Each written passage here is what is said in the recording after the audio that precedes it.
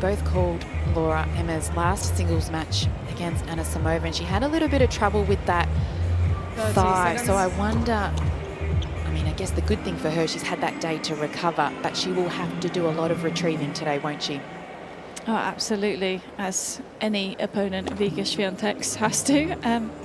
And I think the positive for Emma is that she was able to finish that match in good condition. She was moving well towards the end of the second set. It didn't look like she was struggling to push off the leg we saw getting treated. So I'm sure the extra day would have been handy, but it didn't look like anything too serious.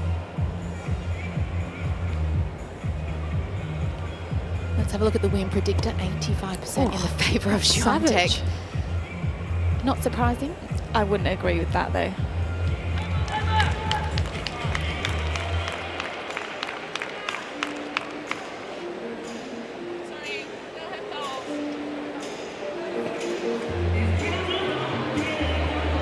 So we're not too far away from getting this women's singles third round match underway between the number 2 seed Iga Świątek and Emma Raducanu from Great Britain. Both Grand Slam champions. Emma Raducanu, 22 years of age, Świątek 23. Start of the match violation, Miss Świątek. Okay. Start as we mean to go on. Well, Iga was saying I'm waiting for the towels. This is interesting. Every time I ask you, I get them straight away, you know, it's not my fault. Oh wow, a little bit more heat going on already. Yeah, well, she requested the white towels and then was just hanging by the chair until they were delivered. Wow, but that will, I think, throw Iga a little bit off for her service game. Maria Cicak, wow. Well, it's entertaining and the match hasn't even started. So Iga Świątek already with a time violation. She will serve to get this women's singles third round match underway. Iga Świątek to serve. Ready. Play.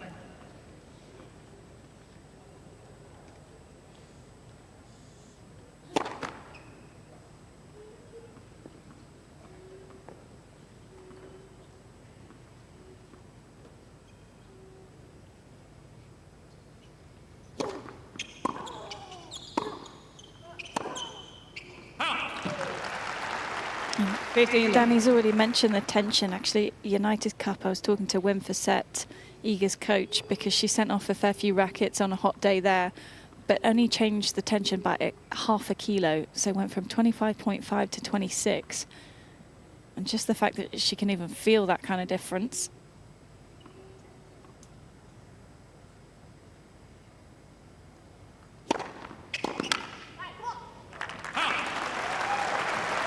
Let's go.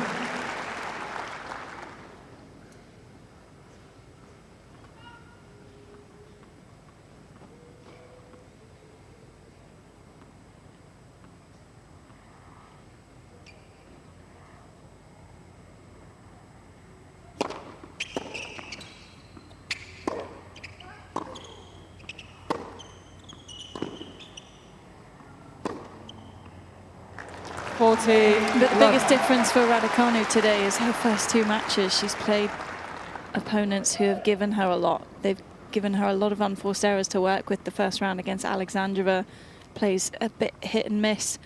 And Aryna Sabalenka, it was 44 unforced errors from her in that second round. She's not going to get that today.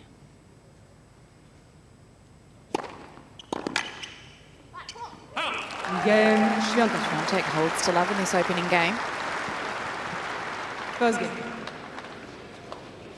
We touched on Iga Świątek's newly appointed coach, Wim Fissette. Started with him in October last year. And he's had quite the experience. Worked with former world number 1s Victoria Azarenka, Kim Clijsters, Angelique Kerber, Naomi Osaka. What do you think he can bring to Świątek's game? Yeah, he's been repping out top players. Don't worry about Wim. No, I think he's a great manager as well. He manages the team. That's what he's always done. His approach is to come in and get everyone on the same page.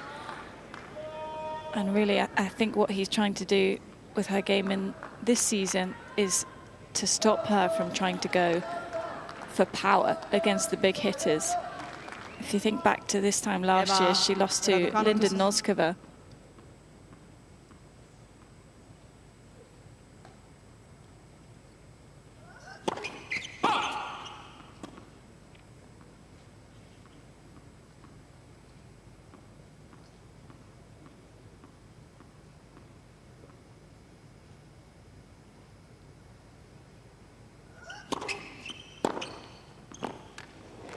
So they lost to Linda Noskova last year, but also the 2022 semi-final loss to Danielle Collins. Swiatek has this habit when she's under pressure against someone who's hitting it huge to try and stay at their level, to try and outpower them. And so Wim's approach has been, actually, you're a great mover. You can step back.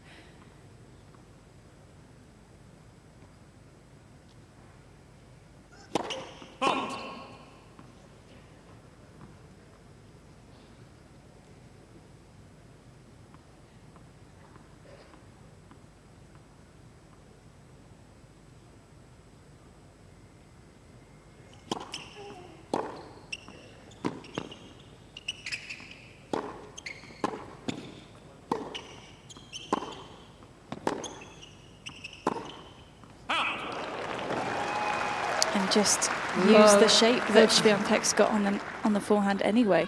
Lean into her strengths a bit more. So it's a good start here from Swiatek, yet to drop a point.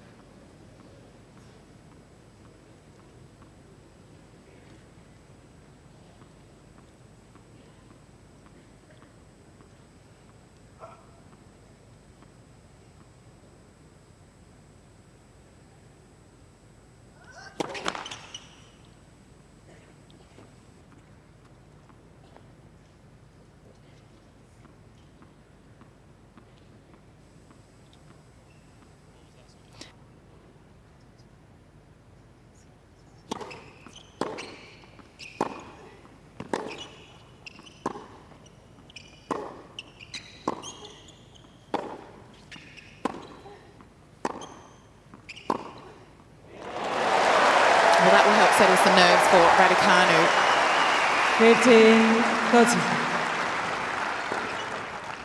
15-30. Just waiting for that right opportunity.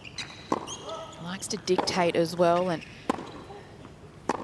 that will certainly help with the confidence.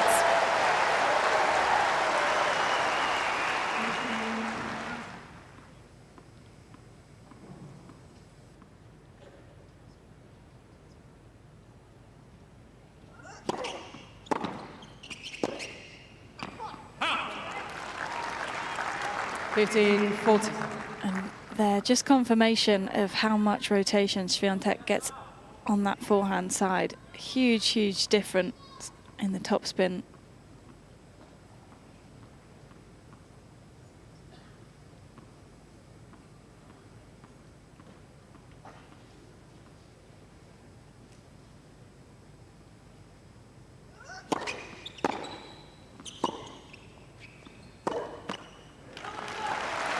So in regards to that topspin, once that ball hits the ground, it's getting up above Raducanu's shoulders. Is that where it will hurt her? Yeah, definitely. Especially on the backhand side. I think the forehand, Emma can come over the top of the ball really well.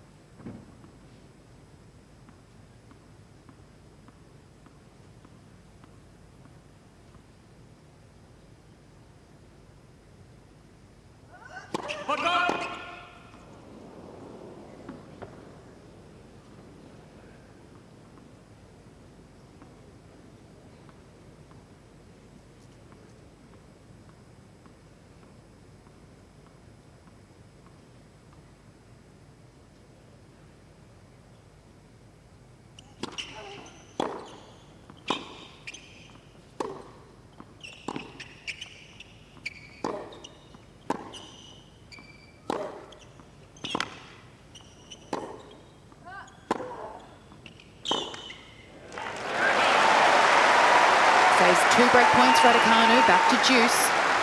Yes.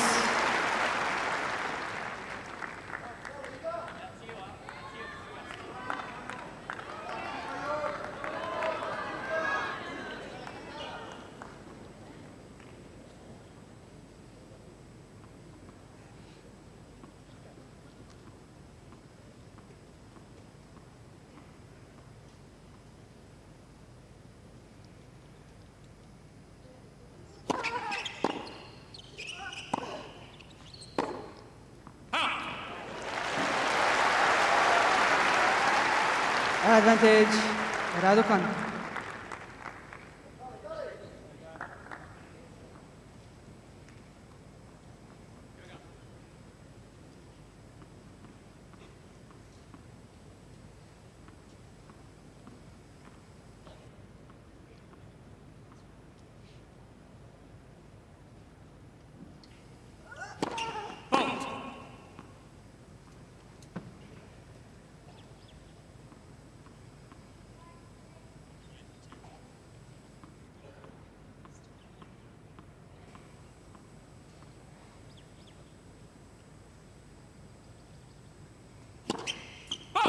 Yes.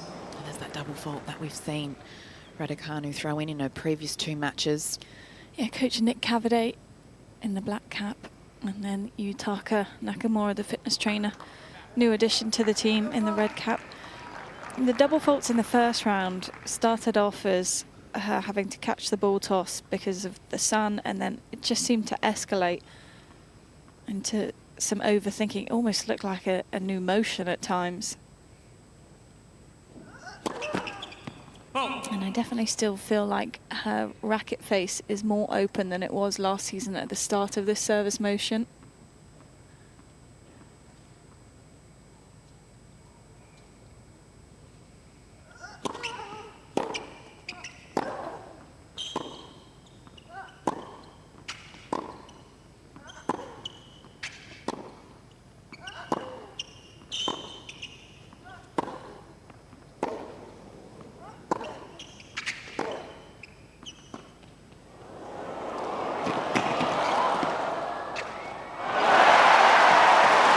Point of the match so far. Well played there from Raducanu, just using a little bit of variety. Advantage, Raducanu. I love that Swiatek didn't make it on the first round and then still went for the second chance. Well, the people were applauding before the point had even finished. But she's so quick to get to the ball.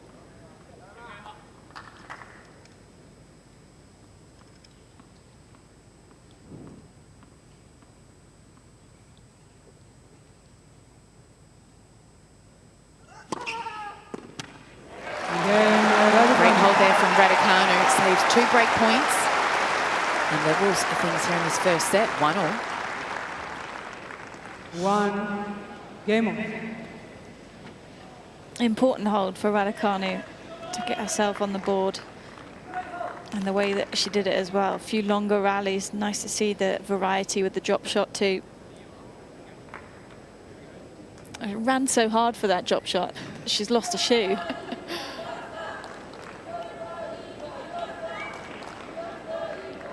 Well, she received a time violation before the match had even started. You can't get one for equipment though. So tying your laces, the shot clock will stop and restart when you're done.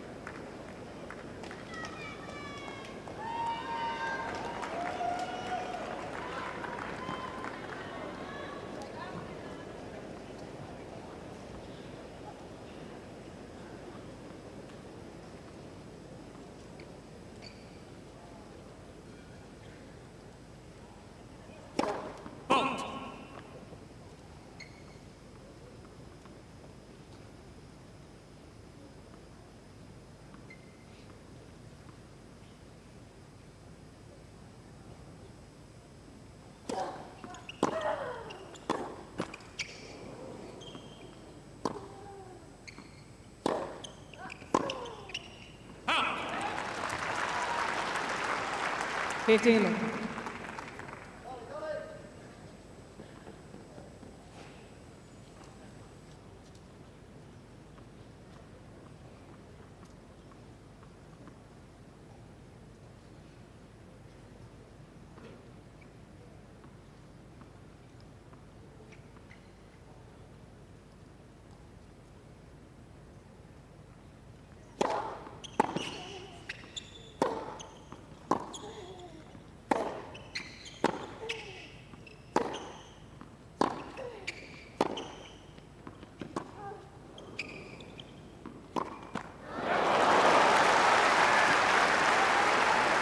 spoke about 15. the racket speed coming off that forehand side from Swiatek.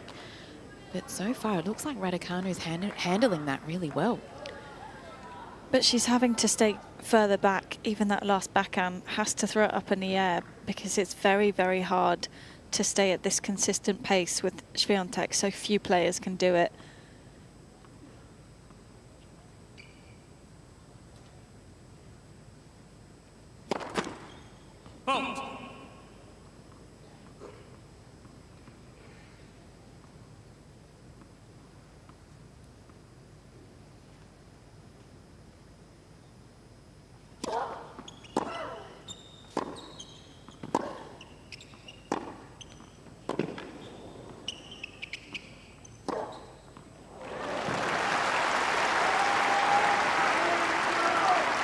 Thirty, 15.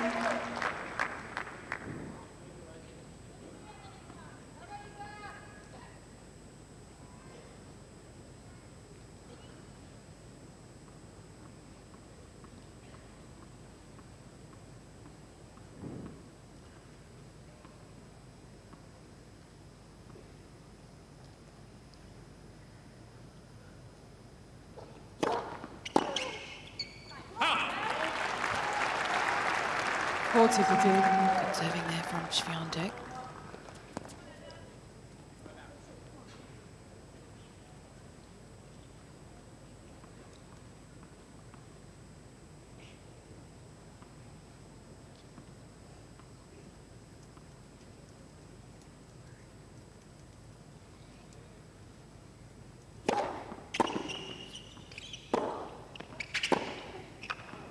Game, Swiatek. And another comfortable hold there for Swiatek. She leads 2-1 in this first set. Swiatek leads 2 games, 2-1.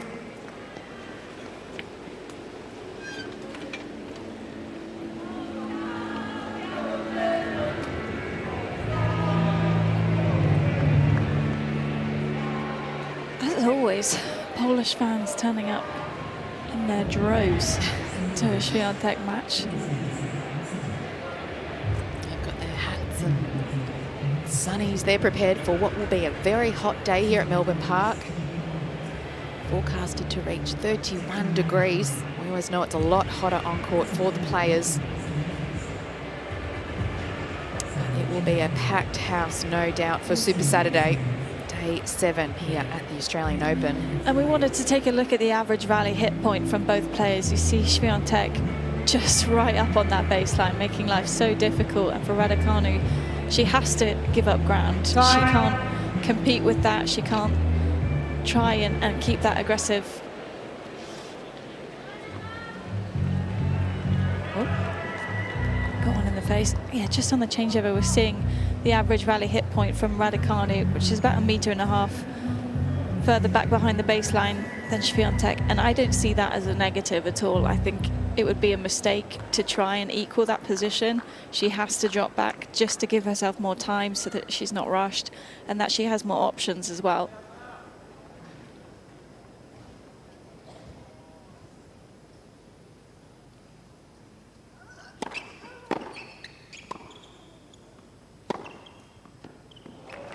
Daniela, courtside, can you see that difference between the court positioning of Swiatek and Raducanu? Yeah, absolutely. And I agree with Laura that in Emma's case, you have to give yourself a little bit more time and space to hit the ball, and then you can always go forward on your shots, because with that intensity Swiatek puts on the ball, you are asking for trouble if you stay too close to the baseline.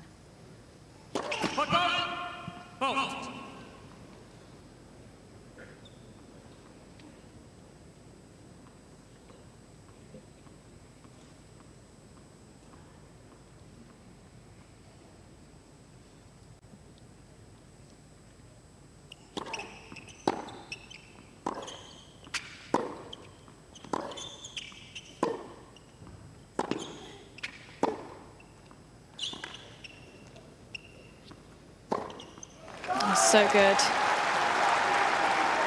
Just doesn't want to land the ball too short, does she, Raducanu? Because Swiatek will be all over it. And it's not a negative to stay a little bit behind the baseline. Emma's got the movement to cover all the shots possible, but as Laura has been saying, to keep up that intensity throughout the entire match. You just have to give yourself a little bit more space to hit through your shots.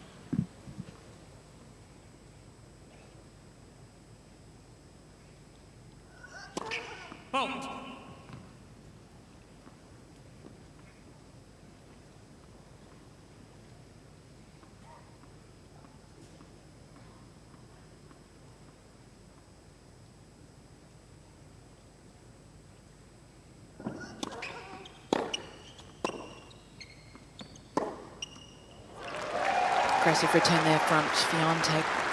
Really getting on top of that second serve. And now Raducanu under some pressure.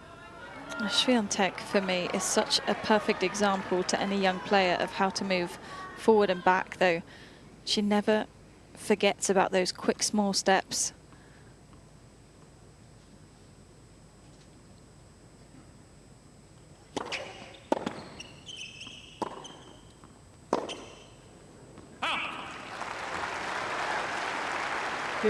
And she might start on the baseline, move up a meter to play a forehand, but then it's straight back to that recovery position.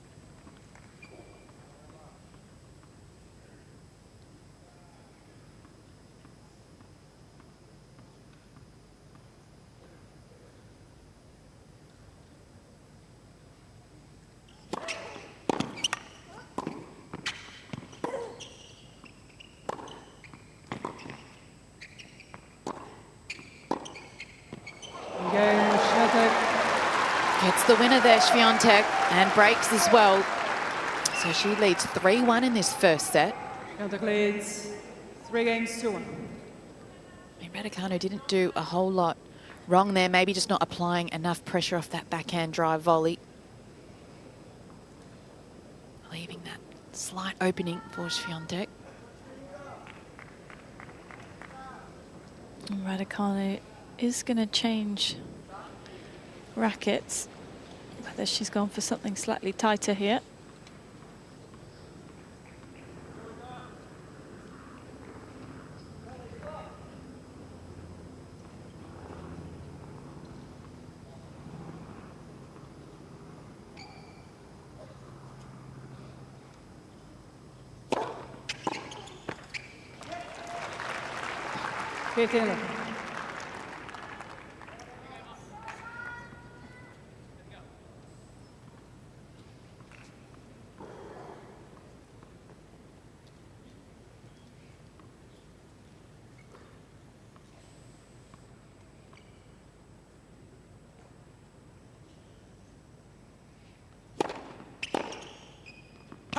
Very low.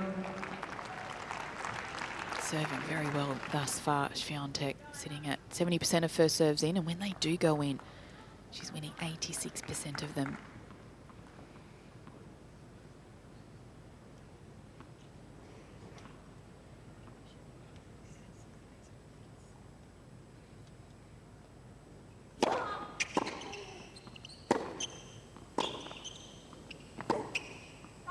And when she gets that first serve in, really sets her up in the point.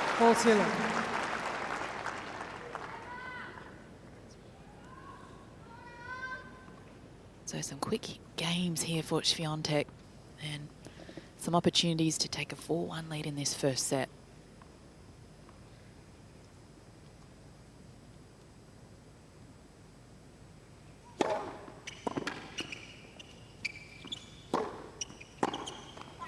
And she consolidates the break, Swiatek. She leads 4-1 in this first set. Swiatek leads 4-2. Such a confident start for Swiatek. I saw win for set get his notebook out. I'm not sure there's much to write down right now. And I think another advantage of having Wim in the box, I just feel like Iga is much more relaxed and calm in between the points. Even when she had those breakpoint opportunities in the first service game of Emma, didn't take them, didn't really panic, because he brings that calmness. Like, he's such a calm guy to be around. And I think it can only do good to Iga, who likes the tension in between the points. I just feel like overall, throughout the season, she will become much more relaxed, which is, I think, only helpful in her case. We just saw a graphic there with Iga's serve placement almost exclusively to Raducanu's backhand side, something to keep an eye on as the match goes on. Well, it's been a quick start for the number 2 seed, Iga Świątek. 23 minutes of play. And a breaker's serve. Świątek leading 4-1. So Raducanu serving to try and keep her hopes alive here in this first set.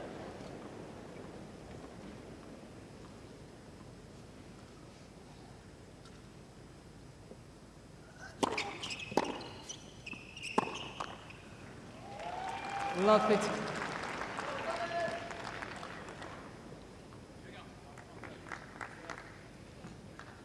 Nick Cabernet, the coach of Emma Raducanu, and her fitness trainer.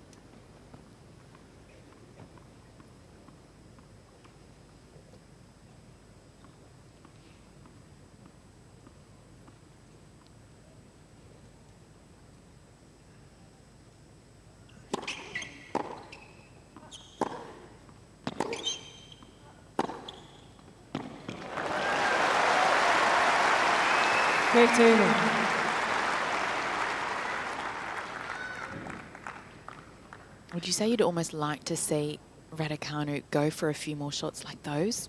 I mean, at the right time, of course. Yeah, I think the trouble is she's under so much pressure on her +1 shot. You look at where Świątek is returning from and how she has that momentum up the court. Even though she's missed that forehand return, she cuts off that angle. So you might think a slice out wide is going to do more damage. And then the recovery back is so quick. So, yeah, for Raducanu, if she's able to get a forehand on that +1 shot, for sure, go for it. But she just hasn't had too many to hit as of yet.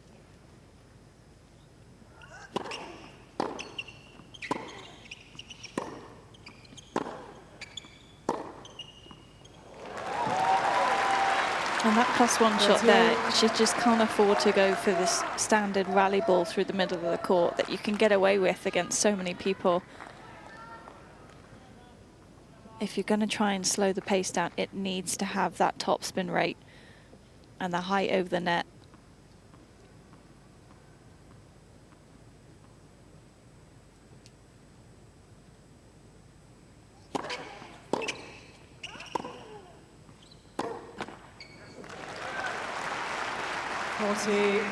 Thirteen.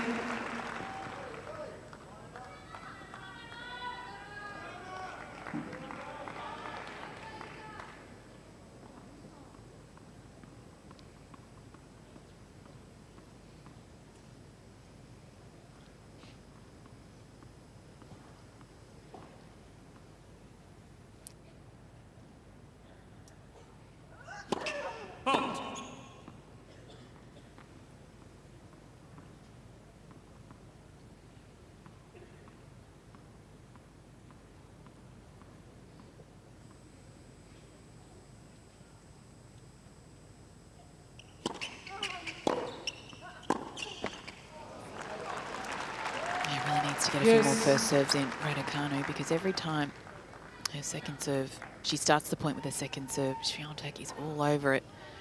Raducanu only winning 38% of points when her second serve goes in, so it's really tough out there.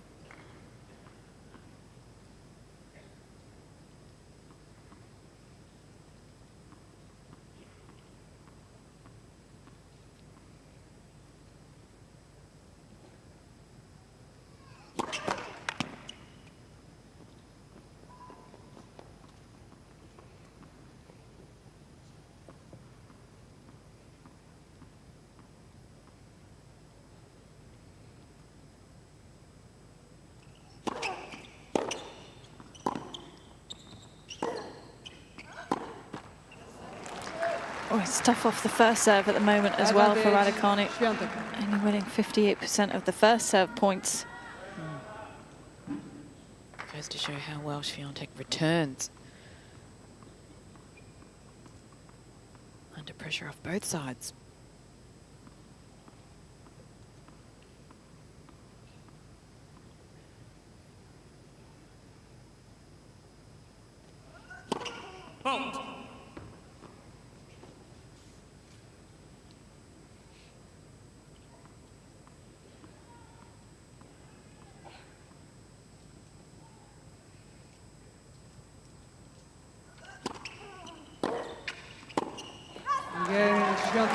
And another break of serve for Swiatek.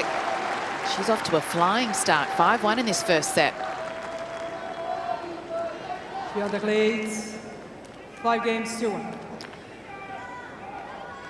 Off to a flyer for sure, but I just think is playing so tactically well too.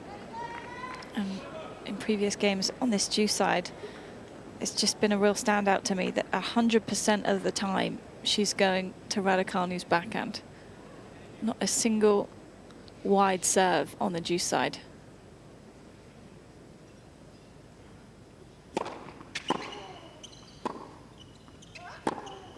And there it is again. Well, and you'd just keep going for that, wouldn't you, at 5-1?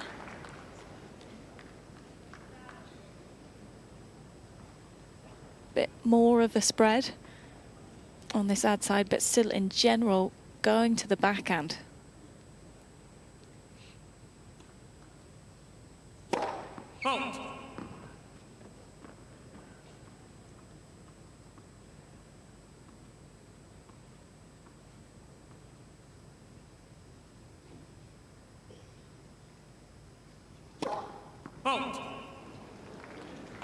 Even with the second, just feels like Raducanu can't pressure her as much on that return. And as Swiatek's always thinking about that next shot, knows that much better chance for her to get inside the baseline on her +1.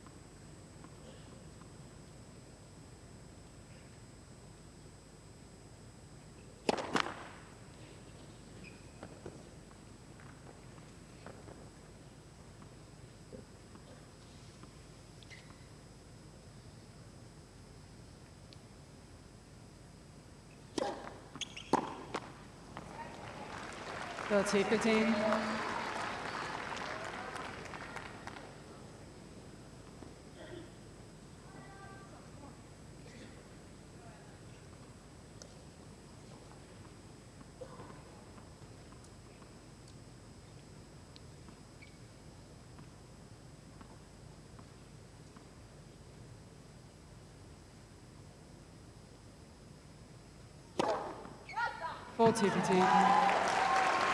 Another exceptional serve there from Swiatek. And with that ace, gives her 2 set points.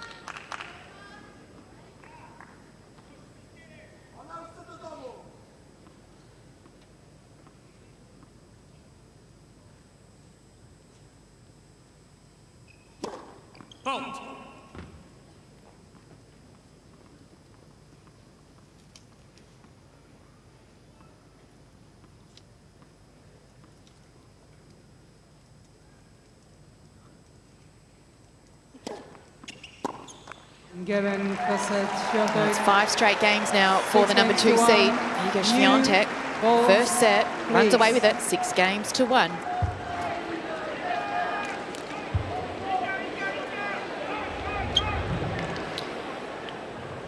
Couldn't really have played much better there, Swiatek. And the points and the stats will definitely reflect that. First serve points won, incredible 92%, but the 83% on the second serve points won. And when you combine that with her return as well, where she is consistently one of the most aggressive second serve returners and always up there, where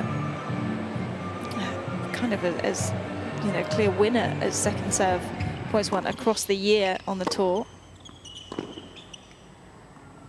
And always a good start when your winners are a lot higher than your unforced errors. So Swiatek's just playing a very clean and clear game. Couldn't really put a foot wrong. Serving well, turning even better.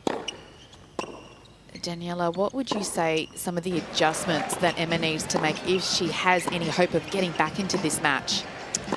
I think she just has to loosen up a little bit, Emma, and go for her shots, because Iga's consistency in that first set and the numbers we just seen, I mean, they're just too good. So first of all, making, as you were mentioning throughout the first set, making sure she gets in as many first serves as possible and just trying to be a little bit more aggressive overall and pick up the intensity.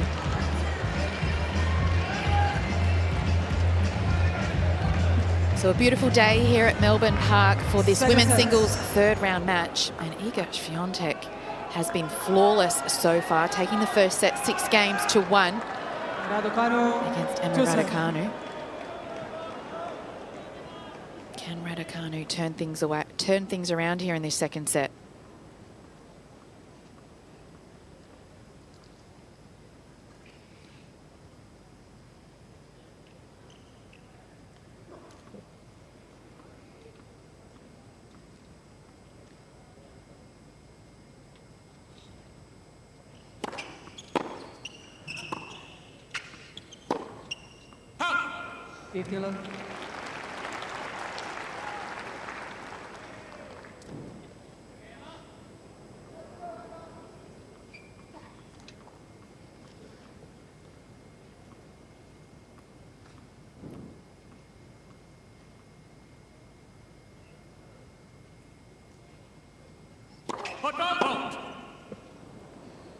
So another foot fault called. That's 3 so far in this match.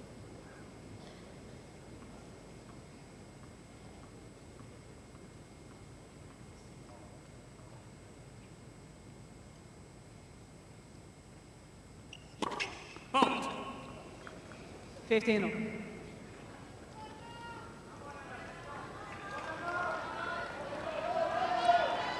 Just feeling the pressure there, Raducanu, off that second serve. She knows that return's going to come back so hard and fast.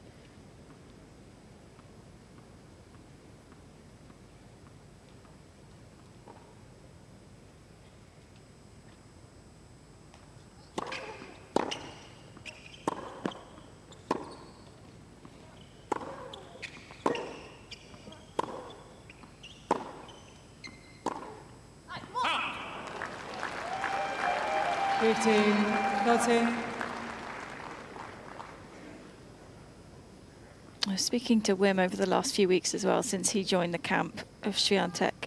He's been so impressed with the amount of work she does on concentration games, on, you know, focus games,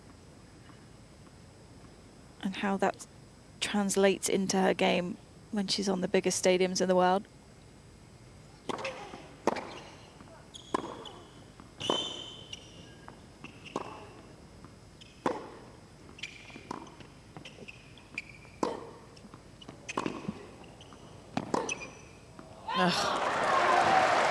Just doesn't give an inch, does she?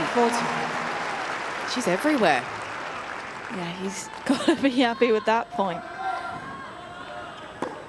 I mean, there might have been a slight opportunity there for Raducanu to at least finish inside the court, but then Swiatek getting her best ball back and turning defense into offense.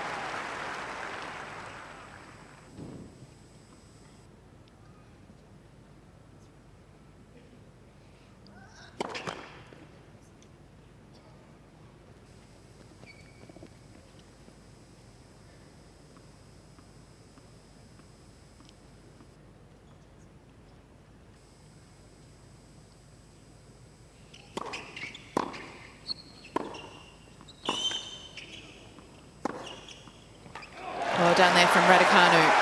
30-40.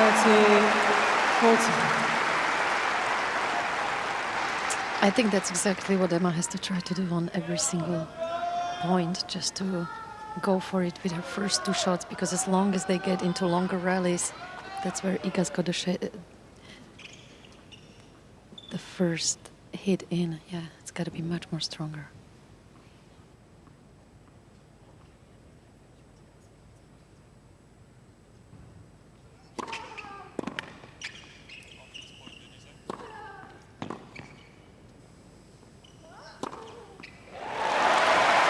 Yes. right, Danielle. There's been 10 points played, and the shot rallies have been between 5 and 8 points, and it's in favour of Swiatek. Oh, look at the average return speed difference, though. Swiatek on both the first and second, putting incredible pressure on Raducanu.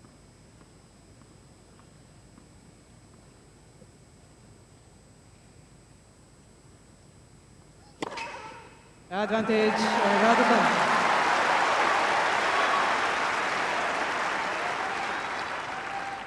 Always helps me he can get a free point off that serve.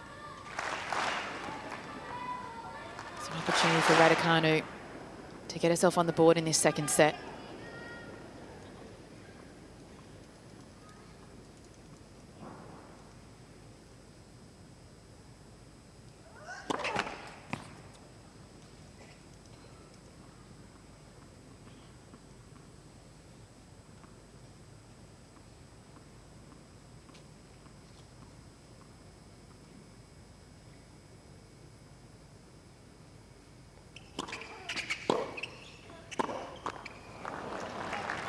Yes.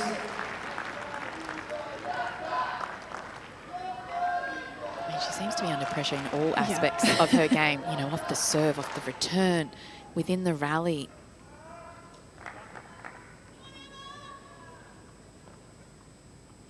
Raducanu, 1 win, 7 losses after losing the first set against top 10 opponents.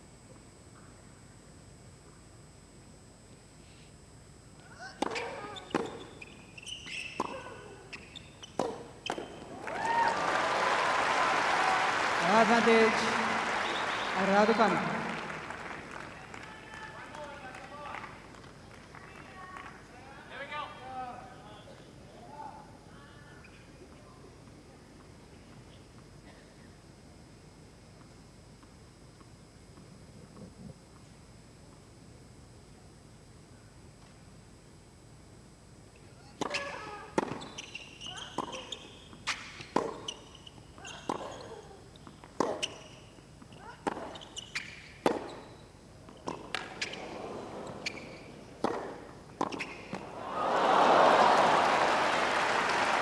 Well, the backhand line, Danny, that one looked like it jumped off the court.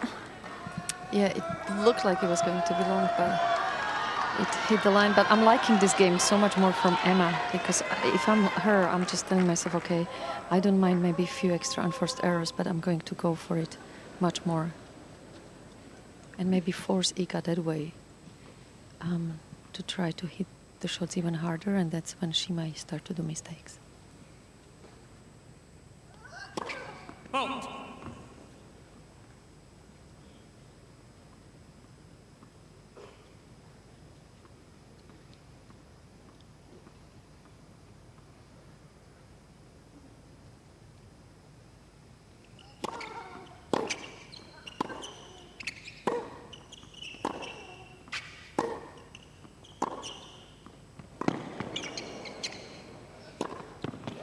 Good aggression there from Raducanu.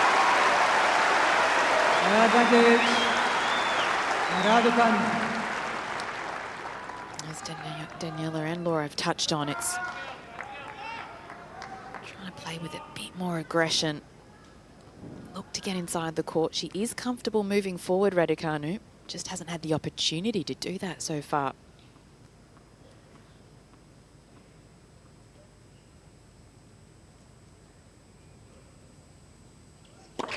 Fault.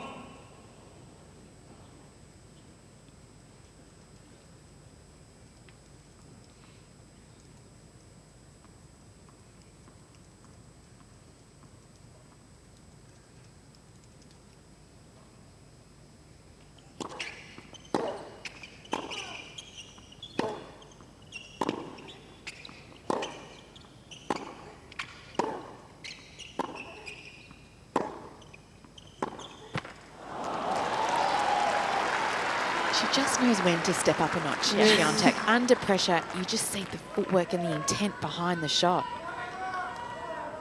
You're not going to get a much tougher opening service game of this second.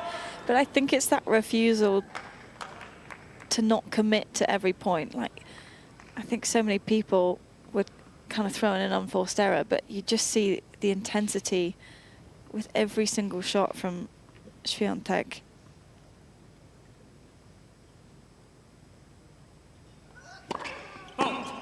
And that's why she wins so many matches. 6-1, 6-1, 6-love, 6-2.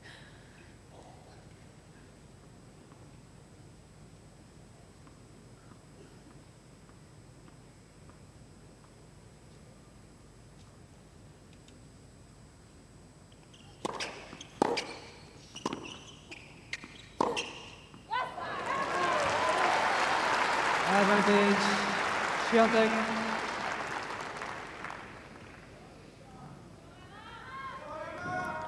Coach Wim with the analytics iPad in the box. And on there you can see things like serve placement, return placement, speeds of shots.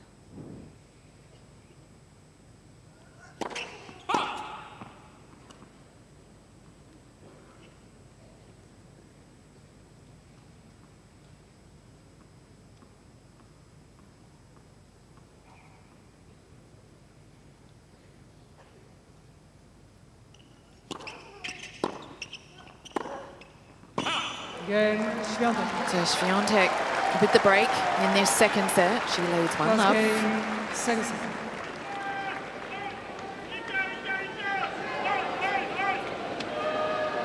So 6 straight games now for Iga Świątek. Laura, if you're Emma Raducanu, what do you need to do? I think she needs to change something on this return.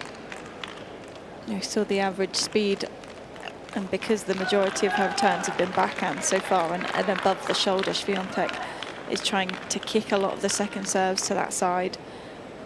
So she's either got to commit and go further up the court, try to take it on the rise, or drop all the way back.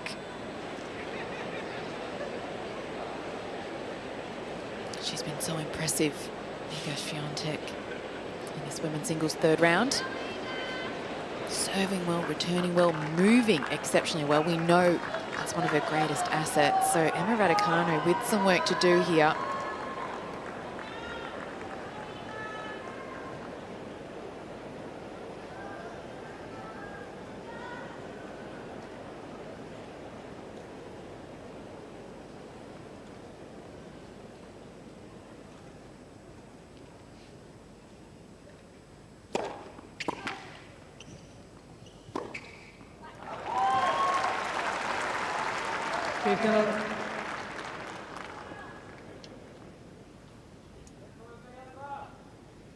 Pretty good front runner, you might say. I think so.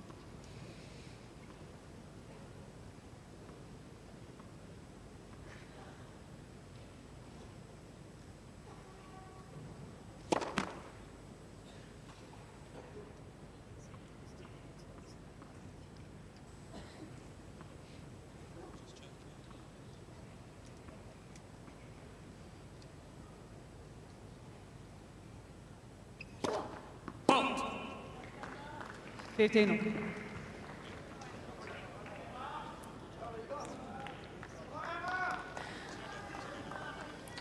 That's just the third point that Świątek has lost on her serve. 2 of those have been double faults.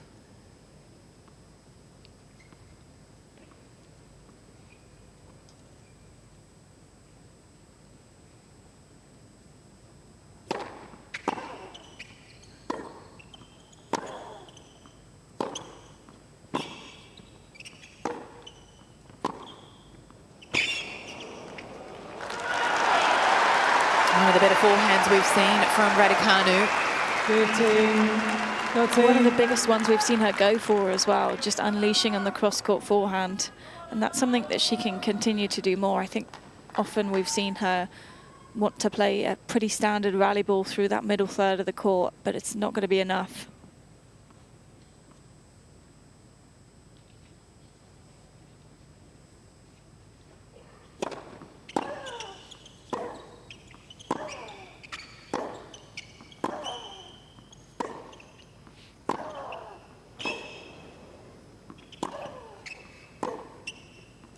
Oh, it's just too good.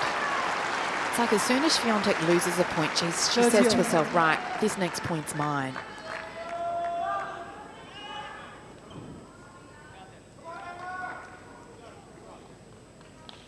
Emma Raducanu always just pulling off that one, not attempting it.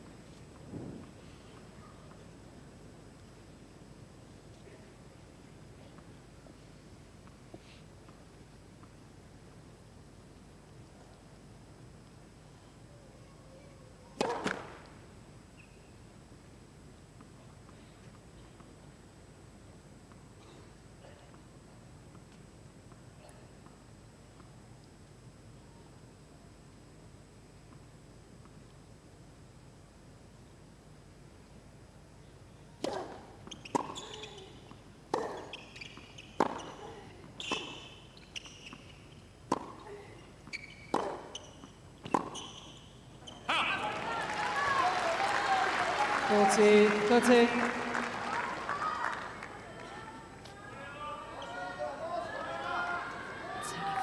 of second serves won for Swiatek.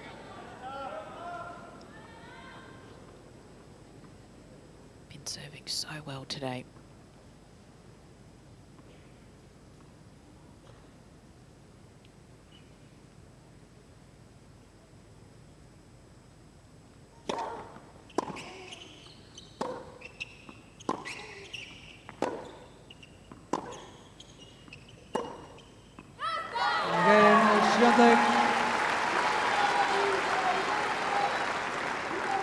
Consolidates the break, Swiatek. Swiatek leads 2 games to 0. Daniela, when you're up against an opponent and the match just seems to be getting away from you, what would you tell yourself? Slow things down again? It's a good question because, yes, slow things down in between the points. But then I keep thinking Emma just has to accept the fact that she has to play on a different intensity. And just really focus on first 2 shots on every single rally and put 100% in it.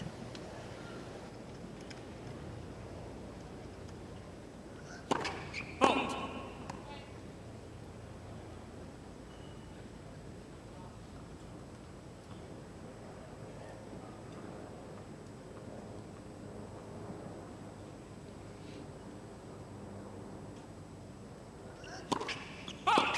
Love it.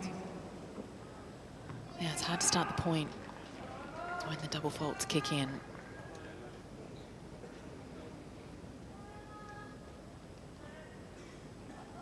Goes to show how much pressure Raducanu is on after that serve.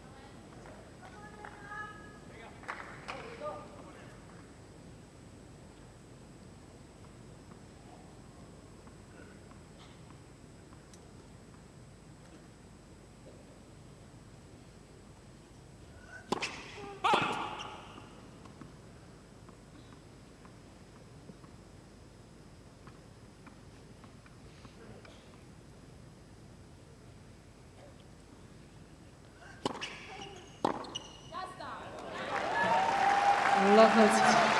Also maybe to try to throw in some higher balls, a couple of sliced backhands, just anything, not doing the same thing for Emma. Yeah, we saw one drop shot. Yep. One. She won the point. Yeah.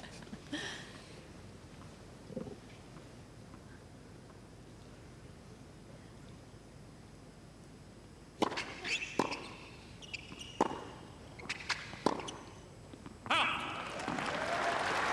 15-30.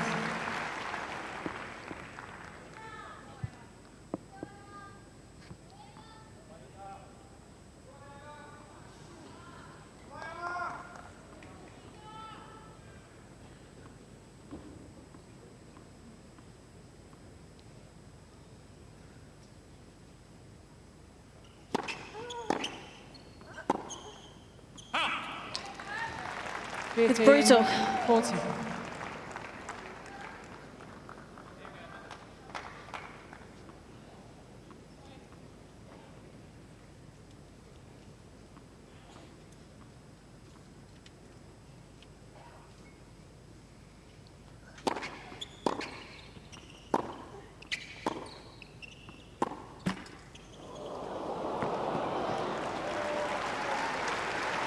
30-40. Just a little bit of luck going in the favour there of Raducanu.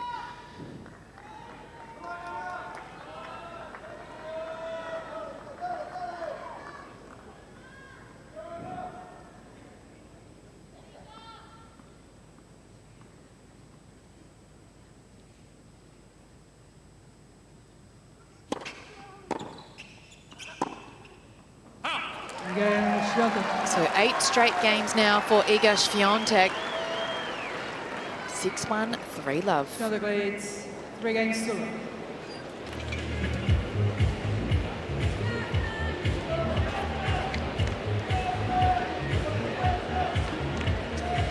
And if you're Raducanu, the only thing that you can tell yourself here at 6-1, 3-love is just to go for it, to absolutely go for broke. Why not at this point? And the first set percentage has been a struggle for her, but I wouldn't mind if it stays at 52% if she was really trying to pummel it. Because then at least you get a few more free points. You're not rushing on your +1 shot all the time. This is the walk into the courts.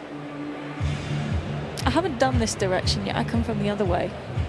You should even just take some time to have a look at the facilities and what's on offer. So much to see and do. So the number 2 seed, Iga Świątek, has not put a foot wrong in this women's singles 3rd round match. She's won 8 straight games. In full control. And for Emma Raducanu, well, she's got nothing to lose and certainly can now just start swinging freely. Tough to do that up against Świątek. Just knows when to step up a notch.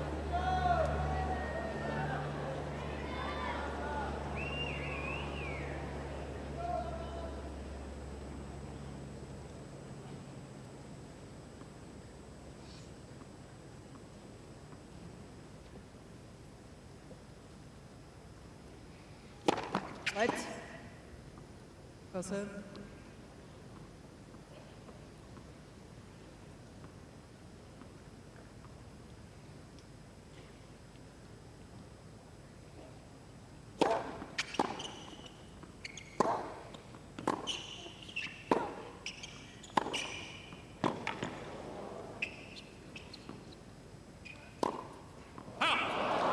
Almost just waited on that 15. one. She did so well with the previous forehand to get Świątek off the court. Yeah, a lot to think about at the moment for Raducanu.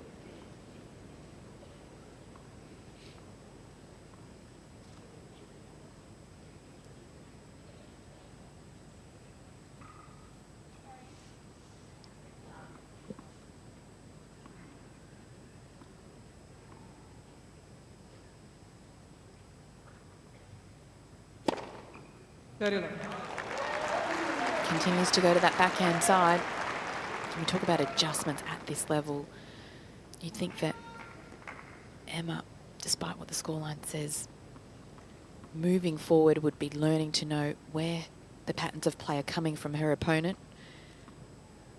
I guess it's having that awareness.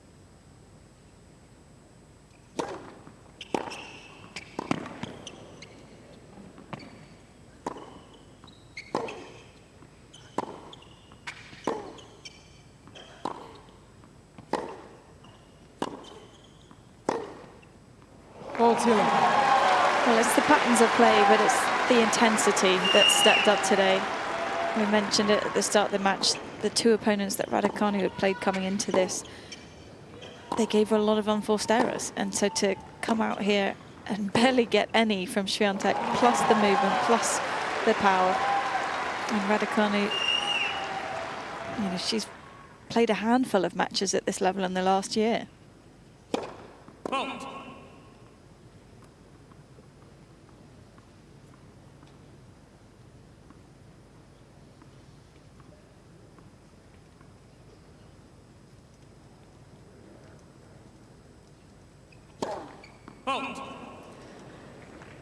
mentioned the fact that she missed Auckland, but also a big stretch over last summer where she went into US Open feeling a little undercooked, had missed a few of the lead-up events there, then had to take an extended break across the Asian swing. So it's just still struggling to find the rhythm of these kind of matches.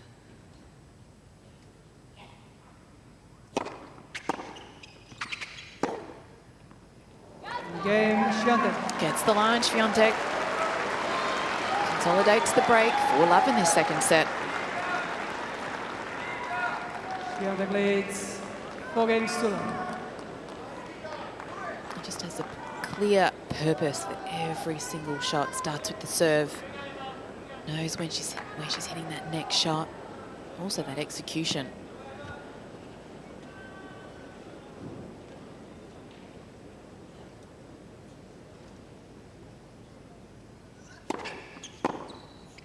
Out. 15 love.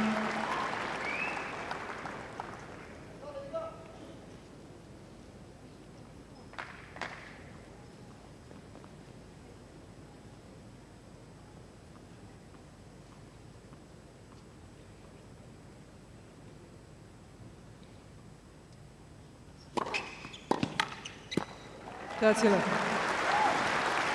Two of the better serves we've seen from Raducanu.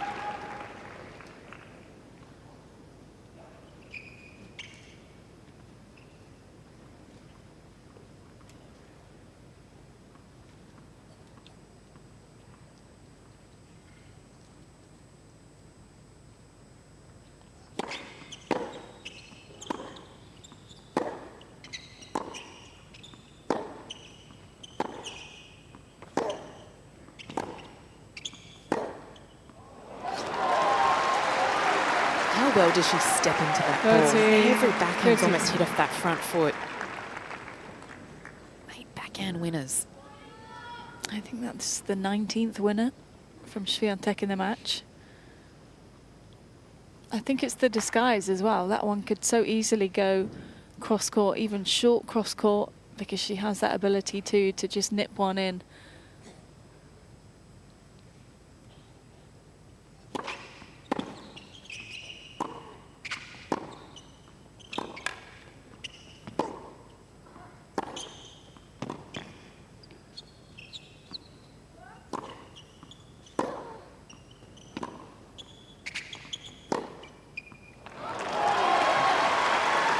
Just in full control of Swiatek. That's your. Yeah, there's one forehand in that rally where you feel Raducanu had to go for more. And then as soon as she didn't, Swiatek turns the point around. So from 30-love, where Raducanu hit 2 big serves, back to 30-all.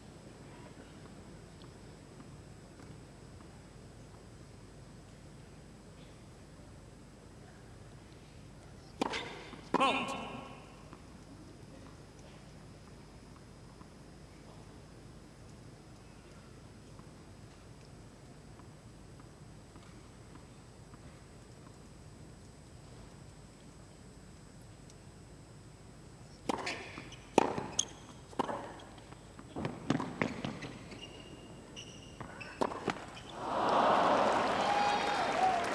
That's 14. And then the one opportunity she does get inside the court isn't able to execute because of the pressure applied from Swiatek.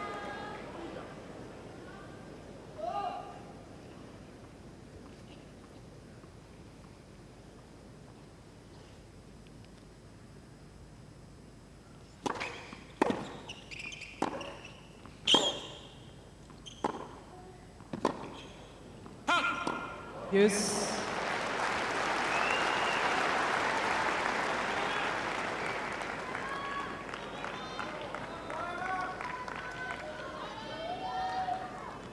Raducanu pretty much had to hit the ball on the line to force an error out of Swiatek.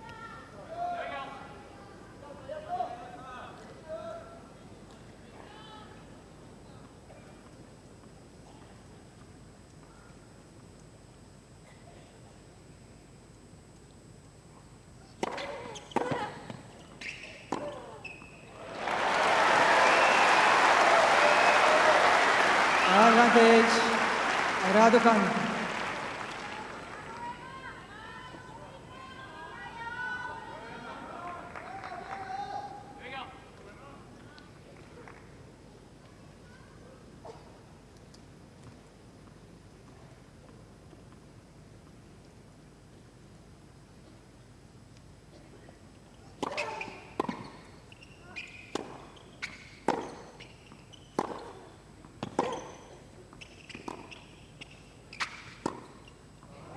Yes.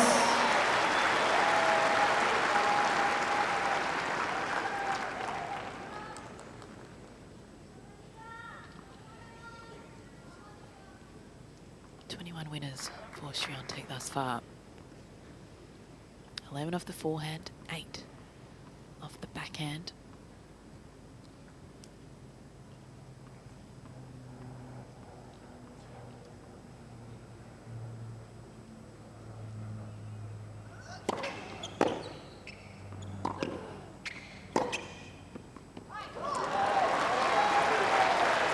Advantage, Swiatek. And the winners keep piling on.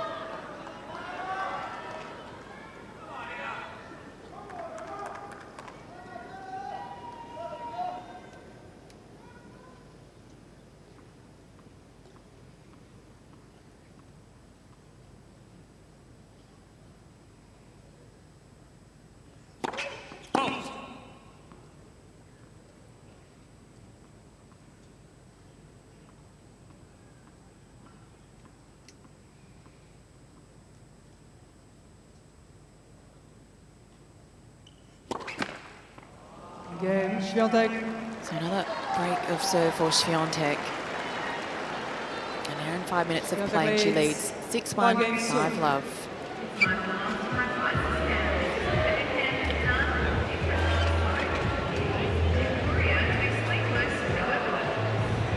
Impressive match from Iga Swiatek this afternoon. Extremely. It's a pure perfection. Yeah. I want to add something, but there's nothing to say. Just incredible performance from Iga. I mean, for Emma, her best performance thus far at the Australian Open, in order for her to get back inside that top 10, what are some things that she can continue to add to her game? I'd love to know your thoughts, Laura and Danielle, if we get the time.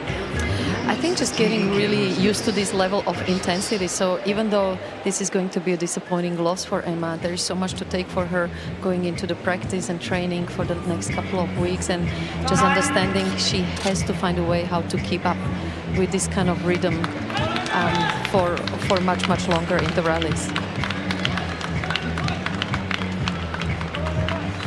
It's been a near to perfect match for Iga Swiatek, the number 2 seed. Women's singles third round match. Swiatek has won 10 straight games, and now she will come out to serve for the match for a place in the 4th round at the Australian Open.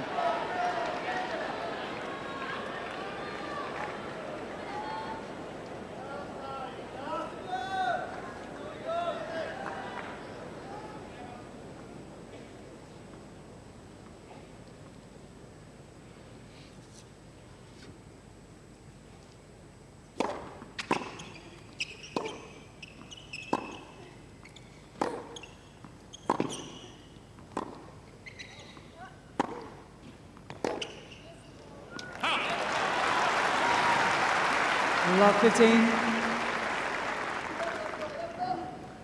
And you don't want to get too ahead of yourself. This match isn't even over, but in the next round, Swiatek will face the winner of Eva Liss, who was a lucky loser. Had 2 incredible wins to make it to the 3rd round. And she's up against Jacqueline Christian. So, not that every player's not great at this stage of the event, but it certainly would make Swiatek the favourite in the 4th round.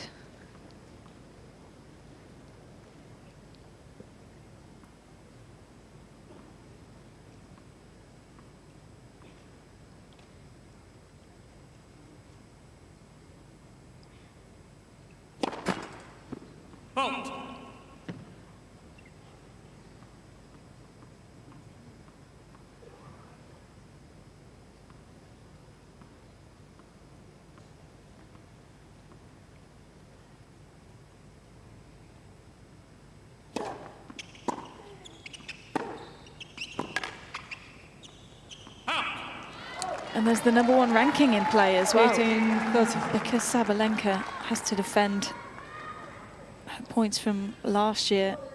Meanwhile, Swiatek was taken out by Linda Noskova early doors. It's all open.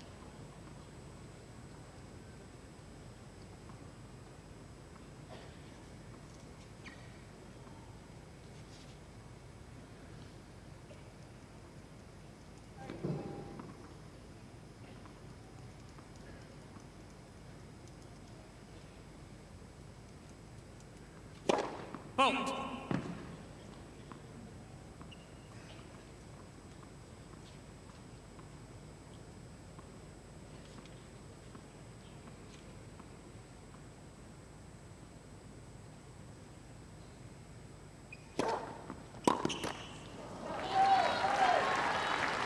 That's you.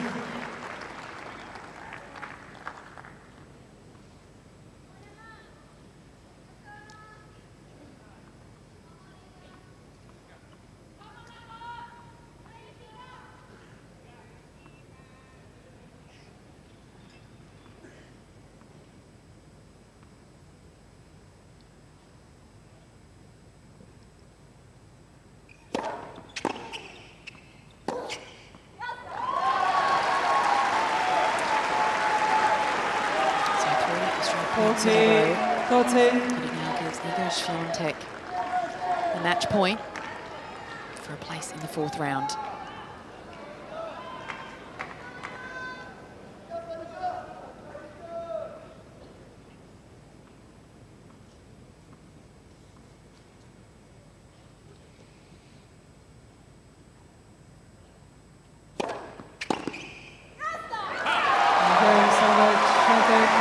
So a comfortable win for Iga Swiatek this afternoon. She's through to the 4th round here at the Australian Open. 6-1, 6-love. Oh, just a perfect performance from the world #2, Iga Swiatek, coming out with so much firepower and so much intensity and focus, as you would expect from her, but she was locked in today. And Raducanu will be walking off court feeling like she didn't really know what happened there. No, all got away from her far too quickly. Swiatek winning 11 straight games. So it's a reflection to do for Raducanu, but as you mentioned Laura, Iga Swiatek played a perfect match, served exceptionally well, applied the pressure, had some big hitting. Sometimes she was down love 30 or 15-30 and then just managed to lock in 2-3 good points. Really never gave Emma a look in. It's such a great front runner, you know, even a set 4-love. You thought, oh, she's going to let Emma on the board, it's 30-love. But no, she treats every single point the same. And that's what's so hard to do, but she manages it with almost every match. This is the 5th time Iga has advanced to the 4th round at the Australian Open without dropping a set.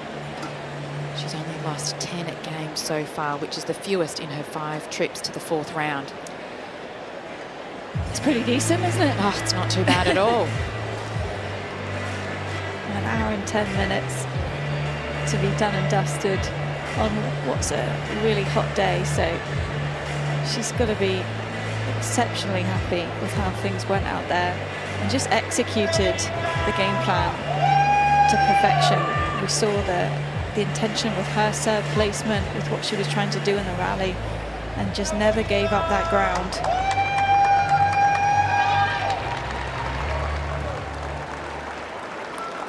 So let's hear what her thoughts were on that match. As she's with Casey Delacroix. Iga, congratulations. You're through to the 4th round here at the Australian Open. It was a really tough opponent today in Emma Raducanu, but you were absolutely on fire today. How did it feel out here for you?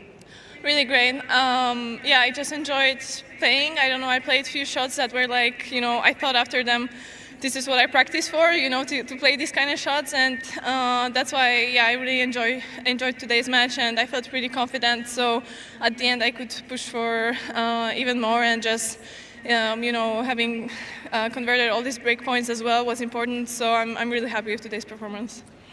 Yeah, and do you enjoy playing in these nice warm conditions here in Australia? Because it seemed like off your forehand, it was bouncing off the court. You seemed really comfortable out here today.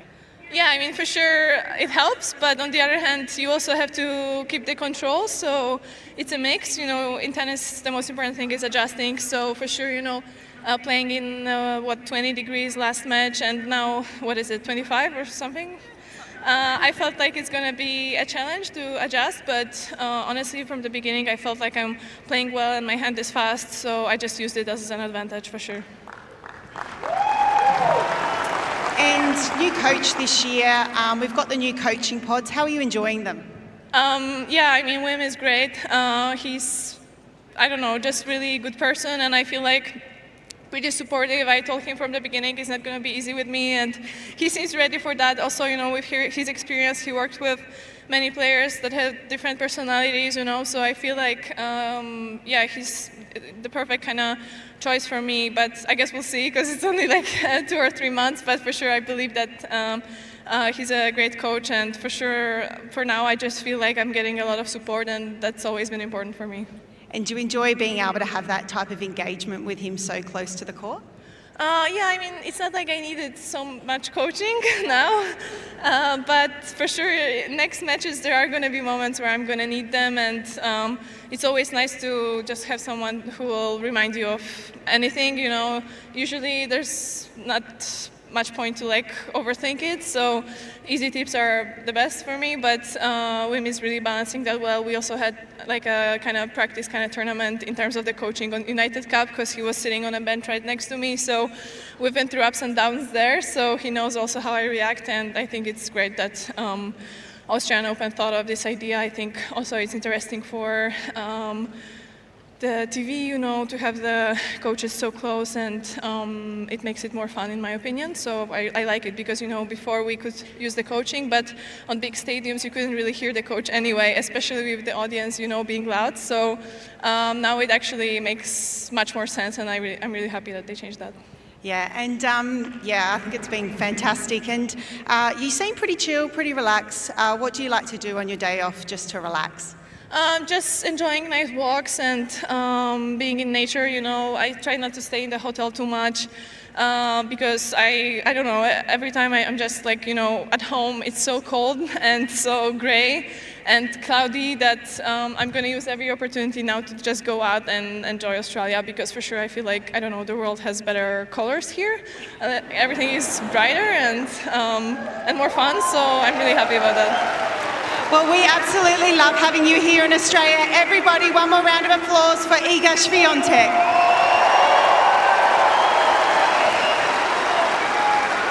Well, no surprise there that she was extremely happy with her performance today. She enjoyed the match, she was confident, she was happy with the way that she converted her breakpoint opportunities and enjoyed the heat, because as she said, she liked that her hand was fast off that forehand side.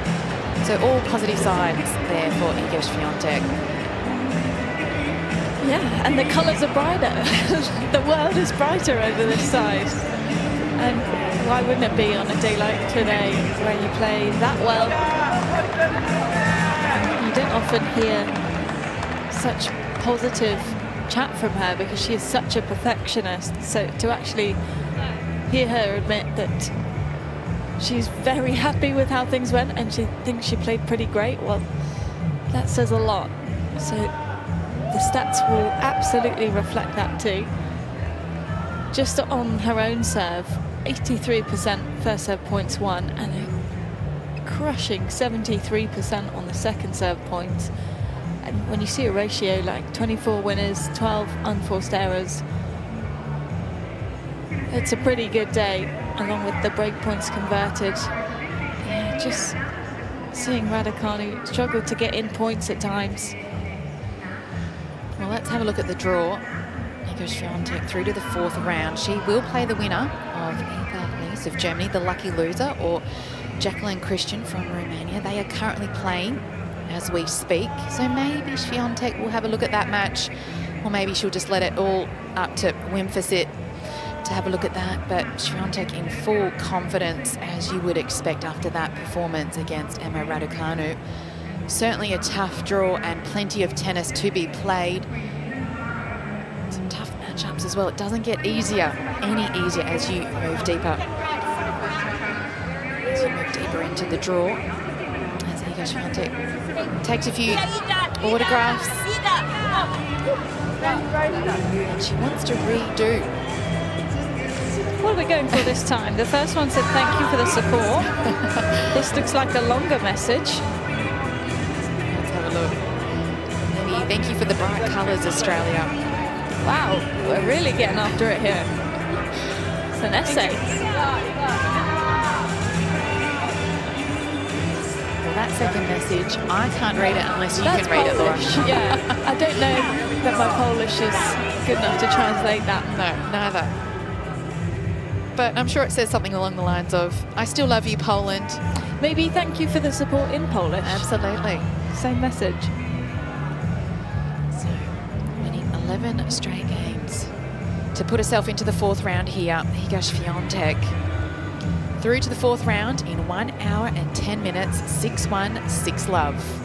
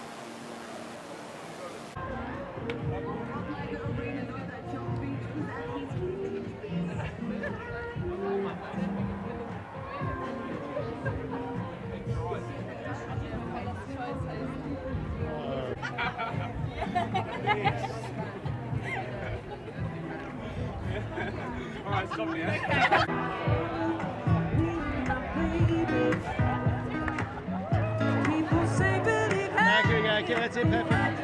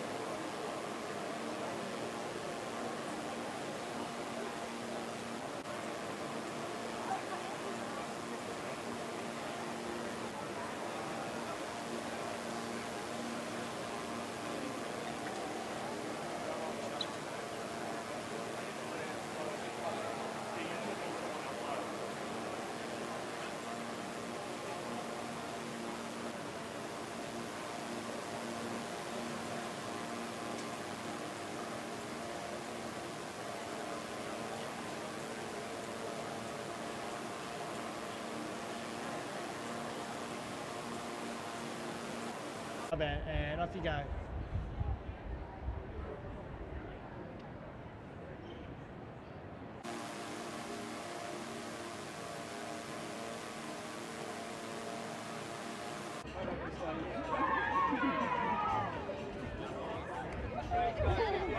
Have a good day. Have a good day.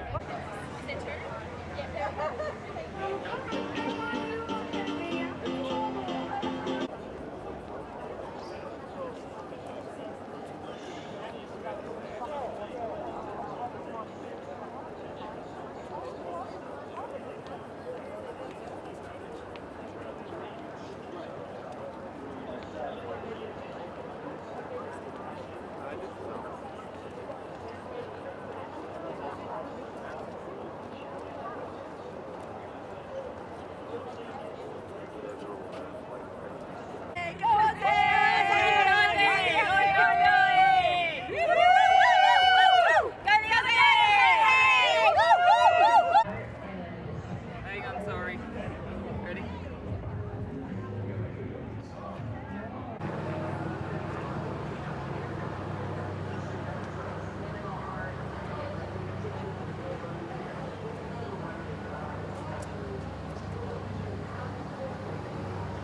That's it.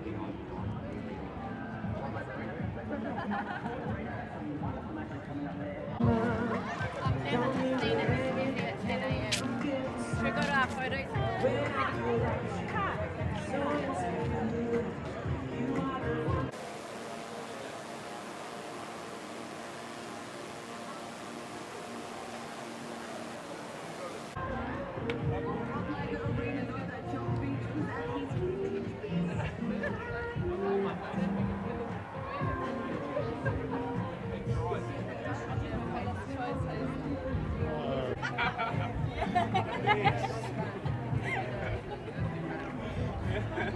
All right, stop now.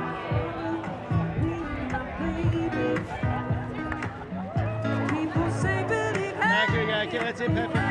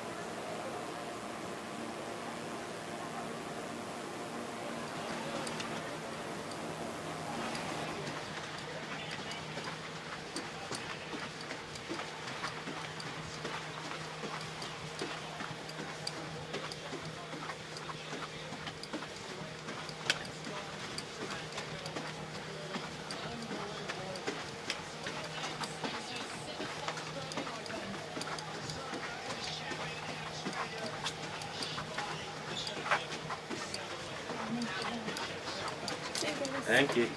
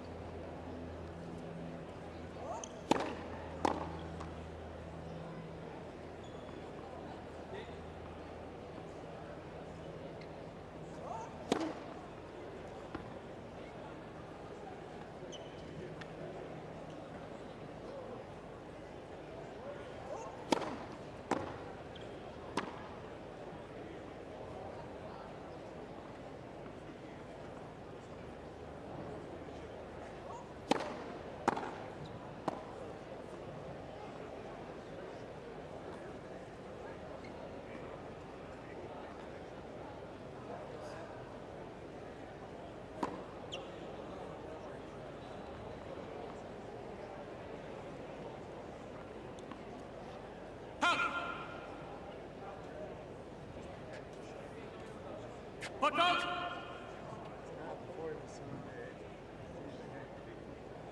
Stop! Stop!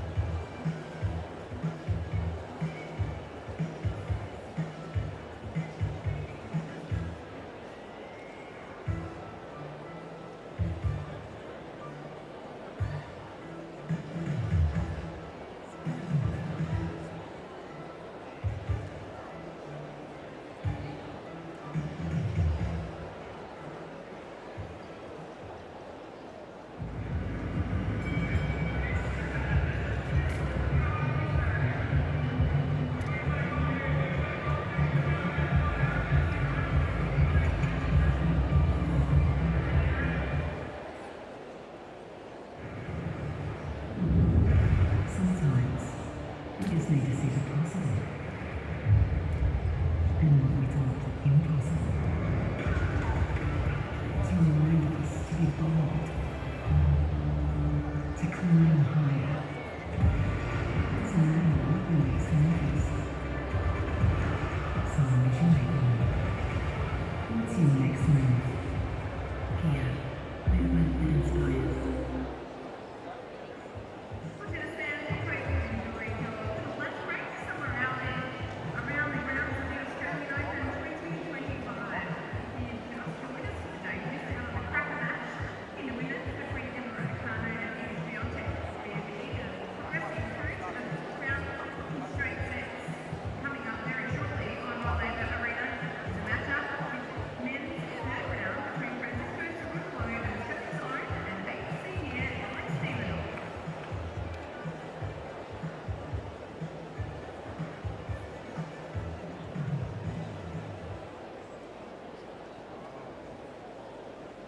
That is your personal fresh ball there.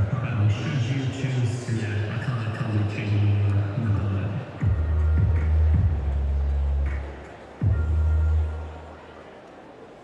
Alex Seminor, welcome to Cinema Sessions. Oh no, get on my feet. Oh yeah, this is vintage stuff. Tell us do you remember what year this is? This must be my debut, 2017? Yeah. Look at these skills. I'm pretty sure this was my audition for Baywatch. They didn't take me. I don't know what. I think I like probably the 20 kilos. You've played Nadal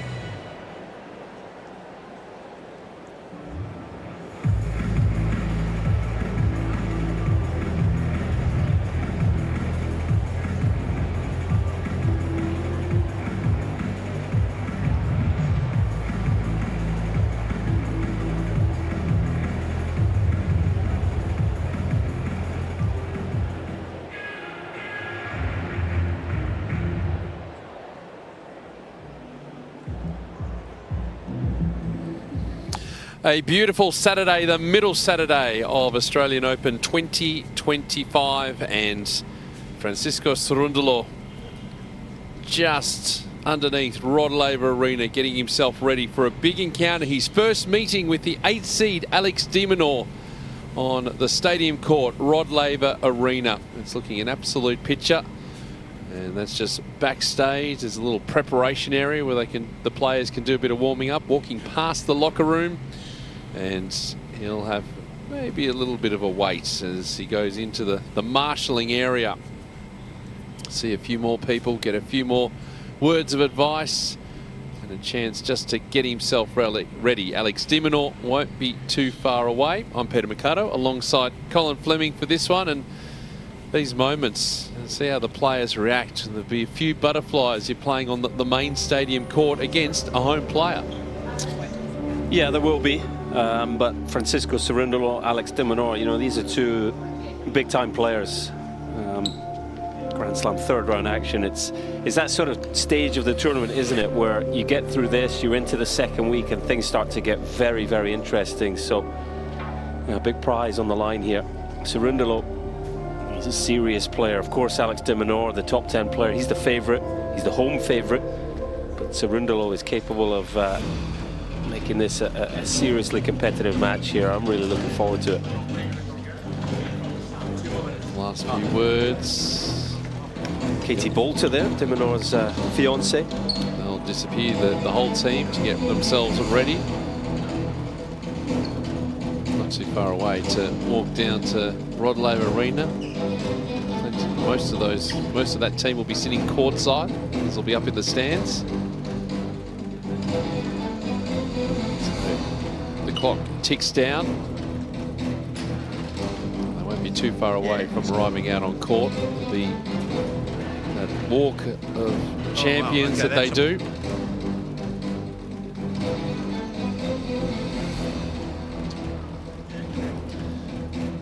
Building up the tension. Get themselves ready. These last few moments. Yep.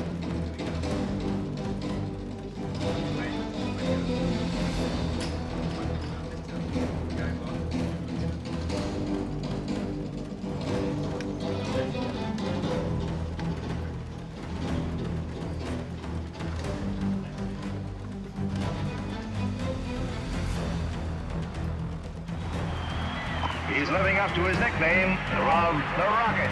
The names are John Newcomb and Jimmy Connors. The new Australian champion, Margaret from Sydney.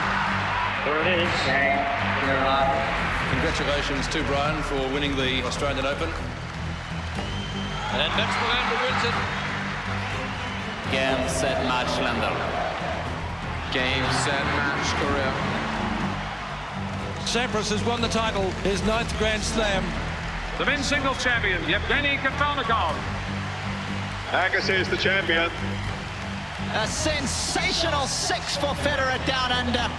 Novak Djokovic. Champion of Australia for a 10th time, Jannik Sinner, his maiden major.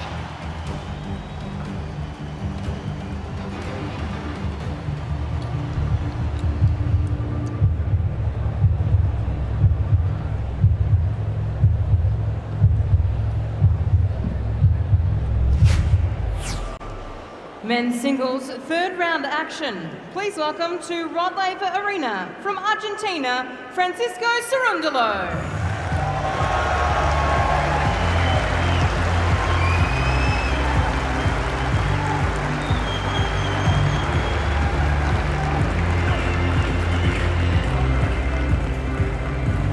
And their opponent this afternoon. Please welcome from Australia, Alex de Minaur.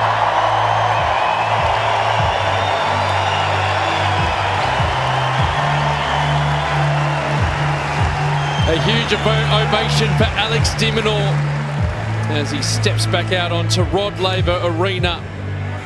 And to continue on his fine campaign so far.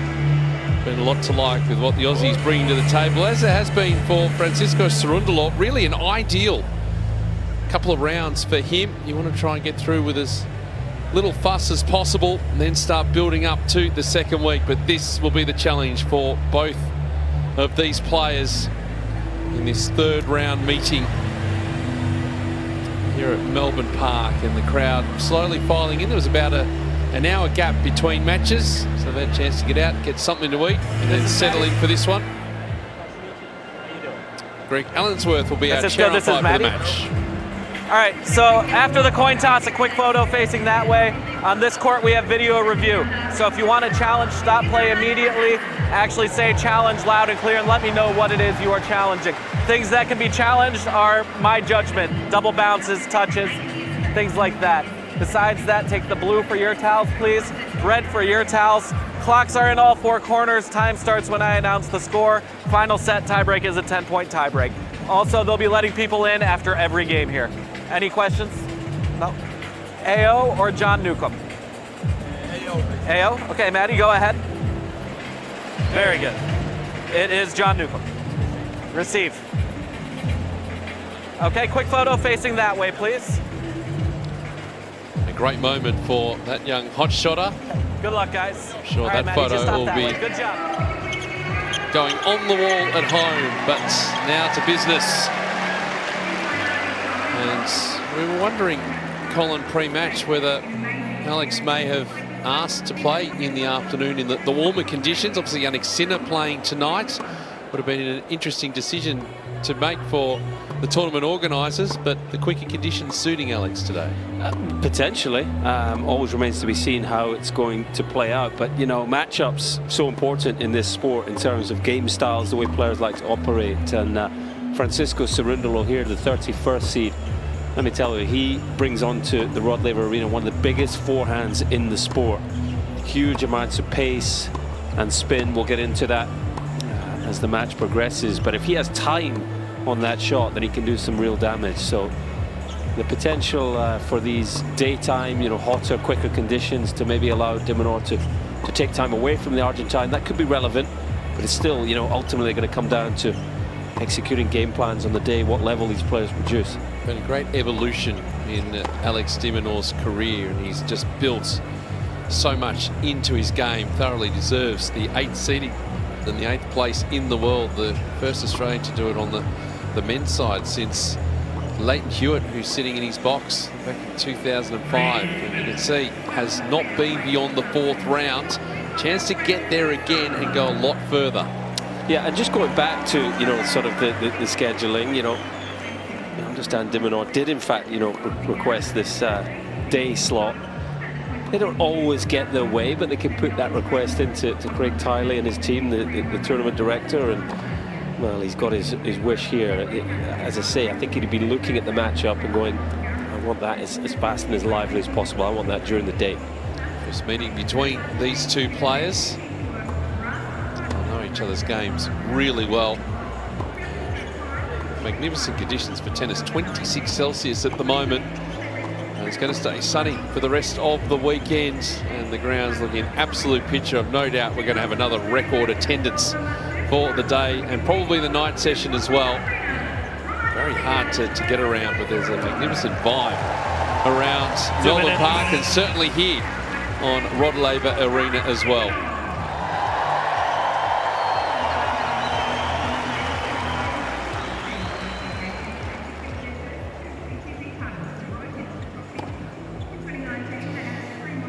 We're enjoying things right up the back of Rod Laver Arena in the air-conditioned comfort. I know it's 26 degrees, so not too bad for the players, but what about courtside? We've got Alex de Minaur, who could be on the way to becoming an Aussie tennis legend.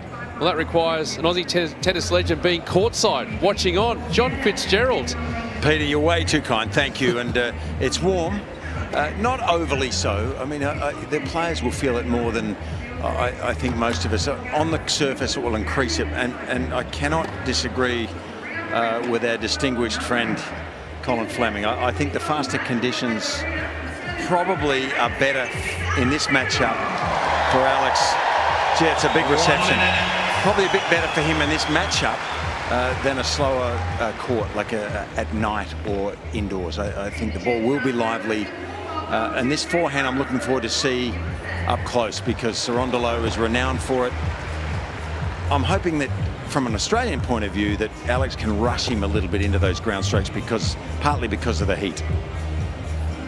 It's nice that we're agreeing with each other to start with. We'll see if we are still agreeing with each other by the end of this match, but it's always great to have John Fitzgerald courtside. I'm interested to see as well, just De Minaur, he likes to hug that baseline, doesn't he? He doesn't really like to get pushed back, take the ball early. He's going to be looking to do that against Cerundolo. That could well be the real crux of this match in the baseline exchanges. Can De Minaur hug the baseline and rush the Argentine, or is the Argentine able to get a bit of time and do some damage? Talk about that evolution in the De Minaur game and just what's being added, because it was a great base to start with, but it was always that thing of, oh, he's fast around the court, chases every ball down, and that was it, which was incredibly unfair. But now he's built that strength into it. You see with the serve, he's able to clock through his service games a lot quicker. As we look at the win predictor, 68%, 32% in favour of De Minaur. Definitely the favourite on paper. I think his form has been good, so no reason to sort of go against the seedings. De Minaur seeded 8, Cerundolo 31. But, you know, Cerundolo can play. He really broke out onto the tour with a semi-final of the Miami Masters in 2022. So, you know, this guy can play some serious ball on a hard court. This should be a good one. There'll be very few spare seats to be had here on Rod Laver Arena. The Aussie Alex De Minaur looking to move to the 4th round here at Melbourne Park again. And a good challenge, the former Francisco Cerundolo, who will be serving first in this match. Francisco Cerundolo to serve. Ready? Play.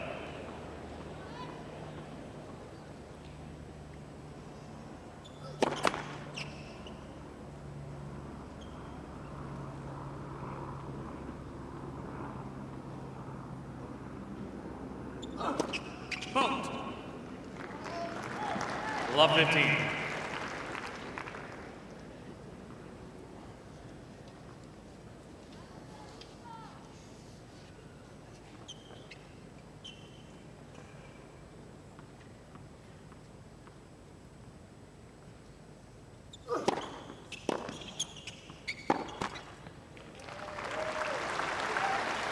Cerundolo, good win over the always unpredictable Sasha Bublik in the opening round in straight sets, and then against Facundo Diaz-Acosta in round 2.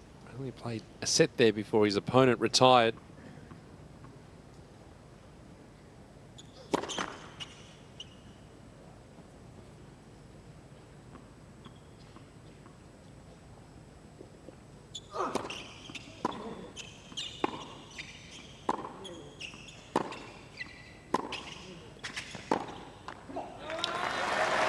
Pattern that De Minaur loves.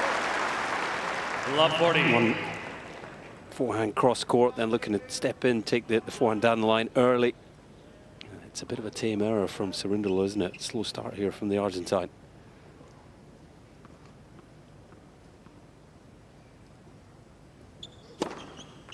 (15-40). For De Minaur, the straight sets wins in his opening couple of rounds.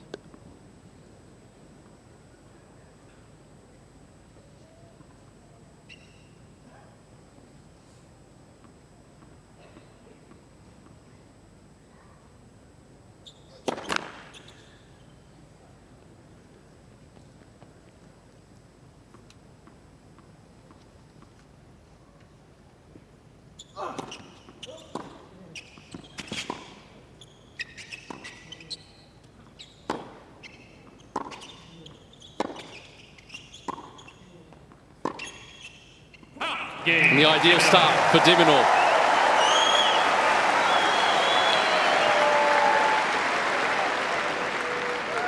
First game. Well, we talked about Cerundolo's forehand, how dangerous it can be, but his backhand was found wanting there. It's usually a fairly solid shot where he just looks to sort of keep the ball in play, move it around and hunt for his forehand, but 3 unforced errors there, and he's coughed up a very cheap break of serve.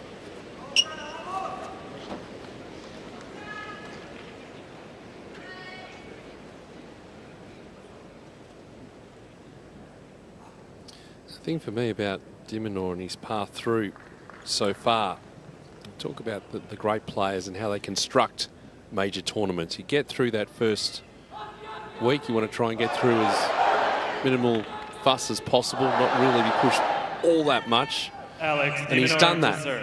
7-5, really the only set that's gone the distance, really. He's looked pretty good out there. Hasn't been pushed. A couple of straight sets wins, comparatively speaking, of course. And that first round win was good, you know, against Botic van der Sandskoog. He's a dangerous player. Beat Alcaraz at the US Open. You know, I thought that might have been a tough test, but Dimonor took care of him pretty handily. Did the same against Tristan Boyer in the second round.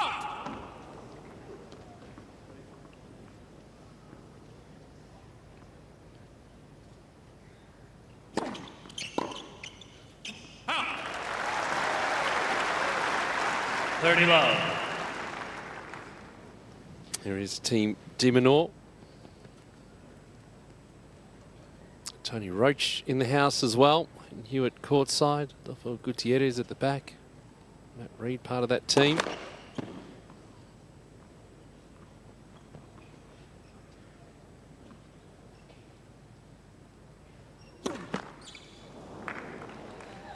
(30-15).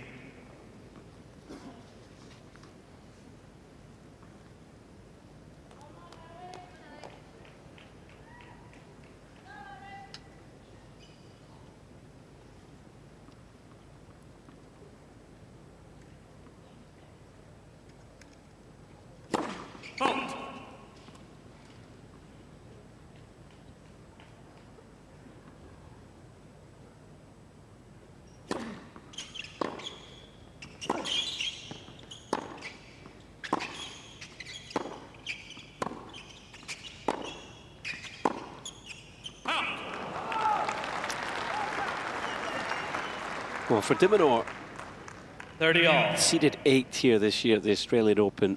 Looking back at his season last year on a hard court, he's got one of the best return games in the men's game. He's third in percentage of return games won on a hard court, behind only Sinner and Medvedev in that regard. Very, very good on the break points as well. He was second on tour in break points converted on hard courts. So he breaks serve with just about as much regularity as anyone. But it's his own serve, second double of the game there, where 30-40. it's not bad, but it's just not, certainly not as good as his return game, not as good as some of the top players in the game. Where does he rank there? 26th in percentage of service games won. 38th in first serve points won. He's really been trying to work on that area of his game, identifying the key area. Just taking a bit of time to find his rhythm on serve here.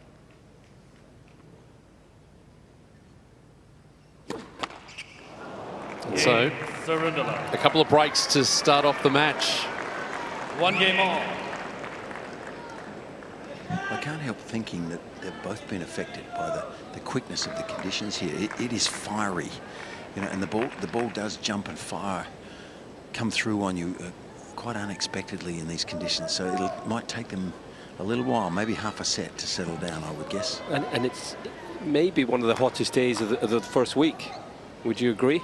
Yes, it feels warm. It feels like it's mid-20s air temperature down here, Colin, but it would be a lot more than that Celsius on the court in the playing conditions. Yeah, so maybe just the liveliest conditions these players have played in as yet, and it's taking some time to adjust.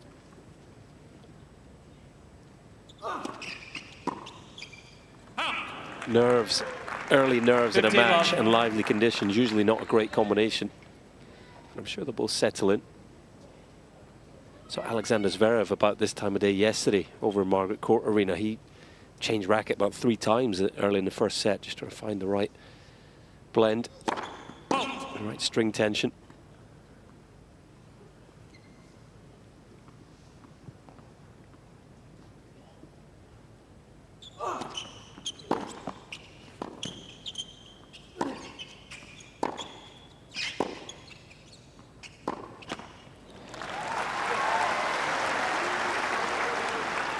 Cerundolo 15 all. played at big stadiums around the world, but adjusting from being on outside courts here, which are a lot smaller in terms of the surface area, to the biggest stage here on Rod Laver Arena. It's another adjustment he needs to make.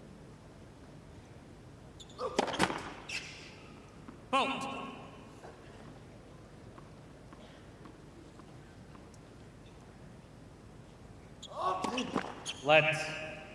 Second serve.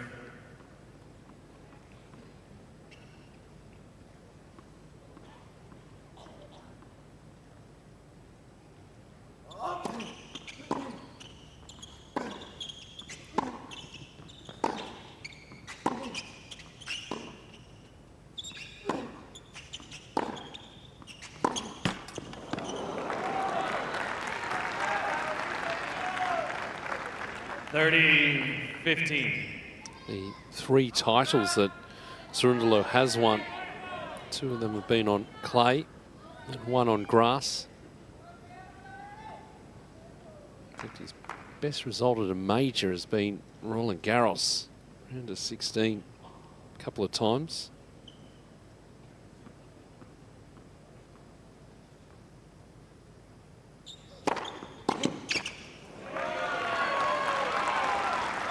$40-15.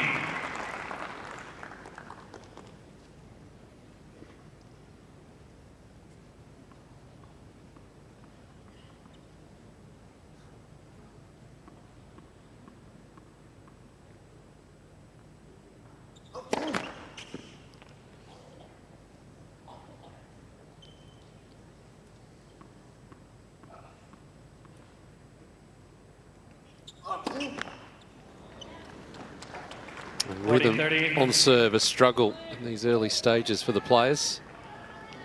Very scrappy early stages here. Nicolas Pastor there in the white t-shirt, the coach of Cerundolo.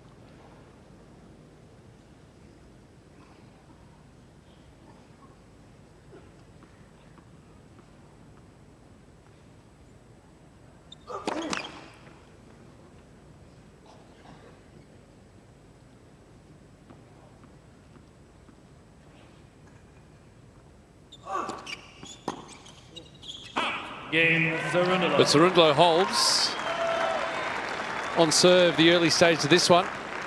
Cerundolo 2 games to 1. 2 games to 1.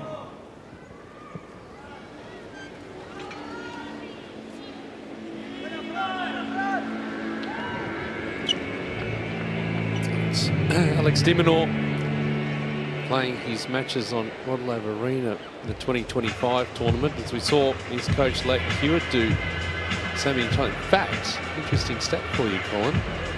Leighton Hewitt has played only 1 match across his Australian Open career elsewhere from Rod Laver Arena. Is that right? That was his first match that he played, which I think was on court 3. Played against Sergei Bugera, and then after that, all his matches were here on RLA. Well, he was a pretty special player.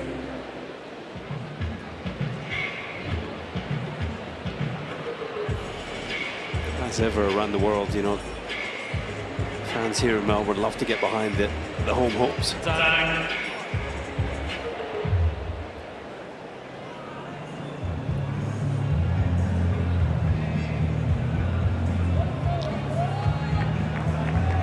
Warm conditions here in Rod Laver Arena.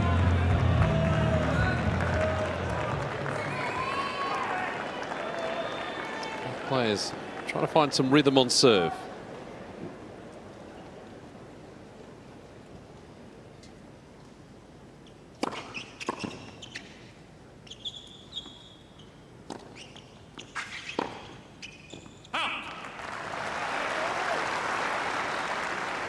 $15 Gutierrez to the left of that shot. Leighton Hewitt on the right.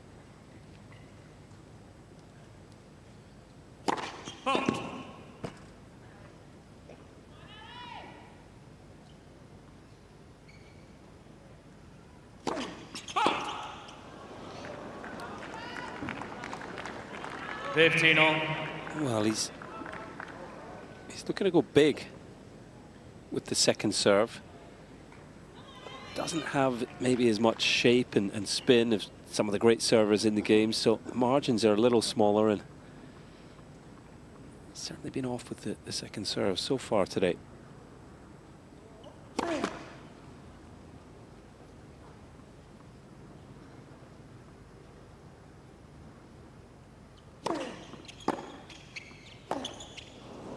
So better second serve there, just a little more grip on the ball. But, this 15, scrappy 30. start continues for de Minaur, you know, who, a reminder, requested this afternoon day session match, wanted the hot, fiery conditions, but he's not adjusted to them well so far.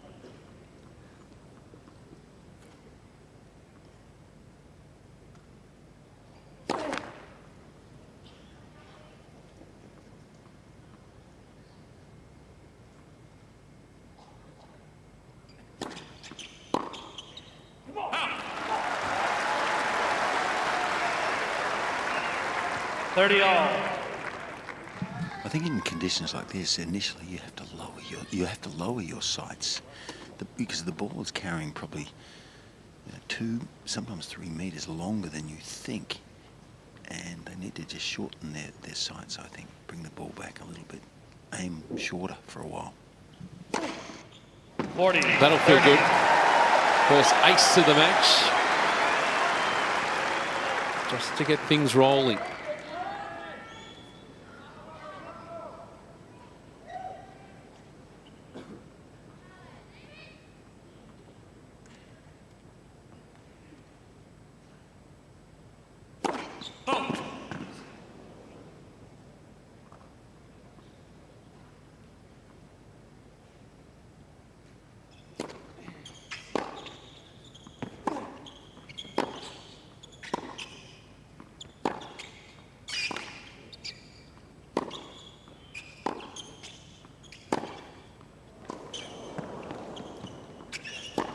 There's a great example of that Cerundolo forehand. We're going to see a lot today. Yeah, first time he's really introduced his forehand to this match and to this Rod Laver Arena crowd. Dictating that point. That's where he loves to be, in the backhand corner, hitting forehands. So much speed and spin, and just dispatch the short ball as well. Such a weapon for the Argentine.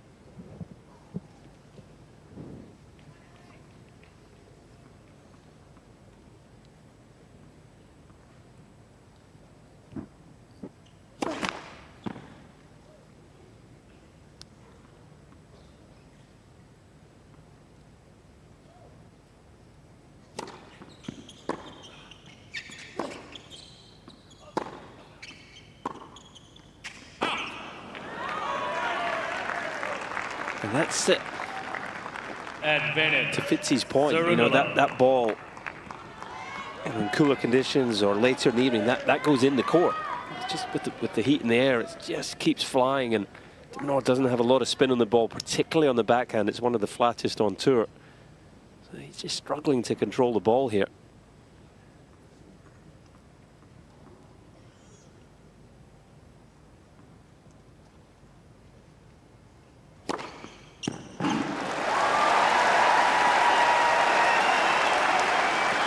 He's 4 of 14 in terms of first serves into play in the early stages of this match. Cerundolo 3 of 11.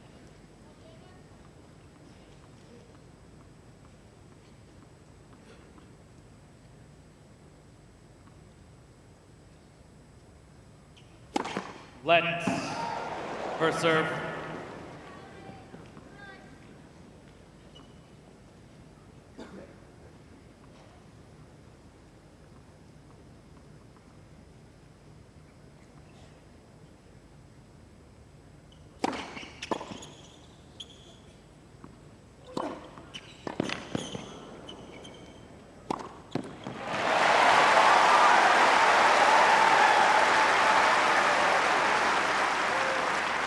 Advantage, de Minaur.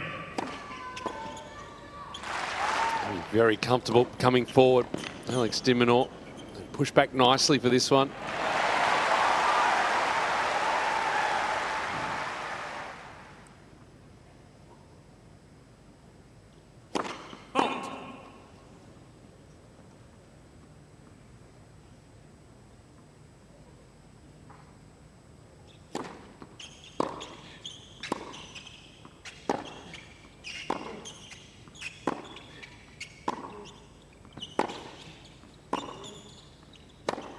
Game Diminor. There was a battle,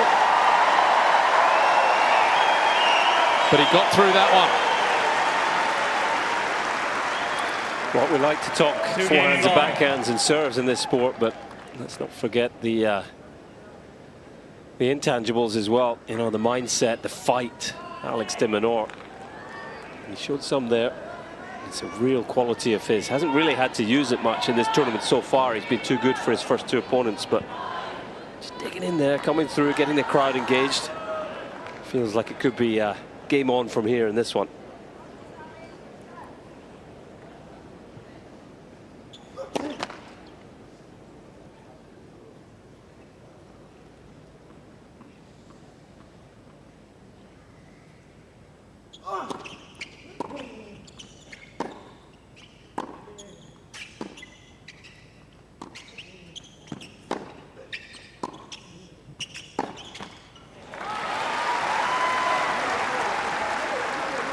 Love 15.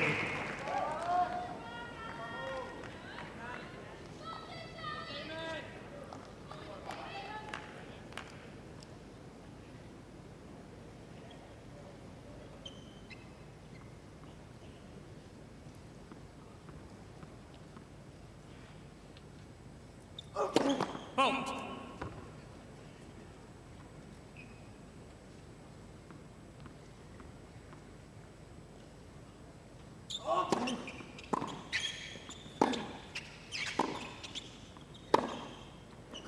Another wild one there. Speaking of mindset, Love 30. Cerundolo, you know, when he's right in the match or when he's on top of the match, not an issue, but I've seen him over the past couple of seasons when he gets behind in matches, the head can go down. Can become a little negative, can vent towards his team. So many players do these days. So de Minaur can steal a march, get this opening set, get ahead. It'll be interesting to see what happens. Point.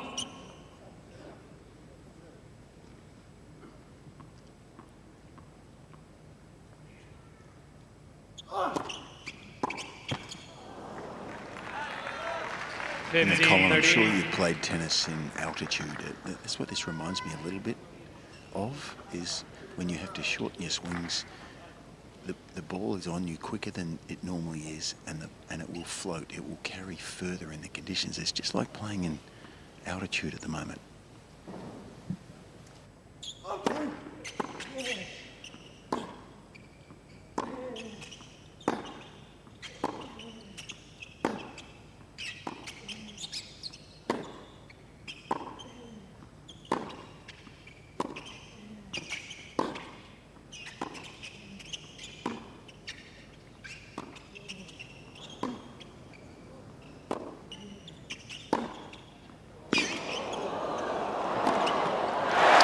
Constructed the point so well.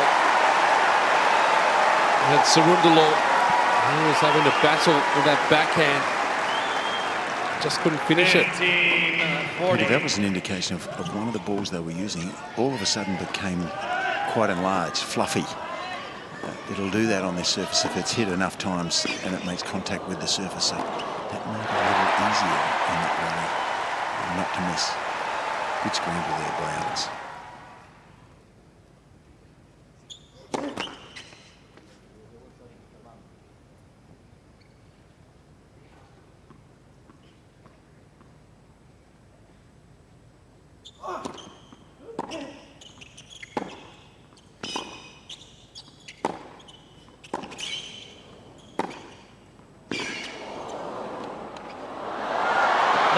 He's got the power and he's got the touch as well.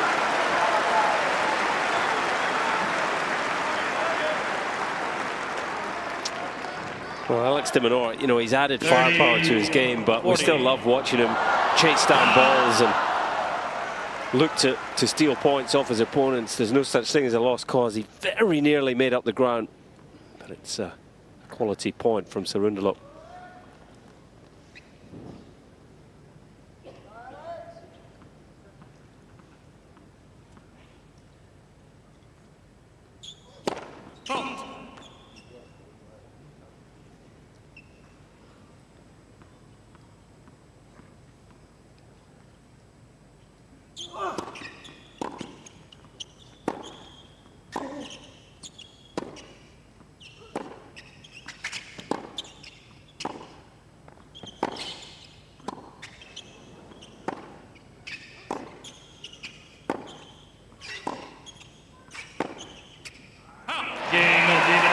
It's a break of serve for de Minaur. And starting to settle into a rhythm now. It's the Aussie 3-2 in the first.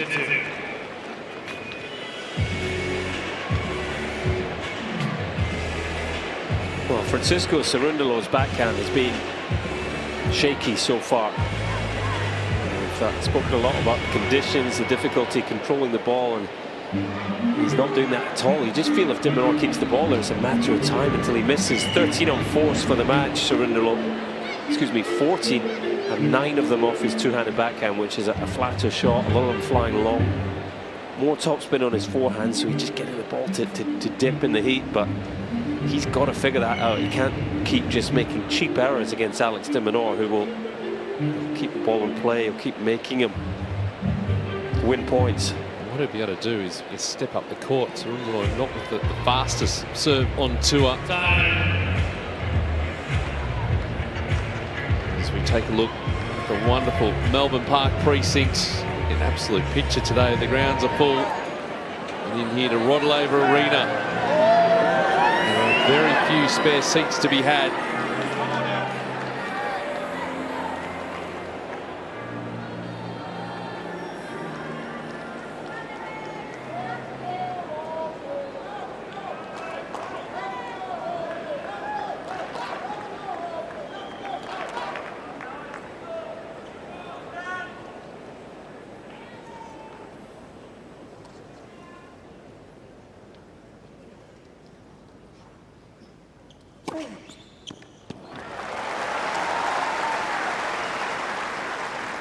Love.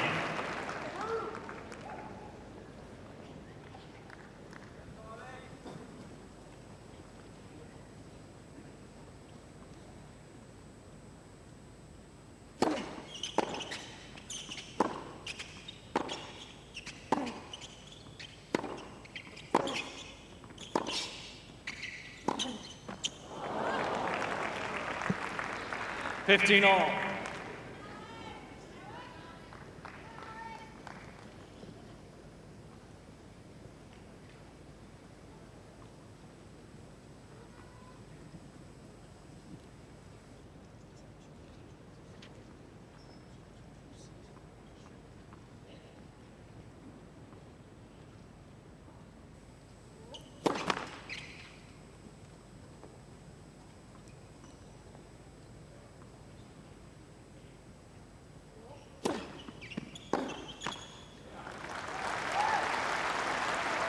$30-15.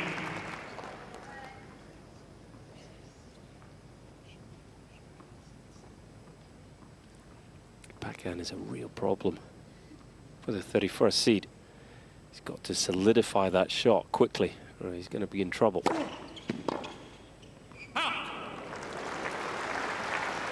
Makes life very simple for de Minaur in this case when you're struggling this badly with one stroke. He could just keep hitting the ball there. It's a simple tactic.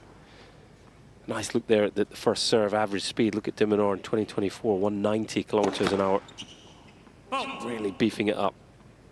203 in the previous rounds here, 212 kilometers an hour on average today.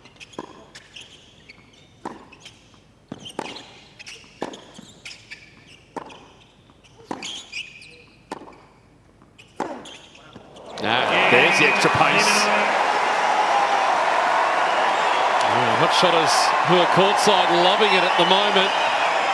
It's William and Hector from the Macedon Tennis Club sitting courtside for this one. Well, they're loving it. And this was a pretty hot shot as well, wasn't it?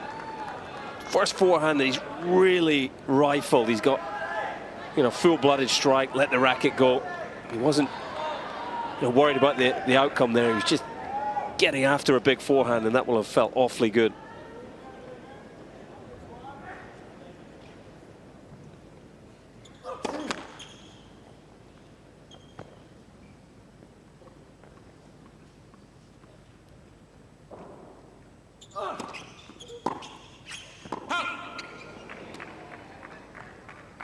Just to explain a little bit about that, Macedon, so north of Melbourne, sort of heading towards more of a regional area. If we were driving north from here, Colin, a nice little part of the world. Nice little town, great tennis club.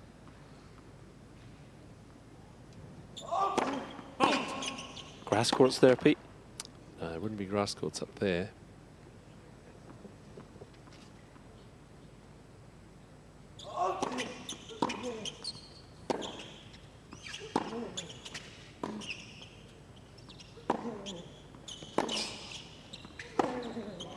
And there's another one.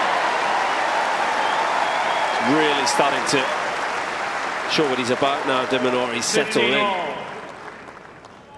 Isn't it interesting how very, very good players find a way? They look like they're out of form because the conditions don't suit them, and then they just work it out. They problem solve. These guys are hitting the ball better now. More consistency. The next challenge will be when the new balls arrive and they're fast and fierier again.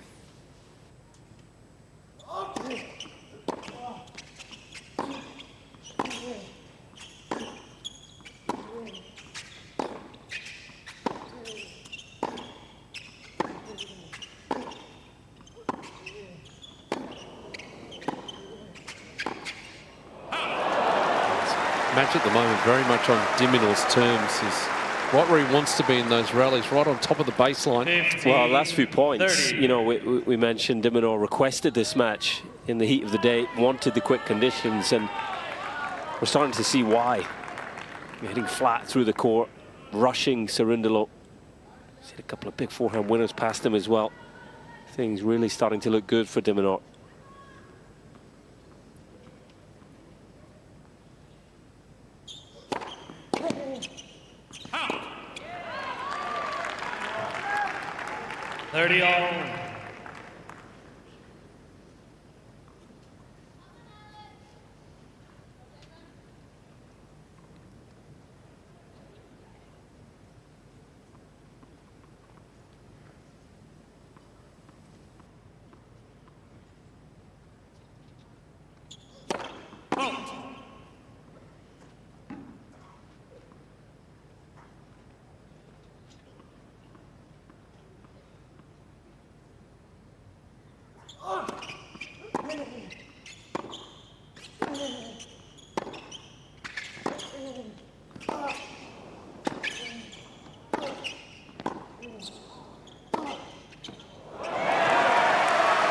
Was fractionally short there from de Minaur. That's what he's capable of. Maybe only the second or third time we've seen it, but when he's able to load up on that forehand, you better watch out. The way he accelerates the racket, loose hands, so it's the combination of speed and spin.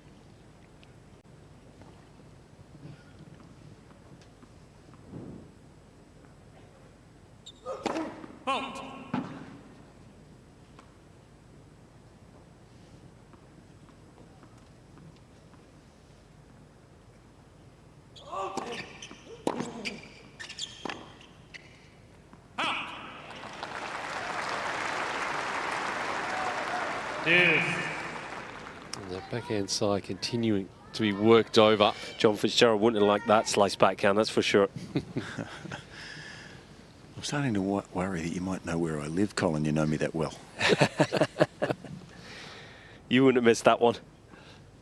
It's not a comfortable shot there for Cerundolo.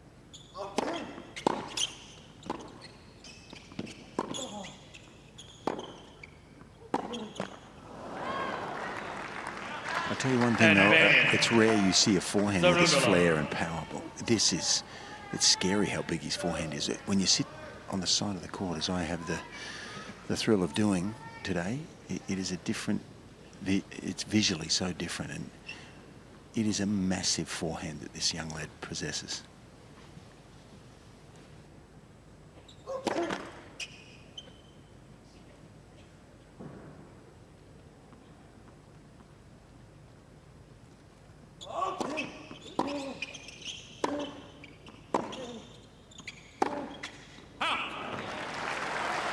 Got a little too excited at the short ball there, though.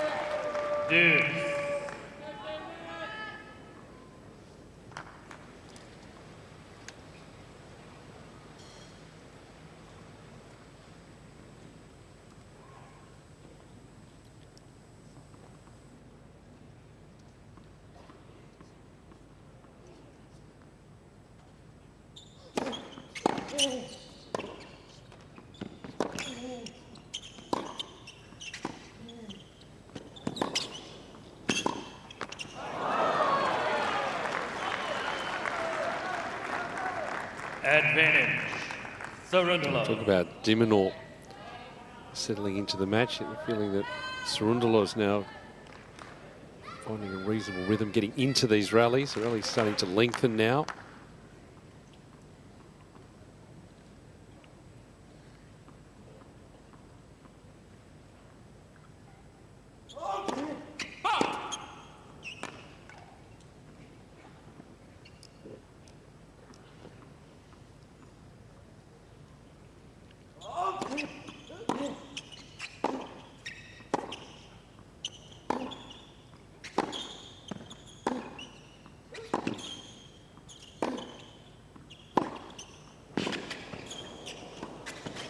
Oh, it was cleverly done by Cerundolo.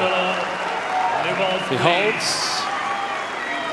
He's keeping pace with de Minaur, but the Aussie up a break. It's 4-3 in the first.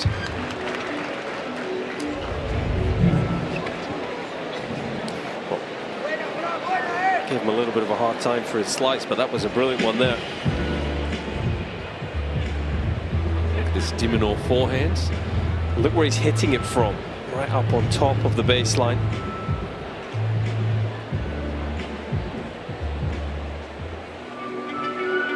Let's have a look at it from Cerundolo. It's a different forehand. The way he produces it here.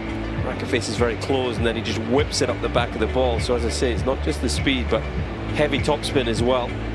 That means that when the ball jumps, it probably slows down less. You know, it really jumps off the court as the topspin takes effect.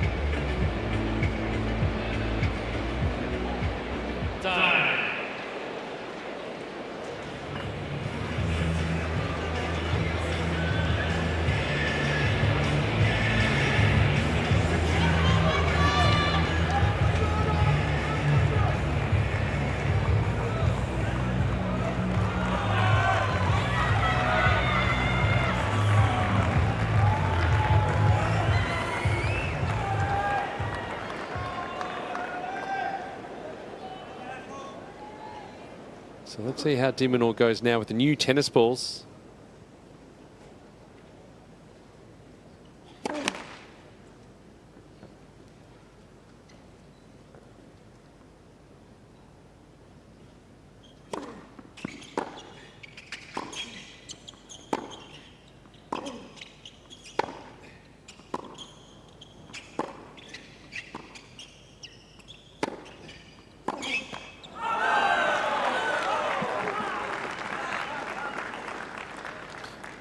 We've been talking about the Cerundolo forehand. Let's have a quick look here. The average topspin forehand speed and spin rate for the match so far, 133 kilometers an hour. Cerundolo, de Minaur 118.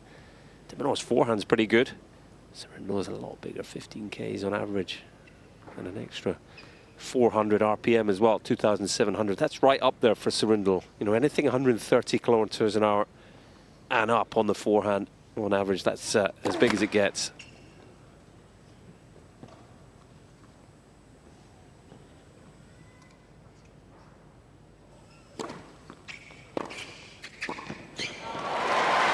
That change-up play, and throw in from time to time.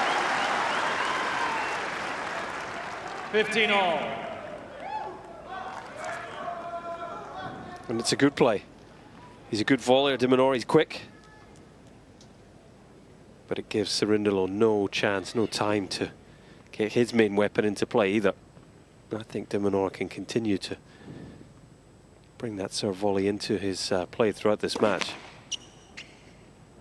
Not every point, maybe once a game, something like that. Just a good mix.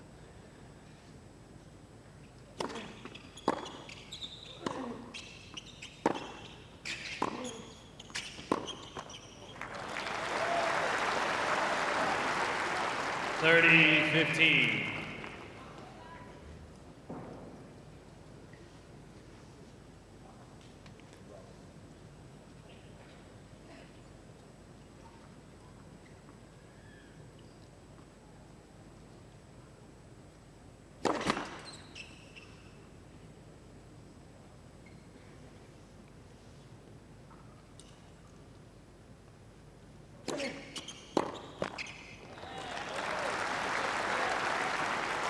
(40-15).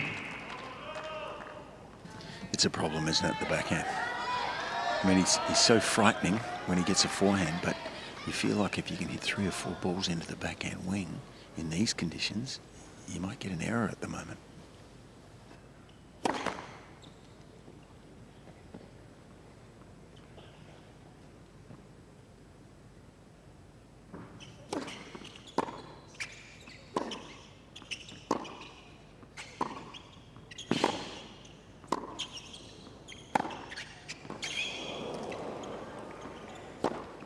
There's the contrast, isn't it, from forehand to backhand for Cerundolo.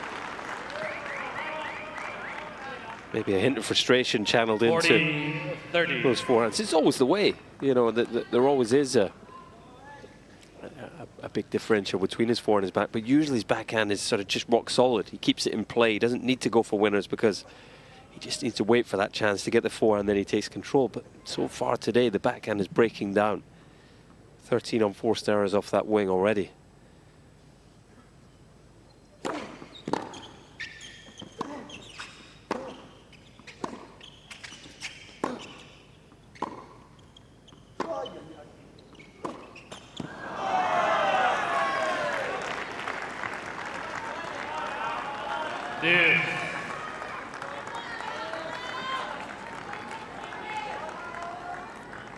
Here's the rest of Tim de Minaur. See Katie Bolter in the pink cap at the back there.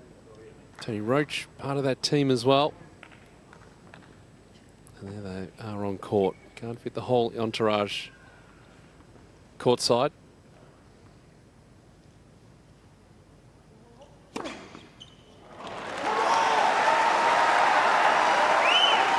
Advantage, de Minaur.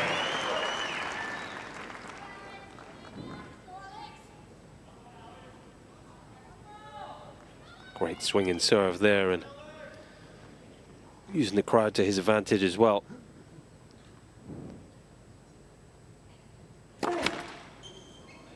Let's. First serve.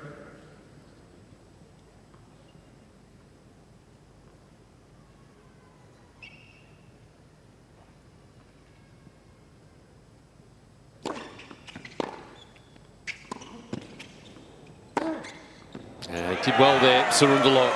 It's that sort of depth of shot that'll allow him to get into that forehand. Yeah. And land that first blow, it gives him options. You can see right on the line. Allows him to do that.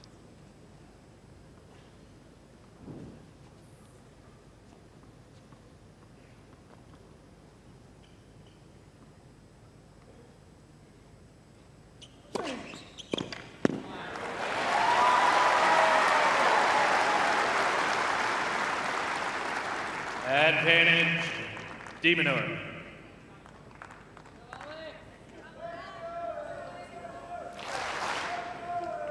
Two good wide serves, the last 2 juice points from de Minaur. Maybe Cerundolo expecting the ball the other side into his backhand wing.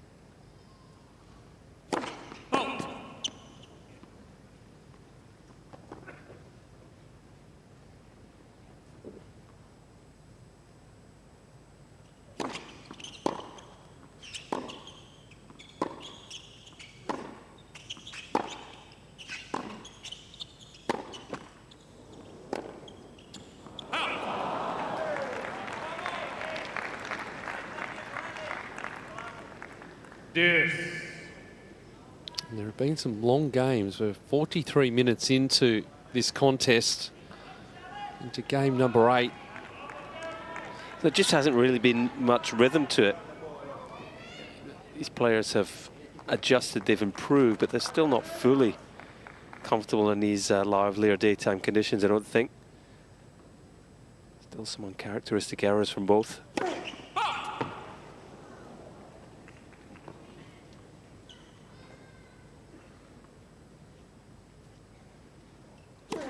Let's. Second serve. First meeting between the two as well, so a bit of sort of adjustment there, getting used to each other's games.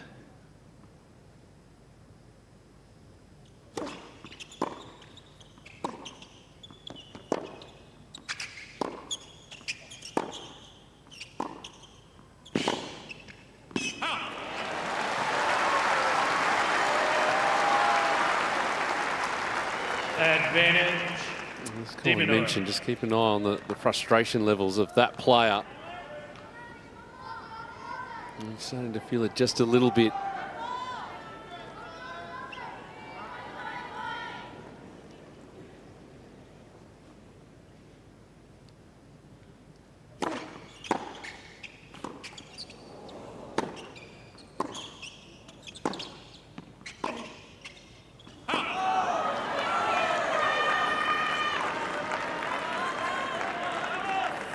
Deuce.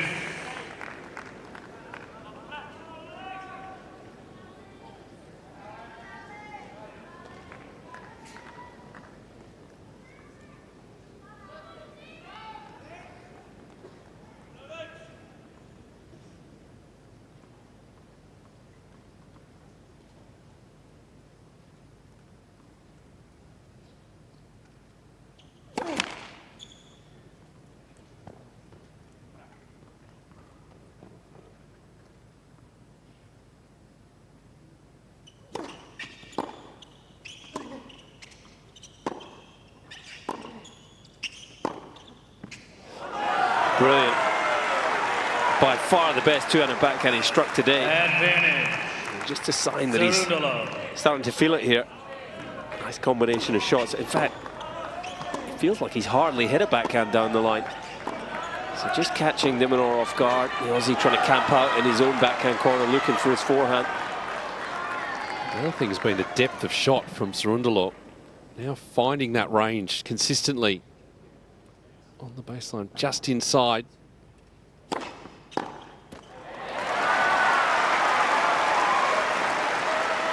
Good serve, but Cerundolo has to make that return for me. It's 205 kilometers an hour. It's quick, but it's sort of in the hitting zone, and you've got to expect that serve into your backhand as well, you would think.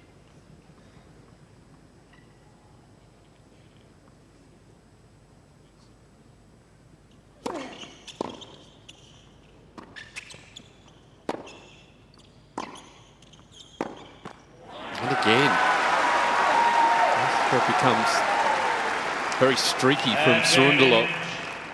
De Minaur.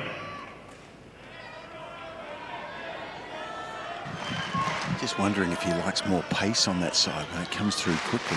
To me, at the moment, I'm suspecting that he handles it better. A little less pace. Not so.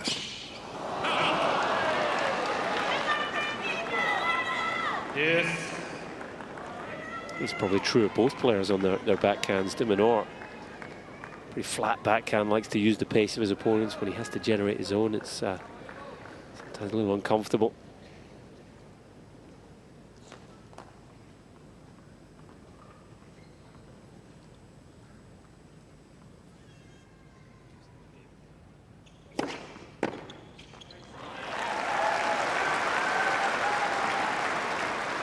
Advantage. De Minaur. Mixing up the serve nicely too, De Minaur, particularly in that court. He's been afraid to go short angle wide in the juice court onto the forehand of Cerundolo, but with good results. And now just working over the backhand again.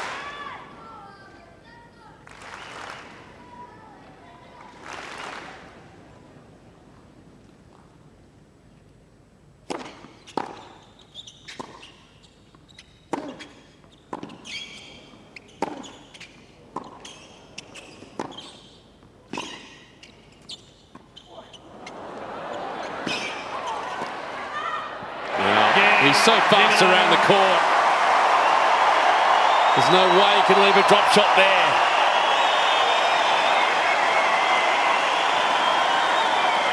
Well, he was there easy, wasn't he, Peter? I mean, this is a court surface and these conditions where the ball's going to bounce high.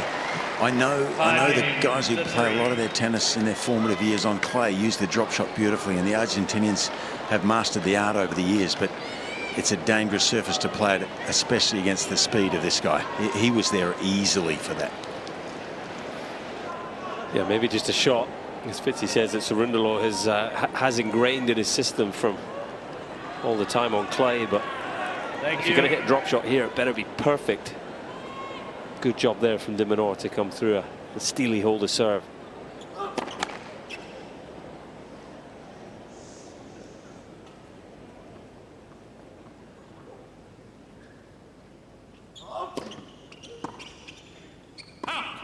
it took the crowd more time than after Cerundolo had hit his first serve. They still weren't settled down after experiencing the speed. That shocked them how quick he was, I think, up to that ball. Yeah.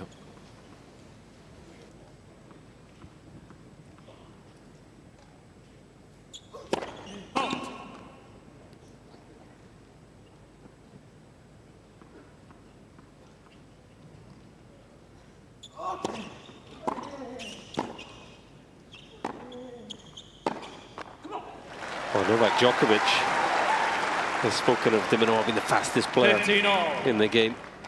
Hard to argue with. Most players, vast majority of players now are good movers, but de Minaur is exceptional.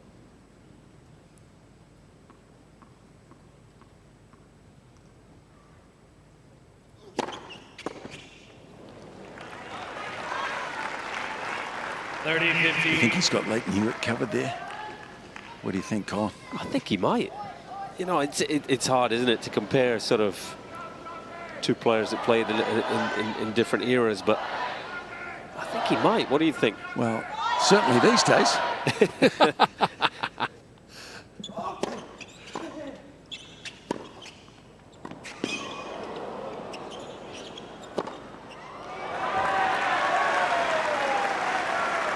That was kind of the foundation for de Minaur in terms of that speed around the court, chasing down every single ball. How to put pressure on opponents because they'd have to win the rally 5 or 6 times. Yeah, and he's still got that. Yeah. But his evolution as a player and the work he's doing to try and do damage in these tournaments. The real damage, maybe win one day, is adding firepower to his game. So Cerundolo holds, but de Minaur will serve for the opening set next at 5-4. 5 games to 4.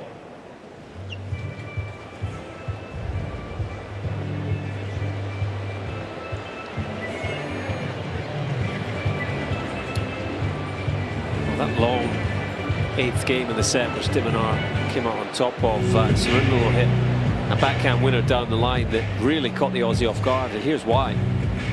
Just 3 times, 5% of his backhands have gone down the line.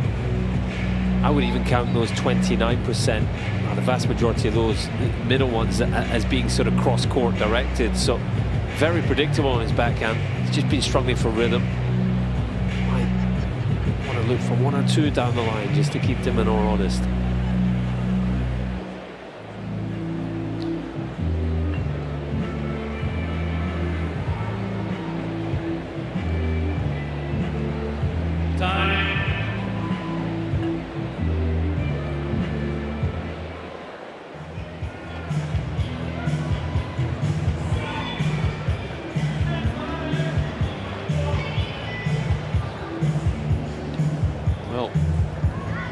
Physical encounter out there.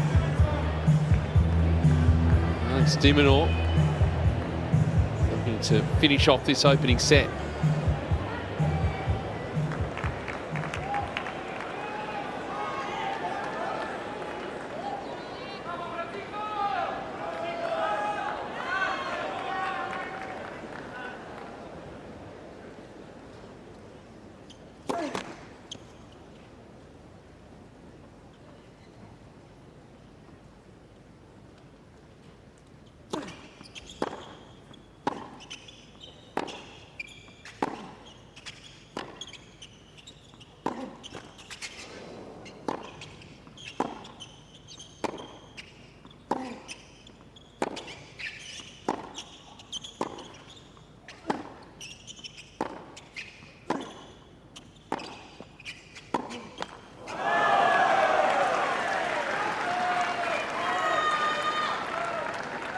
Love 15. Nicholas Pastor just providing that bit of encouragement as a player on the tour himself. I don't think he's the easiest player to coach, Francisco Cerundolo. Can be a little bit up and down with his mood on court. But his tail is up here. Love 15, chance to get back into this set.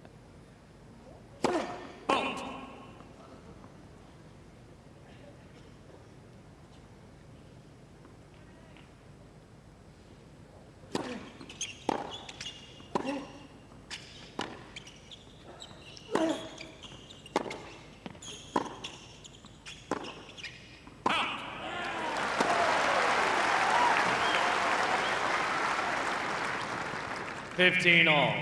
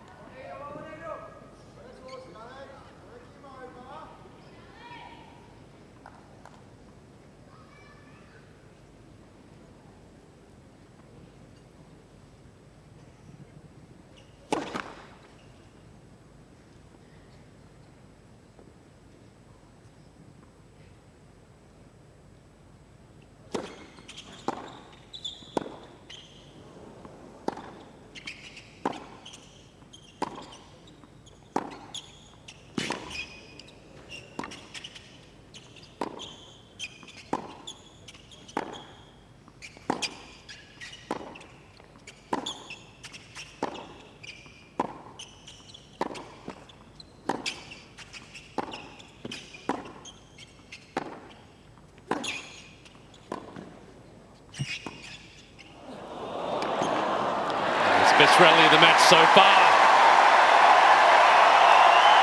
And the decibel level going up on Rod Laver Arena.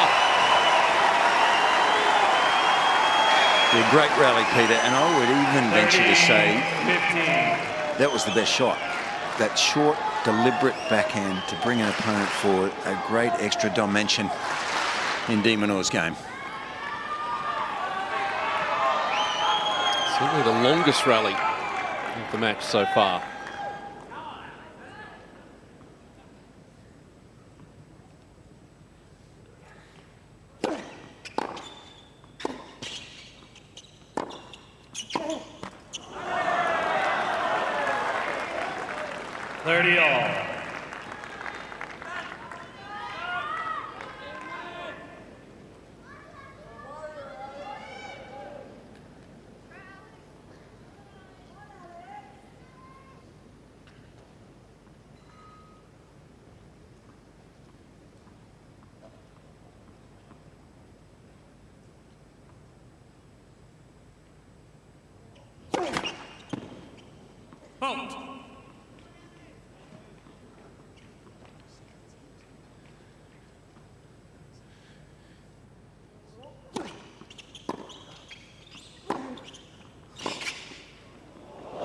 Nicely done. He's been under so much pressure.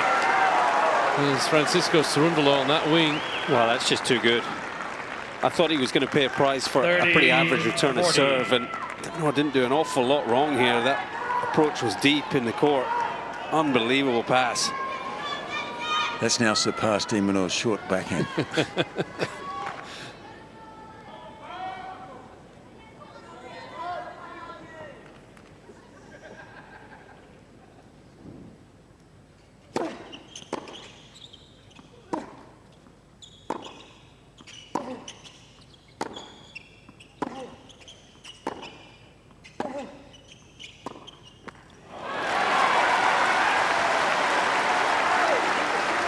Yeah, the slice needs work, doesn't it? Yeah. It's a real contrast to the other ground strokes he possesses. He looks like he decelerates almost on it, and I can't tell from this angle, Colin, but it may be a bit front on too. Yeah, very front on. He's just lazy with the feet there. Yeah, that was a poor shot and a waste. A bit of a head scratcher why he would go for a slice there.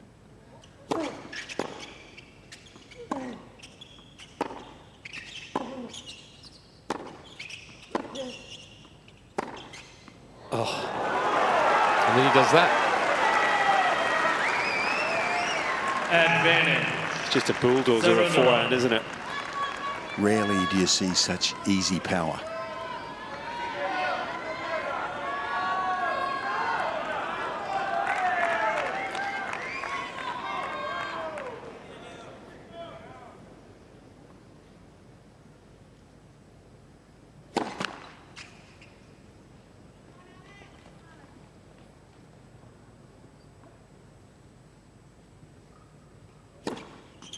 Game. And so the break back.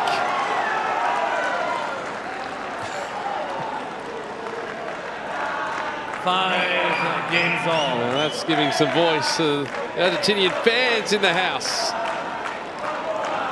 Well, they might be small in number, but they're big in in passion and energy. And I like what they're seeing here. This for the first time now. This year's Australian Open for Alex de Minaur. This is the first time he's been really uncomfortable.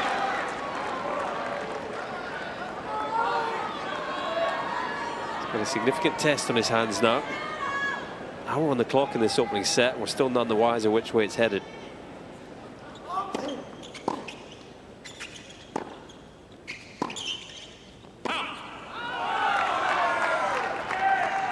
Love.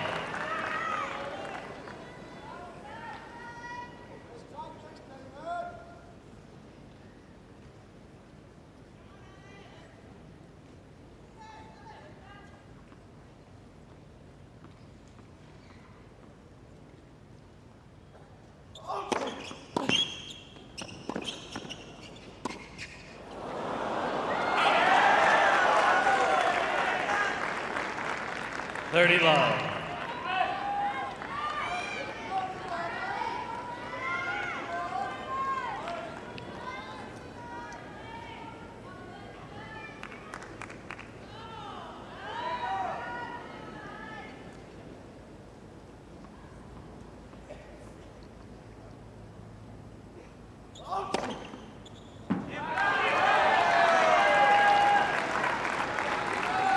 It's going a little bit easier for Cerundolo.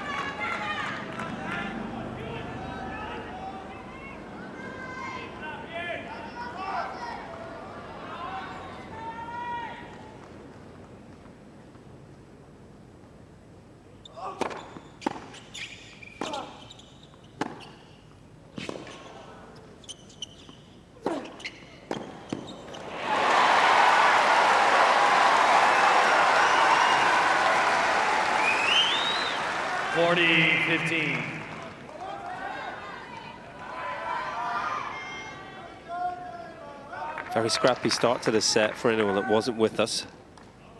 Both players, it seemed, just adjusting to the conditions, but it looks as if they've done that now. Really pushing each other for this opening set. Well, a comfortable hold in the context of everything for Cerundolo. And he's in front, 6-5 on serve, opening sets.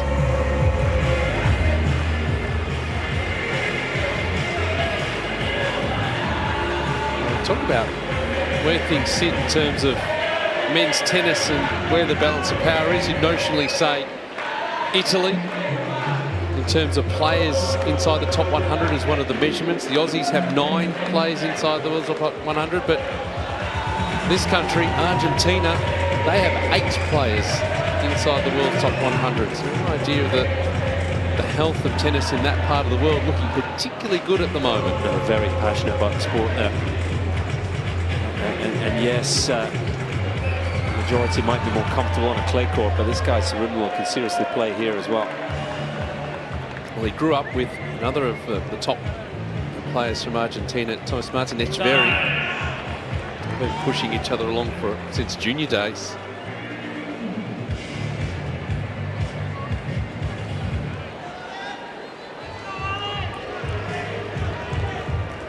We're over the hour mark here in this opening set. Untidy to start, but we've got a real contest now.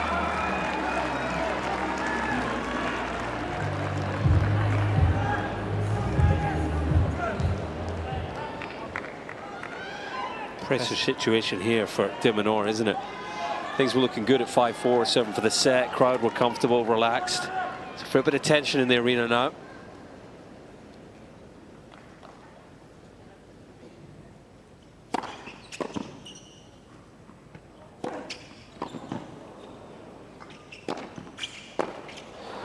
He did well there. That wasn't easy overhead.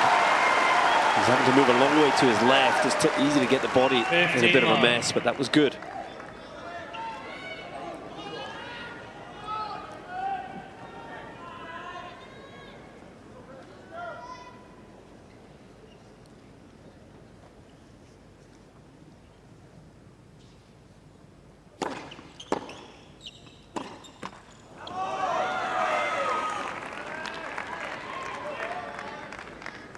All.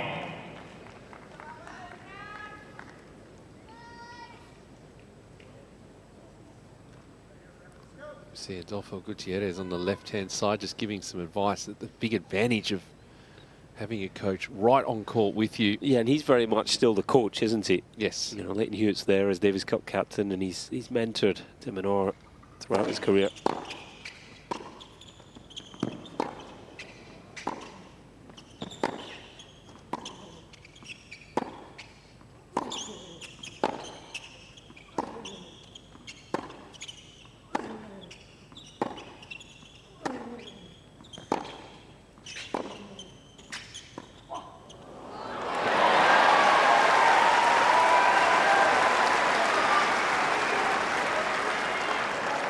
Questionable drop shot. Shot selection there again from Cerundolo. He's playing a good point. 30, it's almost like it's just 15. it's ingrained in his tennis system, isn't it? To look for that shot. Should be considering putting it back in the racket bag. I think so in these conditions, especially in this moment. You know, the pressure is on de Minaur here.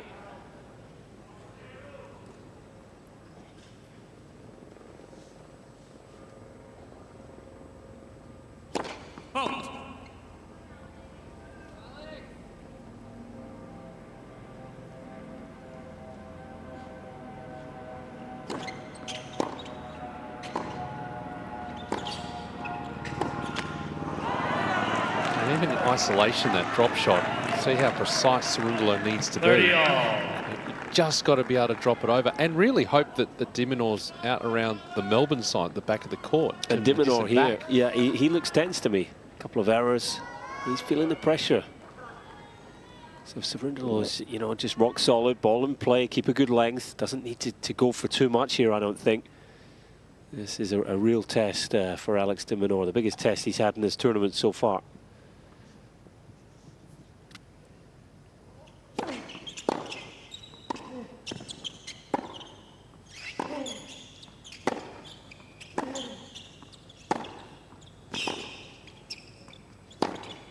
Got him again. And a set point here for Cerundolo. 30. That 40. is just colossal. I mean, shades of one Martín del Potro, the great Argentine. He could smack a forehand. This guy has picked up where he left off.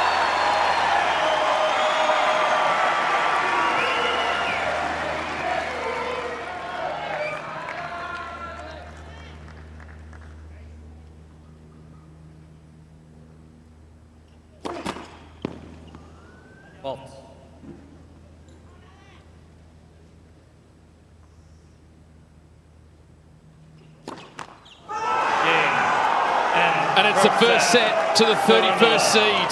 7 games to 5. A double fault from de Minaur. He's 6th of the match. And Francisco Cerundolo, a set to the good. He takes it 7-5.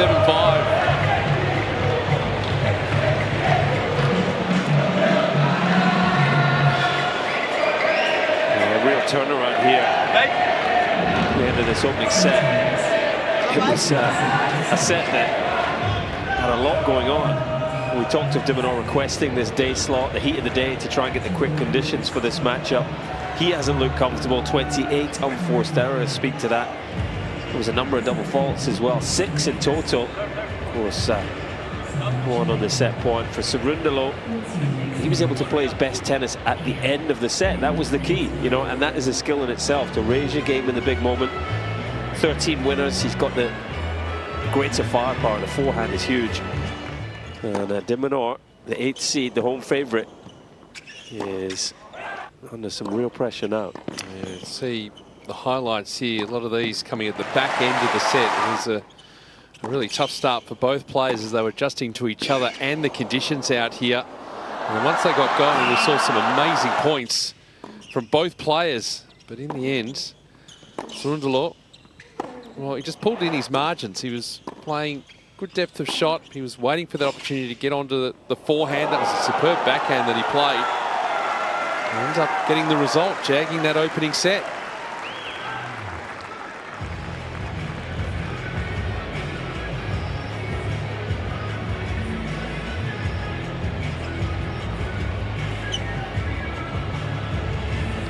The pocket of fans from Argentina. I suspect that Francisco was busy the last couple of days just sorting out some tickets to get them in the house.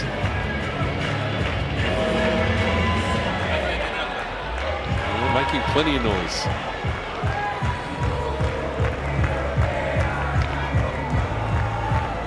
Second set. So Francisco Cerundolo with the edge serve. just at this point in time. He's got the first set and he's keeping.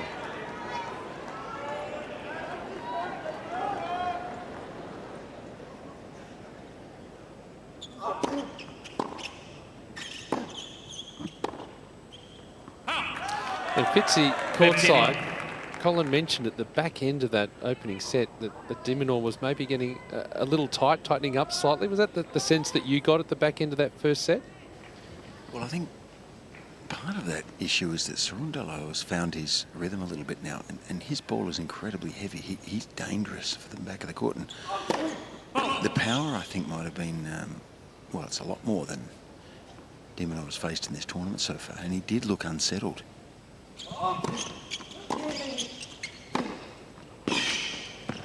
I mean, you can't drop a ball in the middle of the court to that forehand, or the odds are you're going to lose the point.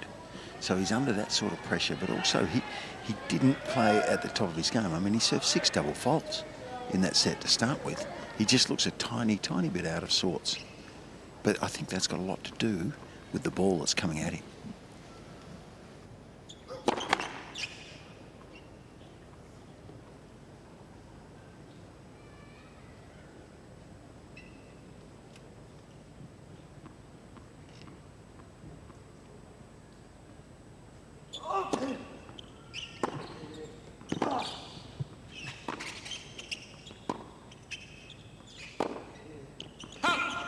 Yeah, I think it's a good point. This serve has been a problem for Alex de Minaur. 40 love.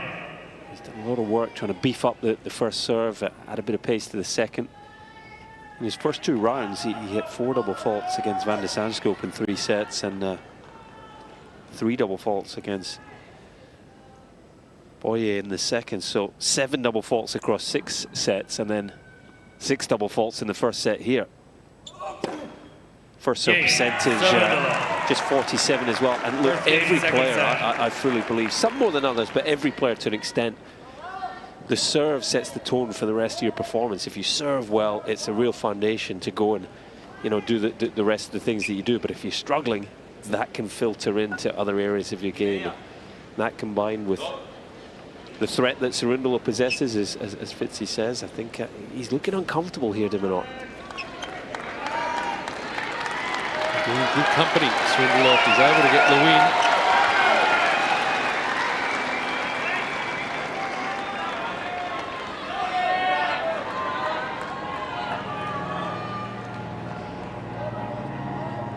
Let's have a look at the change in the wind predictor here. That is a wild swing. That's, for me, that's too much of a swing. 75% Cerundolo, did I read that correctly? Don't adjust your screen, but I don't agree with that. Well, 15 love. A lot of it's down to the percentage of service points won, you know, how comfortably they're holding. And Cerundolo is doing a much better job on his serve. He's won 82% of first serve points, de Minaur just 65. There is no doubt de Minaur needs to raise his level here.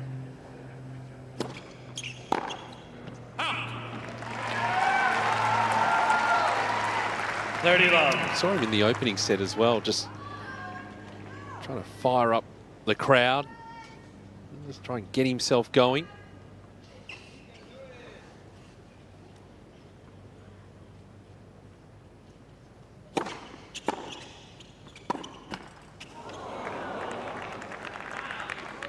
Crowd pretty subdued. We haven't had too many long rallies,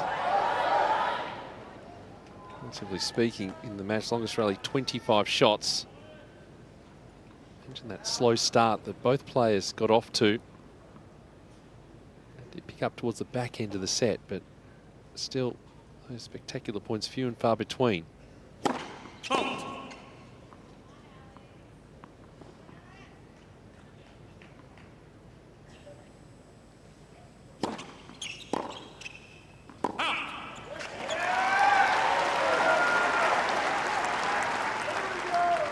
40-15.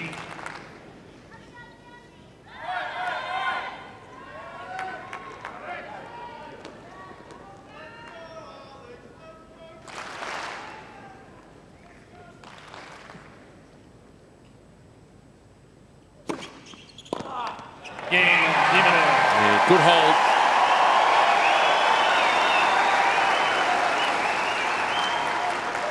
One game all.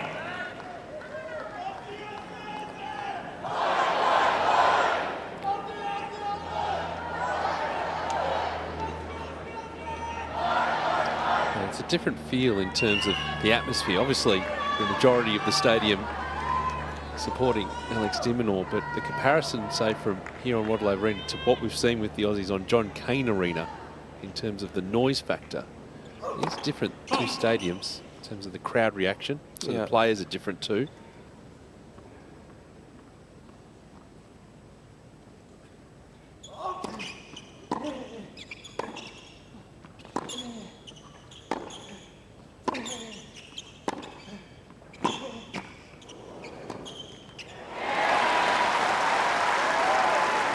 A little bit, I think, where de Minaur sort of needs to ignite the crowd as well. You know, give them a sort of a sustained period of some real quality, like he's capable of doing.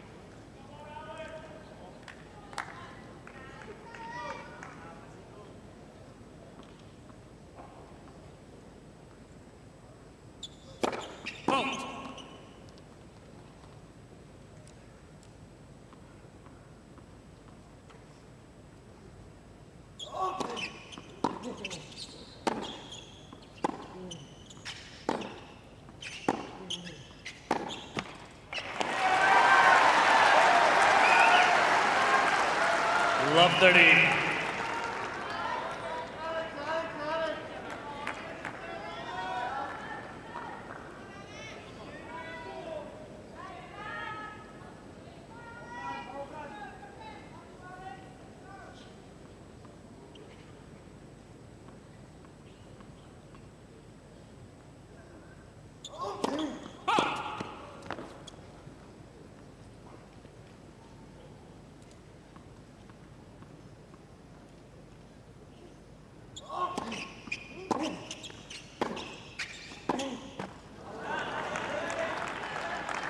$15-30.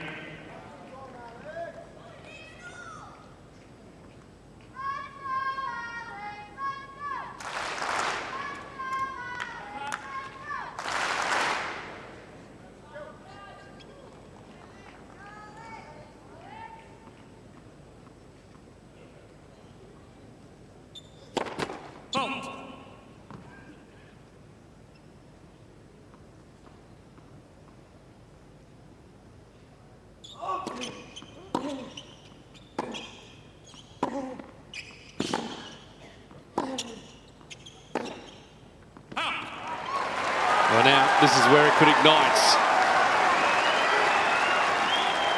15. It's not a good game here so far from Cerundolo. He played really well to win that opening set, built some real momentum. He's in danger of just handing it back to de Minaur here.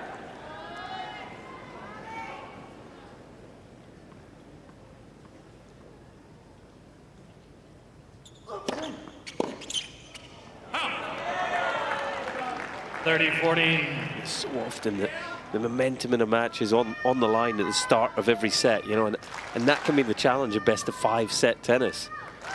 You know, so many ebbs and flows and trying to keep your focus. That's what the best players do. The level dips far less often.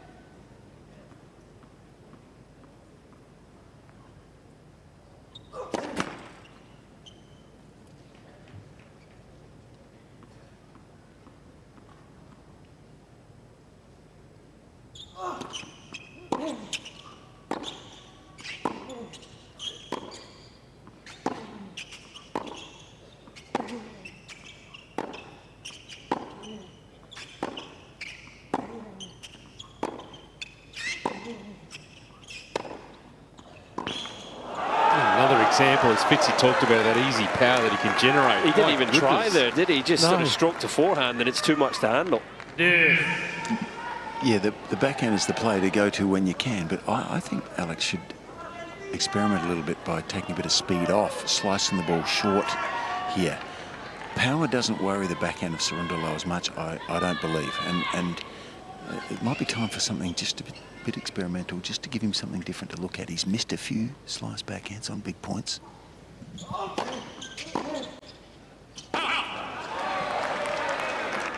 Advantage, Cerundolo.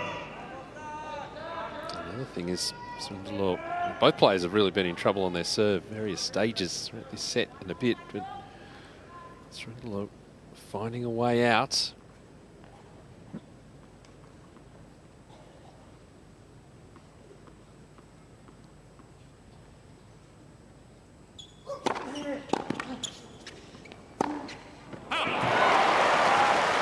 Well, I would have bet my car on that one.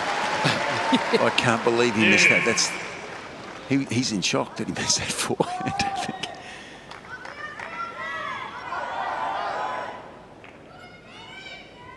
Hopefully not too long a walk home, Fitzy. Yeah. Mind you, the car's not worth a lot. I was going to say, be halfway decent, wouldn't it? No.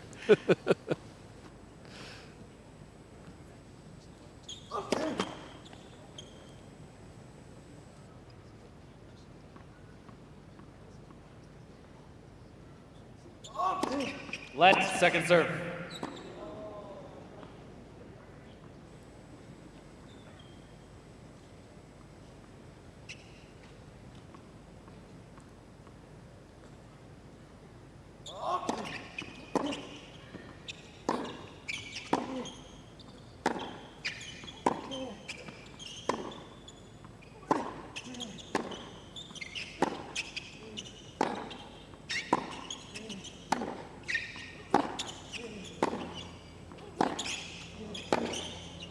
Hey, winning that battle.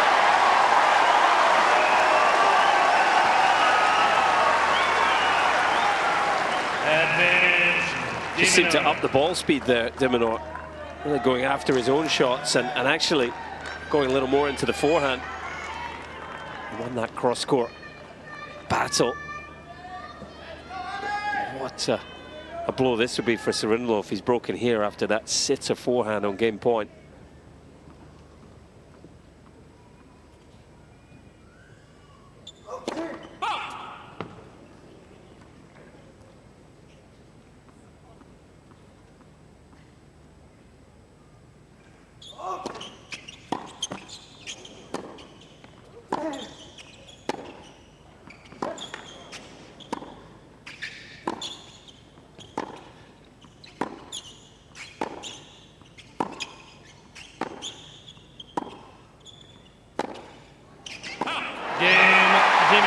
And it is a break of serve. Something to fire up this Rod Laver Arena crowd. de Minaur 2-1 in the seconds. Danielle leads 2 games to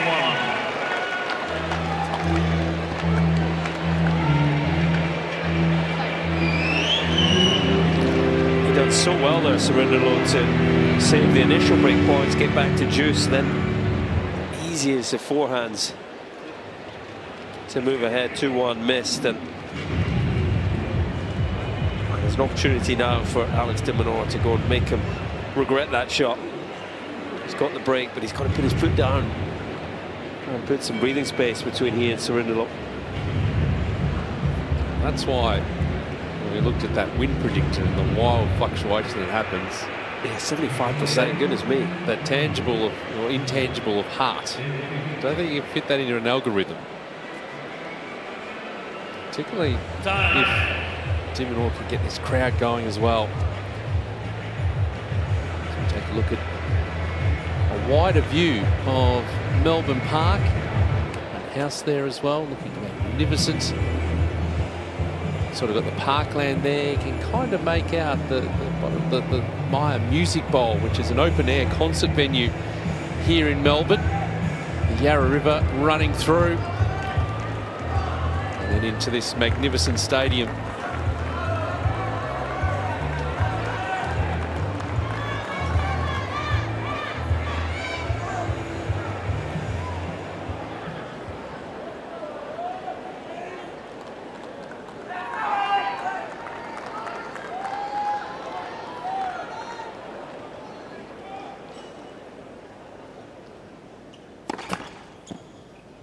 Fault.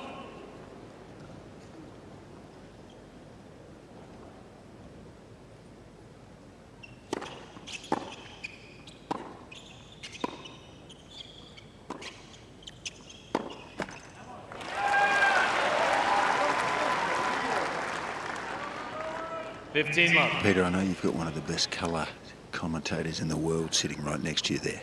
He was too nice when I said, slow the ball down, give him some softer balls on the backhand side. Alex totally ignored my advice. He went hard into the forehand and broke serve. So Colin was sitting there, he knew, but he didn't say. But he has gone into the forehand a bit 15 all. hard, and strangely enough, Cerundolo missed 3 forehands, didn't he, to lose his serve? But on the first point of this game, he went with the slice, less pace, low. He missed a backhand. So there's room to experiment there, I think. Well, just to your point, Fitzy, we can see there de Minaur so far 82% of his backhand's topspin, 18% slice. I don't think your point was invalid. I think just looking for something different to break the rhythm again. I agree. And that stock standard play he just used then, we haven't seen much of it. That's his favourite play. So I would imagine he might start using that a bit more as well.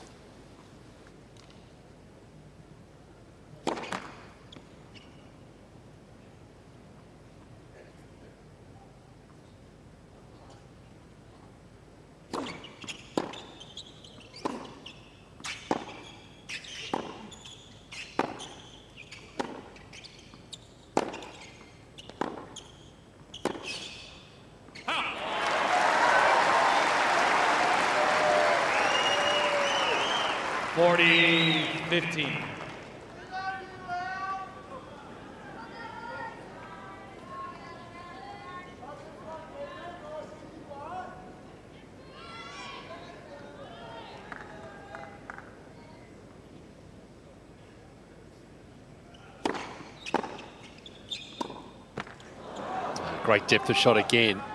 40-30.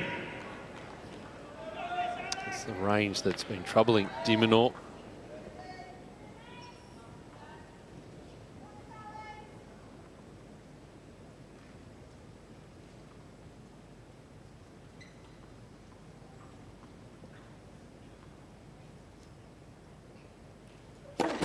Fault.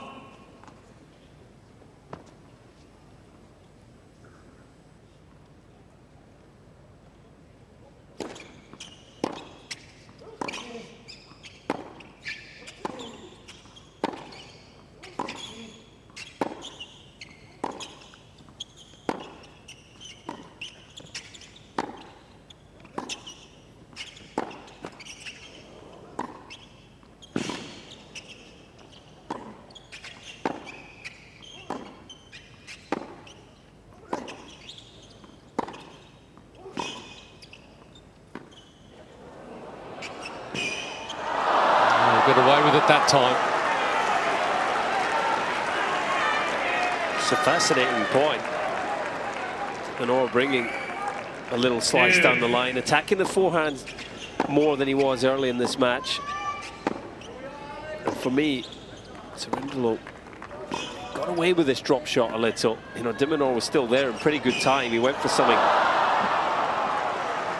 really sort of high tariff, didn't he? Trying to re-drop.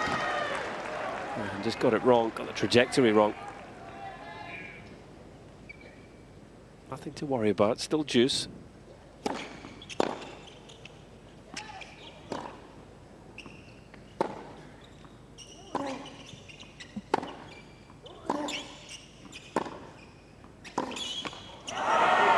There's a bit of a worry now, though. Advantage. Cerundolo.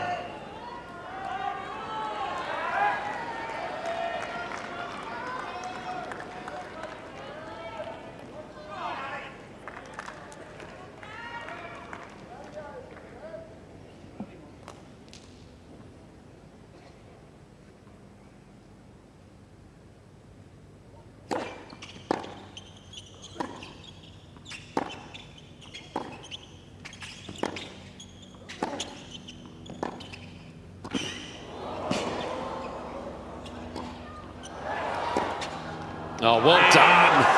That's so clever. And the point construction from Cerundolo. We're back level. 2 games on. de Minaur trying a few different things, isn't he? Coming in again there. Cerundolo wise to it, though.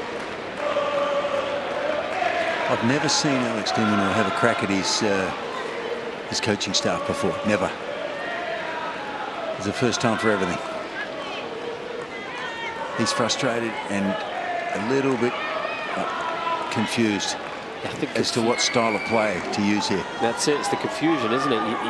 He's sort of a little lost, a little uncertain. It's one thing being behind, but knowing what to do. I think he's behind and also feeling slightly lost. Venting there, as we saw, towards his team, his coach, Adolfo Gutierrez, the Spaniard. Cerundolo is a tough guy to get a read on, isn't he? You know, you just think, oh, he's lost his focus here, he gives away his serve, and then all of a sudden the next game he's coming out with some good stuff, breaks right back.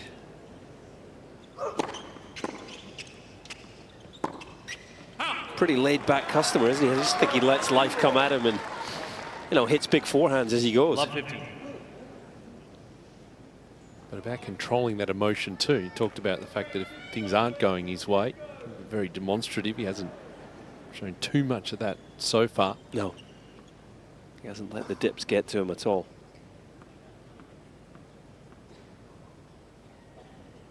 I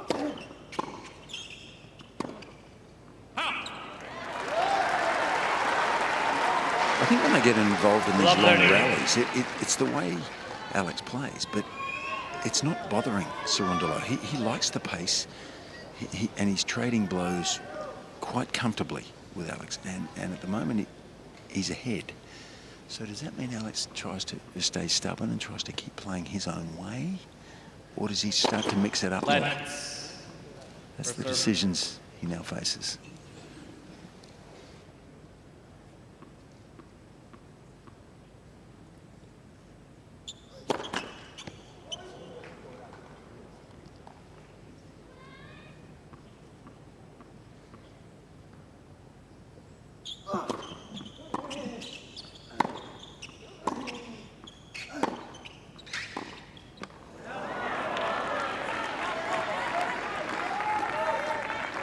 $15-30.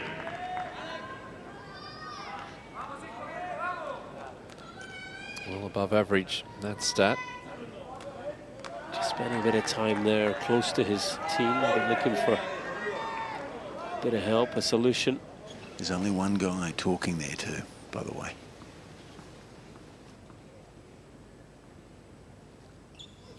Halt.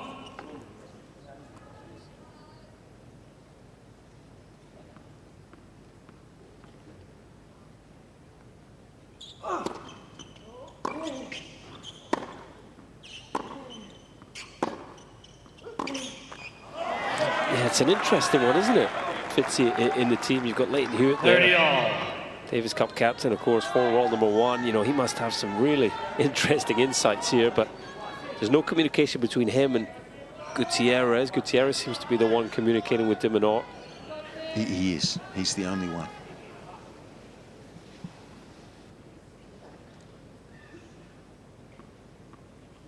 Tony Roach up in the stand as well. Halt.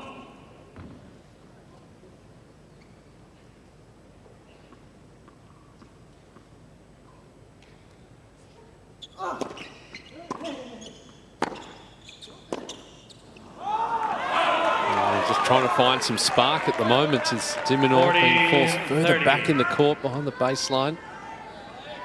A metre or two behind.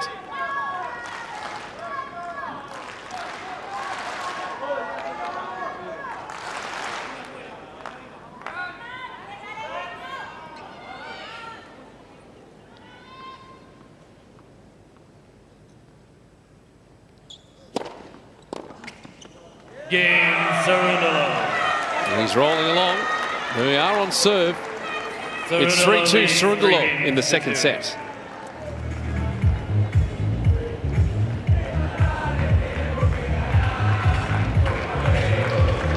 much as we talk about the Aussie crowd with Dimonor and firing him up, I think that band of fans from Argentina who are right near where his coaches are, going to be a good barometer for him. If he is starting to fall back a little bit, just give him that little bit push.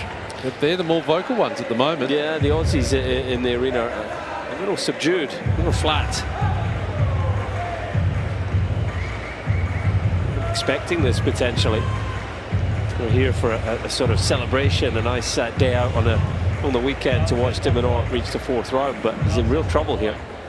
Okay, we're on serve in this second set, but he's lost the last 2 games and needs to find a better feeling in himself, a better feeling in his game, some confident play, maybe coming in a little, shortening things up, going for his shots. It seems to me, Colin, that he's got a choice to make. One is that he continues to play the game he feels so comfortable with, the game that he's been slightly outplayed at the moment, or does he use his versatility, because he has a lot, and change it up a little bit now so that he might be able to take Cerundolo out of his comfort zone. So for me, that's the choice he faces. Yeah, and I think only twice we've seen his blueprint of that forehand attack down the line coming into the net. Usually you see that sort of multiple times a game from Dimonor.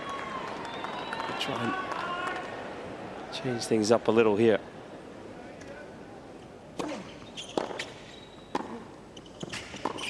Well, there it was. I think, and that was a heck of a half volley to get into that position, wasn't it? But I think the power of Cerundolo was maybe pushing him back more than he normally would stay back. If the power wasn't as much, he'd be in more down the line.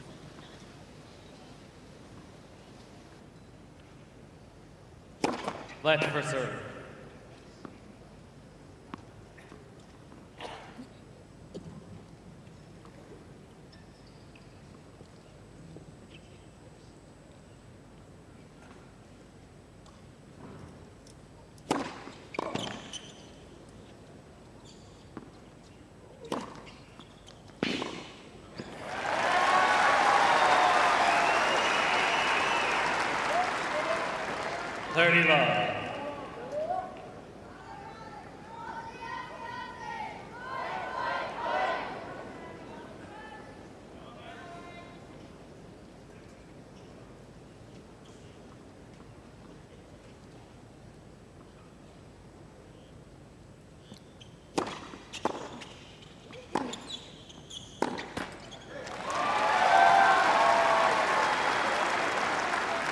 A good start for Dimonor.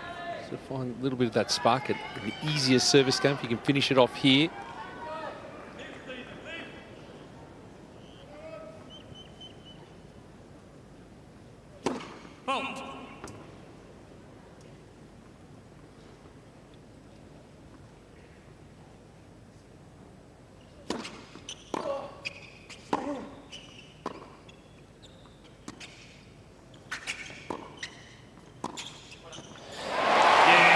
Very nice change-up, deliberately bringing Cerundolo into the net, picking him off. That was a nice mix. Yeah, so what that does is take Cerundolo out of his comfort zone. So he's as good as Alex is back there, and he will beat Francisco a lot of the time. That's why he's ranked 8th in the world, and Francisco's not. But on this given day, Cerundolo is really pushing him while Alex is playing his game. Something like that takes the opposition out of their comfort zone, and he's got the ability to change it up. I like it. Just, even if it's only for a few games, just change the rhythm a bit.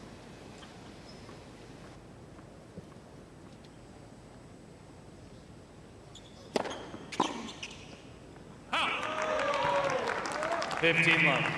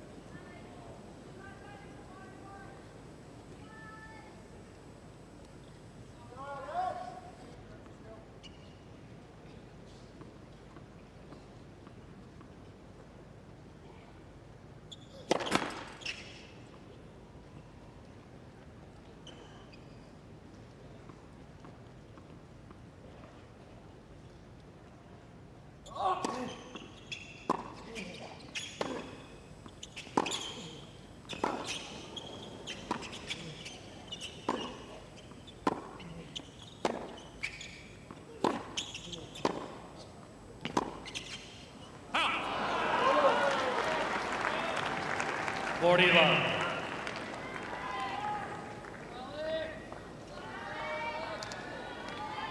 Well, things are a lot happier in that camp at the moment.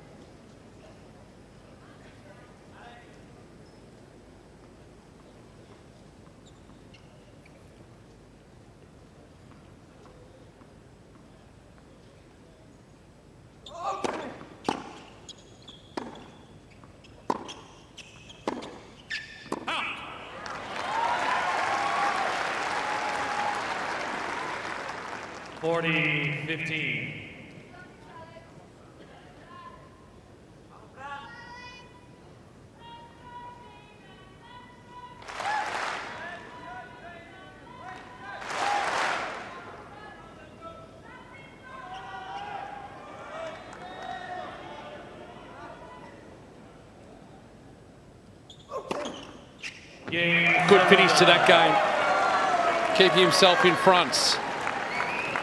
And Cerundolo a set and 4-3.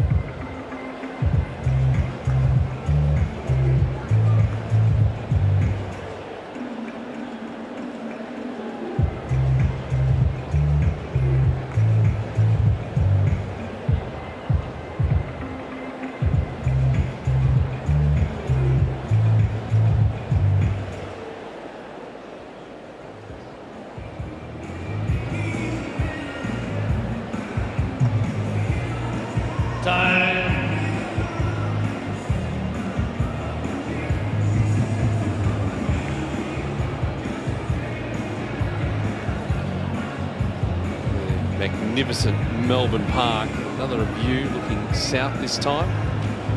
Tennis HQ building in the front of the screen. Centrepiece there, then the stadiums.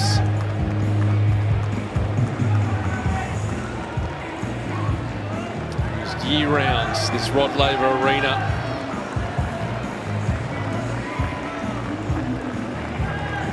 Time for this crowd to start getting animated behind their man.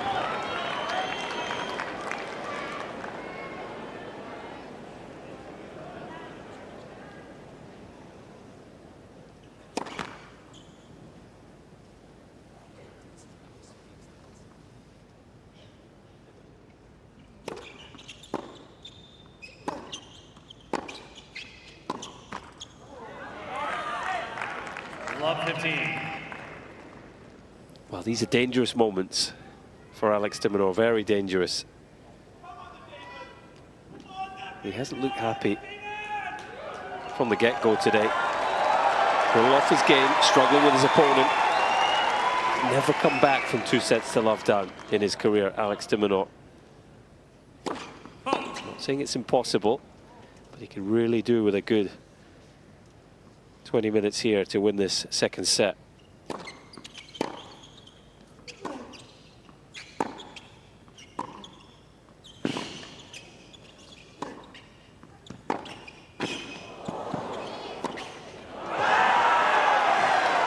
Actually liked the play from de Minaur. His backhand down the line gave him the chance to attack with his own forehand. Maybe he could have struck that ball a little bigger. But you have to credit Cerundolo, gets the first pass down low. And we know how dangerous the forehand is.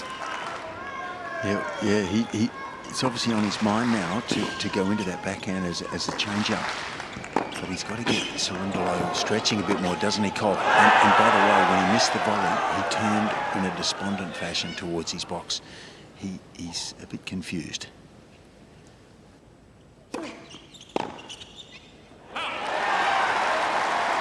Needs a bit more adrenaline too. It's when he plays his best, I think. Well, I've seen him do it.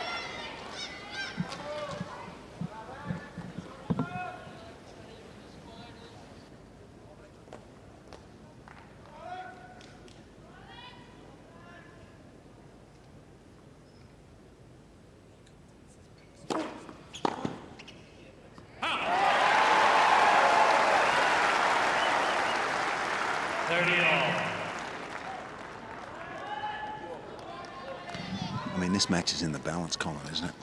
I mean, 30 all coming back here from 15-30. This game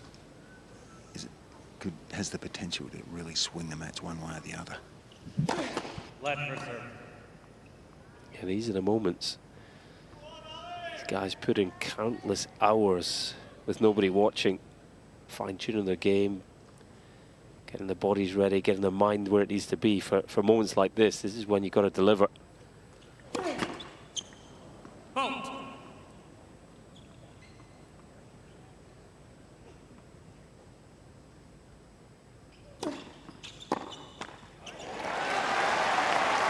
He's been given a gift. Yep.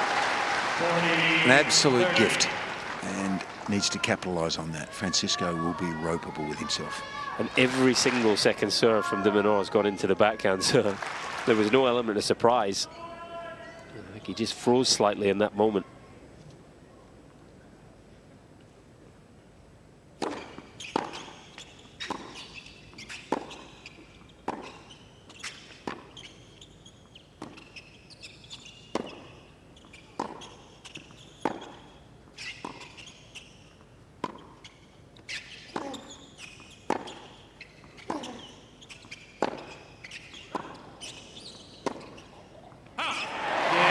Just ran out of room, Cerundolo on that occasion. And will this fire Alex de Minaur up?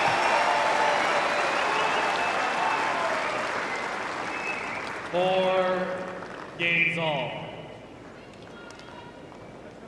Things still looking very, very serious in the box for de Minaur. I know this is serious business. You know, his hopes and dreams are on the line here, but I think he's got to try and just loosen up a little bit, de Minaur. Give himself some energy, give this crowd some energy. I think it'll help his performance. He needs a bit of your stand-up comedy, Colin. That's what he needs right now. Jeez, nobody needs that, Fitzy. I'm sure that might have the opposite effect, Fitzy. Do you feel that court level, though? Do you feel this sort of tension?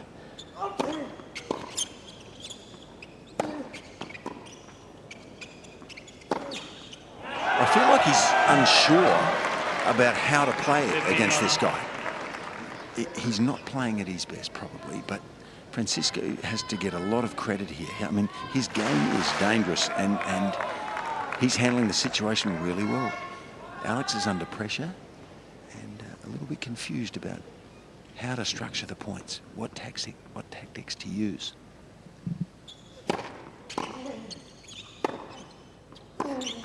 It's interesting too, you were mentioning that chat, Fitzy, that 30-11. he was having with his team and Adolfo Gutierrez. I'd suggest, now that they're closer, there's been a lot more communication between the two of them than, say, if he was up in the grandstand.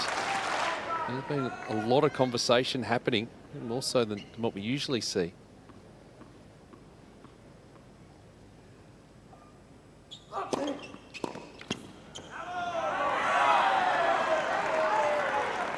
I just think there's a bit of negativity, more than you normally see.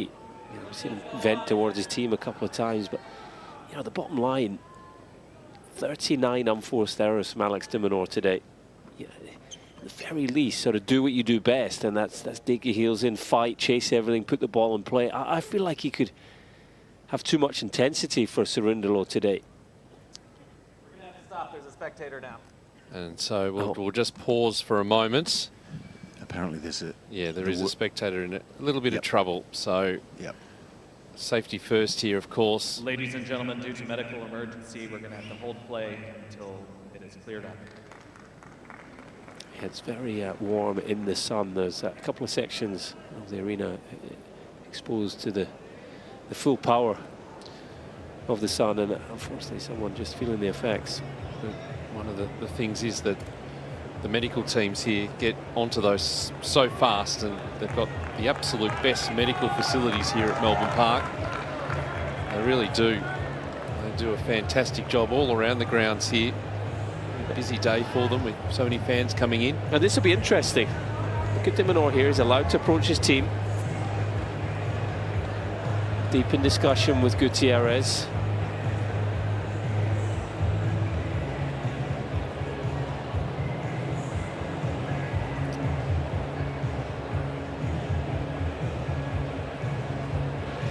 there's certainly disagreement about how it looks like how to structure the points, what tactics to use. And that has to be it.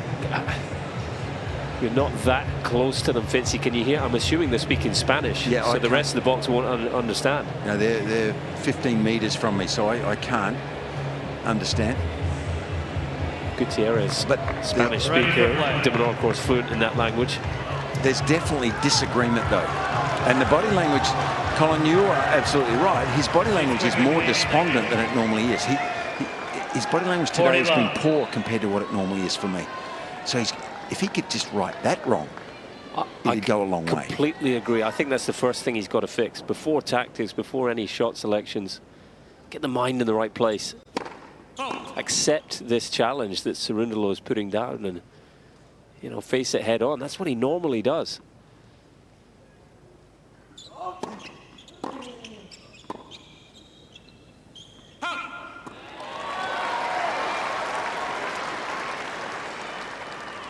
I think he is confused, though. He's confused about what way to play, how to beat this guy at the moment. And so that's causing the despondency.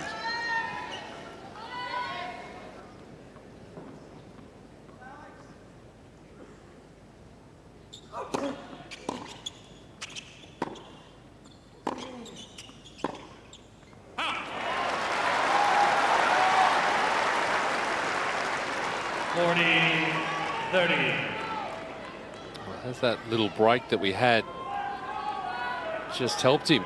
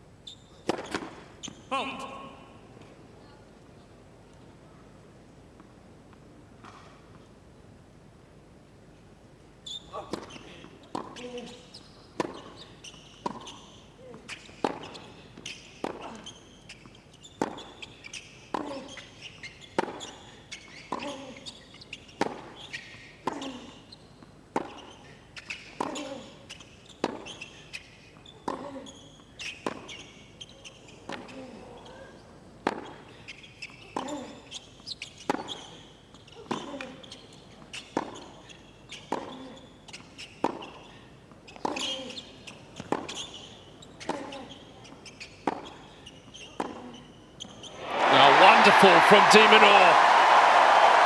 And that'll lift his spirits no ends.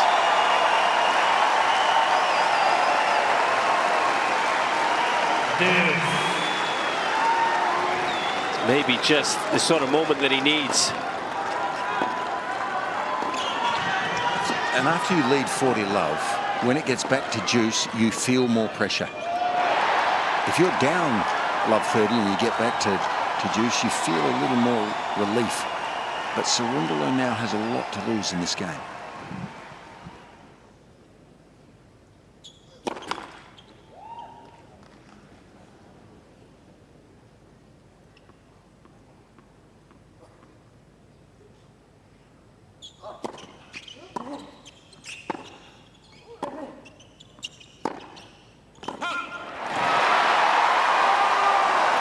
He hasn't won a point since the delay, Cerundolo.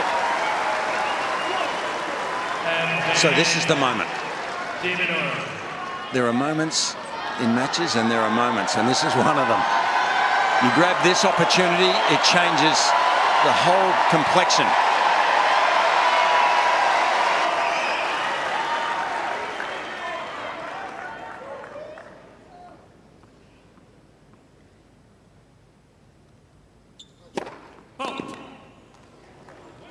Please.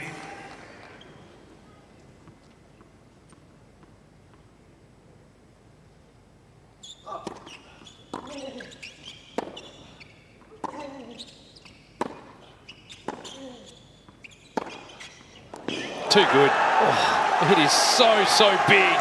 Might be the biggest of the bunch.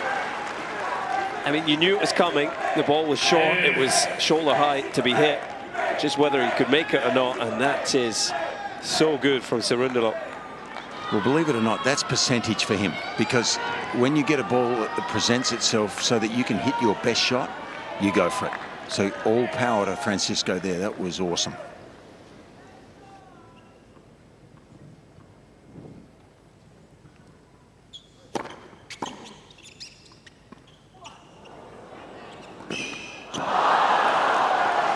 Can you believe it? I mean, we've talked about it. The 3 or 4 times Cerundolo has played the drop shot, de Minaur has got there in good time. This was no different. I mean, he could have played 2 hands on that ball. Chose to slice it. Whatever he did, he's got to make it at the very least. But he rarely misses that, Colin, doesn't he? I mean, that's why you and I are both you know, in disbelief that he'd missed it. That's strange.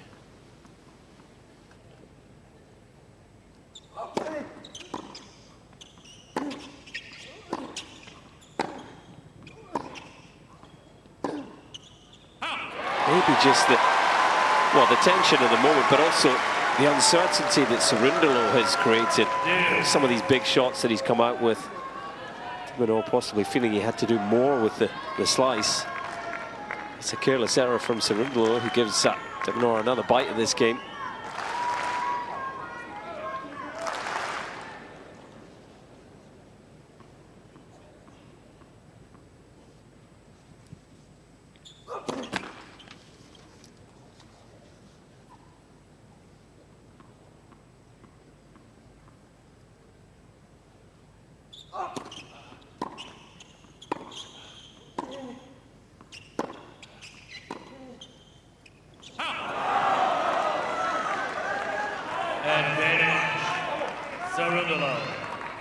Again, it's another slice he'd normally make. And it's just the threat, I think, that Cerundolo presents with his forehand. De Minaur didn't want to leave that ball short in the court and ends up overcooking it.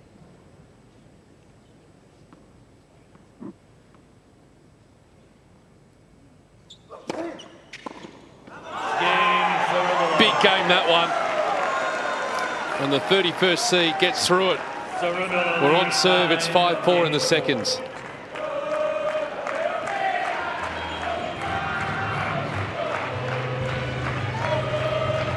He did well there, Francisco. That was a moment, as Fitzy said. If de Minaur had been able to break there, that could have flipped this whole match. But what he's done, he's kept him down, hasn't he? He's kept the tension, he's kept the pressure on with that hold. What a game we've got coming here. Starting to feel like de Minaur's Australian Open 2025 hopes are really on the line here. This service game is massive.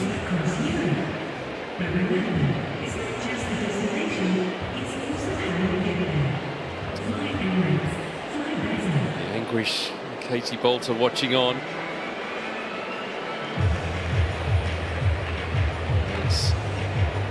As Fitzy mentioned, that level of animation from de Minaur. Don't usually see that from him. And his team is concerned there.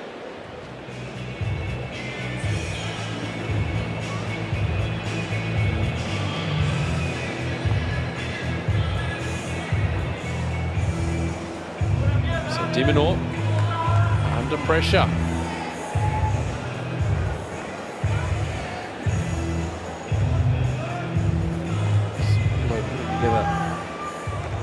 Quite a tidy set as well. You talk about the unforced errors in that backhand wing. He's certainly reduced them in this second set. No, he really has. Cerundolo has upped his game and causing de Minaur real problems.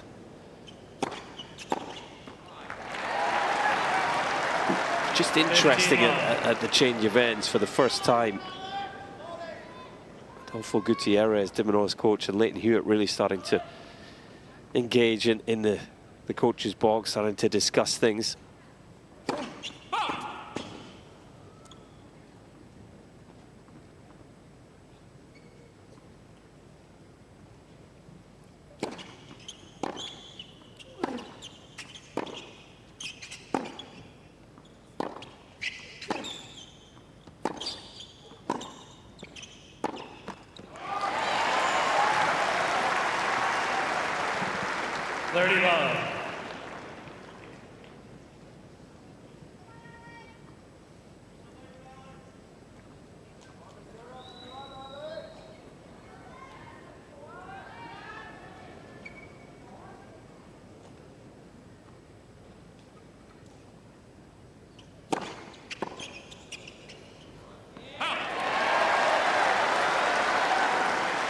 40 love.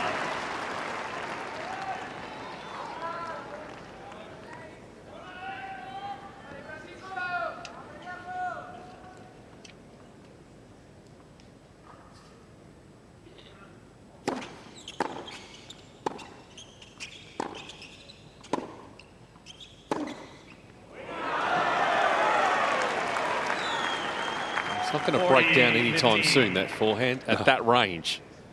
He's not going to miss too many from there. It's going to pay some serious bills for him throughout his tennis career. Again, it's the ease at which he generates that devastating power.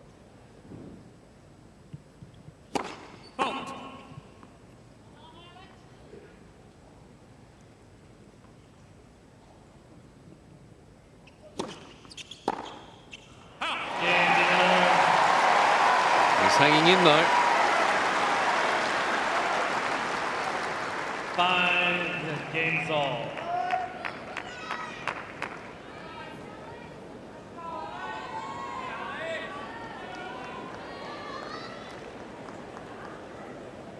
I don't think Alex de Minaur can rely on Francisco Cerundolo going away here.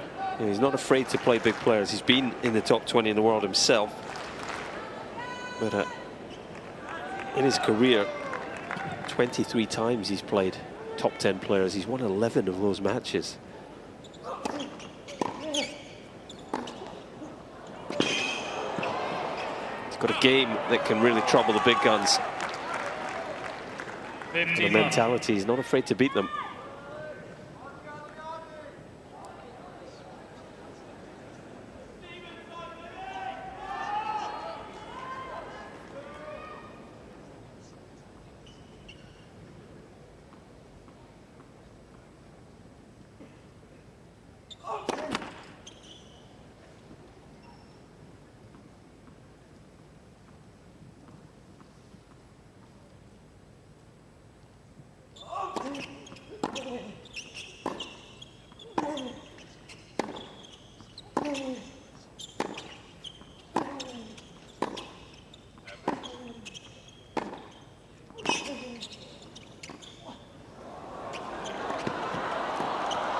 Well, that one works. And the frustration continues for de Minaur. 30 love. Best drop shot he's hit all day. Inside out forehand drop shot. I don't think it's in Alex's nature to blame anyone, but today he's looking at the box, and when he does, his body language drops. Yeah, it's a strange way to see him operate on the tennis court. And there's no one to blame there. That's just too good from Cerundolo. Yep.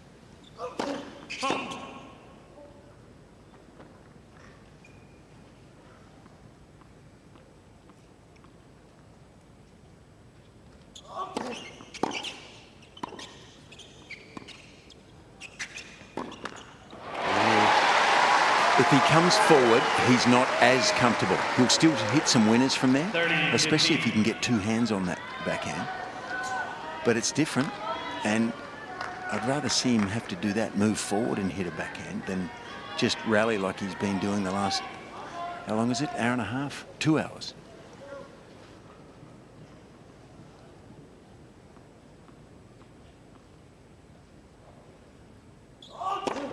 Let's for serve.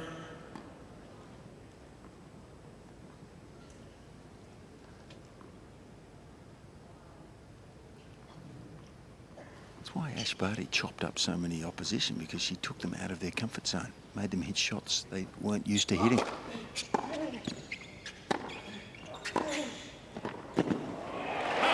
Well, again, Cerundolo showing he's not overly comfortable at the net. It was his decision to come in there. 30 all.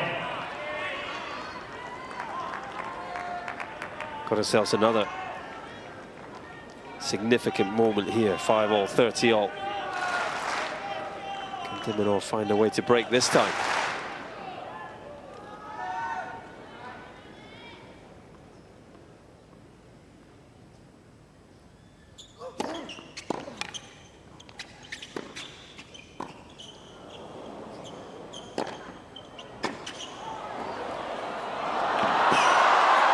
Oh, great hands from Cerundolo. Oh, cannot believe he's made that very difficult half volley, and he's produced the beauty there.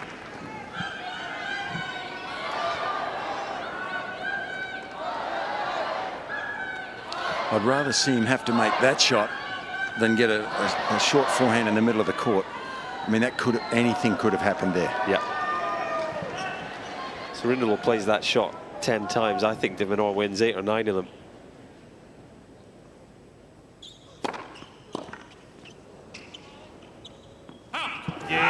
Finds a way out of that game too. Cerundolo lead.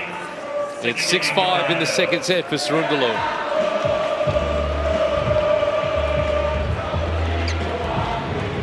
Talk about Colin. Majors, Grand Slams. We're 2 hours and 7 minutes into this contest. 159 points. More often than not, the games are going 5 minutes plus. This is a real attritional battle between these two as well. Yeah, physically and mentally. Mentally, probably more so far, particularly for Alex de Minaur. Stress levels have been high.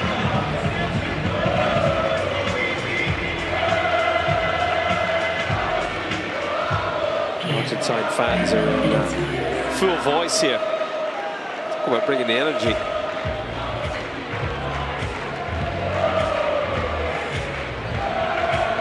Football crowd.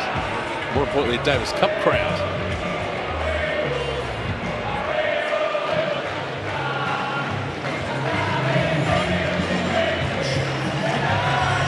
Yeah, the Argentinians making a lot of noise, but I can promise you, Peter, in Buenos Aires, this ain't nothing.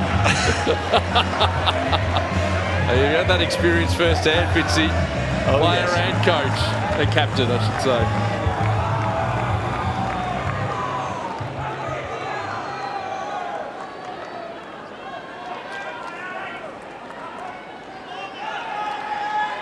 Important moments for Alex de Minaur here.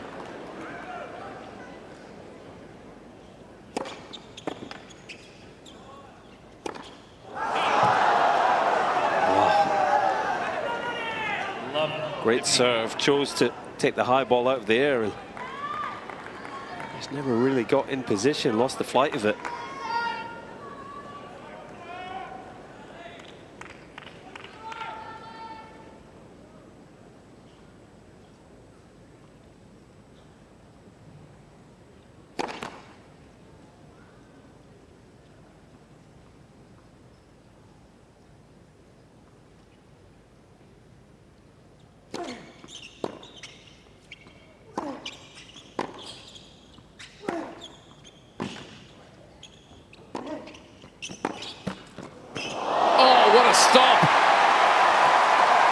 Cerundolo can't believe it. But the reflexes of de Minaur there. You've got to be kidding me. This is an unbelievable reaction. This, for me, is shot of the tournament. I know we've seen some through the legs and the like, but that is remarkable. And in a big moment as well. And it ignited a better look in his eyes.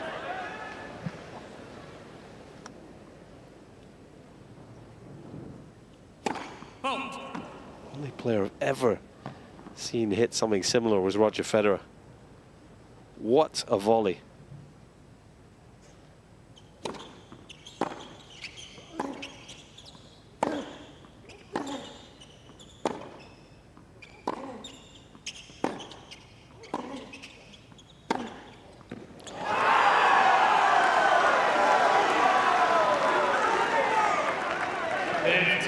The negativity comes back straight away. That forehand is magnificent.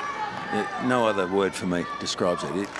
Magnificent looking shot with the results that it deserves. Yeah, and anything fractionally short, he's going to get around and play it. I just felt in this second set, he just had more time to be able to set up for that.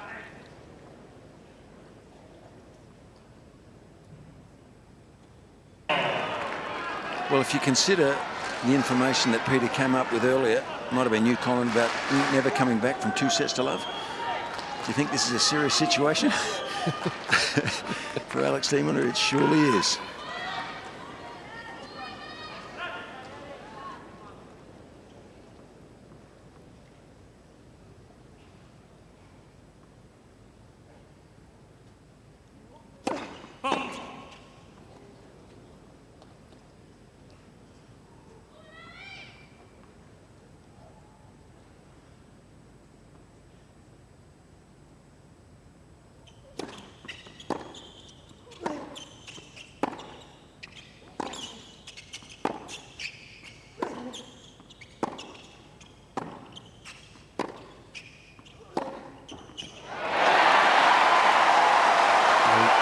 He's going to keep fighting no matter what. It's just the fourth forehand winner that Alex de Minaur has hit today. And he possesses a pretty good forehand himself. Got himself right on top of the baseline there and let fly.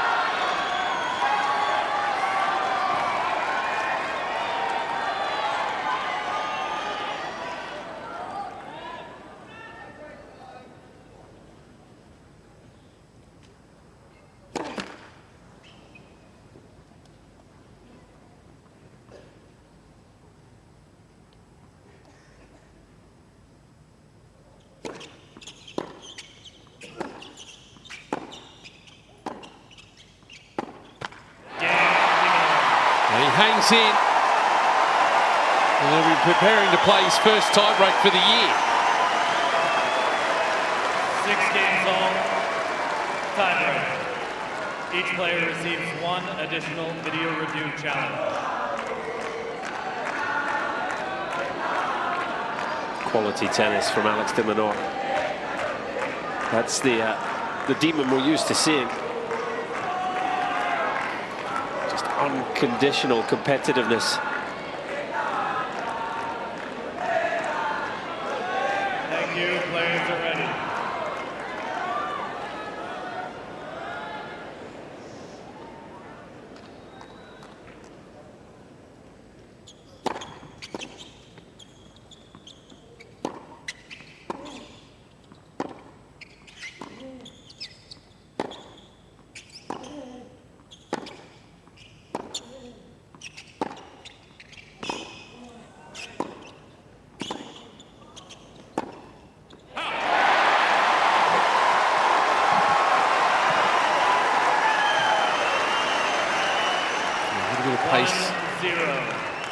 Off that shot from de Minaur. Cerundolo goes wide.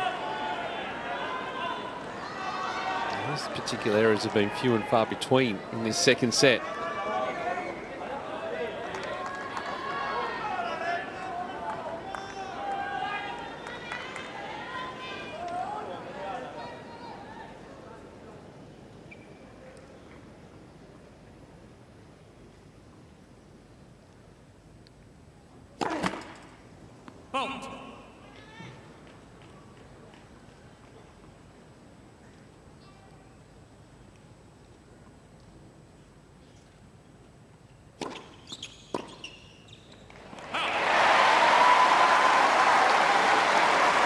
Got the wind in his sails now, 5 points in a row.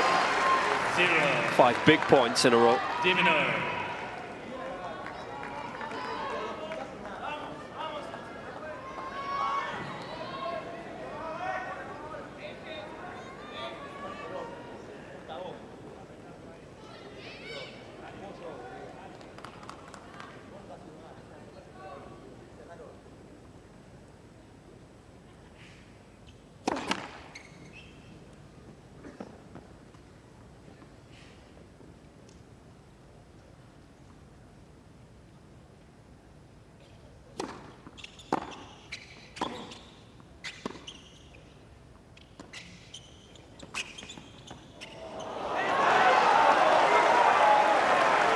That's where the drop shot could be effective. De Minaur well behind the baseline. Yeah, I don't mind the shot, Alex. I want to see a few of those. It was a bit more of a drop shot than a short slice. I want the short slice, but if you hit that shot, you've got to move forward because the clay quarters will naturally, subconsciously drop shot you back. You have to have your body moving forward there.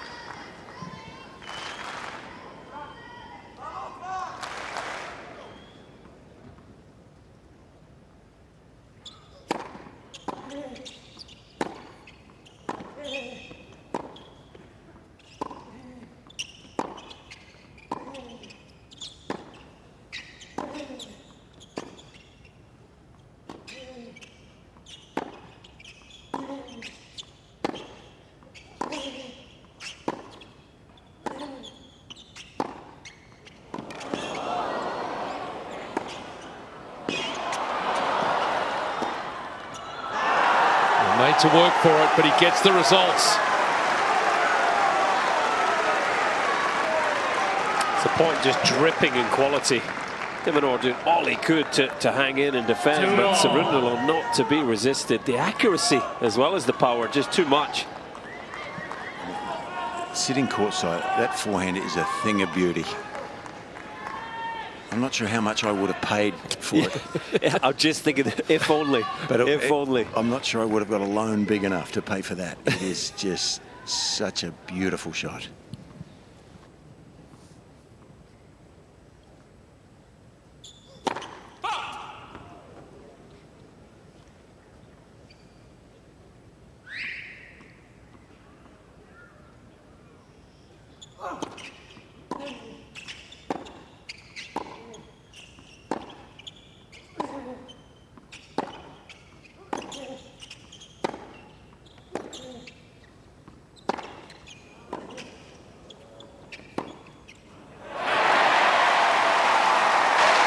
You can get him to move 3 steps forward on the backhand. I think you have a chance. 3-2, de Minaur. Yeah, just that little short slice. A defensive ball that time from de Minaur, but it brought Cerundolo off the baseline. And got an error. Mini break again here for de Minaur.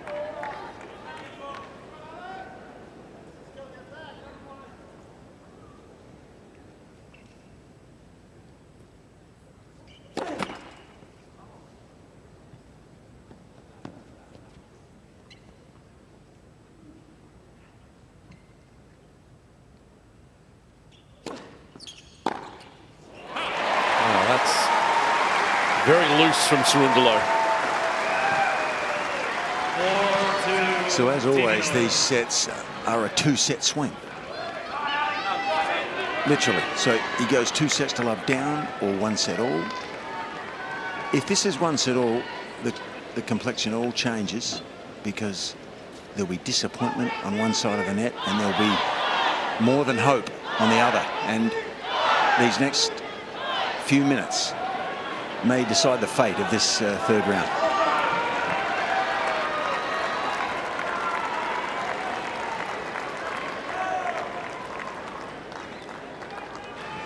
Will certainly have a major impact on it.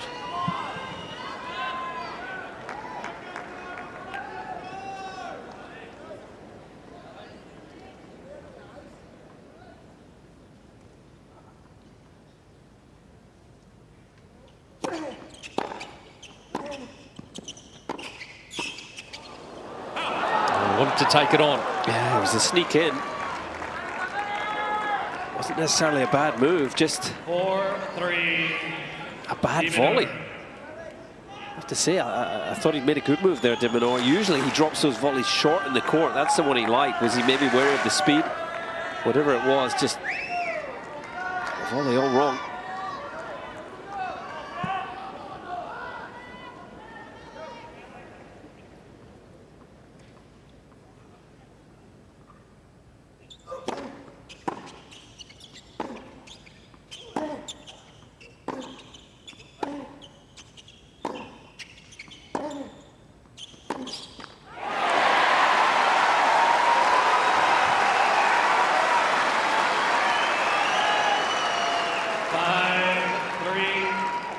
De Minaur.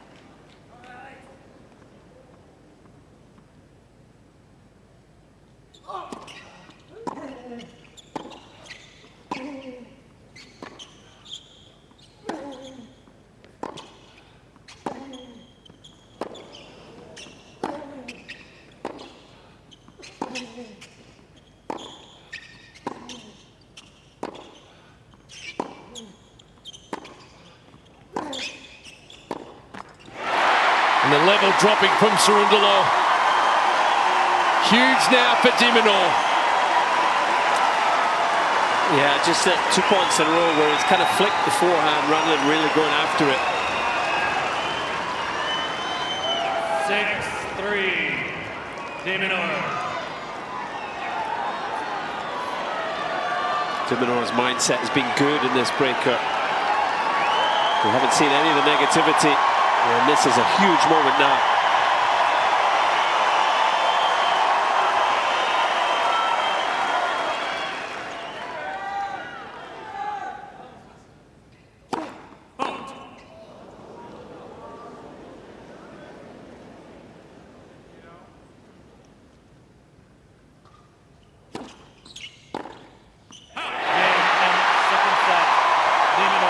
The crowd on its feet. De Minaur back in the contest. He takes it 7-6.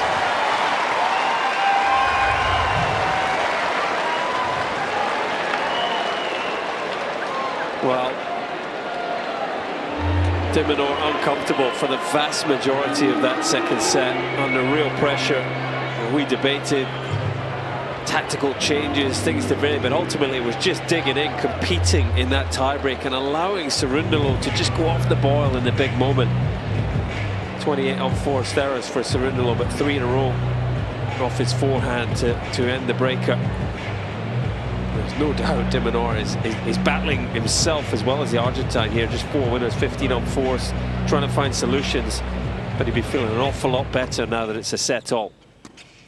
We go into the highlights, and plenty of them in this second set. I thought it was Cerundolo that was making the running here, but as I've seen so many times from Alex de Minaur, just digging in.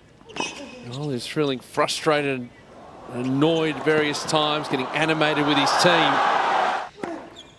And he managed to hang on. And Cerundolo, his level dropping just late in those tiebreaks. That was a superb volley, amazing.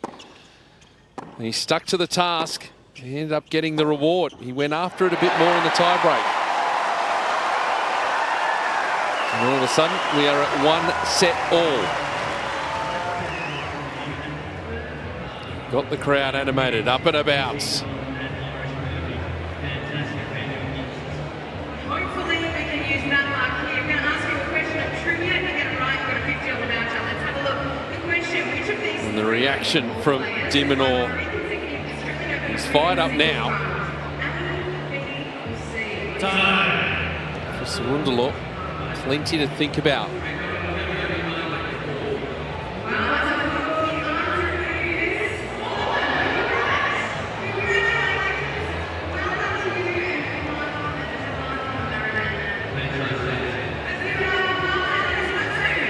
Cerundolo had that set under control. He had his opponent frustrated. Got to that tie break, and a matter of points, it slipped away. We'll talk about de Minaur finding his groove, firing up. Let's have a look at what Cerundolo does here in these opening couple of games. The disappointment of dropping that set. New tennis balls to start off with.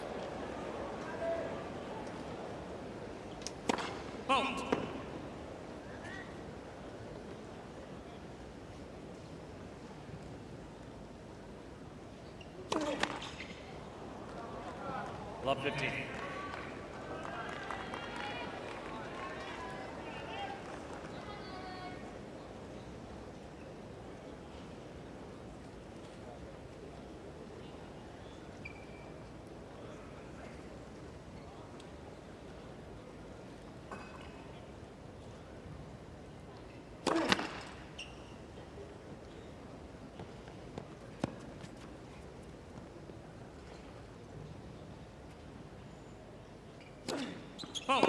Oh.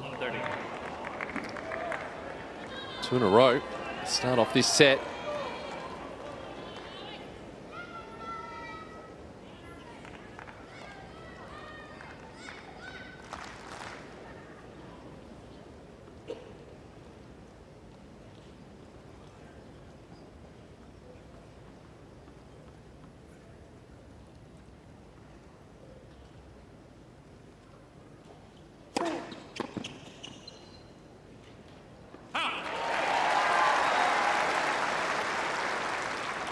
15-30.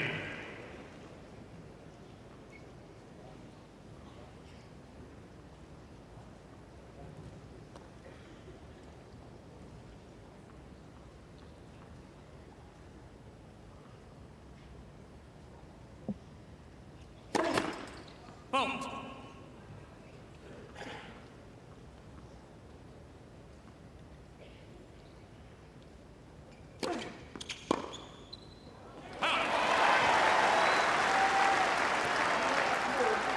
All.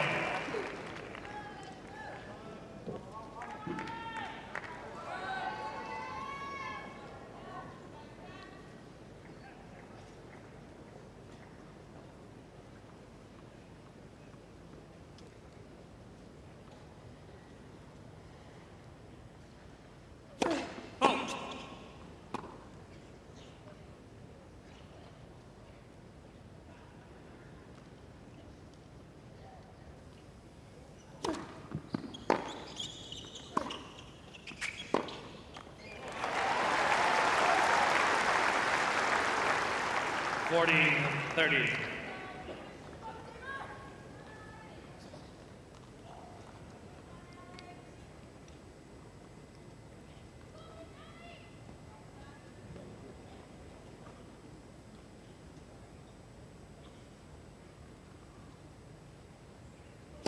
Fault.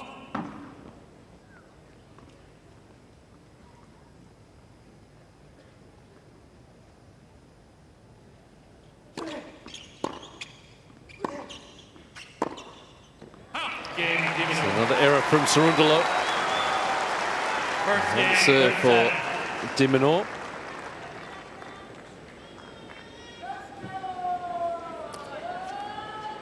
And this will be a telling game for Cerundolo as to where his mind's at right now. Yeah, exactly right, Peter. He's known for a player that can be a bit grumpy on the court, get down when things start going against him. So it'll be interesting to see how he deals with the disappointment of not only losing that second set, but the manner in which he lost it, and the mistakes he made off his own racket. It was a bit of a flat first game, and while you would expect Alex de Minaur, he's got a lot of experience now, the 8th seed, to be coming after him in this game.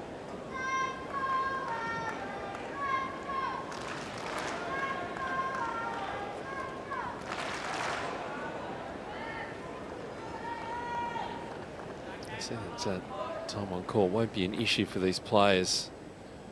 Fairly quick matches the last couple of rounds.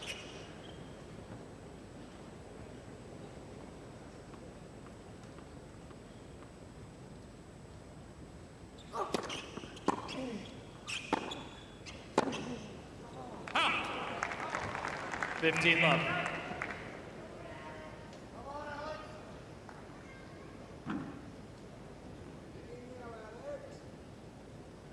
Spoke of this being a big test for Cerundolo. For de Minaur, he's got to keep the intensity, the level high right here. There's a big chance for him to make a move.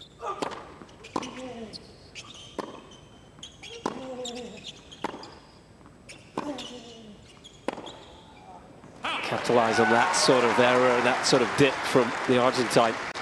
I mean, that error there we didn't see hardly at all for the first 2 hours of this match. So he has dropped off the pace slightly. He needs to get his act together quickly. Cerundolo here, not the same intensity, I don't think, that I saw earlier.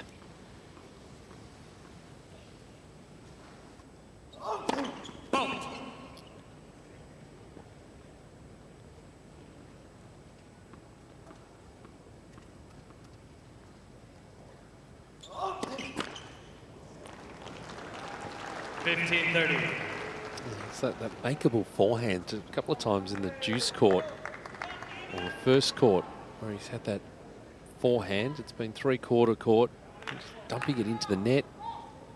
Yeah, I just think his mind has wandered here. The door ajar for the Aussie.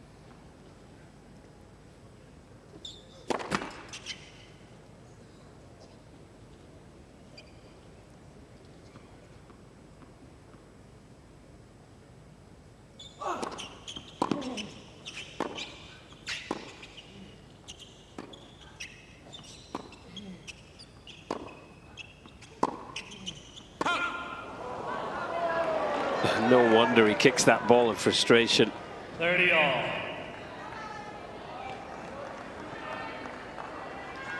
Completely letting Cerundolo off the hook there with that error.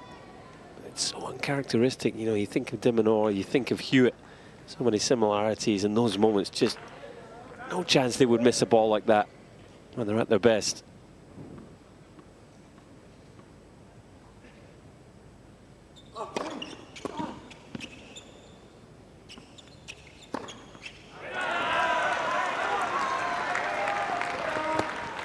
$40-30.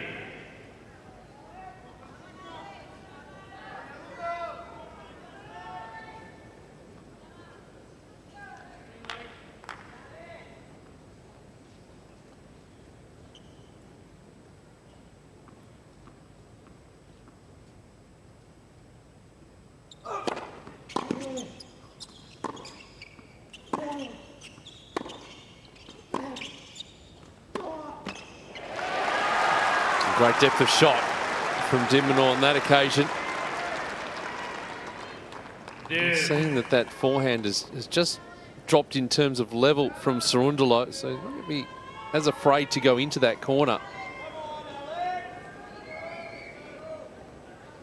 Another big moment here. This is a golden opportunity for the Australian.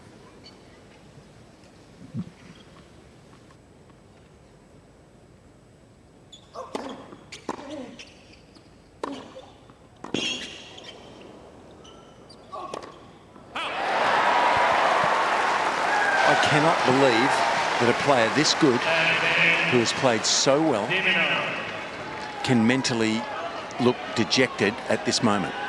Yeah. There is a reason guys are ranked where they are.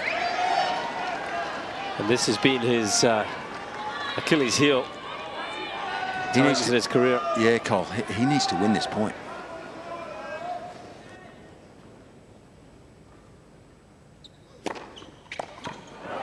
So it comes to the rescue just in the nick of time.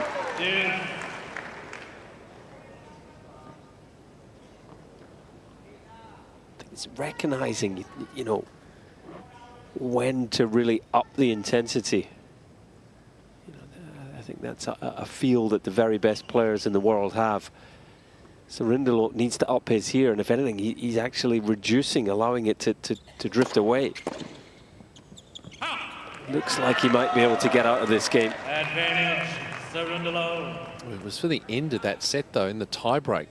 Just the drop away was quite stark. It was on his racket. He was the one making the errors.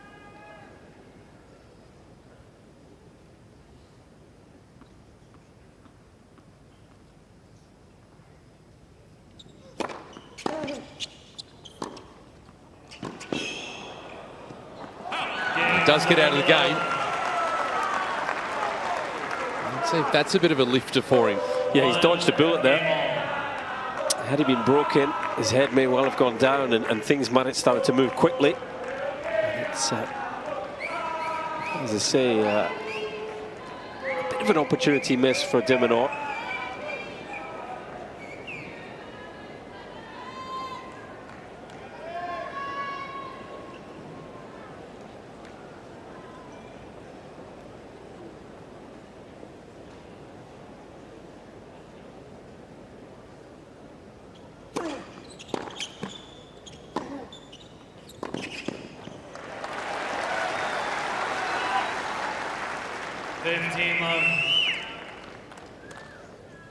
So at 2 hours and 37 too, this is starting to get long, isn't it? Yep. And I think if Cerundolo just drops a touch on the speed so he doesn't get out wide to that backhand, we'll see de Minaur come in more with that forehand down the line. More and more.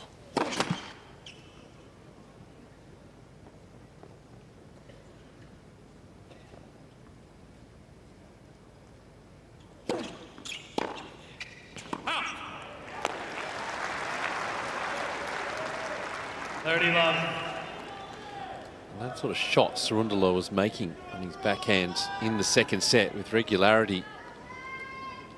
I'm keen to know what the win predictor is right now.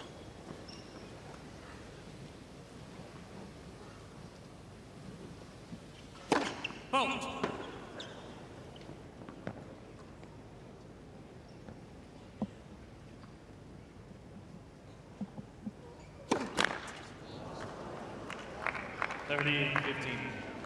up to 8 double faults for the match. Here's the wild fluctuations. You wanted it, Fitzy. Here's the win predictor. And swung back to de Minaur. It was 75% for Cerundolo at the start of the second set. Tell you what, I've got whiplash just following it across the screen. He's having a wild day, the win predictor. Certainly a wild match. How do you feel about that, Fitzy? You happy? De Minaur, pretty solid favourite? Well, right now, looking at the body language of his opponent, yes. And he's not scrambling as many balls back. He's missing earlier in the rally, Cerundolo. Like his intensity has dropped off. It is a golden opportunity for Alex de Minaur to move ahead here.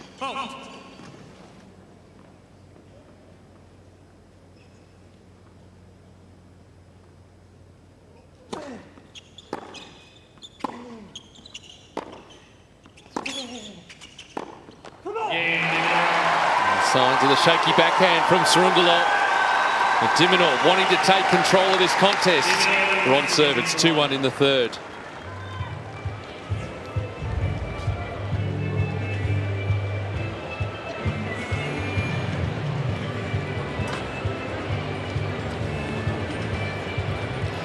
Still warm out there. Fitzy, it feels like, if anything, the temperature is staying up there close to 30 degrees. Yeah, it feels like that. It does. I'm not sure it's that hot, but it certainly feels like it on the court, Colin, no doubt. And these guys will be feeling it a lot more than most of us.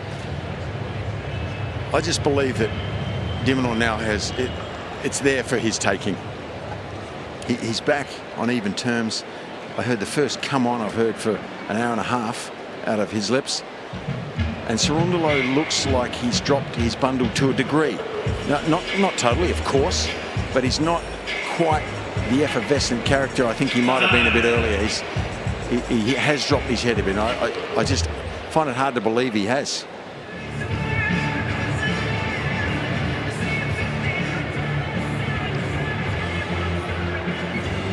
One thing we will keep an eye on is Cerundolo backhand unforced errors in this set. So in the opening set, obviously quite shaky until he got it going. Better in the second set. To 4 so far in set number 3. I just think the mindset's a big key here. These players are pretty evenly matched. We felt the second set was close to a must-win for de Minaur. He's got it. I think this is close to a must-win set for Cerundolo. He goes 2 sets to 1 down with the way he's sort of carrying himself. A bit of a negative vibe at times. I would struggle to see him coming back for this. So huge set for the 31st seed.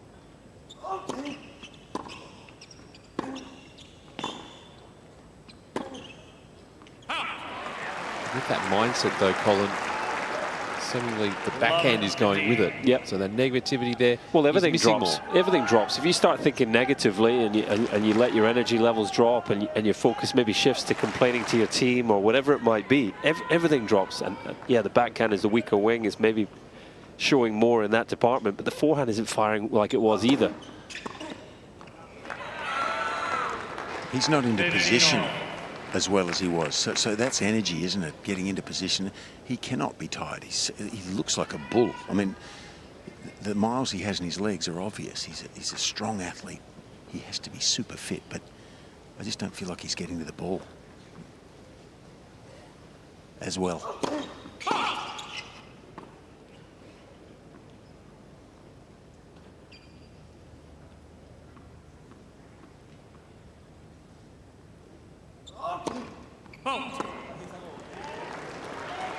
And credit Alex de Minaur, who is being helped by the scoreboard here, of course. He's feeling better, but we haven't seen the sort of negativity from him. He was venting a little to his team for a set and a half, certainly. I think he's sensing his opportunity here.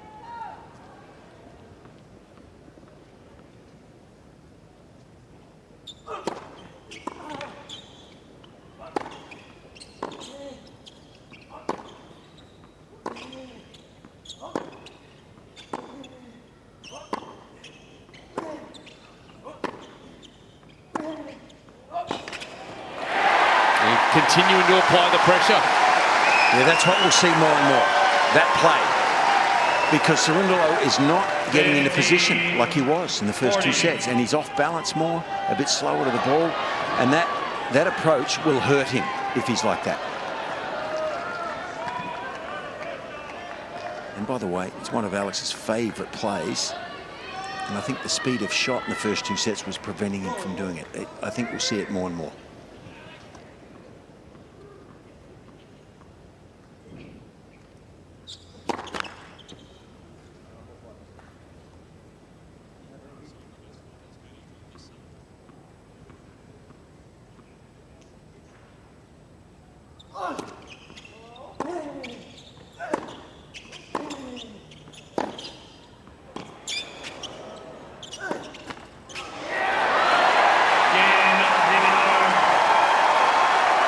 The tide turning.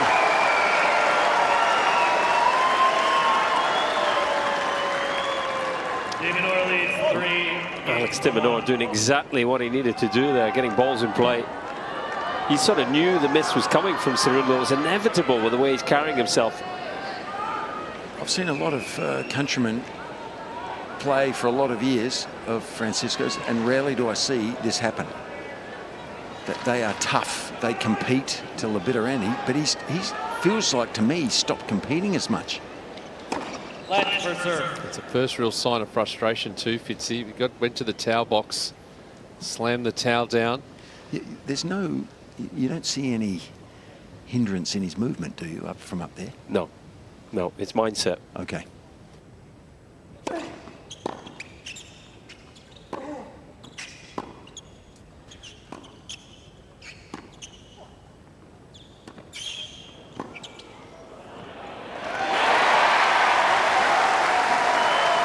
I think the negativity that we'll see, Fitzy, down that end, it'll start to manifest too. I think, you know, dropping the racket, throwing the towel, that sort of thing. It will. And Demon will be aware of that. Absolutely. And I believe I just saw him tap his quads with his racket frame.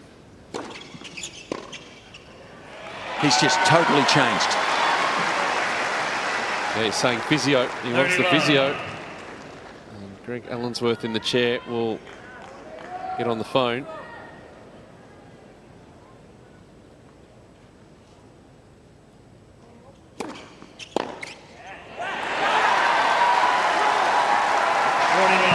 Maybe we can check that win predictor now. It's got 2 exhaust pipes right now. And now it's one-way traffic. de Minaur in control of this third set at 4 games to 1.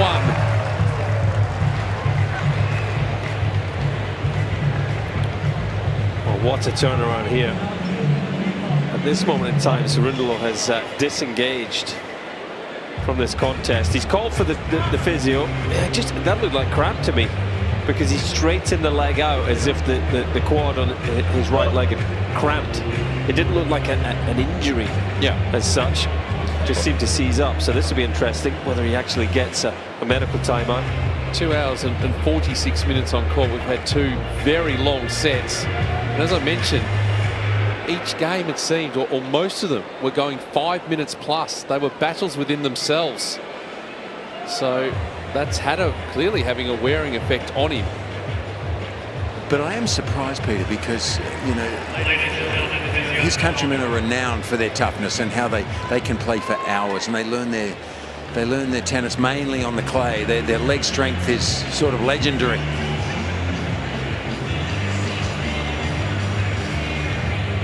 So we're just waiting for the physio to arrive out on court from Francisco Cerundolo. His movement was just being hampered slightly. Yeah, we saw during the break, it looked like a bit of cramp in the right quad.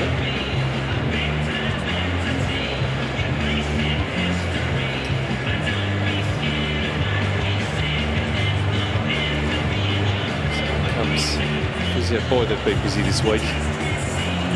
Ben Hurd, good Aussie, the physio.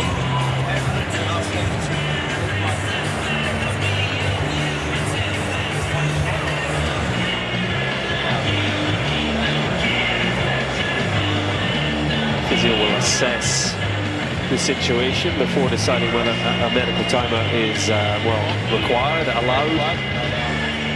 If he determines that it's cramp, it's not allowed. Still change over. No, change over's over.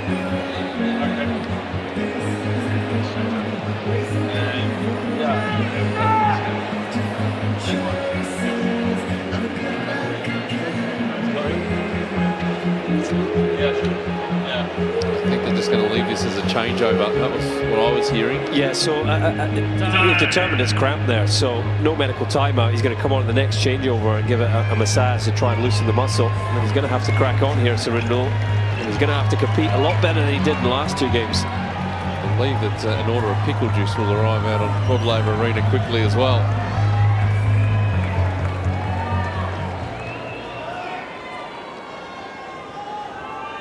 This is huge now for Sarundalo.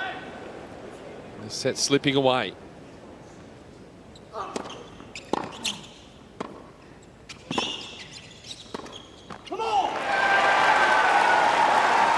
mean, he can smell blood now.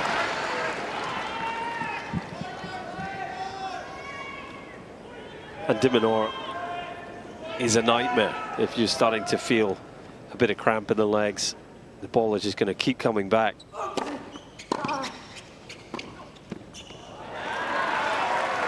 Looking to shorten the point there, coming in. Sort of semi-serve volley, wasn't it?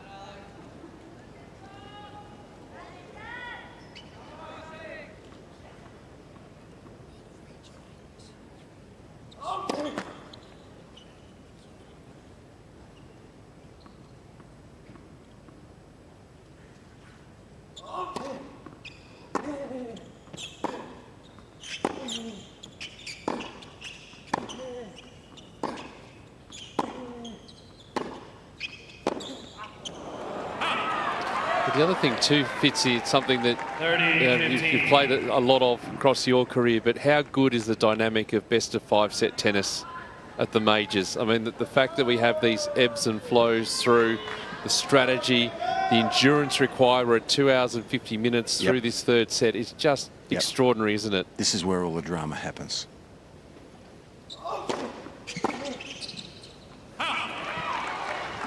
That's why Davis Cup's lost it. It's lost that drama. This still has it. I mean, the ebbs and flows, the peaks and valleys,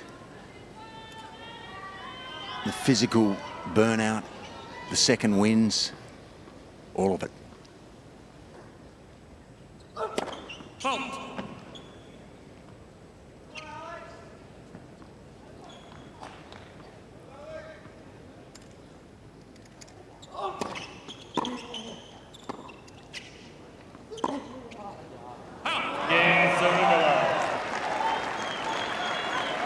Well, an important hold for Sarundalo just to slow the de Minaur momentum.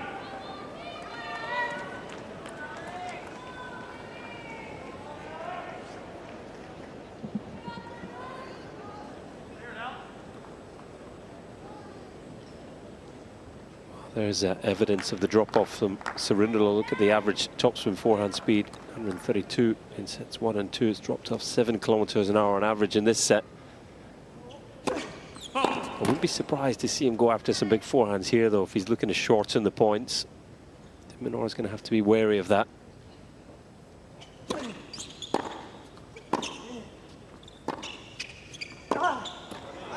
a couple in a row that have just jumped off the baseline. Love 15.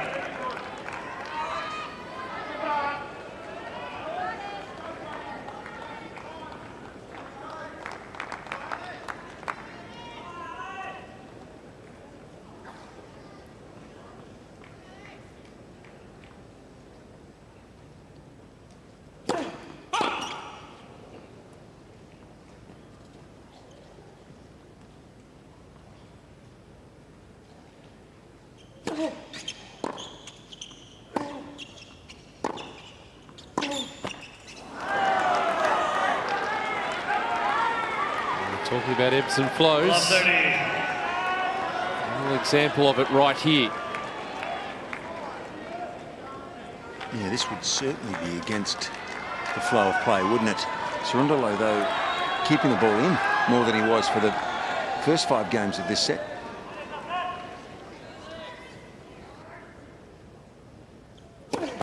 Ledge for serve. Just feels like calling for the physio. It's just taking a little bit of the momentum away from de Minaur, away from the crowd. They sort of relax, thinking 4-1. This looks like it's set over. And all giving him some time just to clear his mind.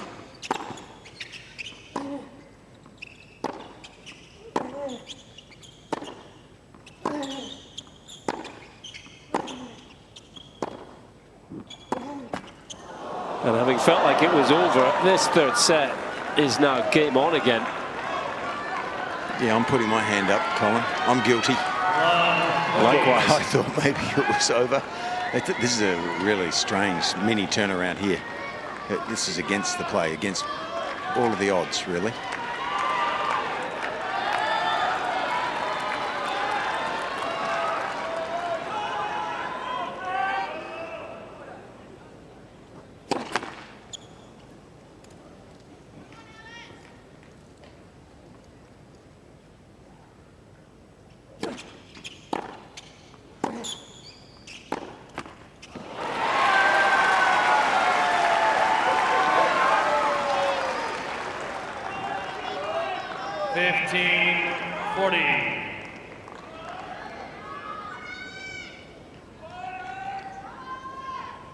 That's been the problem he's experienced in the last 15 minutes or so.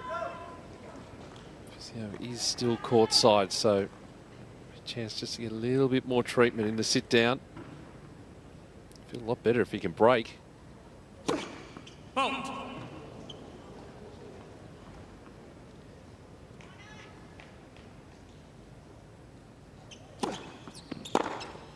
Oh, bang. Right into the hitting zone. And welcome back to this third set, Francisco Cerundolo. We're back on serve, de Minaur 4-3.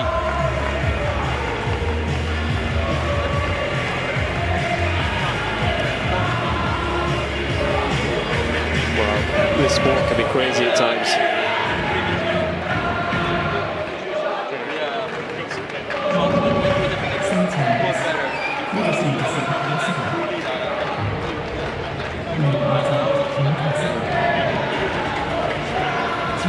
Bit of work in the quads there for the physio. Trying to fend off any more cramps.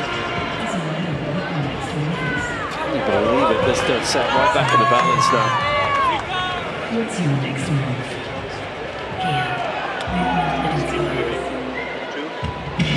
Yeah, that's that whole thing about best of 5 set dynamic. We only get it 4 times a year now to be able to play the dynamic. These moments, the fact that you maintain concentration for a long period of time, 3 hours almost.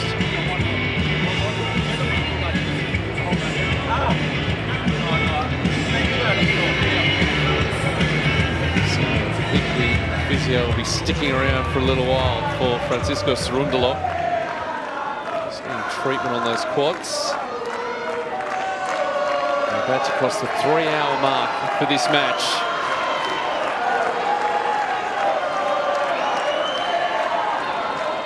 Cerundolo back in the contest.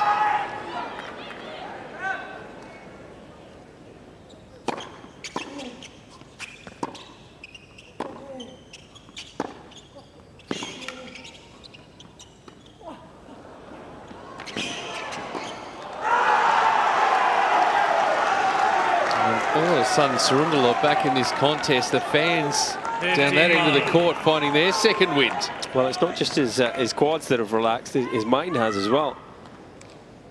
Just calling for the physio at 1-4 has completely flipped this third set. He's looking just as dangerous as he did earlier in the match now.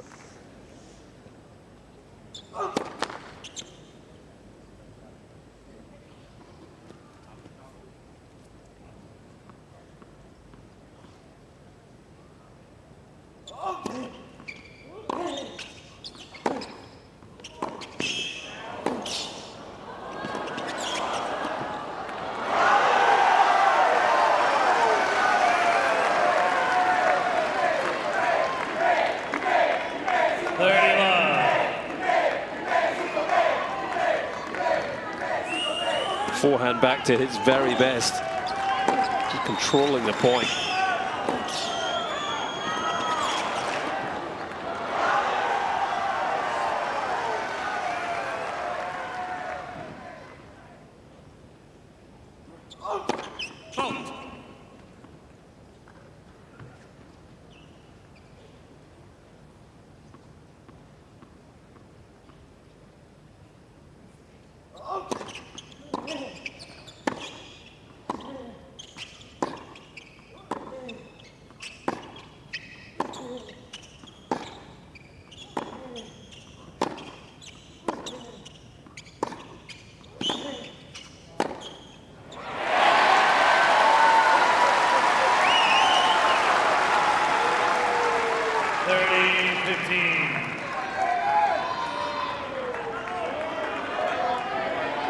Back to that heavy hitting from the back of the court, Fitzy.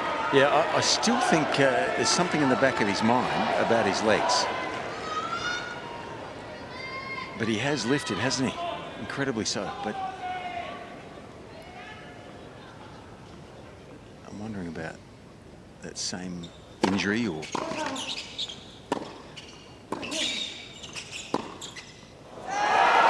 Going for more, I believe. And I wonder if that's related. 40, Not sure. 15. I think it's a reminder as well in this matchup. He has the greater firepower. 33 winners to 12 at this stage of the match. So he's got the game to shorten the points. If anything, it's actually when he's at his most dangerous.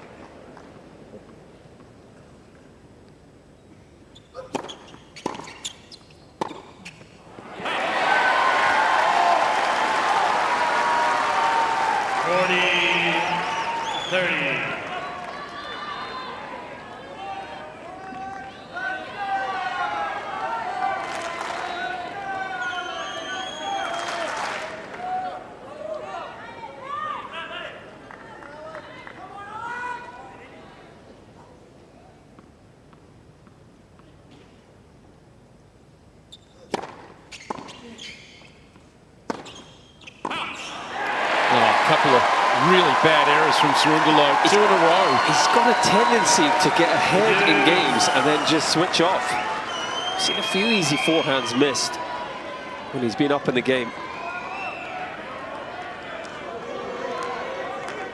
He's put himself under unnecessary pressure here.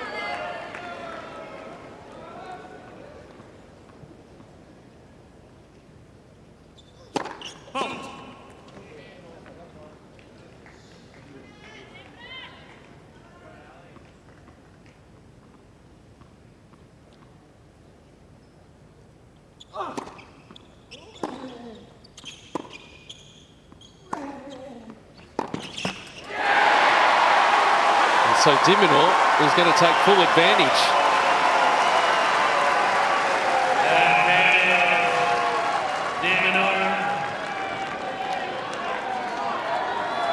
From being well up in this game. Fitzy mentioned it, the fact that how quickly it just drops away from Cerundolo. And the body language.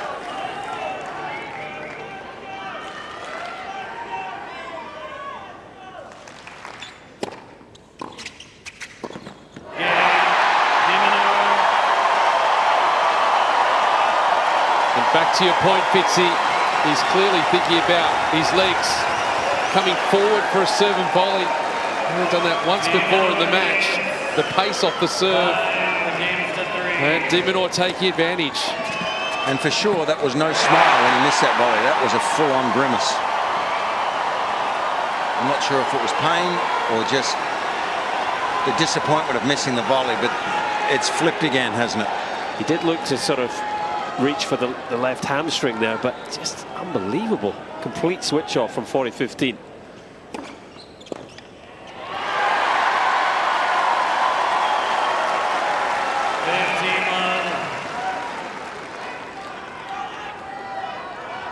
Well, meanwhile, it's somewhat of a smile down this end of the court.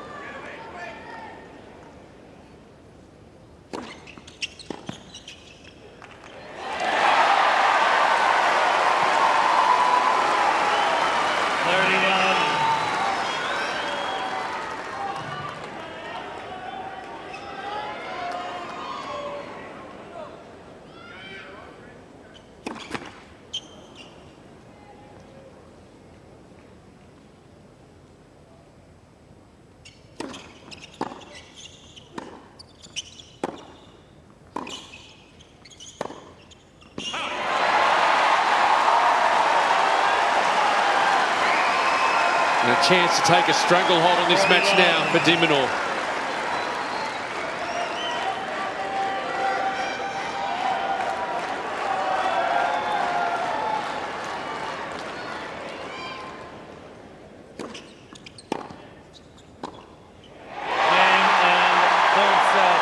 And he's in control of this contest now. The 8th seed, Alex de Minaur, a 2-set-to-1 lead. He takes the third, 6-3.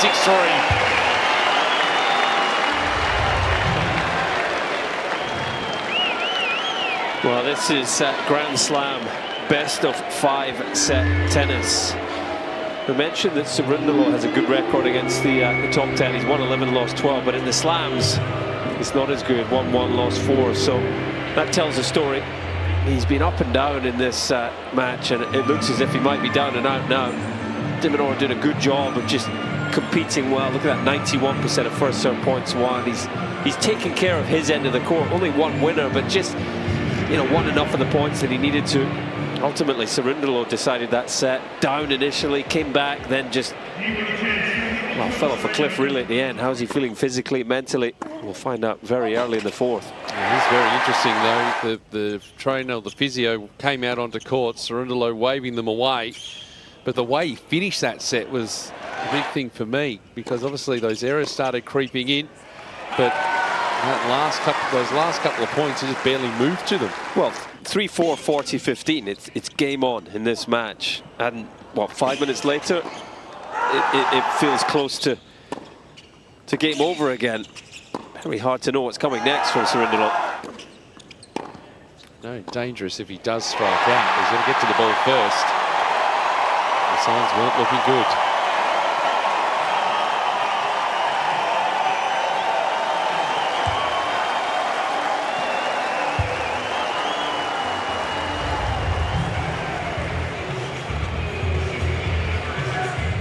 Well, the crowd certainly a lot happier on Rod Laver Arena. They were after the first set and the first set and a half. Well, the big thing here in these opening moments will be how Cerundolo is feeling. And make no mistake, Alex de Minaur has been in real trouble today on Rod Laver Arena. Towards the end of the second set, he was on the edge, it looked. But he's got a real opportunity here to put this one to bed. The first couple of games of this fourth set, a huge opportunity if de Minaur can get ahead. It looks as if Cerundolo might have nothing left. Fourth set, Cerundolo to serve.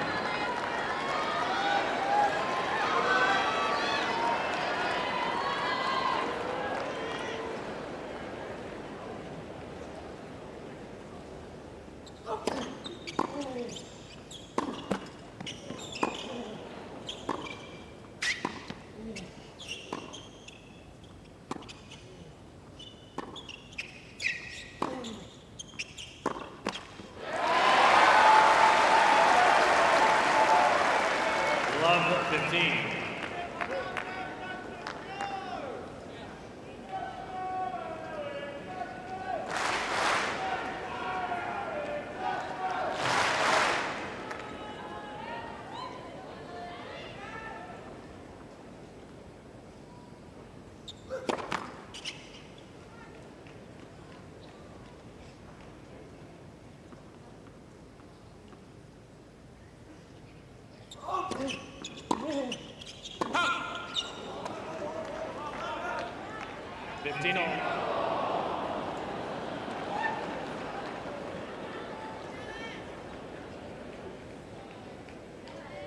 Priority number one for de Minaur, be testing out this movement of Cerundolo.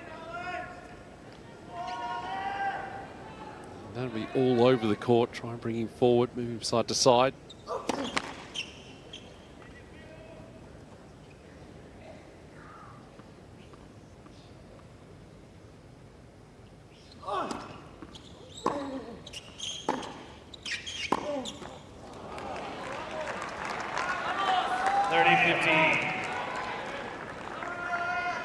Strangely enough, he's mentally positive again.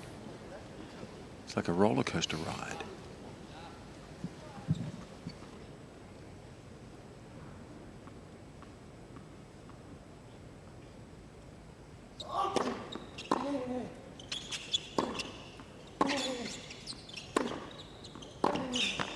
But it's not a roller coaster I would want to go on. Pitsy, you mentioned whiplash before. You'd certainly get it if this was a roller coaster ride. A couple of loop-the-loops, doesn't it? Oh, don't know if I'd be able to stay in.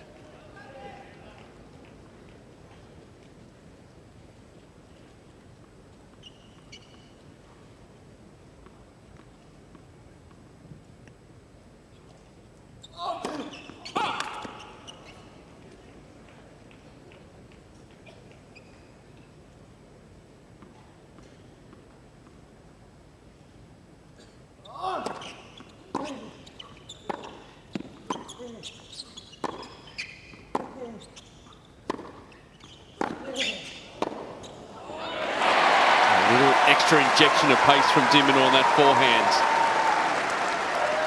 40. Getting the job done. 30. Showing he's right up for the fight now.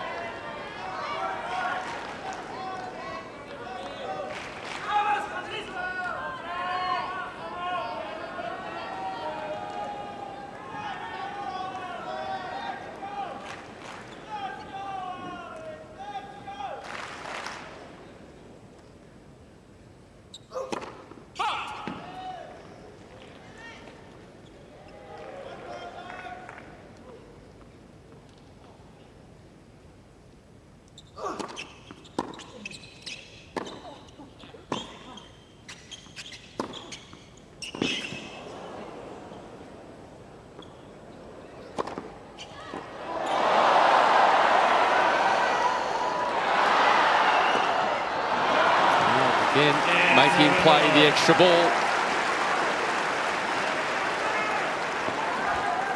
That was a hell of a get, though. He was in the fourth row. It's the beauty of playing on these big arenas. Plenty of court space. Greg Allen's were trying to get a look at that one.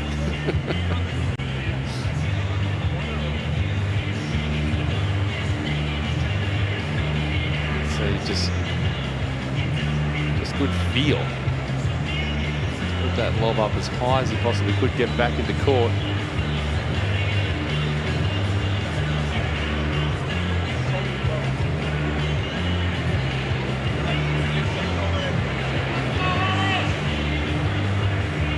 Sudden arrival of something to make him feel slightly better. Certainly holding serve will do that naturally.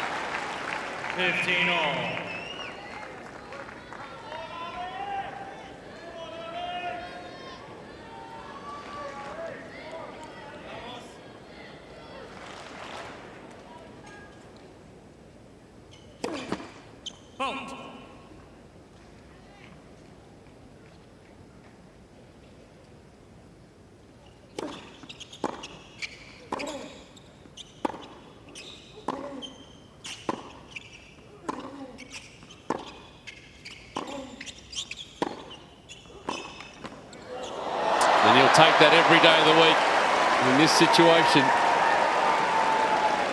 It's the home net. 30-15. You need a bit of luck at times.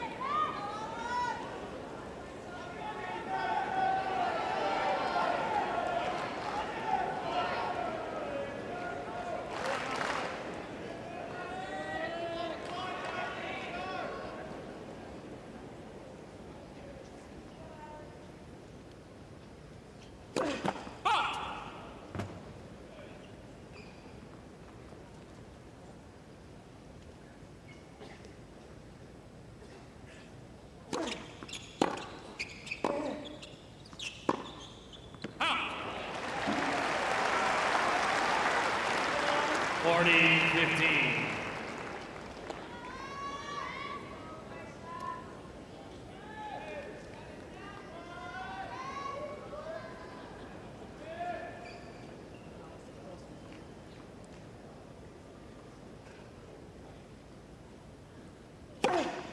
Game.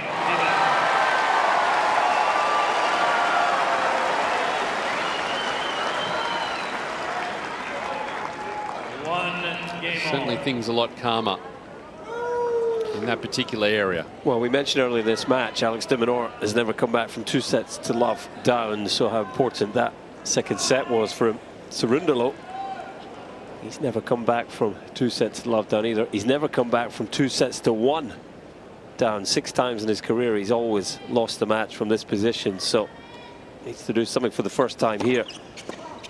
You just feel with the mental roller coaster that it's been for him, it's no surprise really that when he gets behind in this sort of match, it's tough to come back. You know, you've got to be first and foremost positive with your mindset, ready to compete for the entirety of the match.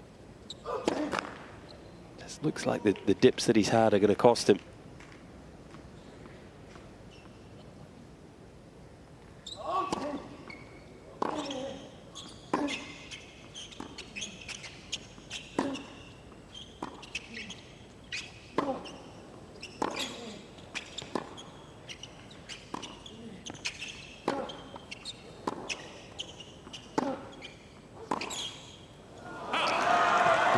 De Minaur fan though, he's 20-3 in the majors after leading 2 sets to 1. Although the last time he was beaten was here last year against Andrei Rublev.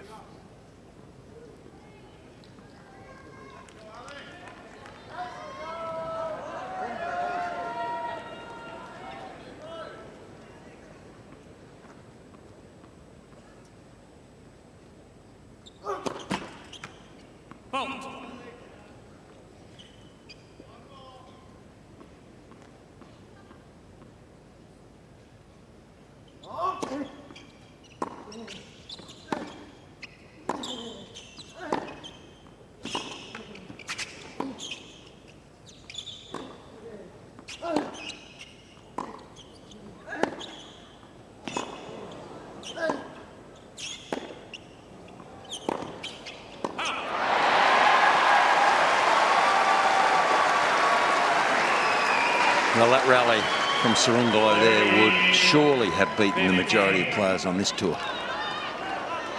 But the defensive skills of de Minaur there showing up and causing some grief down the other end.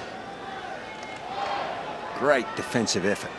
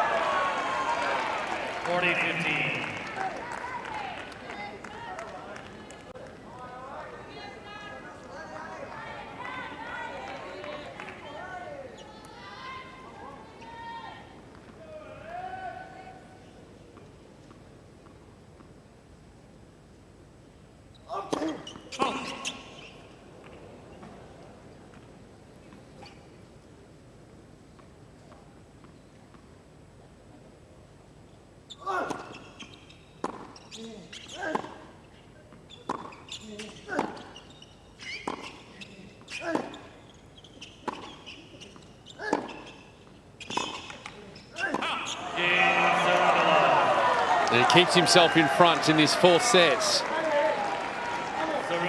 On serve, it's 2-1 in the 4th.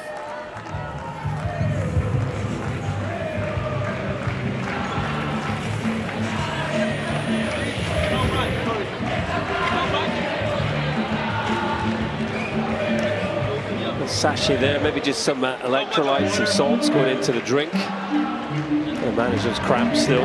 He's done a good job here, Cerundolo, in the first 3 games of the set, just to hang in there.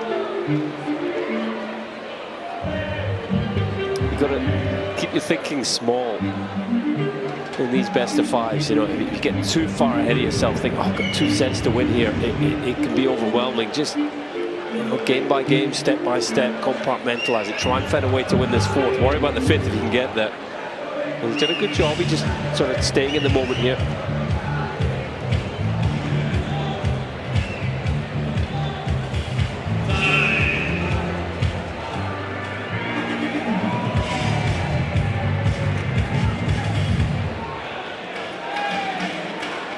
Great tennis going on inside Rod Laver Arena, but how about a cruise down the Yarra?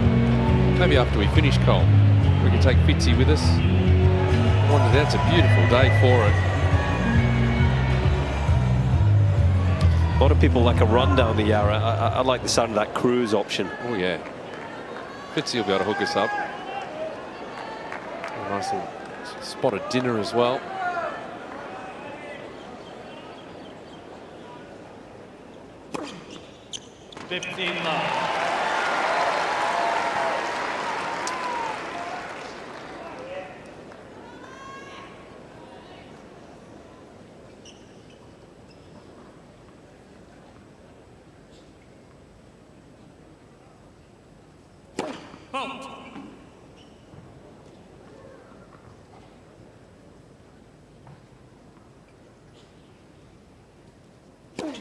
Let.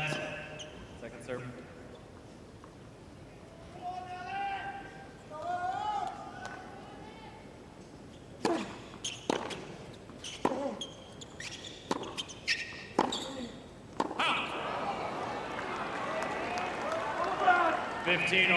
Just the way that the needle has flicked backwards and forwards between the two players in terms of being up, being down. It's been so dramatic, so stark. Across these 3 hours and 21 minutes.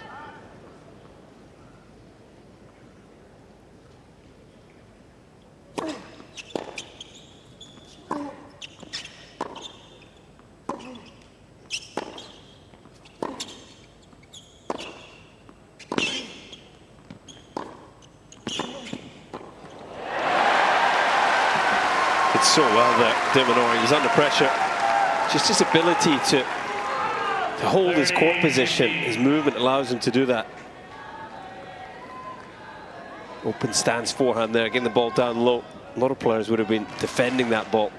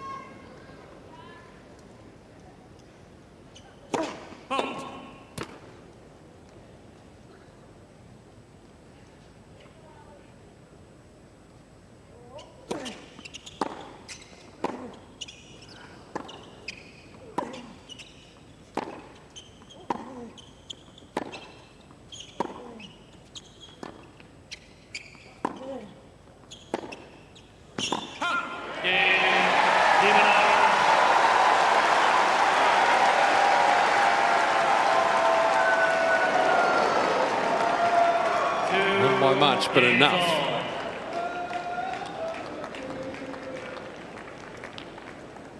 One of the other things, we talk about all the different things thrown into the mix about this attritional battle that's going on at the moment. It might be only slight, but it's that time of the day where the shadow makes its way across Rod Laver Arena. The next 45 minutes or so become a little bit trickier for the players this time of the day.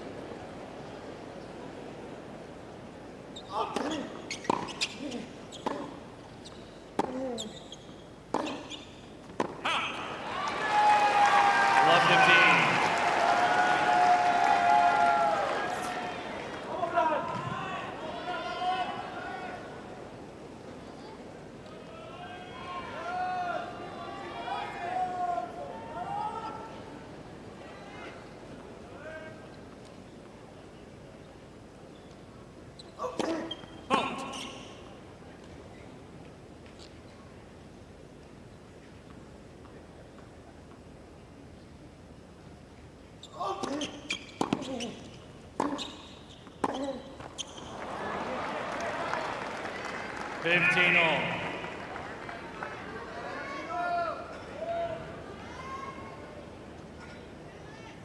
Almost a bit of a lull at this stage of the match. The crowd just catching their breath as well.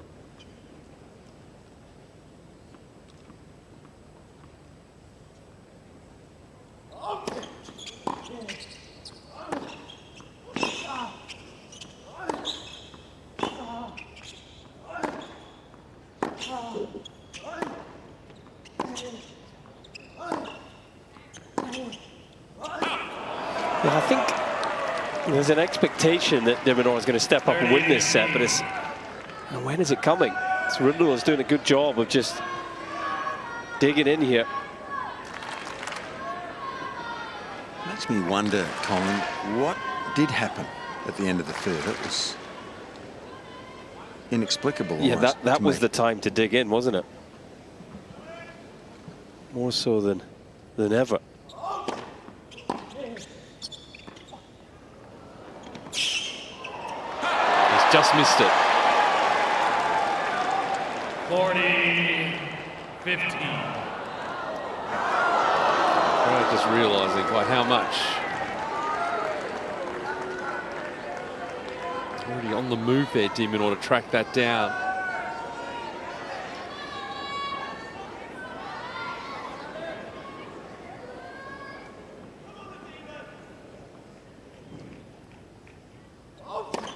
Ledford serve.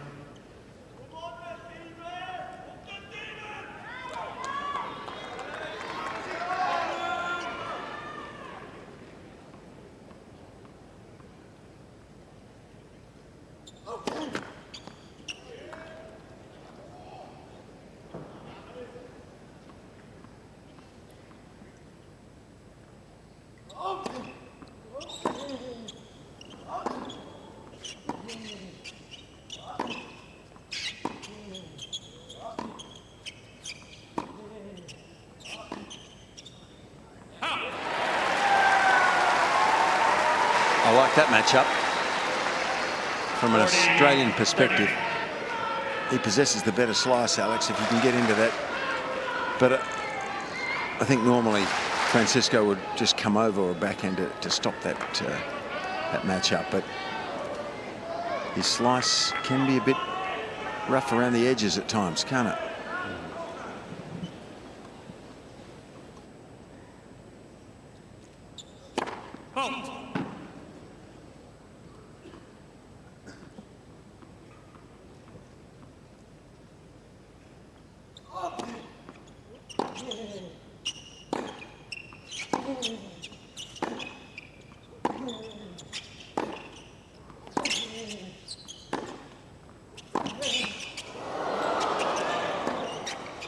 A bit of luck going his way.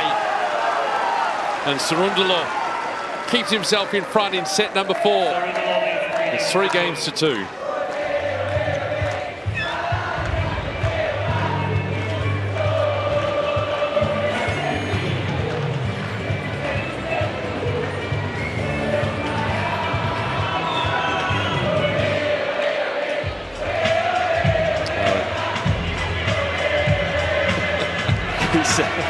He wanted to get it across. The ball kid. Get it there. He's like, hang on, I've got to sort myself out first here. More sustenance, electrolytes.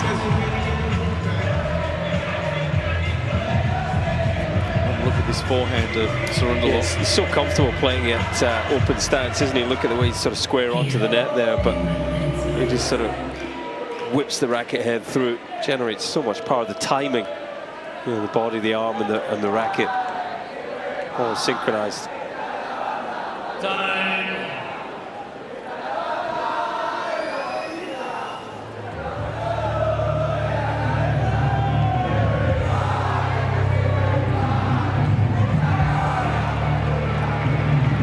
They've made plenty of noise today. They have a lot more work to do.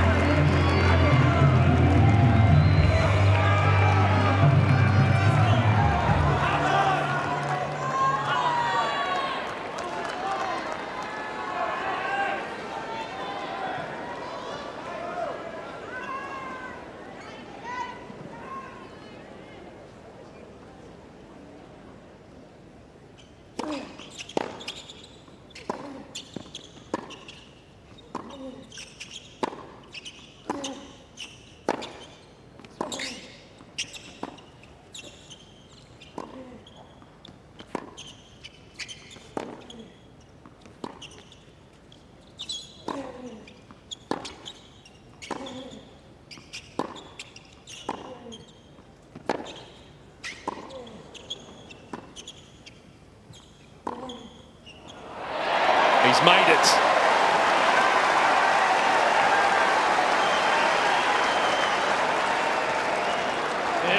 Love. 23 shots, that'll take more at the legs of Cerundolo. Paints the line with the backhand de Minaur. Pinpoint precision.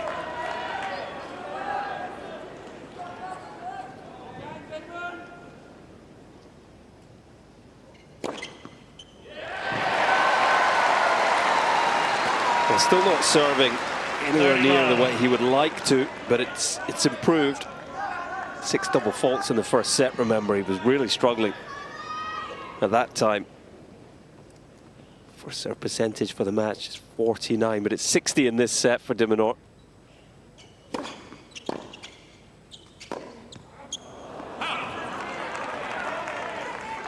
30-15.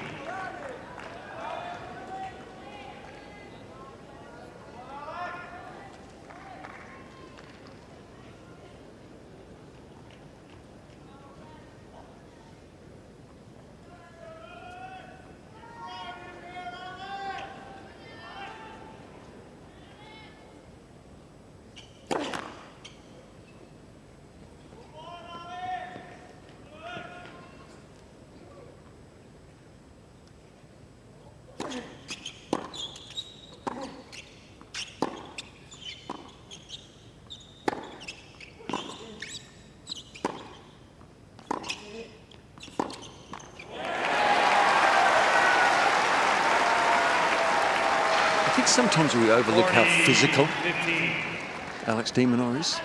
He can't blow a candle out here. He's been going 3 hours, 30 minutes. Looks just fine and dandy. And he's been doing a lot of the running at times, hasn't he? He's certainly well out in front in terms of sprints that he's had to make across the court. Ledge for serve. Well above the average for a 5-set match already.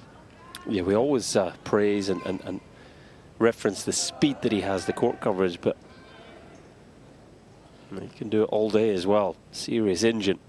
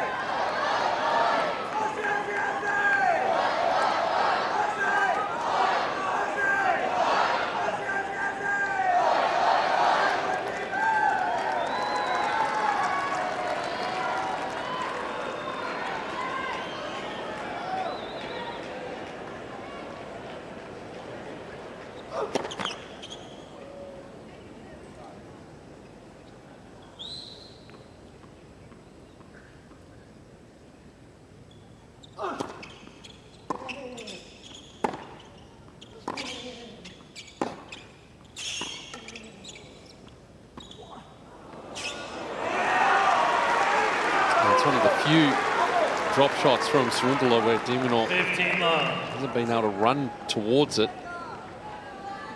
Well back in the court.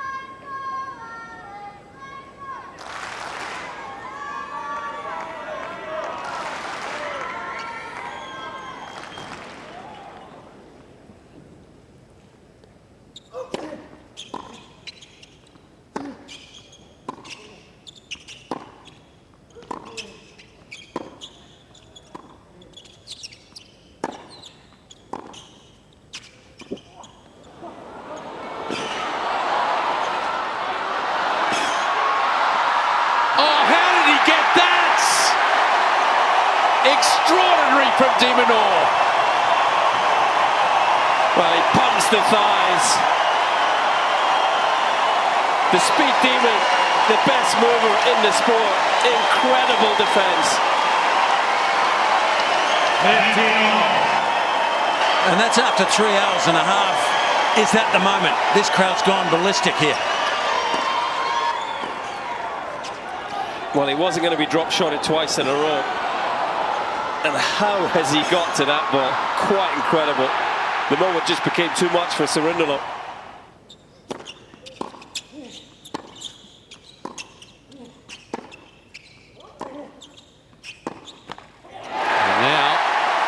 that be the tide turning in this set?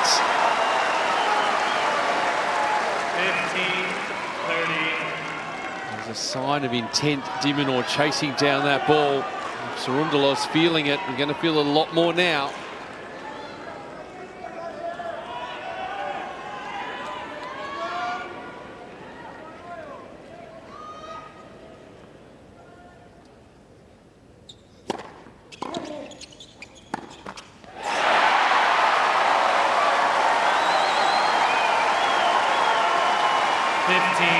It looks like it may well be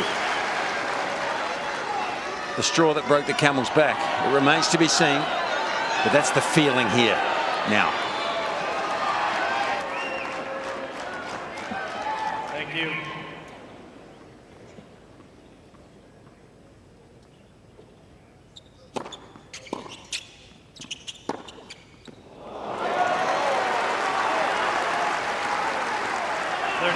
Pretty cool winner, wasn't it? Yeah. In that situation. I think he's tired of the ball coming back.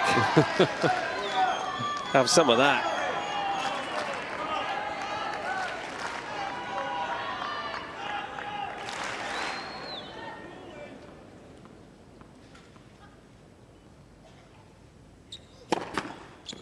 Halt.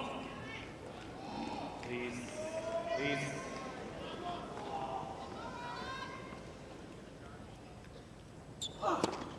And he gives it away. de Minaur getting closer to a spot in the fourth round. It's 4-3 with a break in the fourth.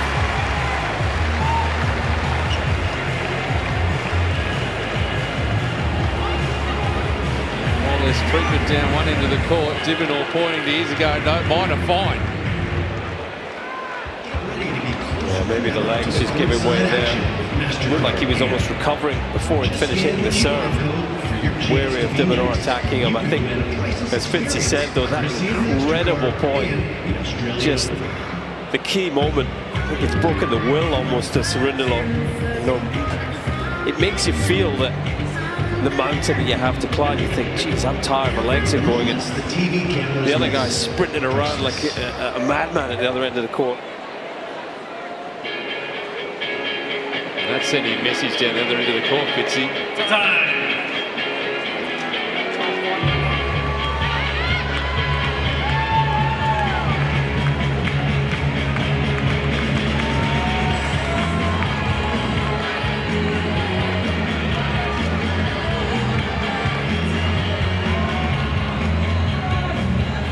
He's getting closer to a spot in the fourth round. Cerundolo tired in mind and body right now. Can he lift again? Thank you. Players are ready.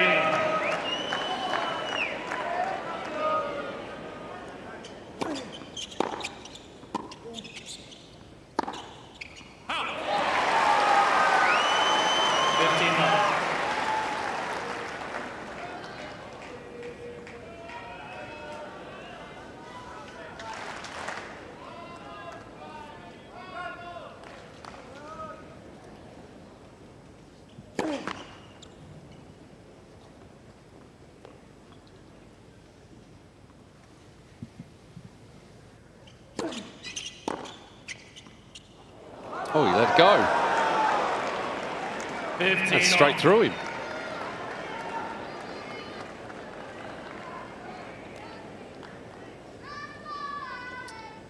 Well, it's really low.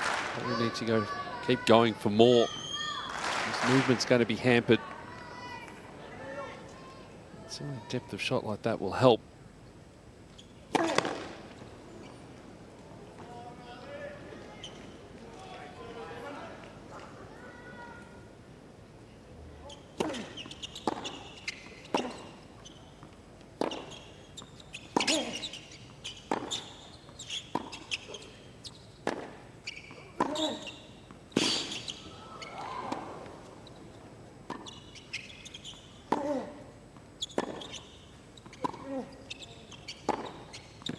Oh, he's made that as well.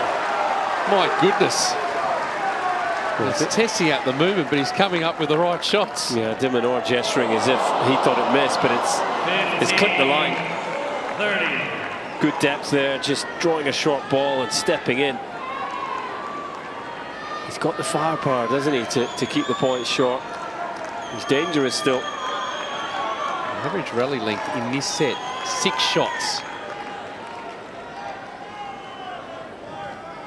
Overall, we've had 5 shots. It's on the high side.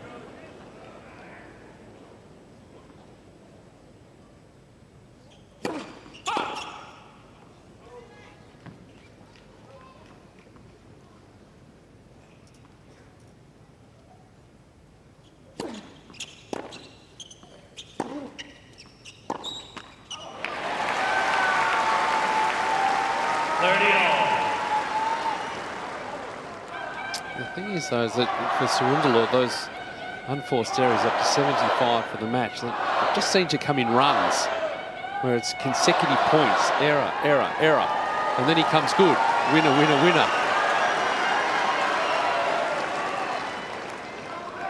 A streaky way to play. It just makes it so hard to get a tell on what's going on with him, how he's feeling.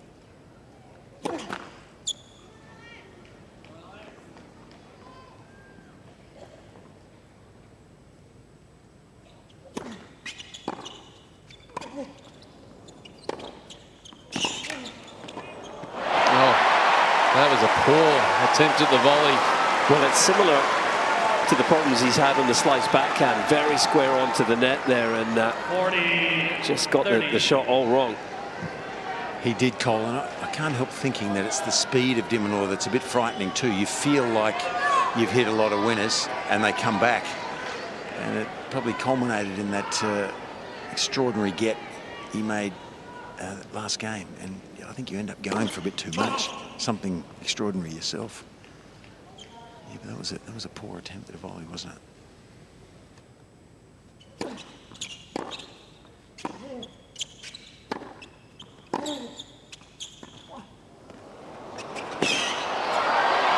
Got him again.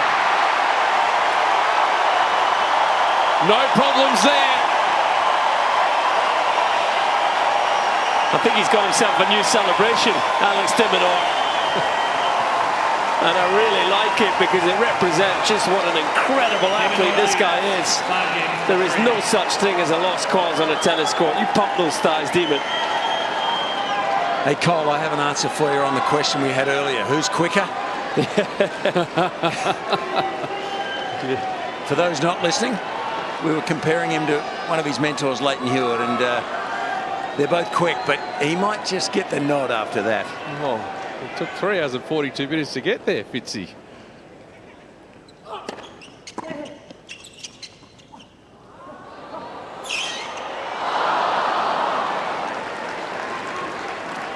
He's determined. 15 left. He hasn't strayed too far away from throwing that in. That's how precise he's needed to be. Hasn't he knuckled down well, though? You know, the first 2 sets, for the majority of them, it was... He was despondent towards the team. He was looking for sort of tactical answers. But I think since the end of that second set, he's just knuckled down to the fight more than anything.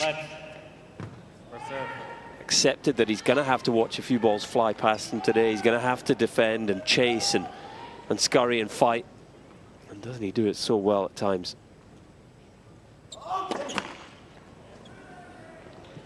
Please, no, not now.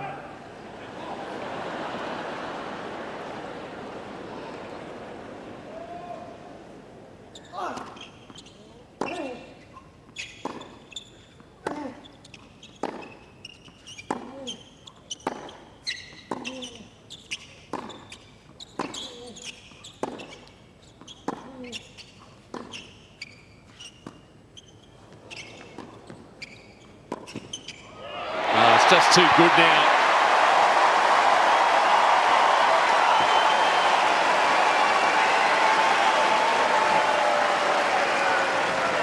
Closer and closer to the finish line. The soft hands here just rolls up the outside of the ball.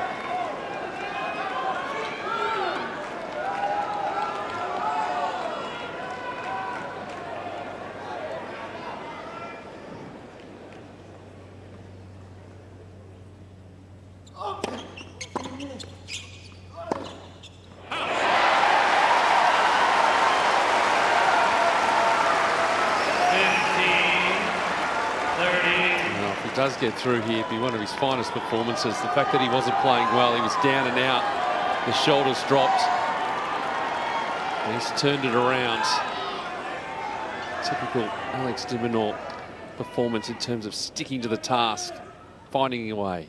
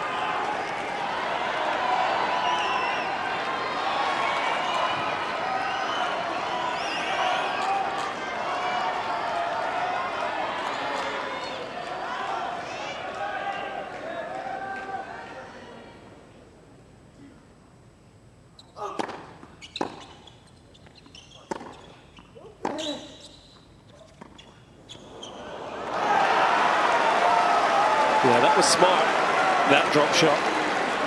You know, was so deep in the court.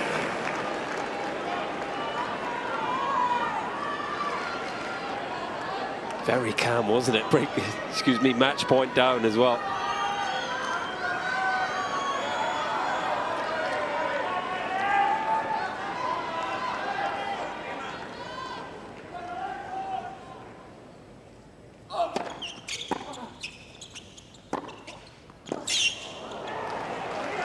At least Cerundolo wants de Minaur to serve it out. Cerundolo.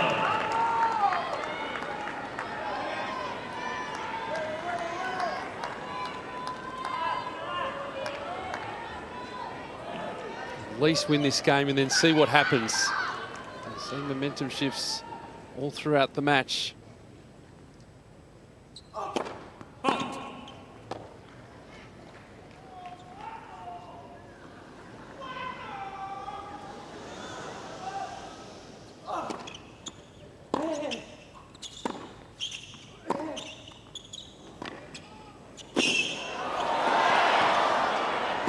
That's well done. Haven't seen a lot of it today, but that worked beautifully.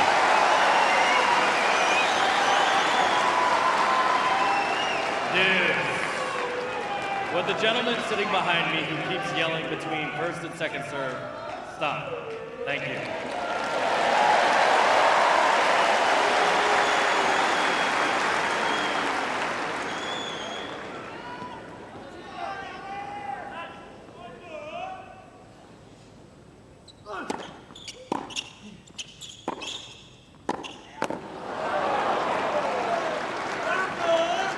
Advantage, Cerundolo.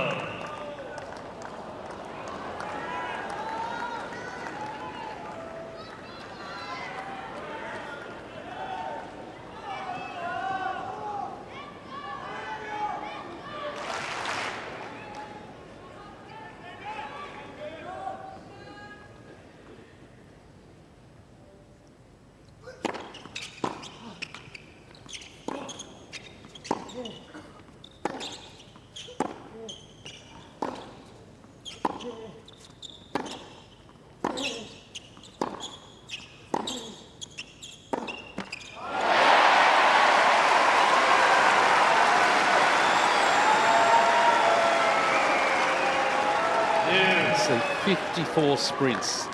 That's going at pace to reach the ball. And he's still going strong. Yeah, it's off the scale. Look at how much distance both of these players have covered, but especially de Minaur.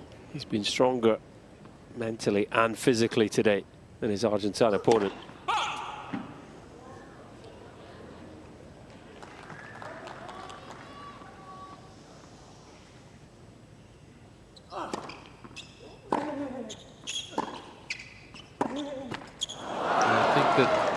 all the training sessions that these players do and the fitness work and everything like that. That's why they do the extra.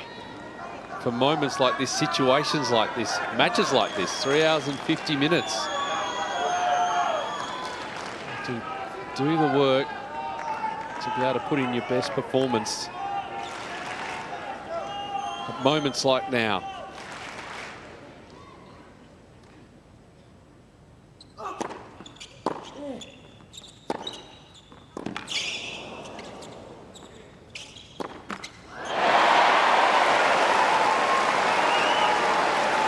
That shot in particular from Cerundolo, the opening couple of sets, was money for him. He barely missed an off forehand like that. Well, this game has almost encapsulated the match, hasn't it, from the 31st seed. It's been brilliance. But it's been a few errors as well, a few too many.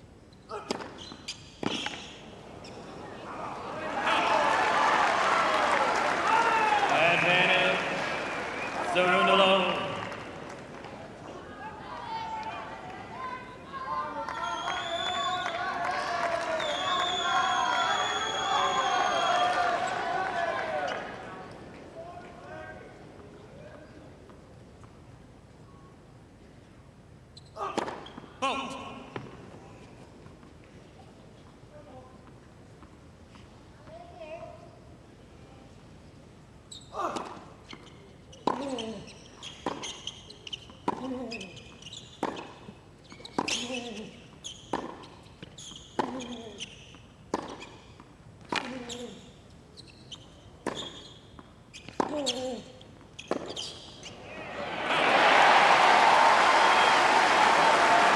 Talk about how it encapsulates what we've seen.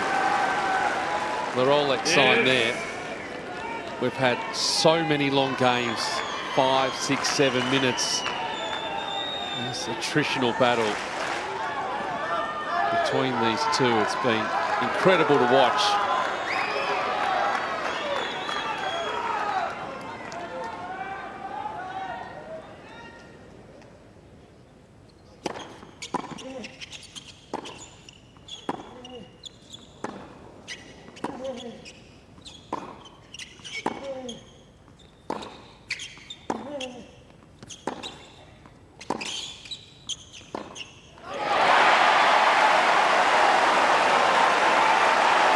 See if it's third time lucky.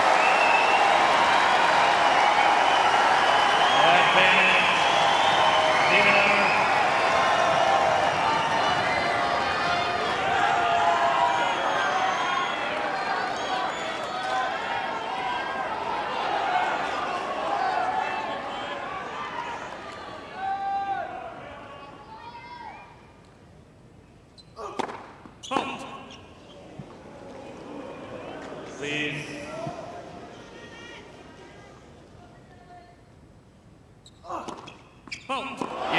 Diminor finds a way. 3 sets to 1, 5-7. In one of his gutsiest performances.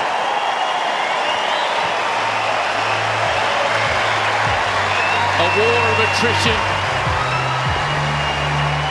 against a Francisco Cerundolo who was here to play. But Diminor gets it done, and he's through to the 4th round again.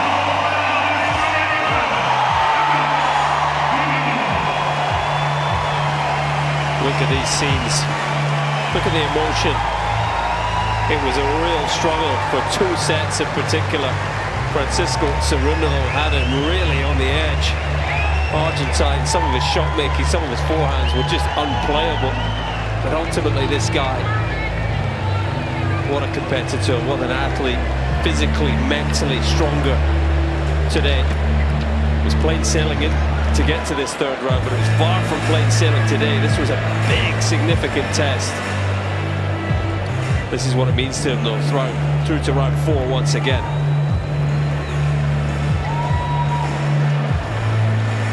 Talk about what it takes to win a major. 7 matches, but to stretch yourself to the limits. 3 hours and 53 minutes on court. Cerundolo deserves a huge round of applause for his part in this today.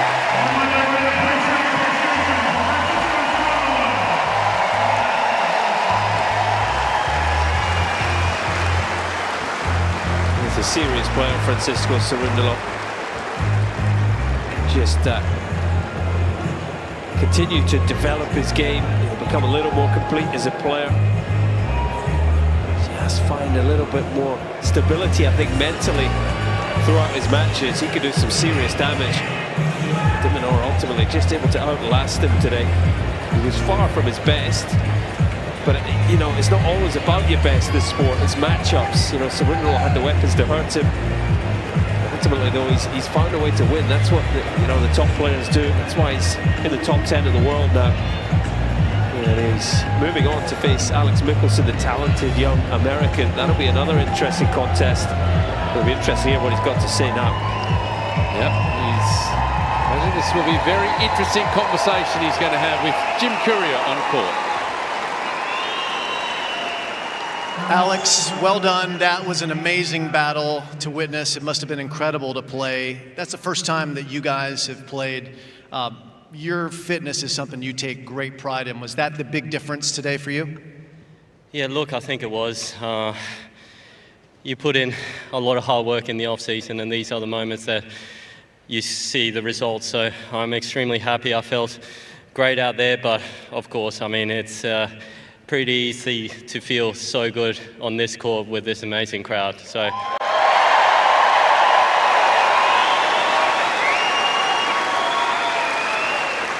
You know, something you can always count on is even if I don't play my best, I'm going to compete till the end. And thank you guys for the support always.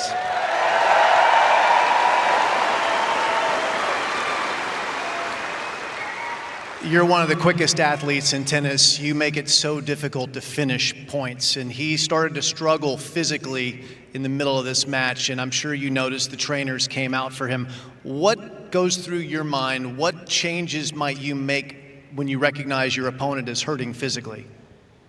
Well, look, I always find it a little bit of a double-edged sword, that one, because, you know, the opponent is obviously hurting physically, but that means he's going to have bigger cracks at the ball and obviously try to shorten the points, play with a little less pressure, a little more free.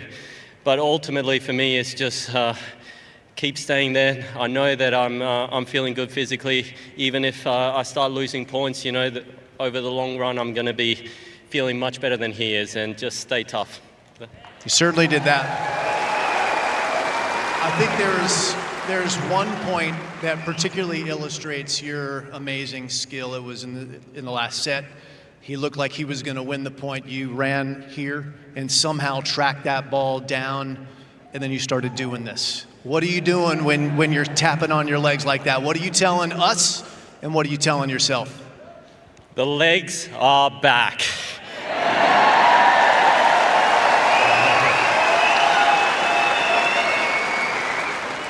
Take us through it. It's up on the screen. Just never say die attitude, and obviously it got me the break in the last set. It was a big point. I got the crowd on my side, and yeah, I mean, I'm going to have a couple bruises on my quads, but it was worth it. They look good. They're a little red. You said the legs are back.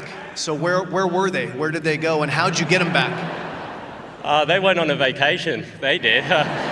They were tired of running side to side, and yeah, it was tough last year with the injury, getting through it, even coming back on court, competing, and not feeling like myself. So, look, it's been a long 6 months, but geez, it feels good now that I've got my legs back.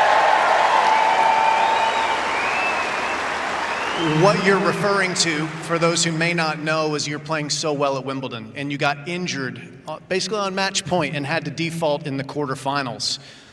And that hurt you, but you still made the quarterfinals again at the US Open. You have a chance to make the quarterfinals here now if you can win one more round, and that's going to be against a player you played twice last year, the young American Alex Michelsen. What do you know about his game, and what should we be looking for in that contest?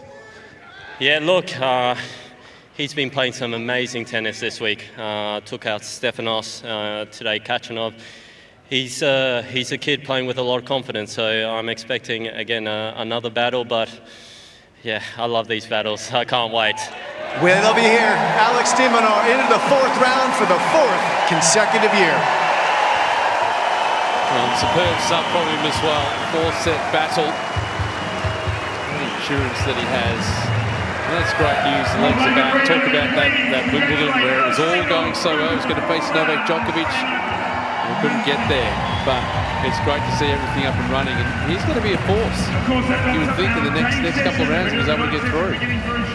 Yeah, I mean, he wasn't at his best today, but I think the matchup created that in many ways. I think he felt pressure. I think he struggled. Let's remember he requested the day session match. It was a hotter day here in Melbourne today. The ball was jumping and just struggled a little early on. 6 double faults in the first set, but you know, now that he's come through that significant challenge, I think it'll be good for him because the first 2 rounds have been pretty comfortable, and he'll go into the match with Mickelson as favourite. It will be tough, but he's got every chance of reaching the quarterfinals here for the first time. He's been beyond the 4th round. 4th time he's made it through to the round of 16. And let's take a look at the numbers. Some amazing numbers on this page, Colin. Well, it was a war of attrition, as you referred to it. Yes, there were a lot of unforced errors from Cerundolo, in particular 91, but you know, he was going for his shots, wasn't he? Especially sets 3 and 4 once he started to struggle. 70% of first serve points won for de Minaur. He want to get first serve percentage higher than 49, that's for sure. He's going to come under pressure against Mickelson if it stays there, but there he is through to round 4 to face the American. Yeah, and there's that matchup. Hey, what a win for Gael Monfils, by the way, over Taylor Fritz. He moves through to the round of 16. This is the section with Jannik Sinner. He'll be playing tonight. Bruno Kecmanovic as well. But what a gutsy performance. One of his best. Alex de Minaur, the 8th seed, is through to round 4 against... He got the job done over Francisco Cerundolo. 5-7, 7-6, 6-3, 6-3 in 3 hours and 53 minutes.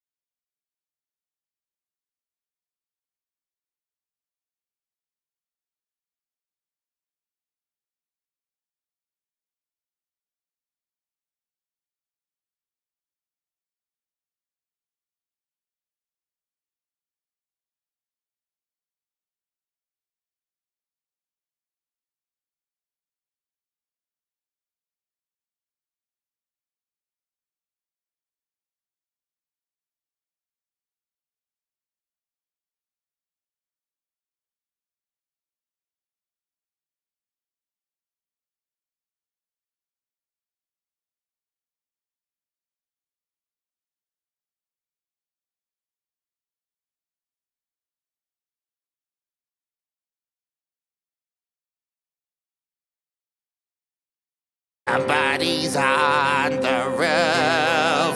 Oh God. Tennis is confronting all the sweating and the grunting, the screams. When someone serves an ace, balls will soon be belting while mine are up.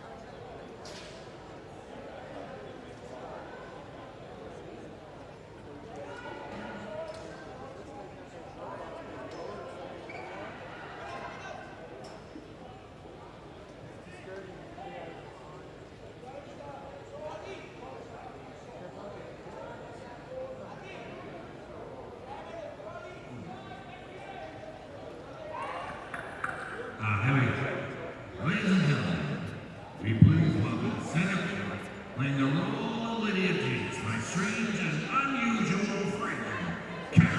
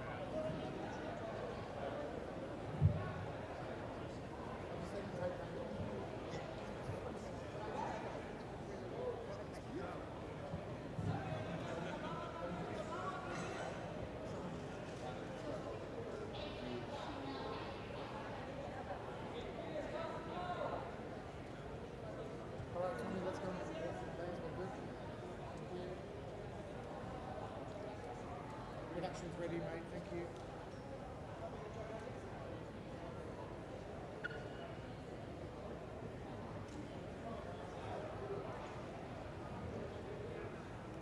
Annie, you're going to hang on to that mic now? I will. Annie's going to hang on to that mic now. She's got it. You're going to mute it, please, for now.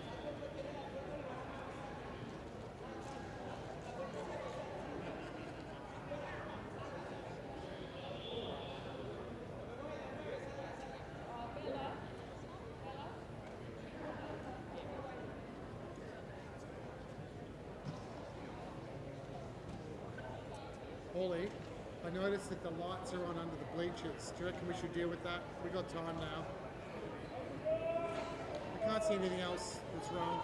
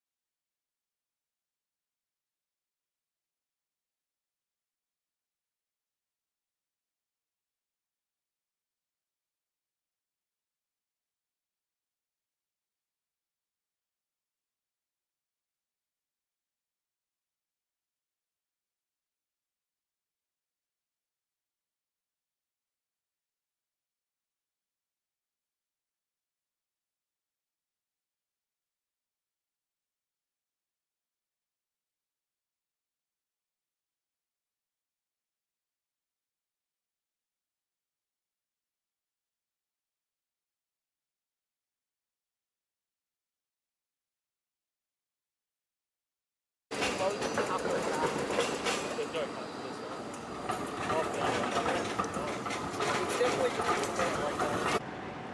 then take some photos. Yeah, nice.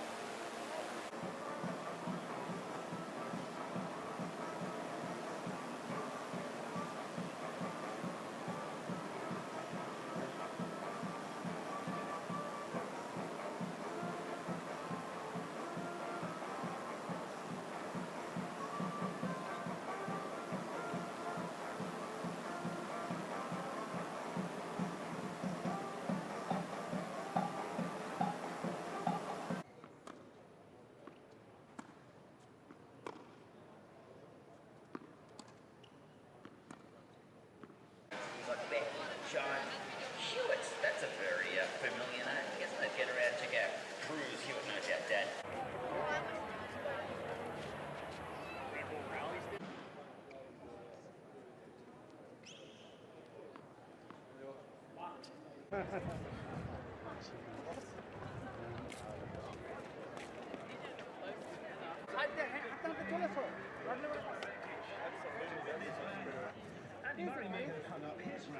Scottish fans have a new hero in.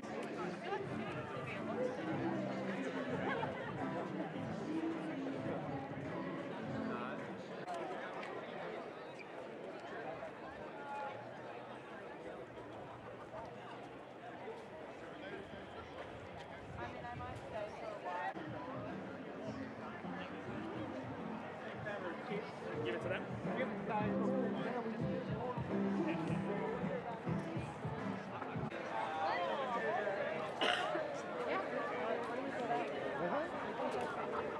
Oh, really?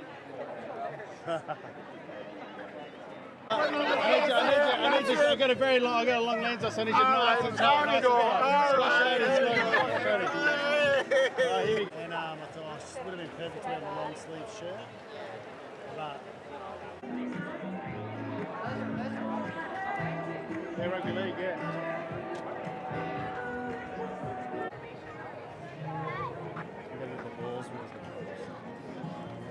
I'll get your attention away from the Yeah, it's absolutely. Great.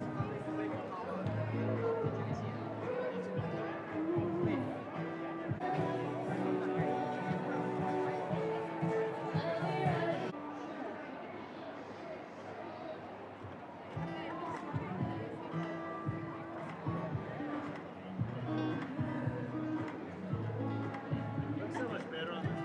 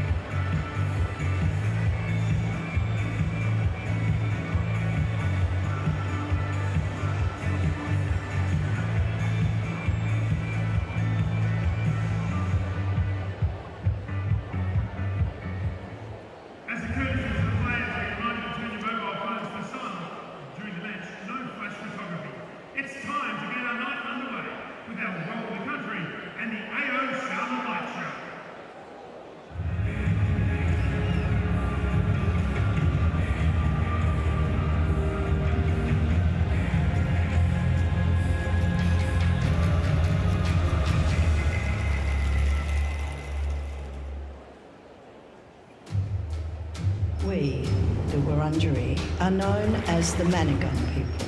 We are a part of the oldest living, continuing culture in the world. Each letter of our welcome word, Wurundjeri, brings an individual commitment to continuing ancient customs and the law of the land. We pay our respects and acknowledge all ancestors, elders and communities across this nation and neighbouring islands. Wurundjeri, Wurundjeri, Yemen, Kundibik. Welcome to the traditional lands of the Wurundjeri people.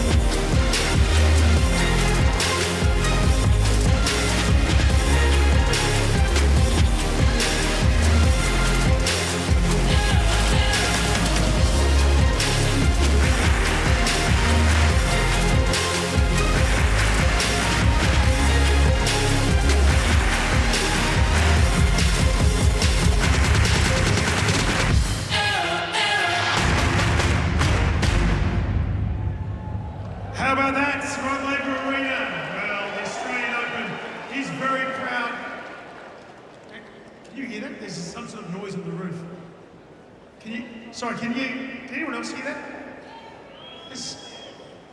I'll tell you what, I've got 3 words for you. Beetlejuice, Beetlejuice, Beetlejuice! People, will you please welcome to center court, playing the role of Lydia Deeds, my strange and unusual friend, Karis Oka!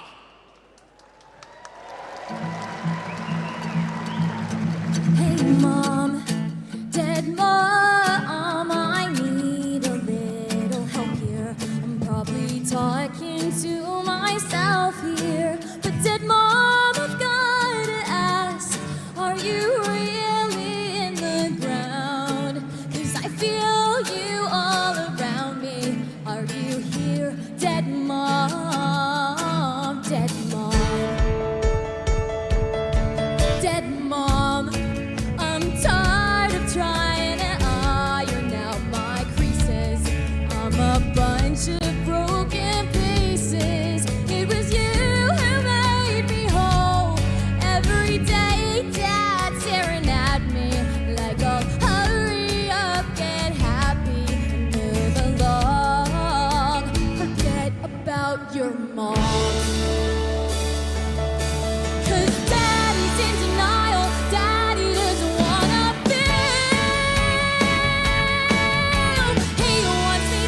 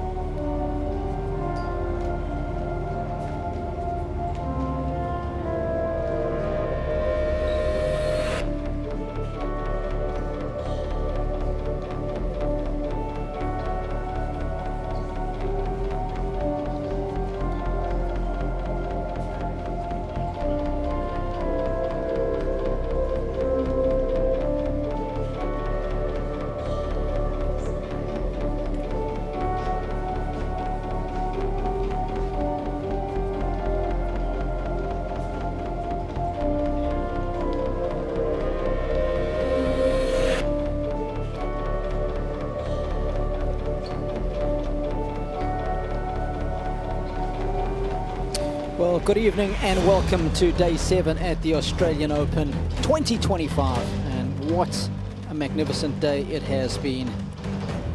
We've seen the top American go out, but the top dog as far as this year's tournament is concerned is in action. Jannik Sinner, who has been looking in fine fettle. What a 2024 season he had. It was one of the seasons for the ages. 8 titles, 2 majors included in that haul, as well as the season-ending finale. Summited the rankings and is enjoying his stay in the penthouse. And he's up against an American who had his best season of his career. Of course, won a title on the lawns at Newport. Did Marcus Giron actually saved the match point along the way, defeating fellow countryman Alex Mickelson. Let's go, guys.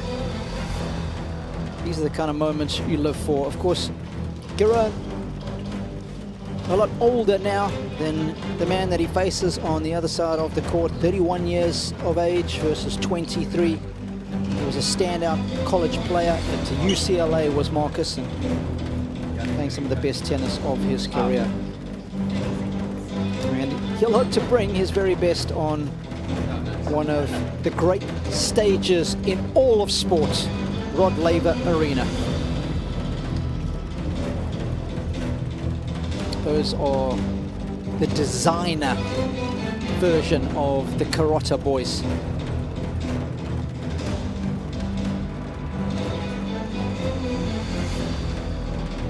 He's a man of few words, and the words that he does choose are very calculated. Let's enjoy the past champion's walk.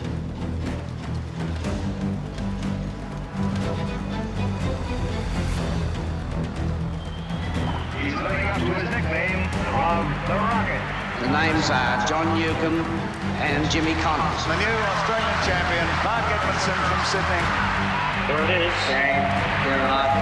Congratulations to Brian for winning the Australian Open.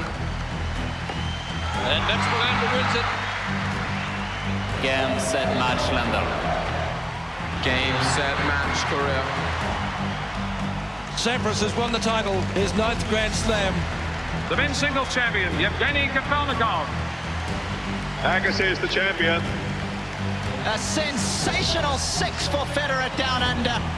Novak Djokovic, champion of Australia for a 10th time. Jannik Sinner, his maiden major. Rod Laver Arena, it's time to bring our players out on the court. Would you please welcome from the United States of America, Marcus Giron.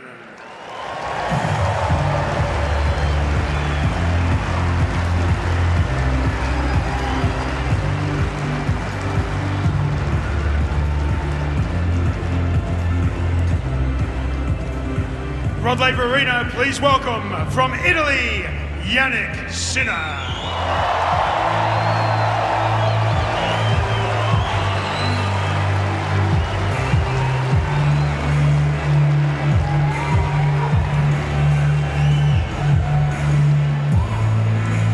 It was right here on this court where he won his maiden major. Followed it up by winning in Rotterdam, Miami, Halle, Cincinnati Masters, US Open, Shanghai, and the Tour Finals. That is the task that the American Marcus Giron faces tonight. Plenty of supporters from all over the globe. And what a ticket to have in the house that Rod built. My name is Robbie Koenig, delighted to have another Aussie legend alongside me in John Fitzgerald. Good evening, Fitzy. Hello, Robbie. Not often you get to see the #1 player on the planet live. So tonight's a good night. Oh, it is a spectacle, I tell you what. For those who are fortunate enough or have been fortunate enough to see him in living colour, they will understand how hard he hits the ball and what a force of nature he is. Hi, Jannik. This is Grayson. He's going to help us tonight. How are you? So, gentlemen, just a quick reminder. 1-for-1 warm-up, 25 seconds in between the points. You have a video system available here for challenging calls like not up through, false shots, and hindrance. Do you have any questions? No? After the coin toss, please face together with Grayson this way for a photo, please.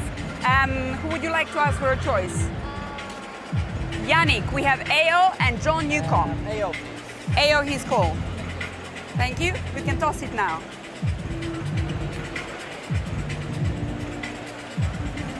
AO it is. I serve. Serve?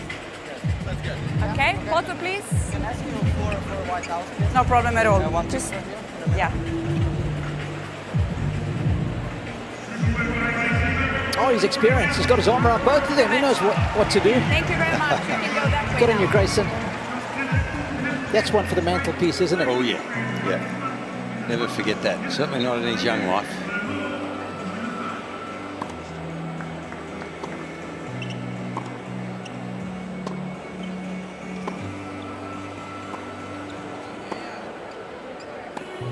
Well, let's take a closer look at the American, that is Marcus Giron. He's a California boy from the beautiful area that is Thousand Oaks. For anybody who knows Los Angeles, it's a beautiful upmarket area. If you've ever seen the Christmas lights around some of those homes at the tail end of the year, it is a spectacle to behold. He's been a first-round casualty on most occasions when he's come to Australian Open, but it's been a good year for him this year. Looking to make it through to the fourth round for the very first time. Of course, he's already in uncharted territory, so he's going to be feeling pretty good about himself, Fitzy. Well, I would think so. He played reasonably well in Adelaide. I saw him in his first round there. 3 minutes. Alexander Vukic there in the first round, and Denis Shapovalov in the second. Yeah, so he's had a good down under season, and you win a couple of matches at a major like this and you start believing lots of good things about yourself. But this is the ultimate test. It certainly is, and especially on a hardcore, when you have a look at the numbers that he has been posting, they are simply jaw-dropping.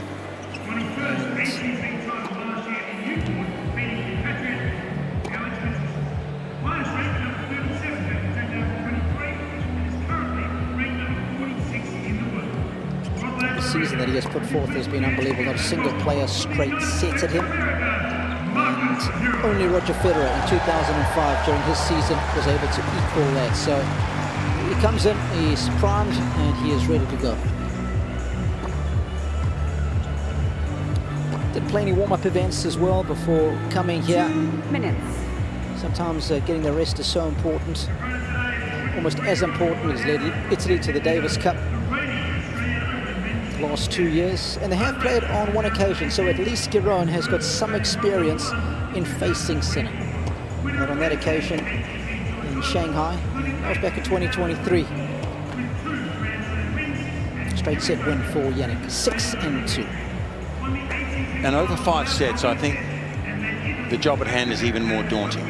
It is a little, well, it's not easier, but it's more possible, I think, for a lower ranked guy to beat a number one in a best of 3 set match. Here, it's exponentially harder, so this will have to be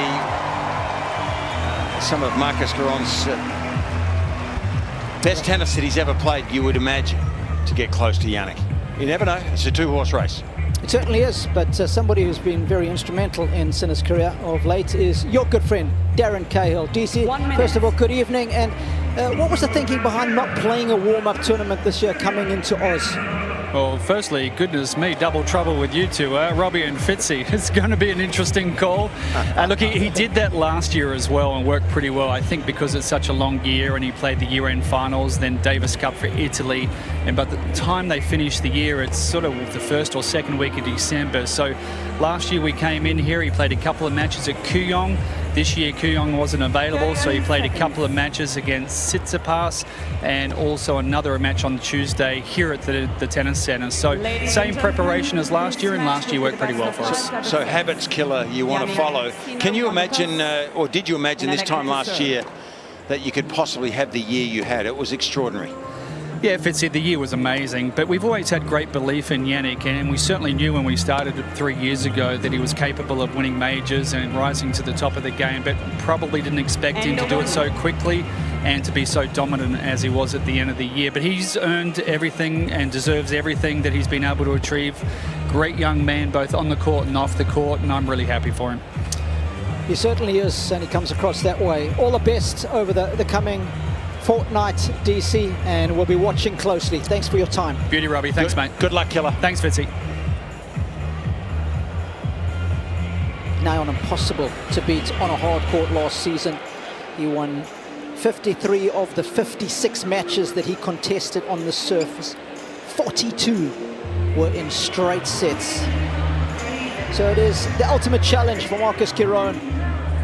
And that's why you train so hard, for moments like these, to showcase your skills and test them against the very best the sport has to offer.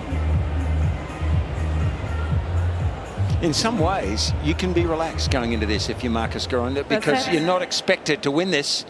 You're given an opportunity to show the world what you can do. And in some ways, there's no pressure. In other ways, maybe there is. The defending champion will get us started, Fitzy.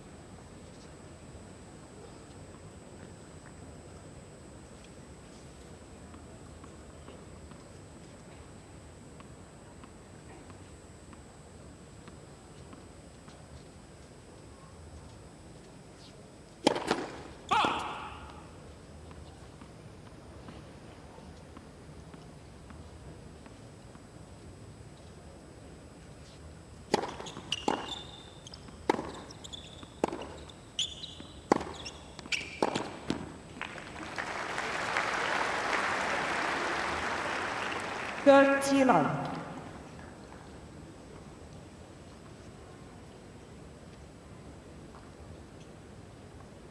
Of course, from the northern part of Italy.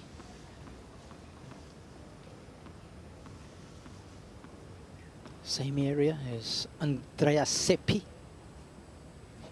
Of course, it was Massimo Sartori, Seppi's coach, who first saw him play.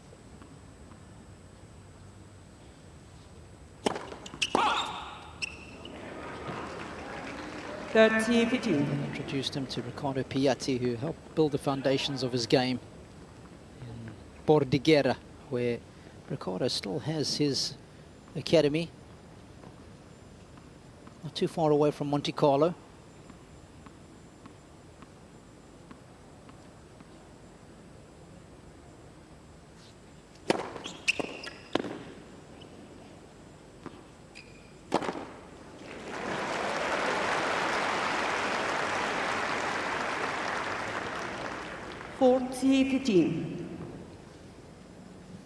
He's tinkered with a lot of things. He said during the off-season, always fine-tuning. You might not be able to see it, but the serve last year was world-class. It was one of the best on tour.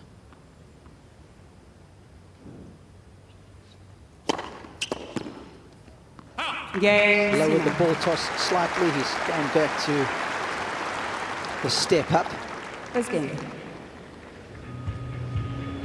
And we know what a great returner he is, so if you're returning well and you're serving well, you're in business.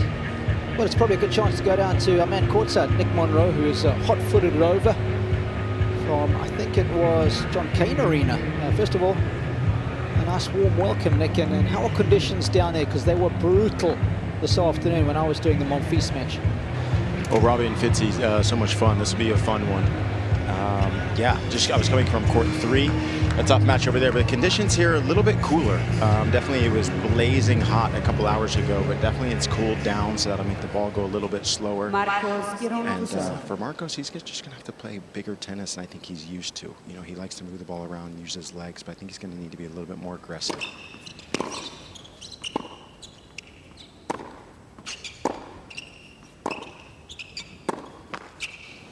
And I think the main reason why I say that is, you know, in his previous match, it was 4 hours and 6 minutes, a 5-setter against Echeverry. And then he also played a doubles match yesterday, and it was 2 hours and 18 minutes. A doubles match that he lost 7-5 in the third. So he spent a lot of time on court the last 2 days.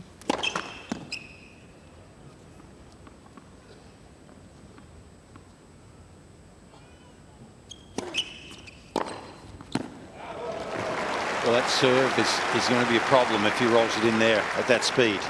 Love 13. I guess one of the biggest challenges Marcus faces is that he's a very solid player at a high level, but he can't blow Sinner off the court with his power.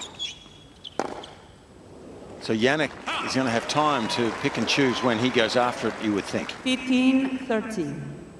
So he's going to have to counter punch unbelievably well.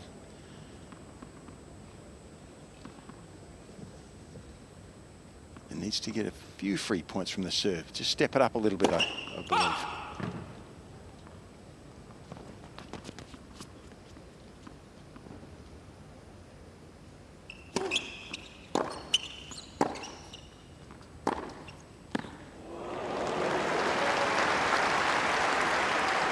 There's no reprieve against this guy. 15-14.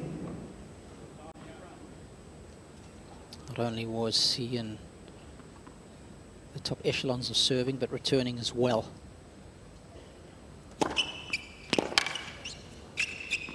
It's very unusual for any player to be in the top 5 categories of both in the same season. It was the case for Sinner in 2023 at the end of the year, and it was oh so close to being the same last year. I mean, he finished 6th in the returning. Game Sinner. But it was by a decimal point or 2, so Sinner leads 2 games to love. that's what you're up against. And already getting broken. Brings both arms up together when serving. There's no pause. There's not a lot of rotation of the left shoulder, Fitzy. It's a very army serve.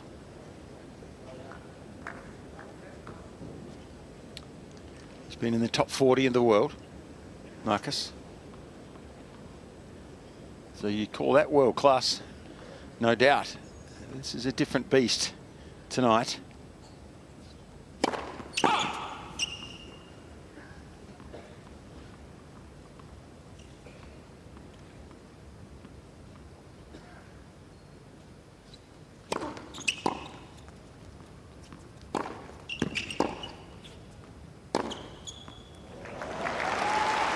Been the foundation of his game. And service points won last year was just over 71% for Sinner, and one of the hardest things to do is improve on that number when facing break points. Sinner saved 73.6% of his break points, so 2% more than his service points won, which almost never happens in the statistical category. It's one of the hardest things to do, overperform on your service points won.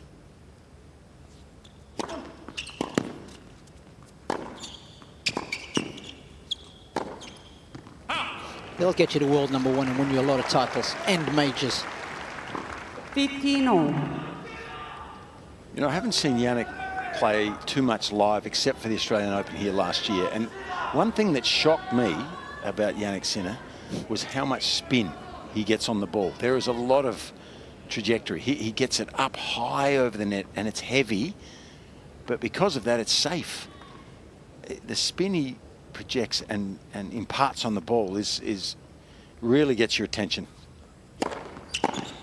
30-15.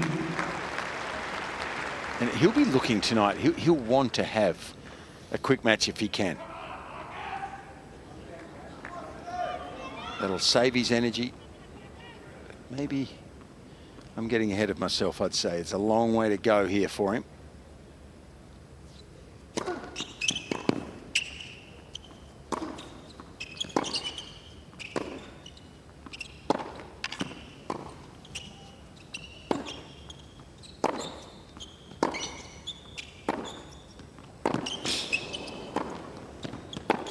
Well, Marcus played a heck of a point there, didn't he? But he still lost it.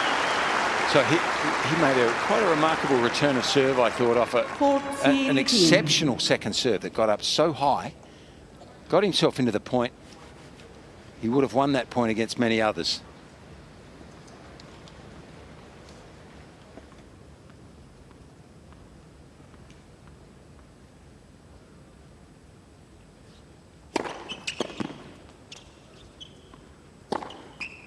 Game Sinner. Just relentless power early on from Jannik. Sinner leads. He races to a 3-love lead.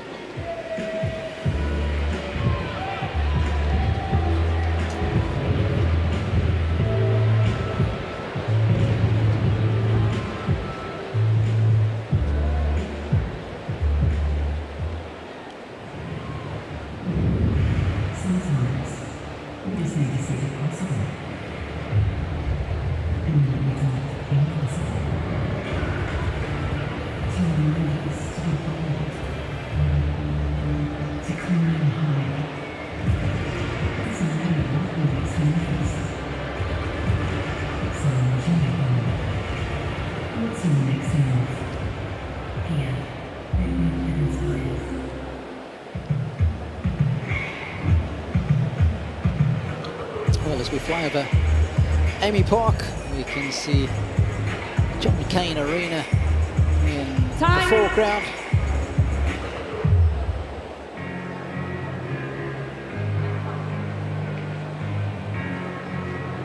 Cain Arena, bottom right of our screen as we make our way towards the centerpiece of Melbourne Park, which is the Rod Laver Arena. We've got to go past Kia Arena though.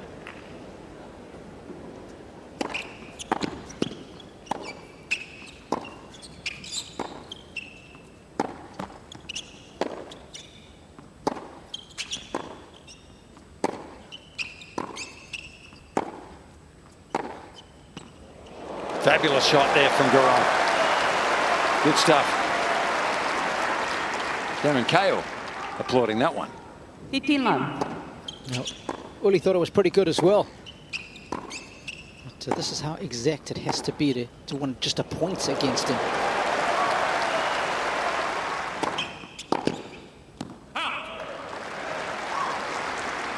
So stepping up the first serve speed a little bit here. It was quite a sedate start, wasn't it, from Marcus? He didn't try to overplay in the first game. Just eased himself into it.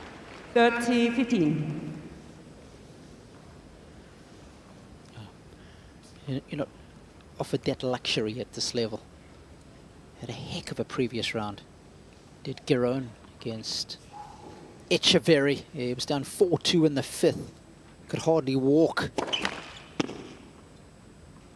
Came back to win.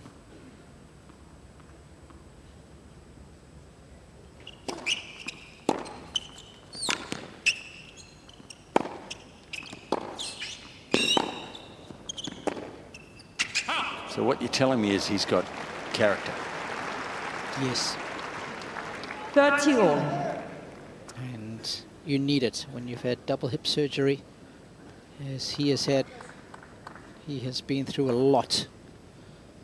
And you can see he's such a good front runner is Sinner. Once he gets that early break, he converts into winning the set 96% of the time.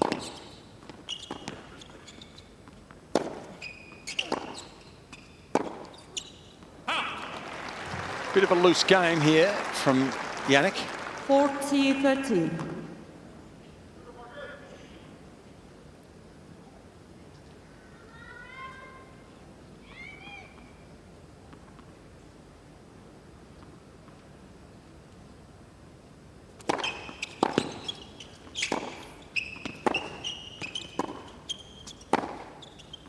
Game, get on.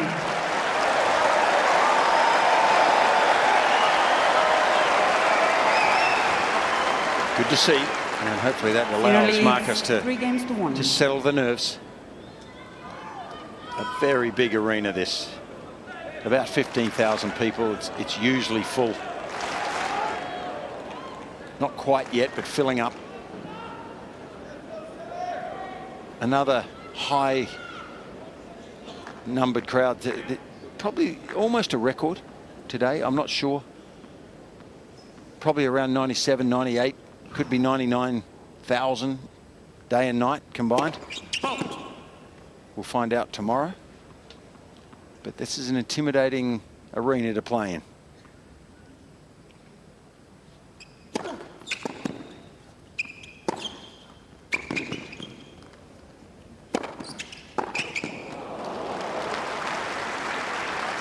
Certainly is.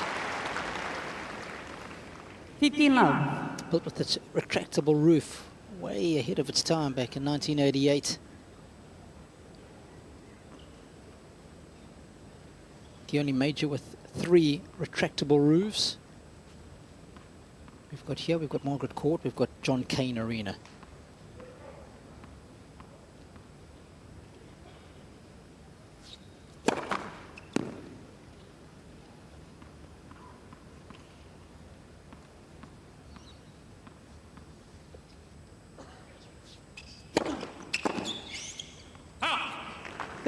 Love.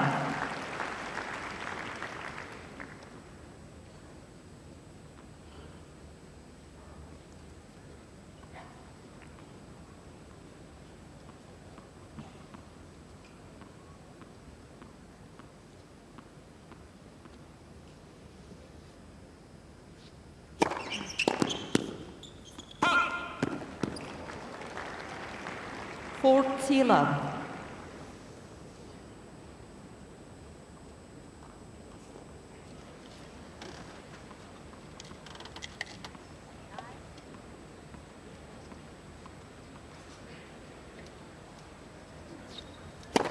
Light for service.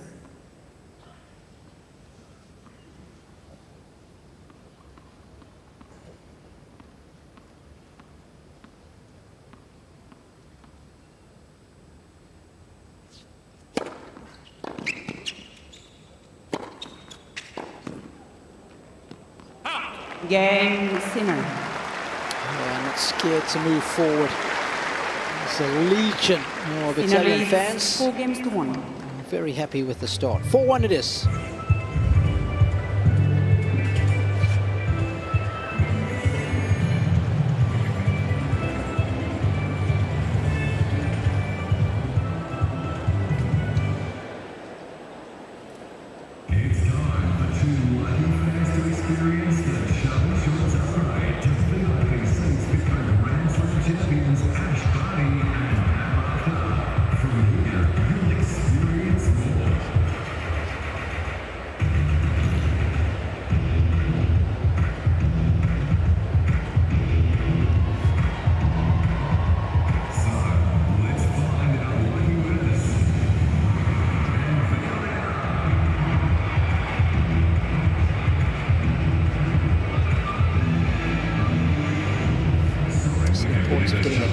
Points in front of you to generate good spin and accuracy and control, of course.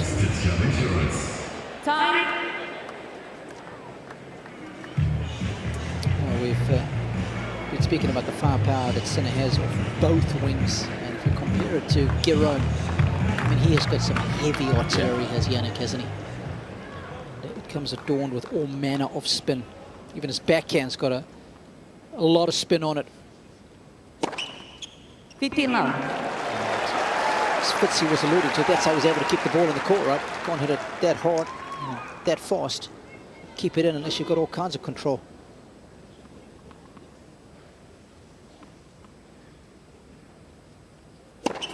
Light for service.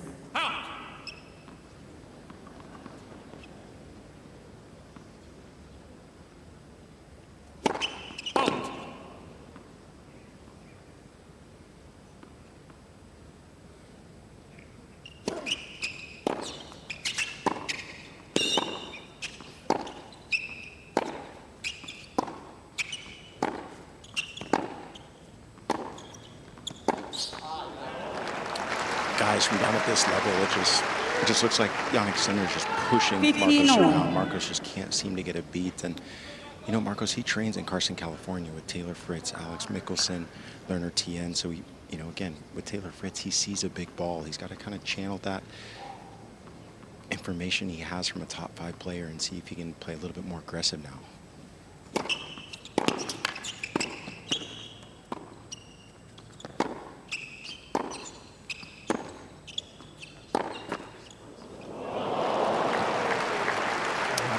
Hit the nets on the way over, but I always like to say it's more over than in the net, that one. Just a gentle touch. Well, that would be logical because it did go over. Yeah, but sometimes it hits the net hard and then it just pops up, you know what I mean? Yeah. That's more in the net. I got it. Understand. Okay. That was South African logic, but yes, I get it. SA logic. SA logic. Yeah, that's me too. I'm with you. Yes. Yeah. South Australia, South Africa. Got to stick together, Robbie. Is Darren Cahill from South Australia? Yes. Yeah. He barracks for the wrong football team, though, in my opinion. Disappointing. Yeah. The opposition.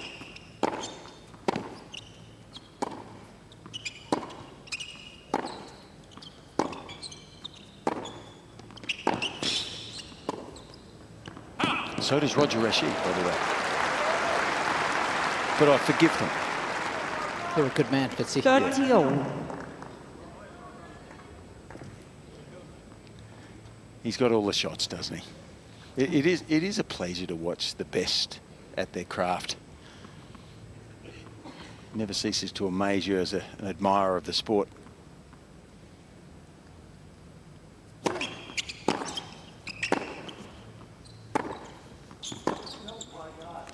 He can go either way with both ground strokes. 30-40. So he's got you on the back foot, guessing a lot, has Jannik. Only lost 6 matches for the entirety of last year.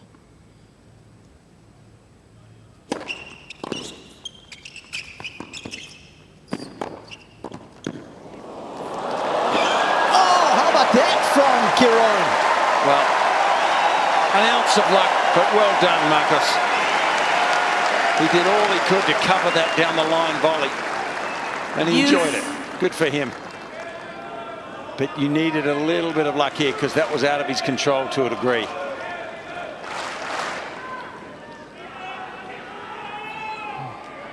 Thank you. Look at those skiing legs. Balance. Taking the thumbs up there.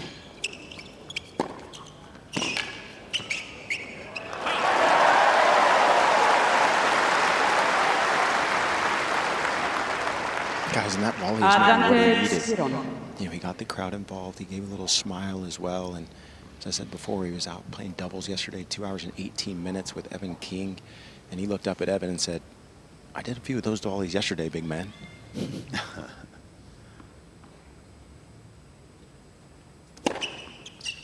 Game, get on. Well done. Got out of trouble there.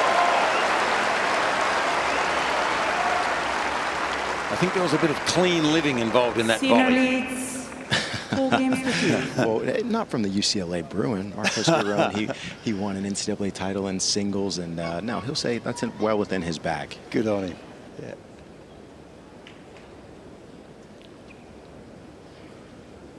Been some serious players come out of that college over the years, hasn't there? Jimmy Connors comes to mind. Mm-hmm.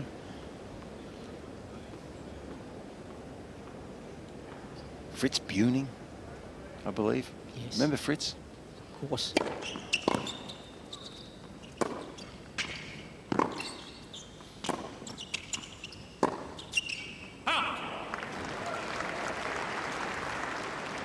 Love.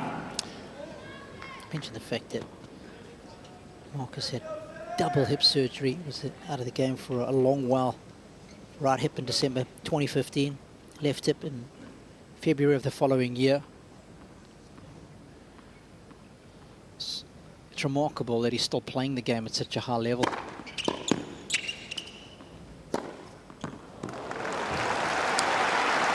the technology back then was quite as good as what it is now in the medical industry. How safe is this shot across court? He covers that ball so well. And the spin, if you're down there where Nick Munro is, you can see the the loader high on the racket plane and the spin that imparts.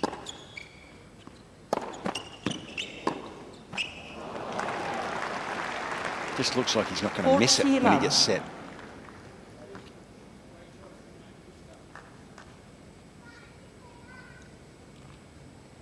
In South Australia, we'd call this guy a good bloke.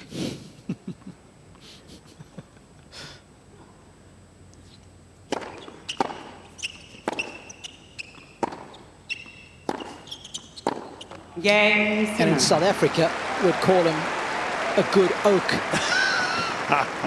New balls, please. 5-2 Sinner leads first set. Sinner leads 5-2.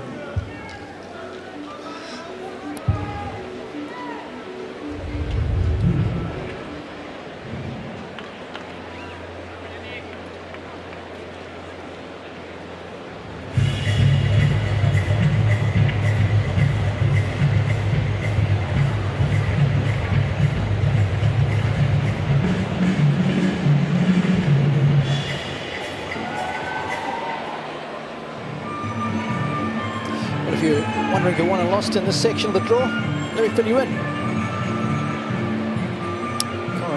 Mutat lost to Lerner Tien.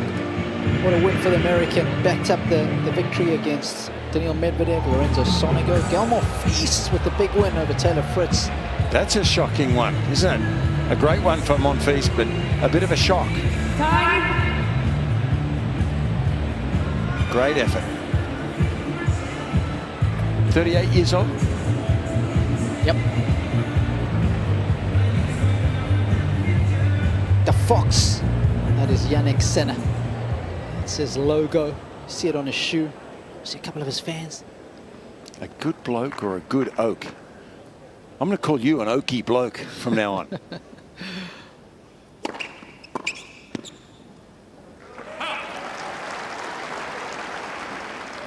15 love. Couple of Italian-American matchups today.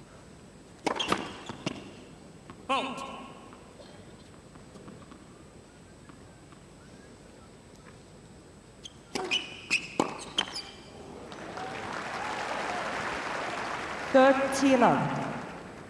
can tell you that Mazzetti and Shelton are duking it out on the John Cain Arena. Shelton up 2-1 against the Italian.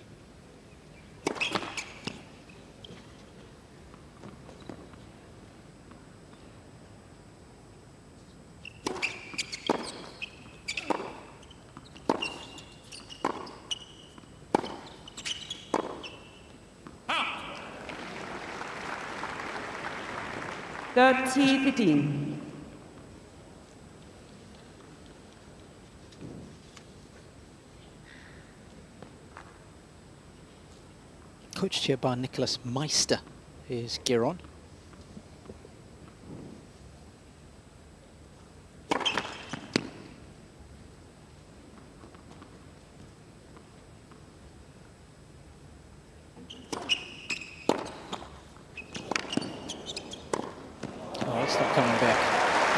That because he also taps up Andre Agassi every now and then. He's become good friends with Double A. Didn't he play well here? Through somebody that he trains with occasionally in San Diego, Chris Groh. Of course, Chris knows Andre and Steffi pretty well.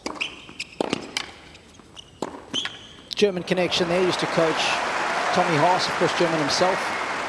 And he introduced them. Giron's often made reference to the fact that so many pearls of wisdom come forth from Andre. He loves to pick his brain. Come on, Andre only won this tournament 4 times, didn't he?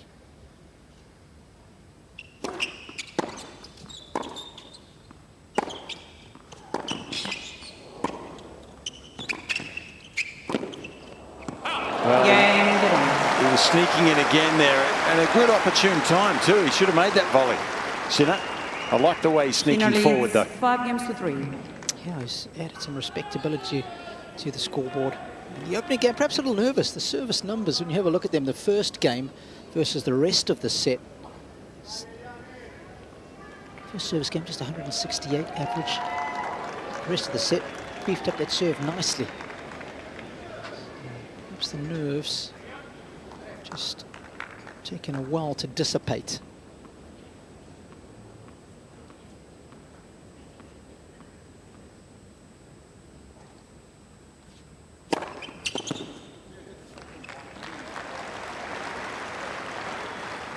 Love.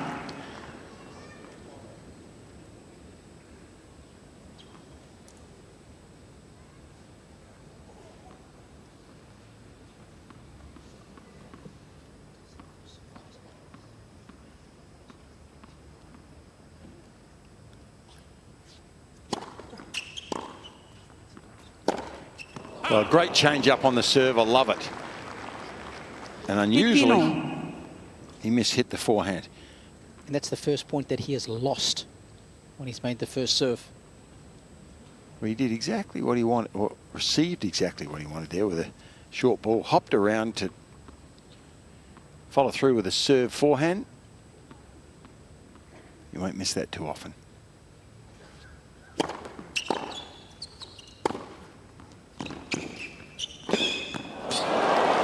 Well, it's a little key there when you hit that volley. 15-30. When you're falling, open the face. An oncoming slice. The ball naturally goes lower off the strings. Yeah, so you're bang on. Got to aim a little higher.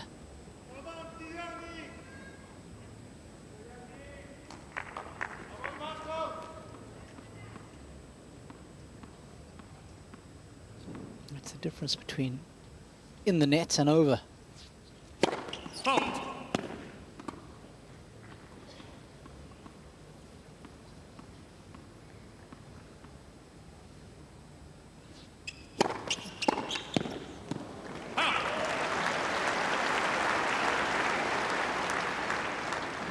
I wasn't expecting a second serve at that speed there. Neither was I. Just supremely confident.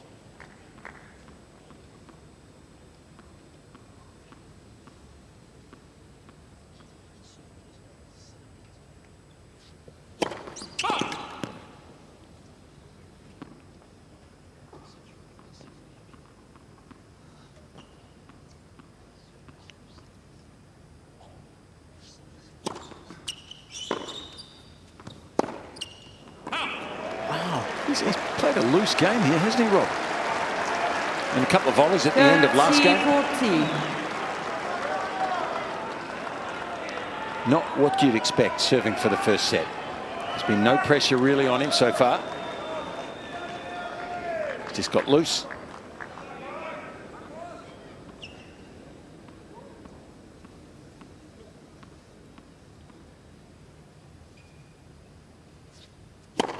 Left for service.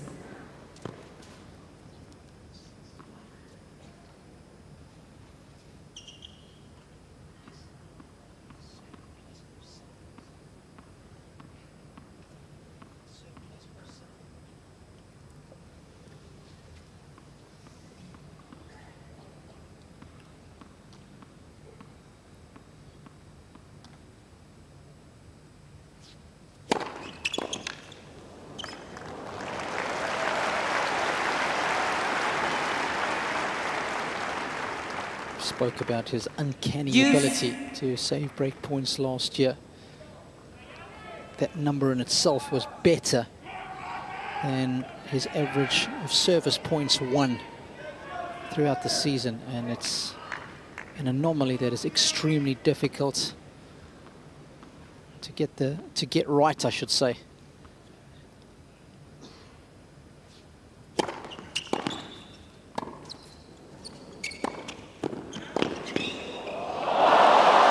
Is outrageous. A little bit of help from the frame. Advantage, Sinner. But intended, nonetheless.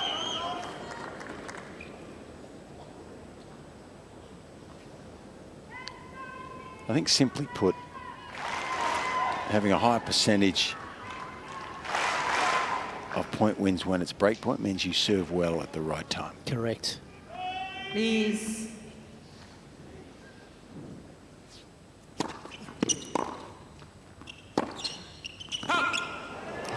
Of course, there's more pressure in those moments. So in general, it's a lot more difficult to do that. That's why he was able to defy the odds so impressively last season.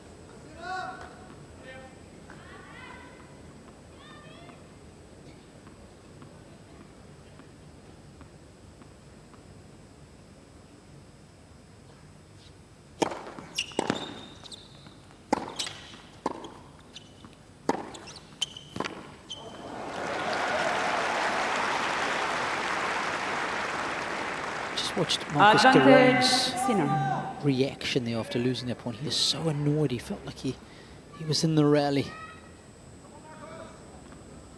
was the kind of response whereby he feels he's in with a shot here.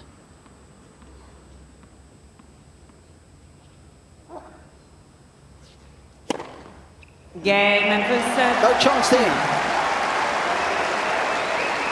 16-3. The first set belongs to Jannik. Forza Italia.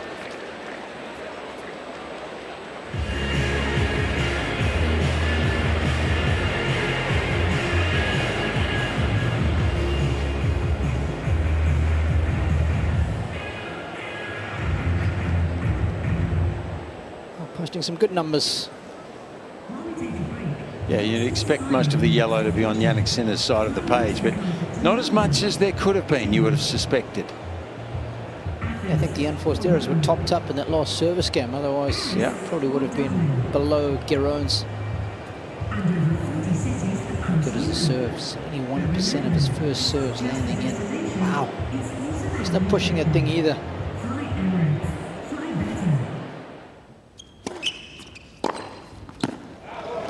Was the opening service game.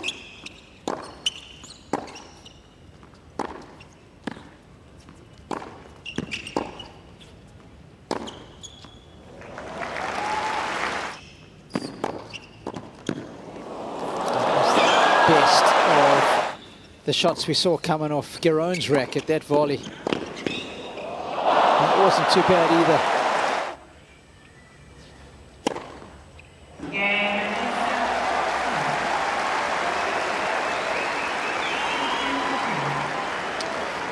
Not a bad time to serve your first ace.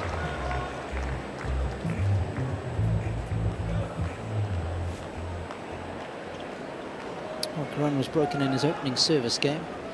That was the only separator in set number 1. He needs to be diligent here. 15 love.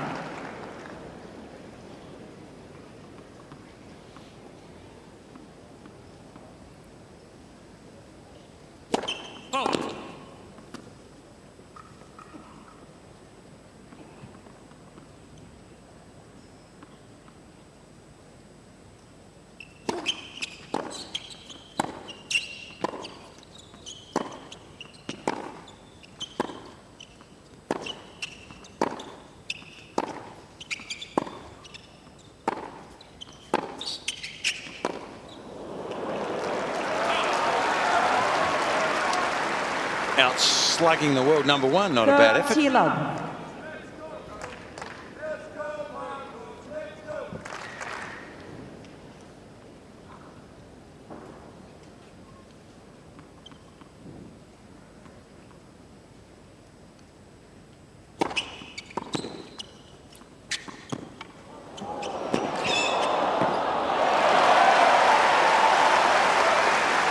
Beautiful vision.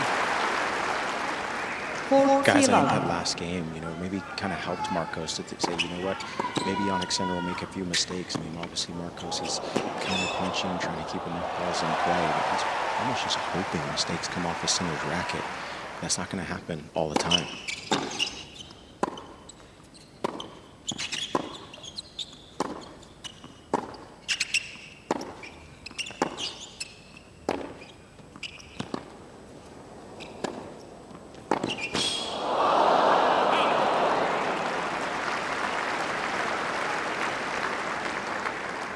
I was able to speak with Marcos Giron's fitness trainer, Roddy Marshall, earlier today. Roddy did a lot of work with Taylor Fritz, Marcos Giron, Alex Mickelson, Lerner Tien over the offseason. And Marcos got 4 weeks in, a lot of track work. They're working on the posterior chain, trying to get his right leg stronger for the forehand so that he can hit it bigger. So in moments like this, his legs really got to come into play. Game, get on.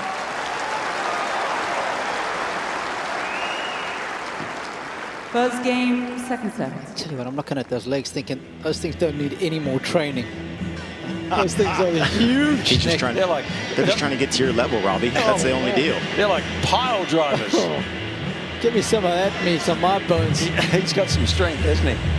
Yeah, he's an absolute warrior, as Marcos Giron. And one thing Roddy Marshall said, he said just on the track, he's an absolute beast. But, you know, again, Marcos is later in his career, and he understands his body. So that's why they only did 4 weeks. He didn't want to go any longer on the preseason training track work. But, man, he looks fit. I'm telling you, Nick, he could crack almonds in those quad muscles. Just like you, buddy. Just like you. Oh, good stuff, boys.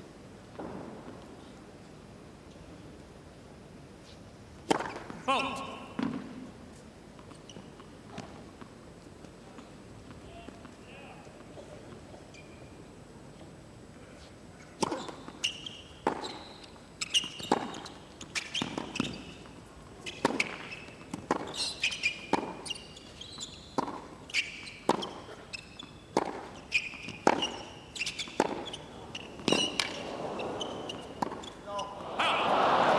He's had a lot of tennis, though, hasn't he? And you have to be able to recover. Some guys do better than others. 15 love. But he seems very fresh at the moment, does Marcos Giron. So it's a credit to him. 4 tough sets to win his opening match against Hunfman. 7-5 in the 4th, and then Echeverry 6-4 in the 5th. I mean, he lost a heartbreaker last year to Jack Draper. Went down in 5 sets. So a bit of redemption this year after taking the L 12 months ago.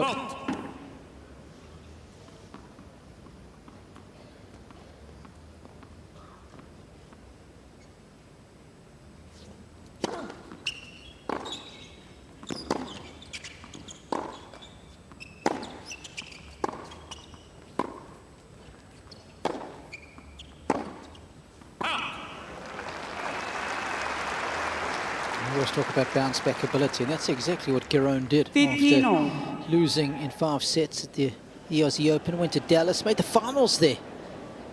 Beat Tiafoe along the way, lost to Tommy Paul in the final in a tight one, so you can go toe-to-toe with the best of them.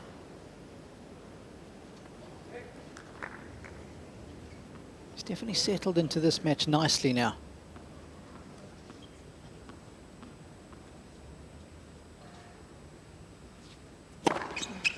I like how I'm watching Marcos Giron kind of change his return position around. You know, he's trying to show Jannik something different, trying to make him think just a little bit. So you see Marcos is definitely using that UCLA education to move around a little bit.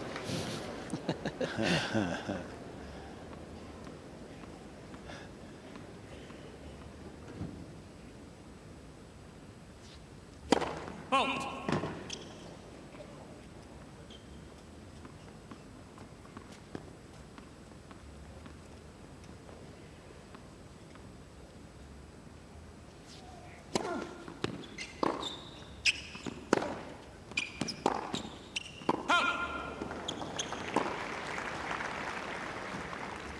$40-15.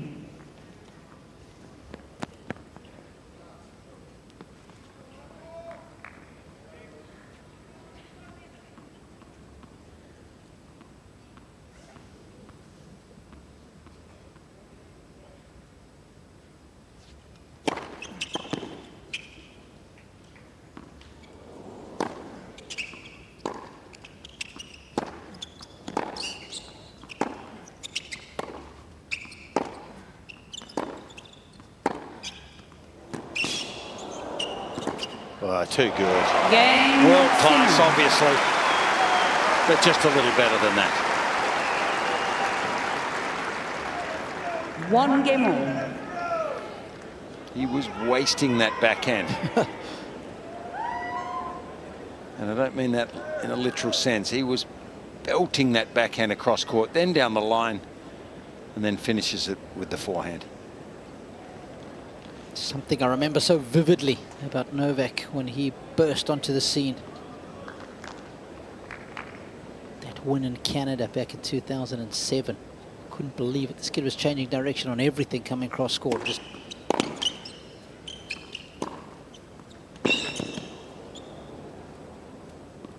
rifling it down the line. I like that approach from Marcus. Excellent all-court play. If you approach down there, it's very beneficial to get the ball deep. You can hit it hard, but if it's short, sometimes it's sitting there ready to be hit by the opposition. That one was so deep, it was hard to handle by Sinner.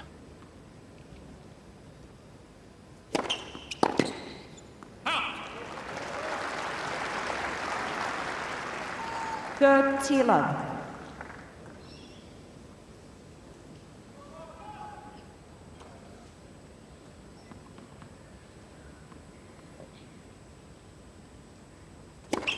Let for service.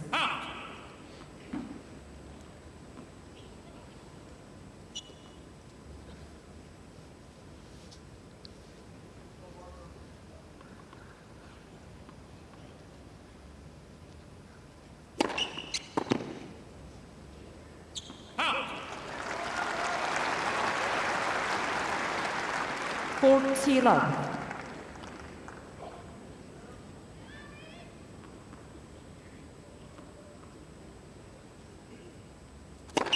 Let for service.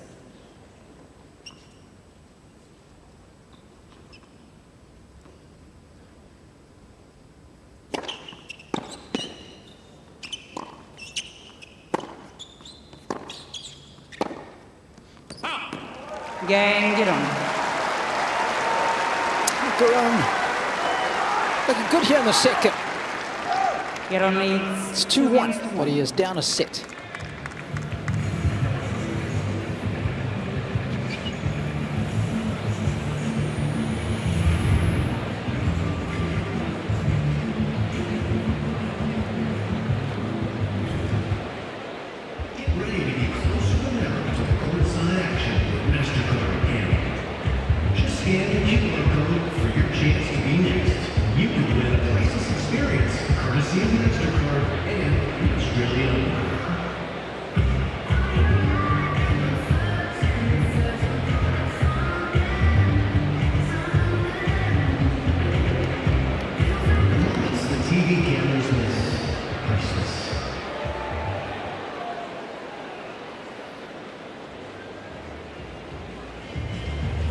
Nick, I've got a question for you, and it's coming out of the break, so.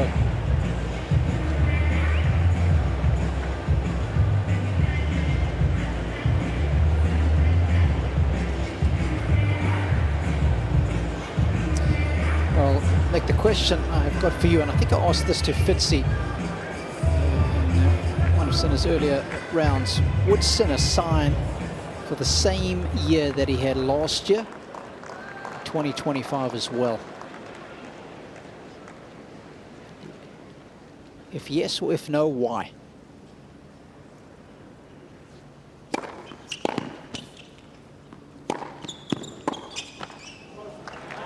Yeah, I mean, look, when you win 2 Grand Slams, I think you're going to sign up for that at any time in your career. Obviously, we know these guys are cut from a different cloth, but if you tell somebody, hey, you're going to win 2 Grand Slams and then let the chips fall where they may the next couple, I think you sign up for that.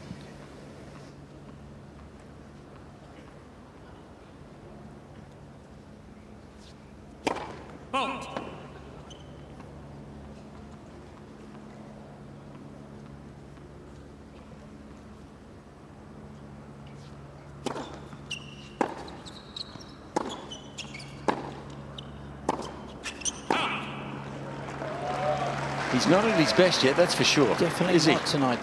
15-all. What was your answer to that, Robbie? What did you think? I think these guys are a little hungrier than that. I I think they always want more. They have that growth mindset. They're never satisfied. And they will always back themselves to do better. For your information, Nick, I was more with you. I get satisfied easier than Robbie.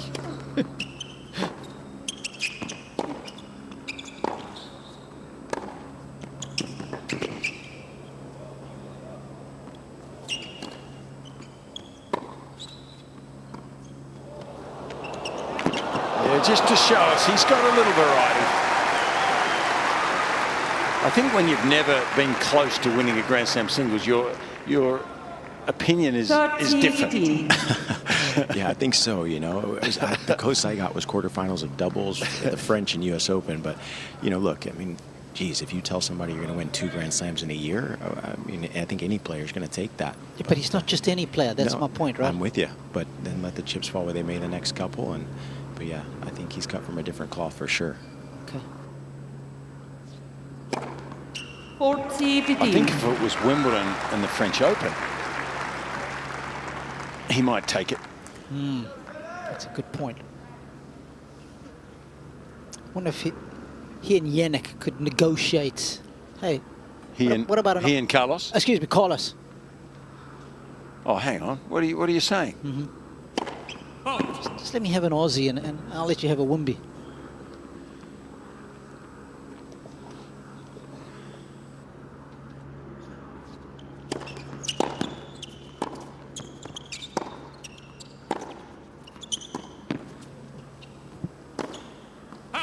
Of course, Carlos Alcaraz looking to complete 40-13. career slams with a win here in Australia. He's got the other 3 already.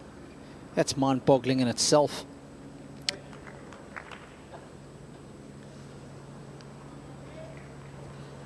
I can tell you from an American perspective, Ben Shelton has beaten Lorenzo Musetti, so it's 1 win for an American tonight over an Italian. I've got a question for Nick too. Quiz night, Nick.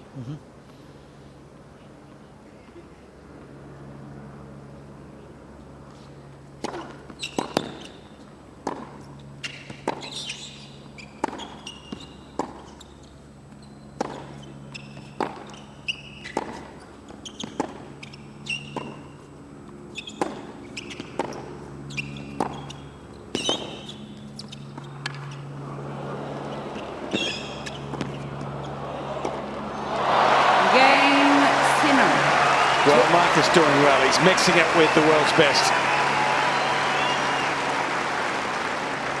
So if Carlos Alcaraz goes ahead, Nick, and he wins the Australian Open, either this year or next, he becomes the 9th player in history to win all 4 majors. I want you and Robbie to try and name the other 8 without looking at Google.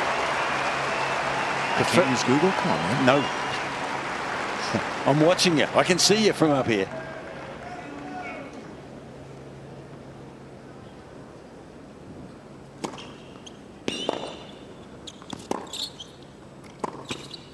Oh, wonderful. So it's a rare group, Nick. It's a very rare group. La 15.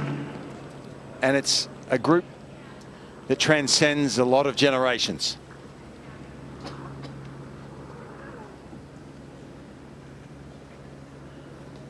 I've got a couple. How many do we need? How many more? You need 8. Okay.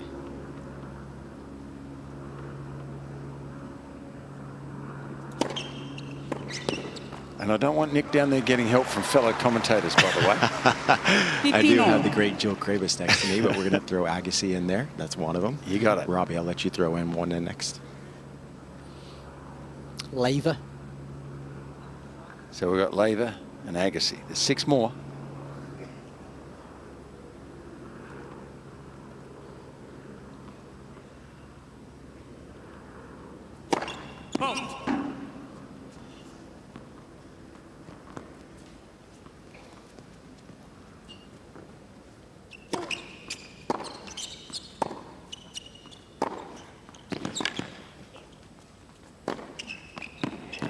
That takes an incredible amount of spin from there. when you're looking up the court on a television screen, it's hard to comprehend what sort of spin that took to get it from low to high over the... When it's short in the court, you get it from low to high over the high part of the net. At that speed, that's a heck of a forehand. Yeah, it has got a serious amount of torque on it, that forehand.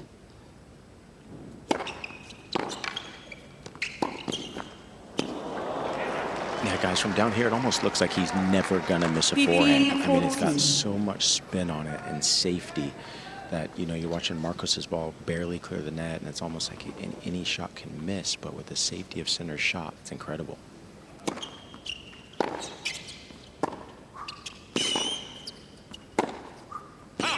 Jannik Sinner.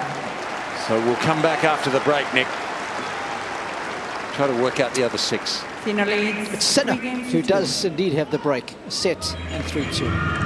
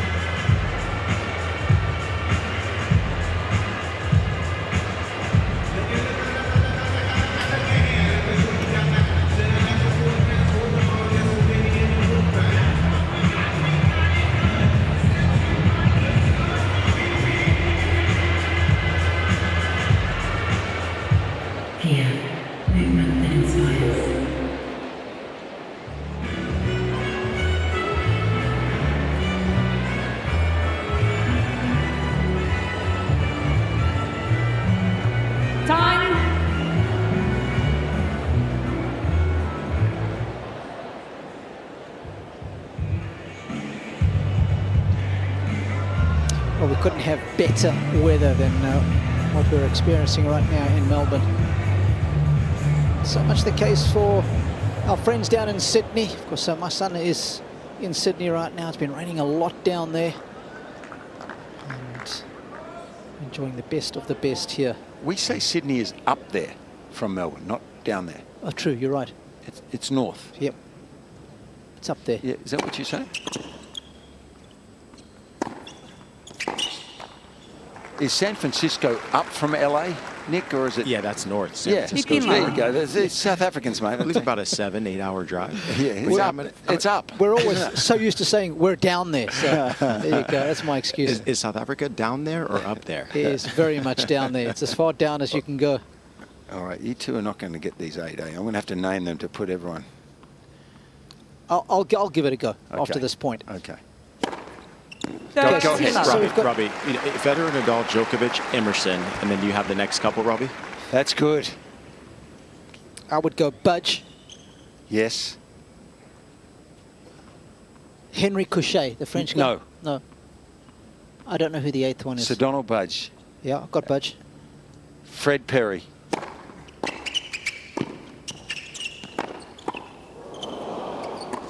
Oh, yes. That's very nice. Fred Perry, that's the one that got me. So you're telling me if I win all 4 majors, I can have my own clothing line. All right, I'll work on that. I'll work on that. You'd style that well, by the way. Laver, Emerson. Yes. That's 4. Agassi, 5. Yep. Federer, 6. Yep. Nadal, 7.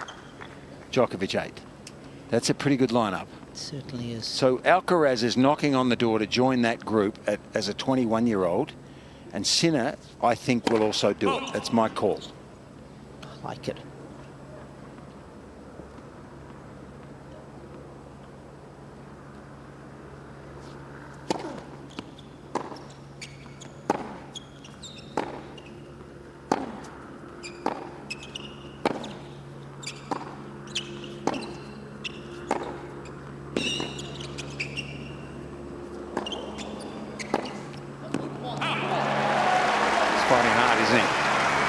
Gotta respect that. Yeah, guys, he is fighting hard. And after he won that point, he gave a let's go. He let Jannik Sinner know he is still here. But I got a question for you guys. What effect will it have on Jannik Sinner not having Darren Cahill in the box after this year? Yeah. He's done so much great work with Jannik, giving him so much confidence. We've seen the variety in his game, but what effect do you think it'll have, boys? Well, we'll never find out from Darren because he's one of the most modest people I've ever met. In tennis and out of tennis. So he won't tell us. He'll just say he'll be fine. And I think he will be, Nick. Or as Jannik would say, let's see. Let's see. Let's see. Yeah. Let's just see. By the way, there's only one of those 8 that Thank won you. all 4 major singles titles and all 4 major doubles titles. I might tell you that one later. Okay.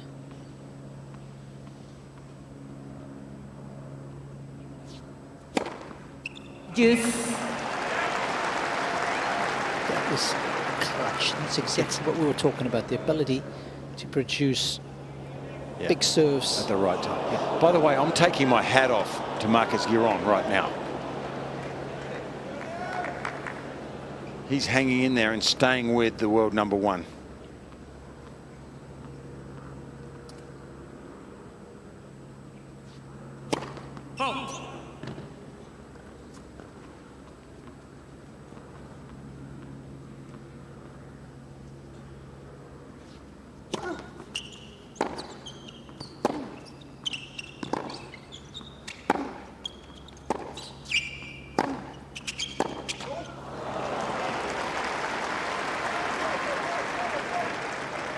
Advantage, Sinner.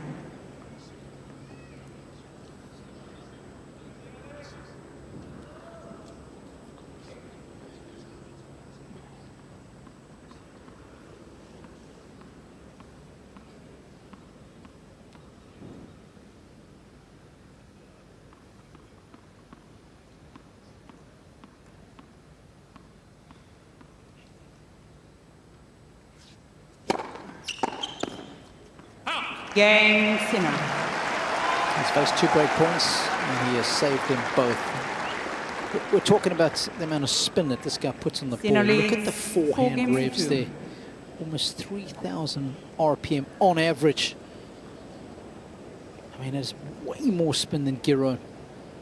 He's almost got 2,000 on his backhand. So the combination of pace and spin on Sinner's shots is quite extraordinary. Nadal's forehand is about 3,500, and you know how much spin that had on, so he's not that far away.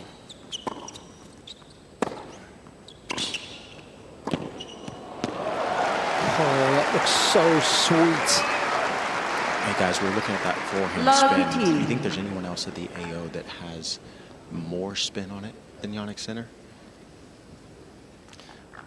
I don't know whether Carlos does. It's sort of a different ball, isn't it? I'm not sure. My guess is no. Nick?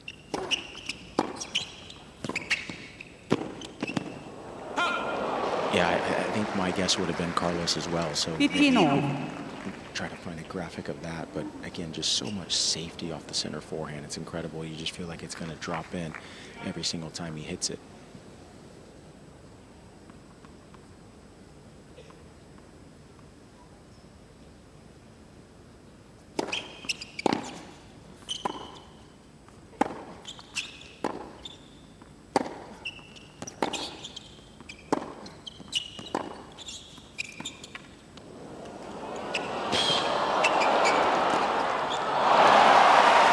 Plenty of RPM needed on that final shot.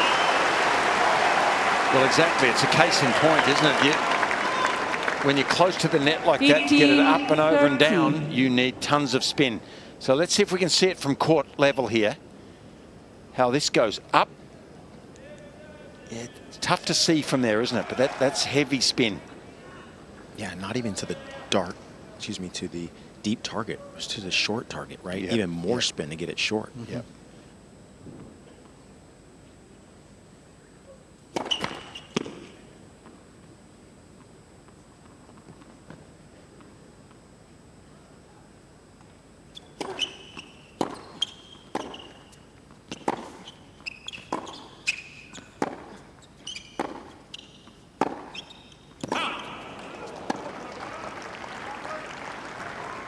I 30 think all. hopefully one thing Marcos can maybe gain a little confidence from. Look, he's one of the California boys. There were 4 California boys that played today. Taylor Fritz, he lost today, but Lerner Tien and Alex Mickelson both got the win. So Marcos Giron would love to add to that tally of California boys with a W. He's got the biggest ask.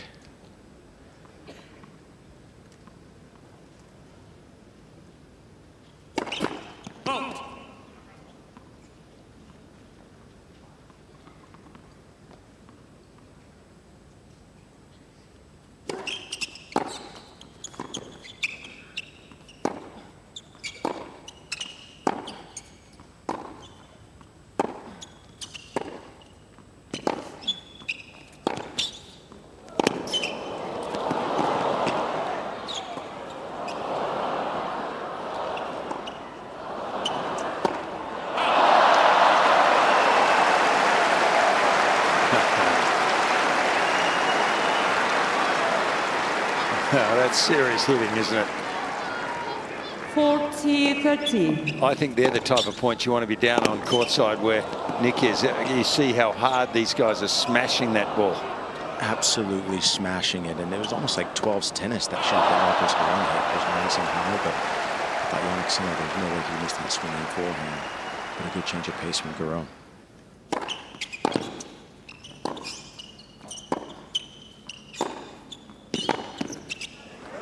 Game, get on. New balls. He's staying with a touching distance. Sinner leads 4 games. Sinner looking good here, set in 4-3.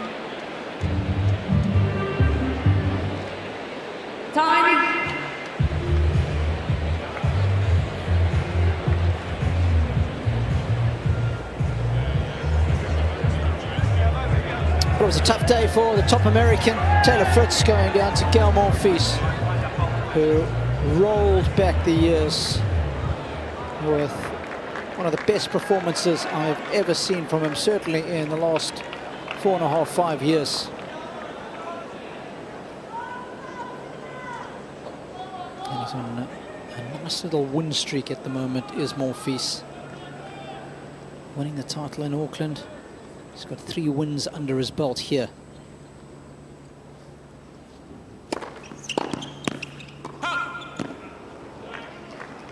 You've got to remember, he was down 6-1, 5-2 first round in Auckland. Got out of that match against Pedro Martinez. And wins Auckland, comes here with all kinds of confidence.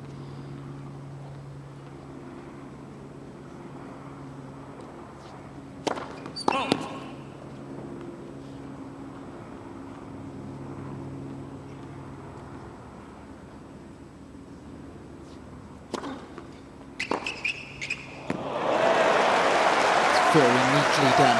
Well, good peripheral vision there from Marcos. Yeah, Marcos actually likes a target, even though he's far back behind the baseline. You know, I've seen practice with him quite a bit, seen him in Carson with the boys training. He likes a target. He can find those small angles.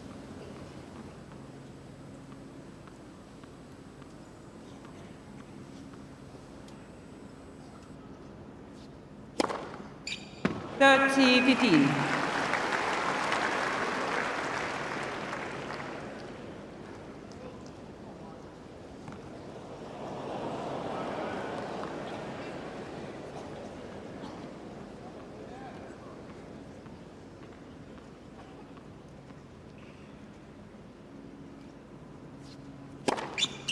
$40-15.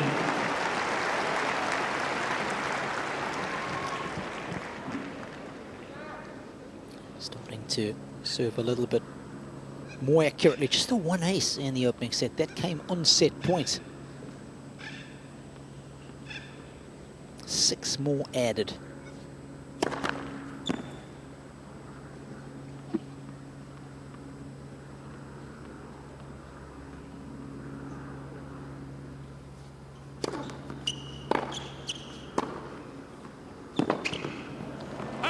Cain Sinner.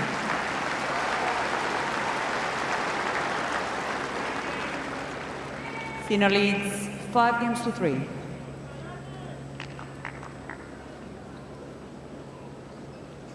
The other thing about Sinner is he takes the ball pretty early. So not only is he hitting it aggressively with spin, he's just constantly rushing you because of his court positioning. Well, there's a lot of forward speed on A to B speed, isn't there? But also when you take it early, it doubles that effect. He'll be pushing for a break here, I reckon. We'll want to start serving in the third.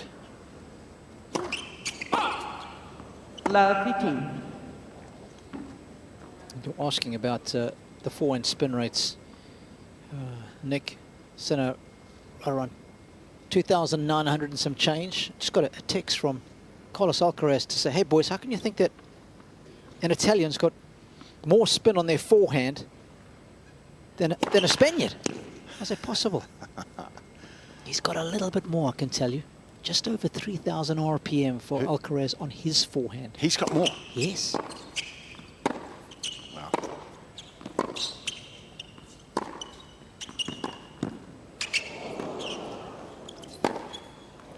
There's some RPMs. With respect, nothing surprises me with Carlos. So is Carlos in the lead then? Does he have the best on tour? Highest RPM?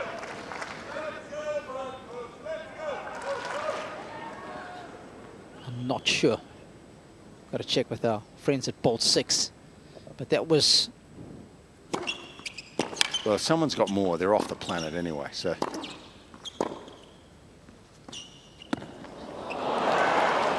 Gee, I'm not sure that was the right choice in retrospect. A bit of flair there. 30-15.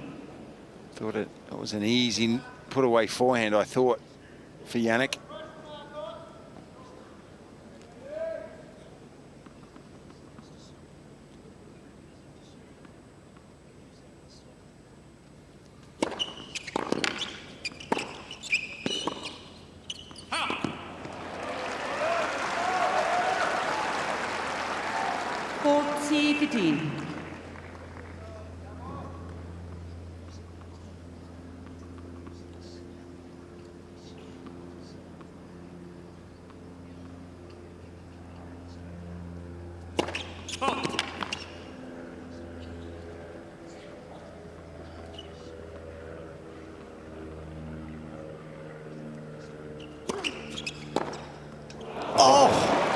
That's a stinger.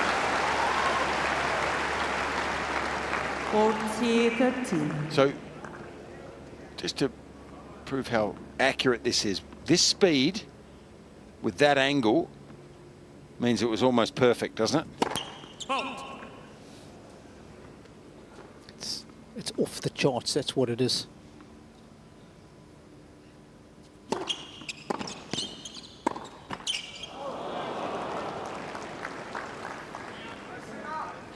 Deuce. He wants to break here, for sure.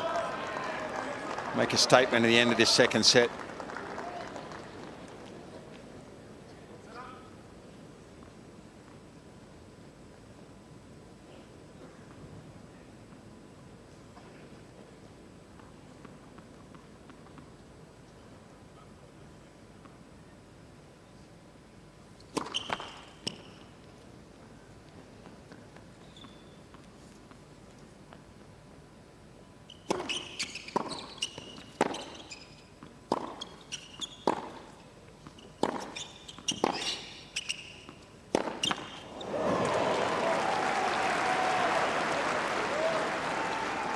He has missed quite a few forehands tonight, hasn't he?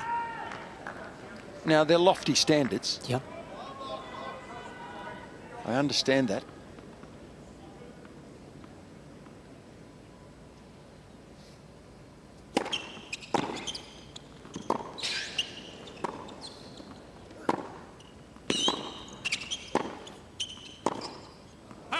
Game, get on. Well played, Marcus.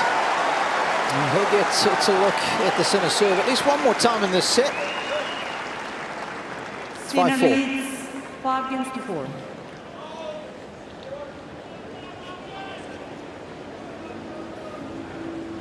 We spoke about the speed of the ground strokes, the spin of the ground strokes. Look how well Sinner holds the baseline, folks.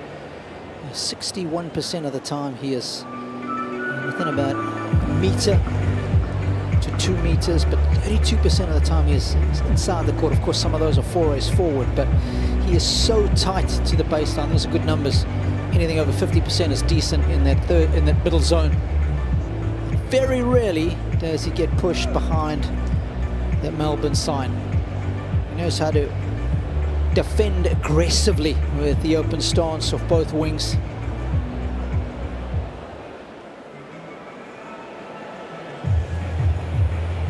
Time. Gonna be a heck of an athlete to do that.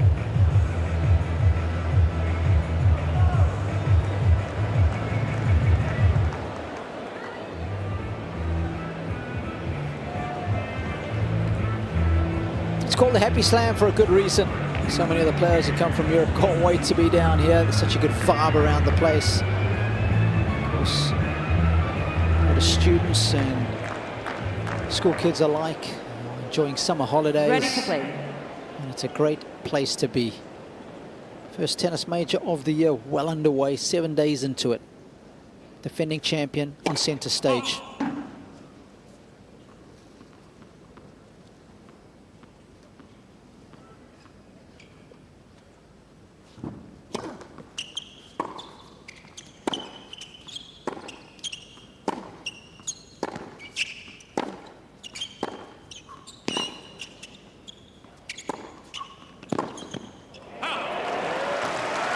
Well, I've got to say, I'm impressed with Marcus here. I thought the matchup wouldn't be great for him. As good as he is, Sinner is the best, or one of the best at doing this. But he has stayed with him. And he's caused the Italian to make more than his fair share of errors.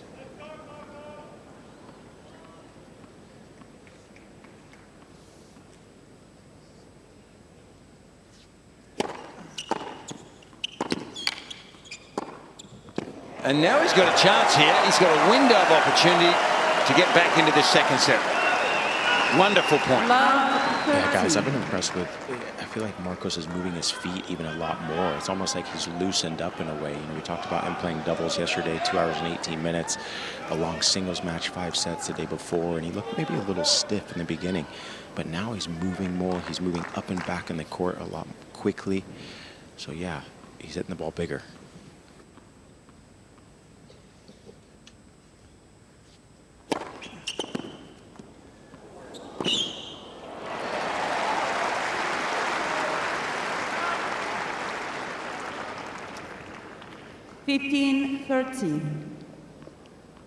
Make sure he gets there quickly.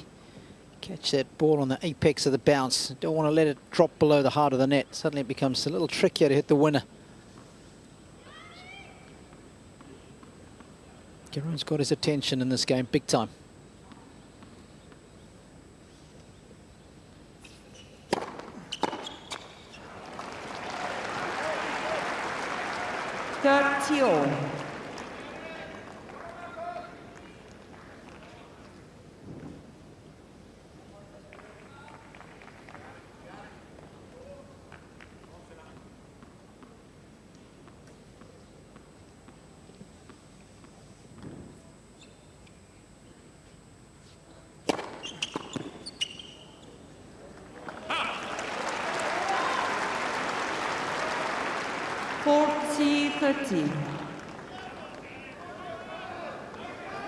When he's in a spot to bother, it's a much improved serve that bails him out of any further discomfort. Set point.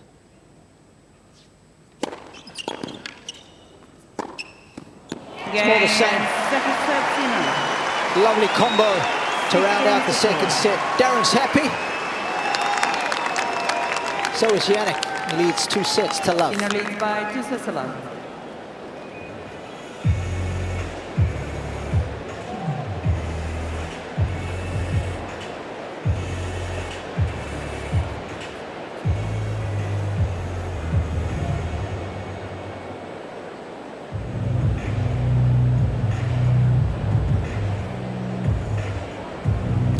numbers a little bit more even in the second set. Sinner still so devastatingly good behind the first serve. Both players with more winners than unforced errors. That's always a positive sign, but got to play the big points well. That's what Sinner did.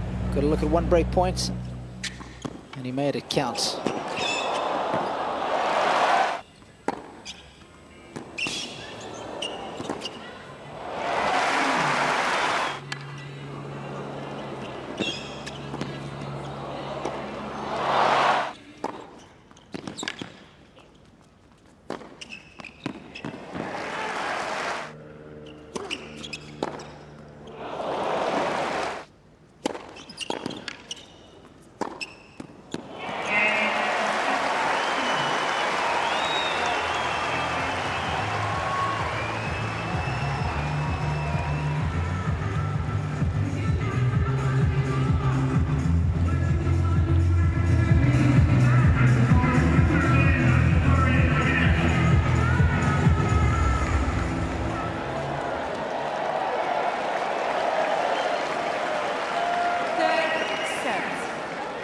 Get on to serve.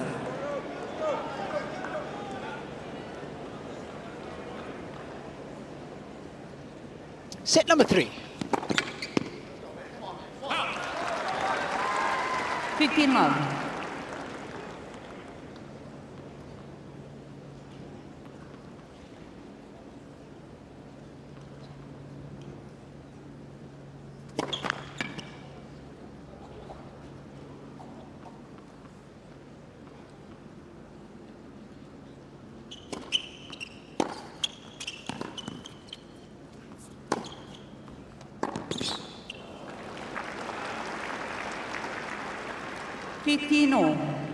It's pretty tough to coach against Sinner, but Nick, if you could, on the change of ends, if Marcus walked over to you and said, give me your pearls of wisdom for 30 seconds, what would you say to him?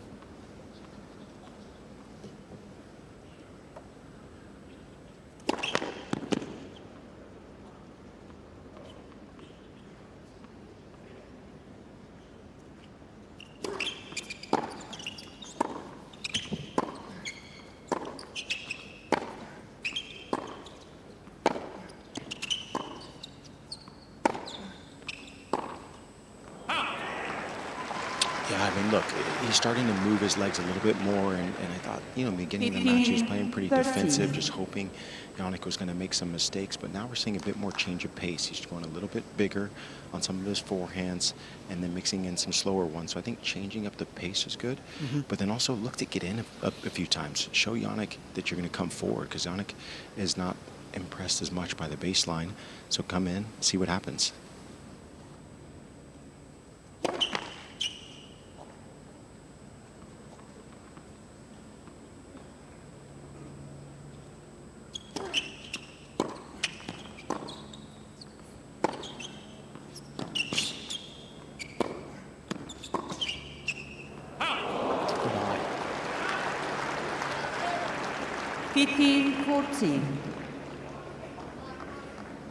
I just feel like when you played 2 sets and you lost them 3 and 4, you almost have to just think about, okay, what can I do different? Even if it's playing out of my comfort zone, I got to find a way to win 3 more sets. So you have to get out of your comfort zone.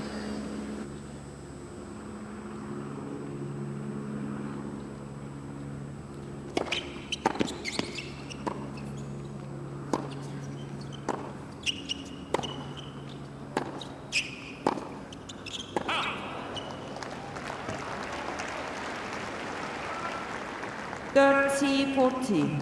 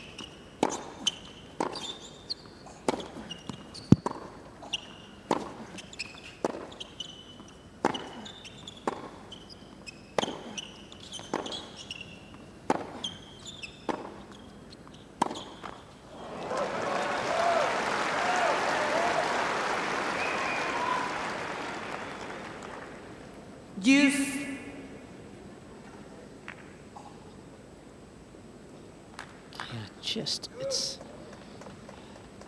that Sinner really annoyed with himself right there. It's about as much as you get out of him. Just being a little off kilter, and he's got high standards, and that's how he wants us to judge him. But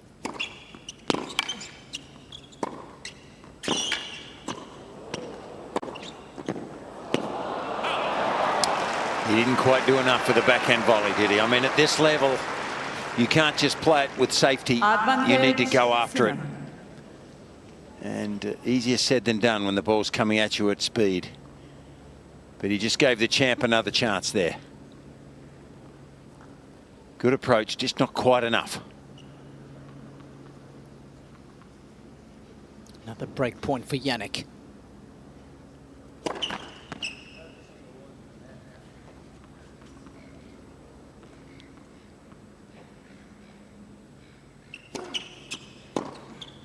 Game. A statement there. First game, third set. It's not an easy return to hitting against the spin. And absolutely flushed it.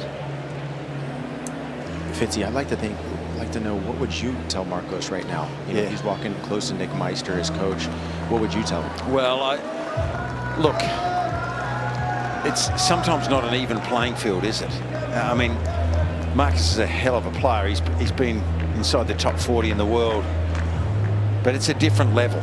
You know, these top guys are extraordinary players, and I always felt you needed to play out of your shoes as a ranked 40 player, and they need to be just a fraction off to beat them. And then over 5 sets, it's even harder. Even more than a fraction off. Yeah. So I'm not answering your question too well, Nick, but this is a rough challenge.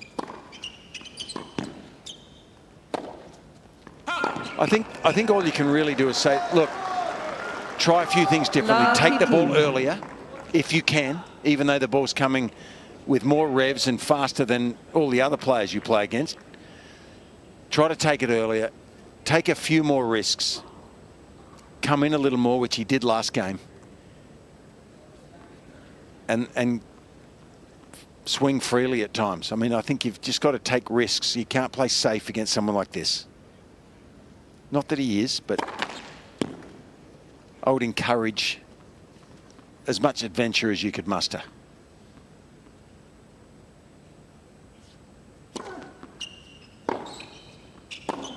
I mean, how do you attack? You've got to think about how you would attack Sinner.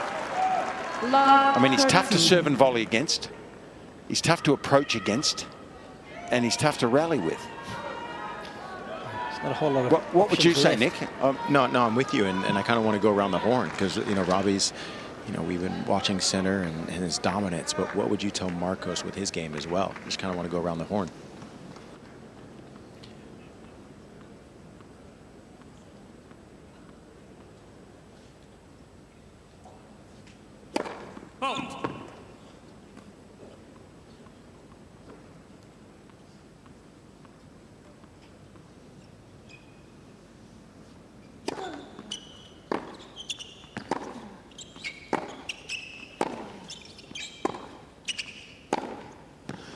Just to finish, Nick, on my side, he's an all-court player, Marcus, and he's got a few strings to his bow. So it's hard to attack with his serve, though, because he doesn't bomb his serve. So that takes a few options away. But I think I'd just try to play an all-court game. And one thing I would like to think you could do, but it's very difficult to, is maybe bring a player forward more. You know, I saw it with Dimonor today. With Sarondolo, he brought him forward a little bit to take him out of his comfort zone because he's better at the baseline, and so Sinner. But you've got to deal with the speed and the heaviness of shot to actually get to that. So I don't have a lot of answers, Robbie. Obviously, I'm hoping you do. I think if I've got the opportunity, I go hard to the Sinner forehand. I think if the one side that does offer up a few more unforced errors it is the forehand because he refuses to back down off that side. So time on the shot, probably target the forehand quadrant a bit more.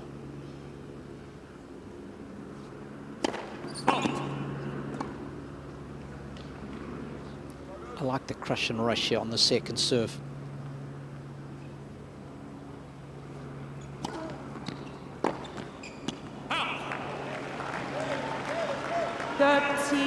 I think it's a lot easier to do it on the juice side than what it is on the ad. I mean, this is such a tame way to lose a break point. I understand he just wants to get settled in the point, but understand his frustration.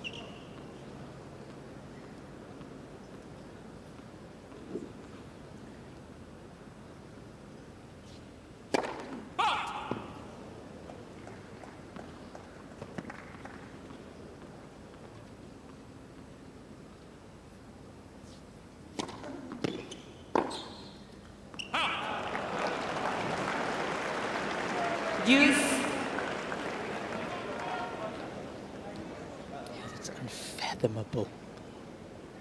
He should make that, but that is a big, heavy kick, isn't it? It's a darn good second serve. Don't let him off there, Fitzy. Yeah, I don't know if we can let him off there. He was very far behind that baseline, and the ball actually got in his strike zone. Well, I know he's a nice guy, Nick. Thank you. I want to look after him. Don't lower your standards, Fitzy.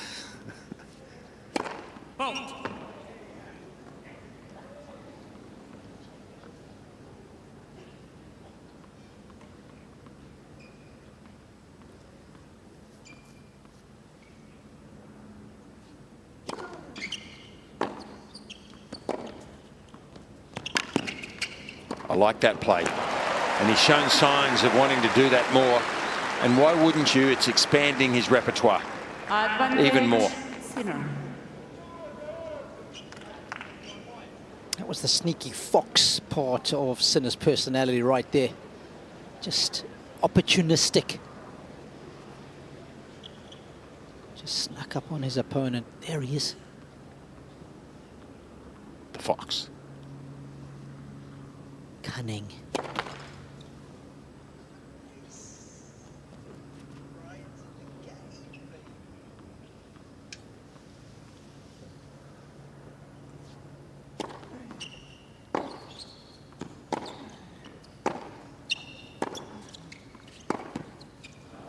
Jannik Sinner. Well, what Marcus has to avoid here is opening the gates. 2 games to love.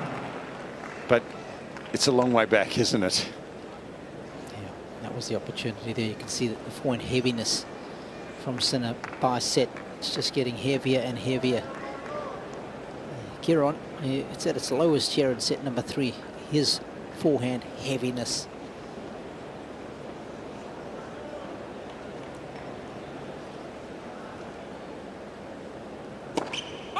That, of course, a combination of the spin and speed that a player imparts on a particular shot.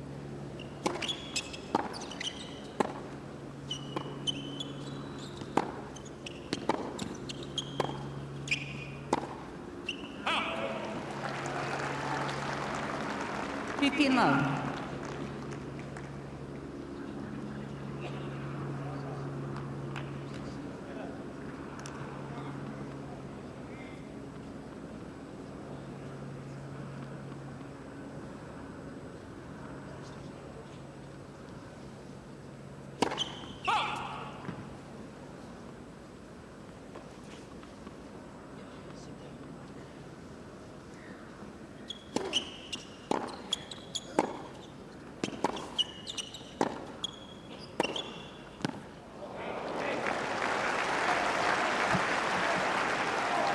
Wasn't super clean, but it was clean enough.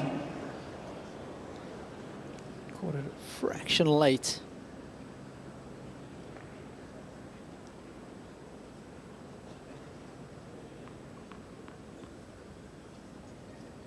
Just kisses the line. Love that super slow-mo camera. No,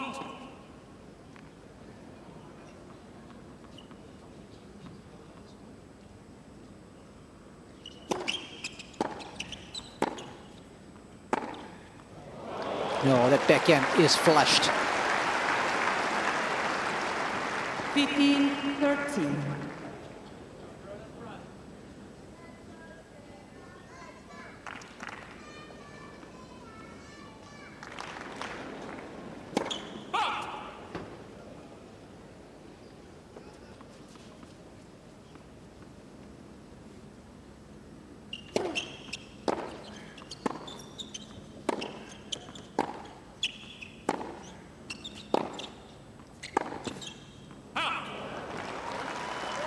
What do you give Sinner out of 10 so far?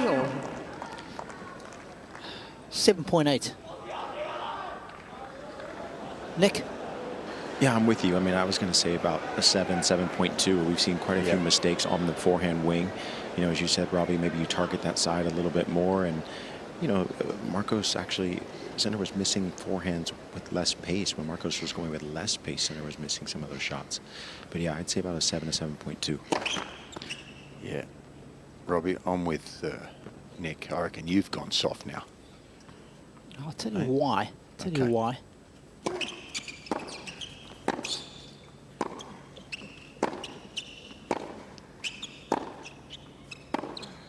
Oh, beautiful. Okay, maybe 7.3. Come on, Fitzy, we got to stick with what we got.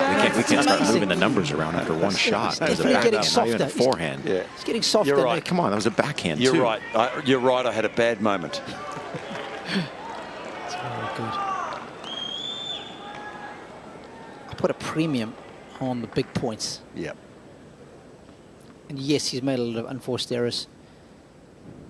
No question about it, Sinner. But man, he has been big time on the big points.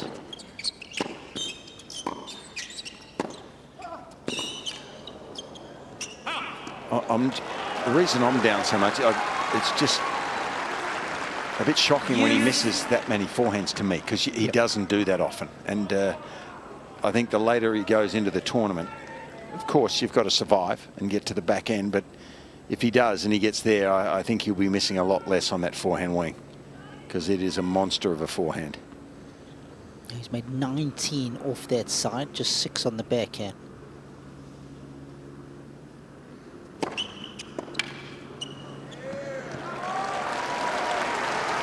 Yeah, I'd agree with you. I think it was just a little bit of a lack of maybe a little bit of focus in that first set, right? He was winning so easily, maybe the first set and a half, and then just kind of a little lack of focus, but he seems back.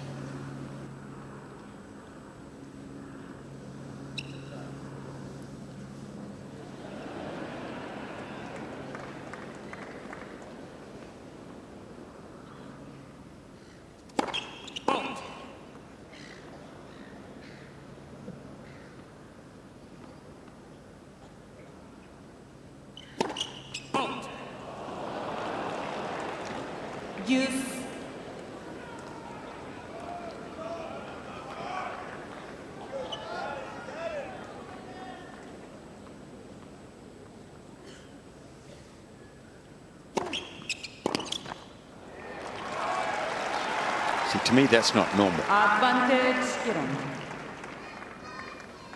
Yeah, Sinner gave a wry smile over to his coaching box as if to say, did I really just miss that? Because it was so slow and he didn't kind of get his feet up to it.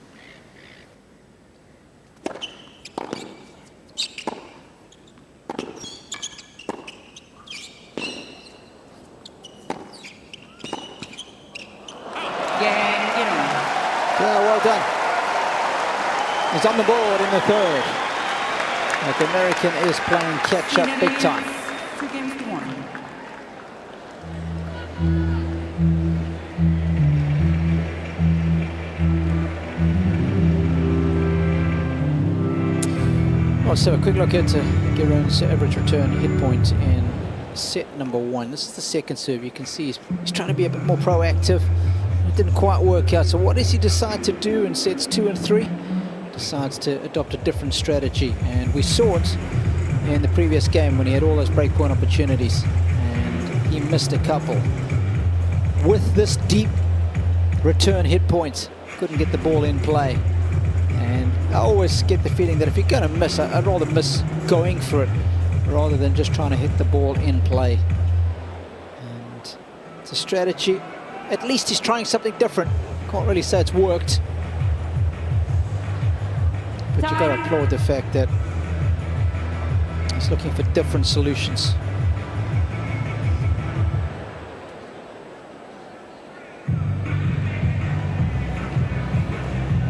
Everybody's having a good time. Make sure you've got a lemon ace. That is the drink of the Oz Open.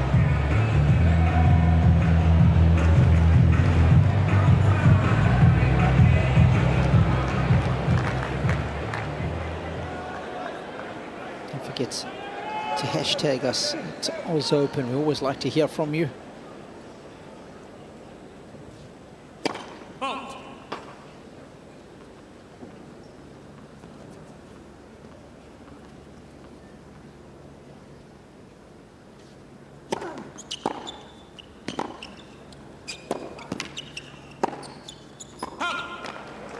Of course, well documented. Madison failed 2 tests last year with the substance clostebol that was detected in his body, and he'll have a hearing on the 16th of April. This, of course, a hearing that WADA has decided to undertake with CAS. They're appealing the decision.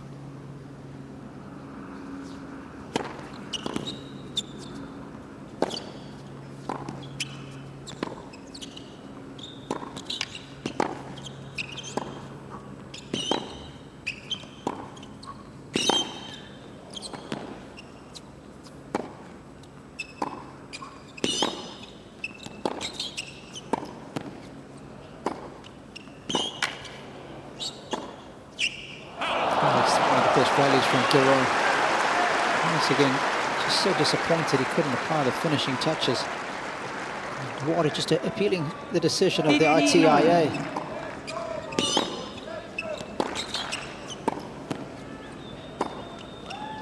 He's got such a low base, hasn't he, when he moves? And for somebody so tall, it's impressive. Yeah, it is, and that gives him balance, doesn't it?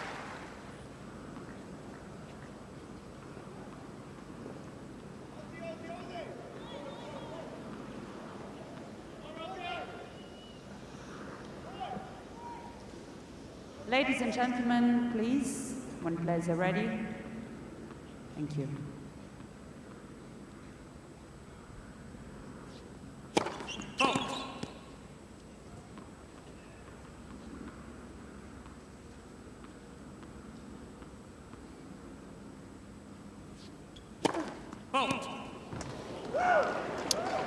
Sinner thought he was out of the woods when he was cleared of having no fault or negligence, but of course WADA has appealed that decision by the ITIA, and they'll have a hearing with CAS on the 16th of April, because that is what they are contesting. Not the evidence, but the finding. So until that date, I think Sinner will have thoughts in the back of his mind.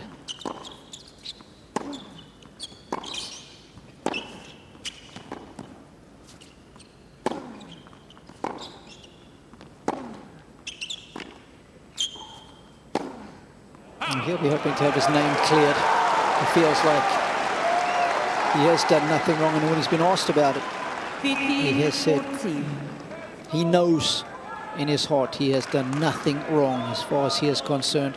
So do you know if they actually proved, I thought it was proved that he had no fault or negligence. That was the finding, but that is being challenged now, Fitzy. Right. Yep, by WADA. Well, he was found to have exactly that. Please.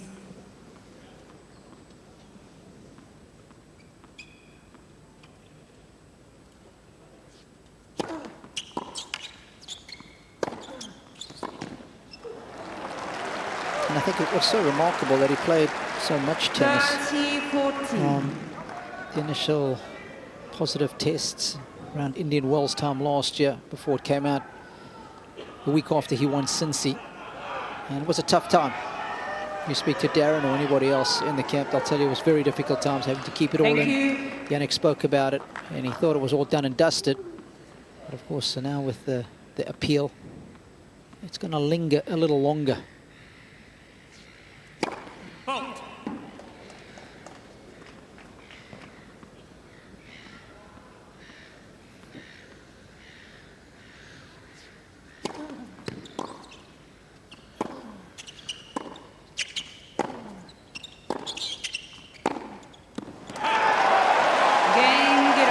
There's that loose forehand again. It's just been too prevalent for me tonight. That's the side you've got to go into with a bit of pace. Jannik won't back down.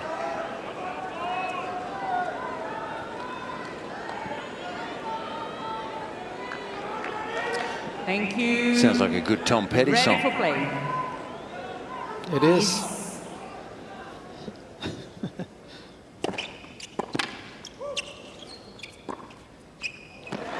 Oh, I love the pace of that one. Just guarded it. It was all about the accuracy.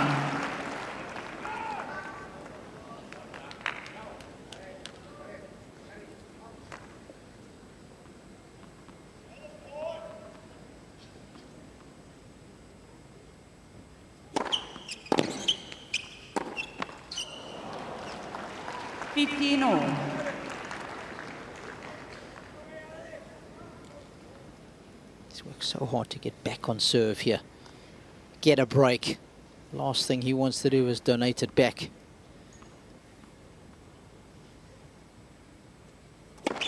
Halt.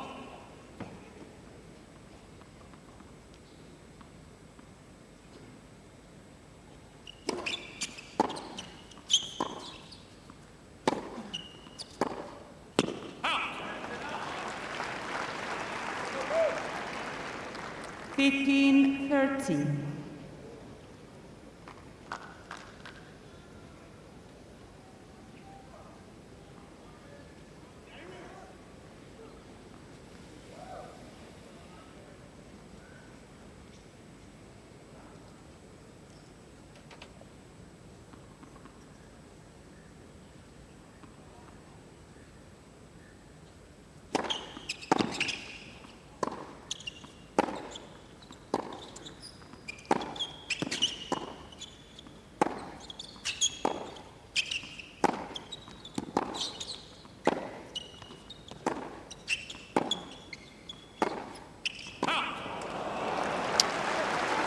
Well, he breaks back, doesn't he? You just saw the stat on the screen there. Breaks back more than most when he's lost his serve. And it looks on the cards again.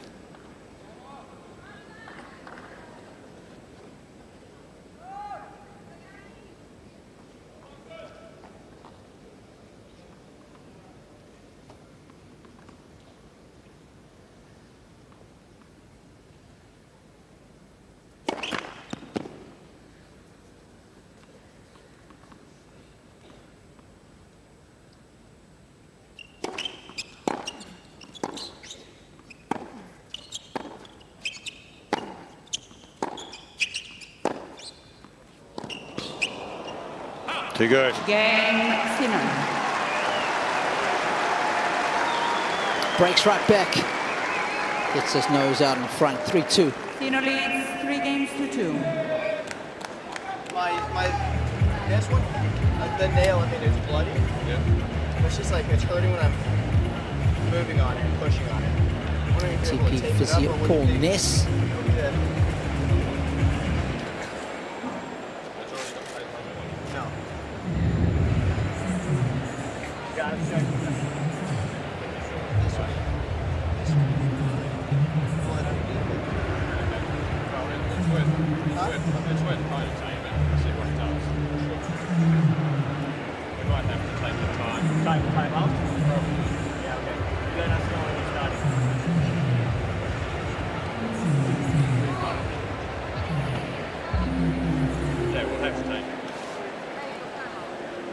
Okay, I'll let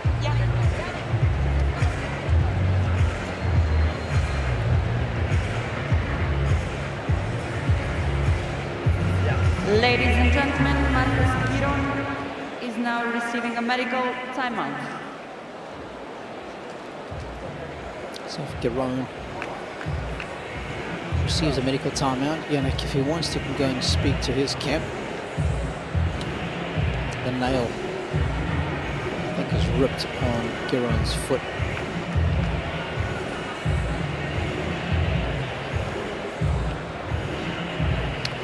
Nothing like a ripped nail to play with. Yeah, I think for Marcos, I mean, he uses his wheels maybe more than most. I mean, all these top athletes use their wheels, but he's definitely moving quickly around the court. And Jannik Sinner's over here talking to his camp. Everyone's trying to get a picture of him in the corner. You see there.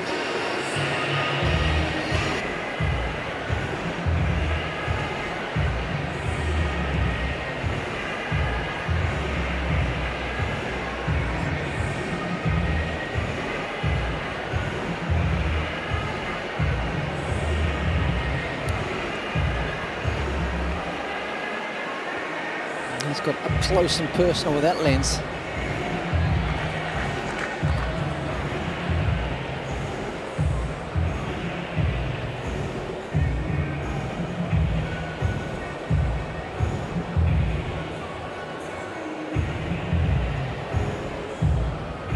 See how the racket head dips below the ball. And moves from low to high to impart that spin. Ground reaction force from the players gets them off their feet.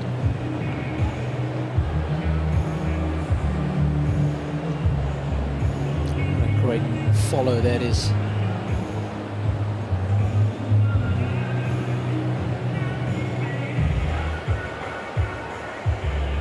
If you were wondering the section of the draw, I'll await the winner of the Kecmanovic-Aryna match.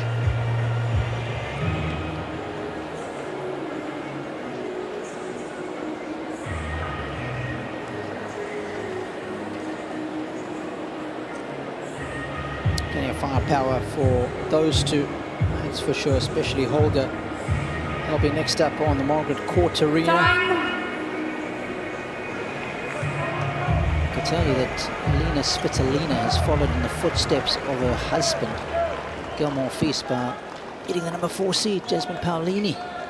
Thank you, ladies and gentlemen. What a day Ready in for the play. Monfils Svitolina household.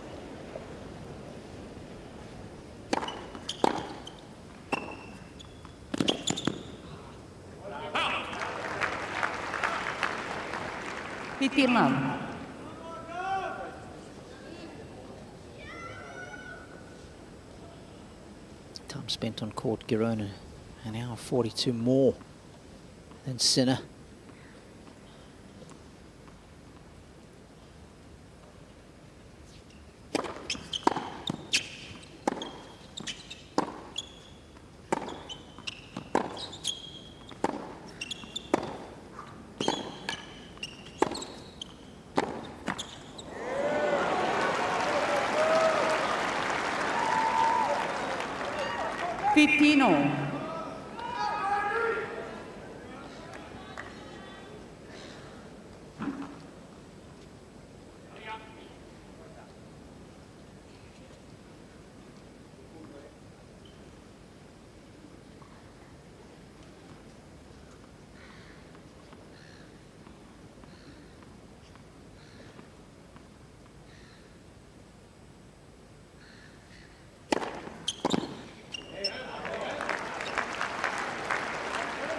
$30.50.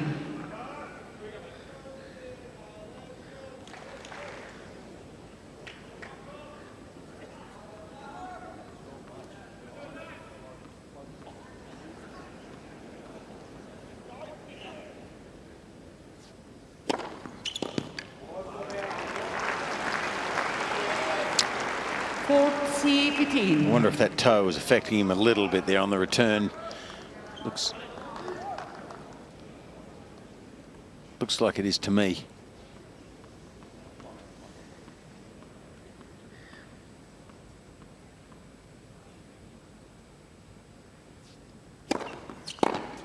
Game Sinner. New balls, please. Sinner leads 4-2.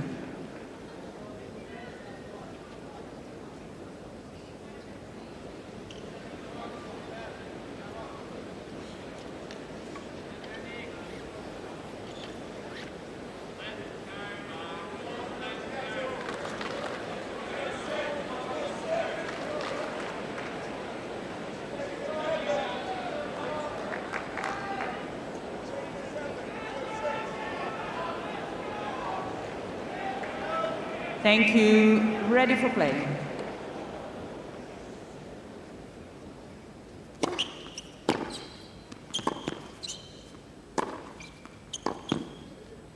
Yeah, he's not quite getting to the ball now, is he?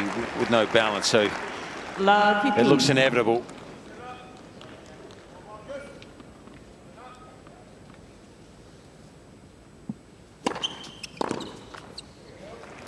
Pitino.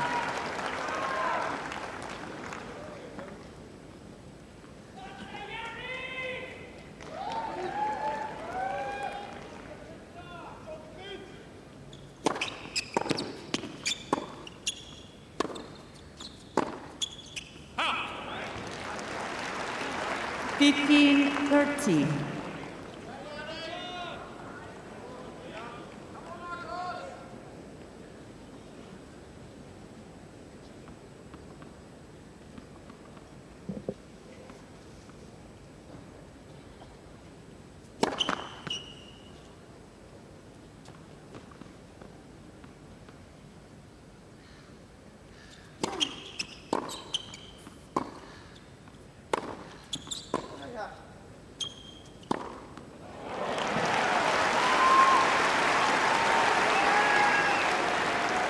Getting pretty close to the last rights now for Giron.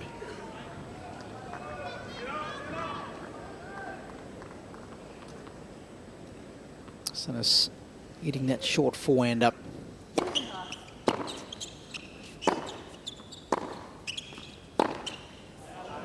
Cain Sinner. Should do it for Jannik.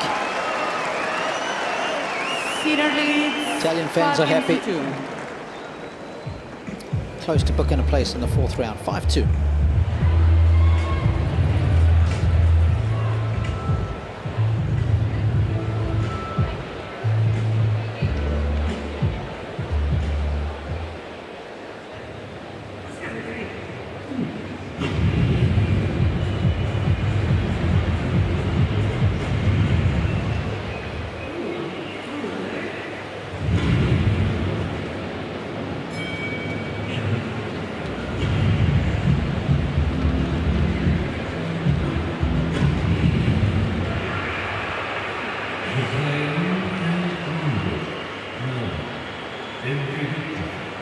Very good technically.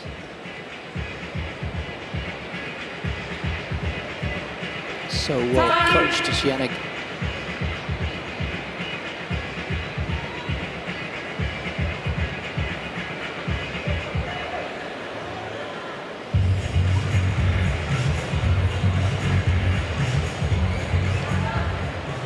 It has been a super Saturday. Defending champion is close to taking one more step and trying to defend that title.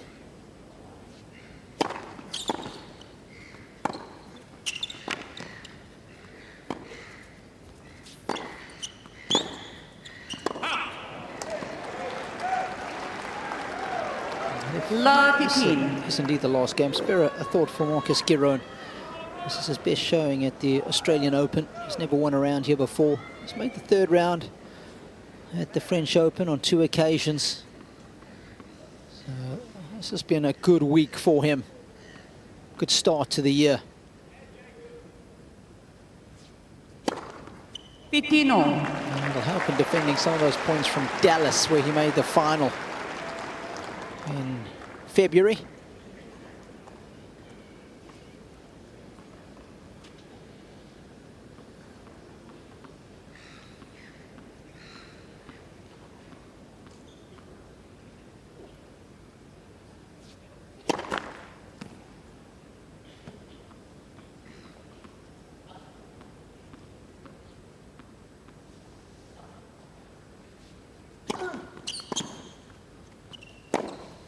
Wow.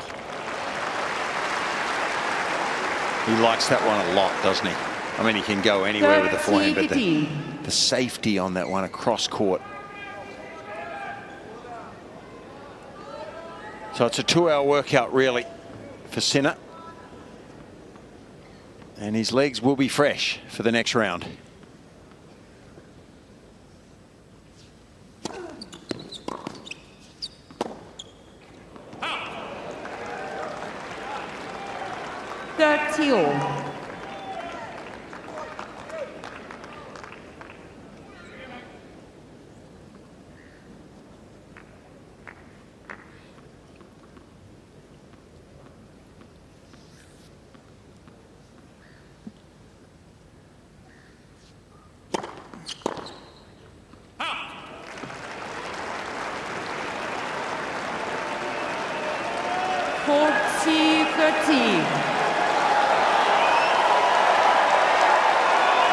Tia's on the nose, and Sinner is at match point.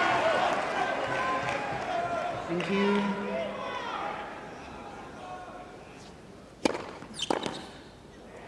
Cain, submatch, Sinner. Good stuff from Sinner. Good enough. Wasn't his best. But there's no comments, Colin. He is quickly through to the fourth round here at the Australian Open, taking care of Marcus Giron 3-4 and 2 to reach the round of 16 here for the fourth time in his career.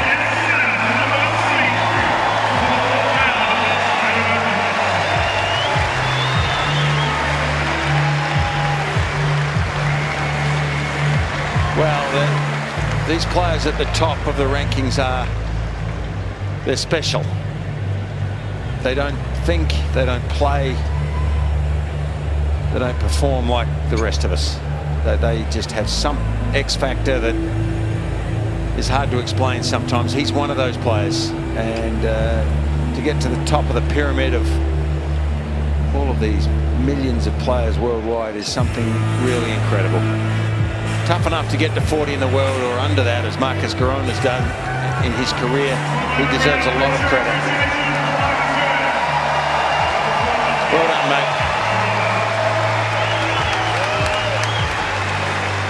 They can hold his head high. His best performance at the Australian Open. And of course, a tie best performance across any of the majors. That'll be a nice boost to his bank account as well. That always helps.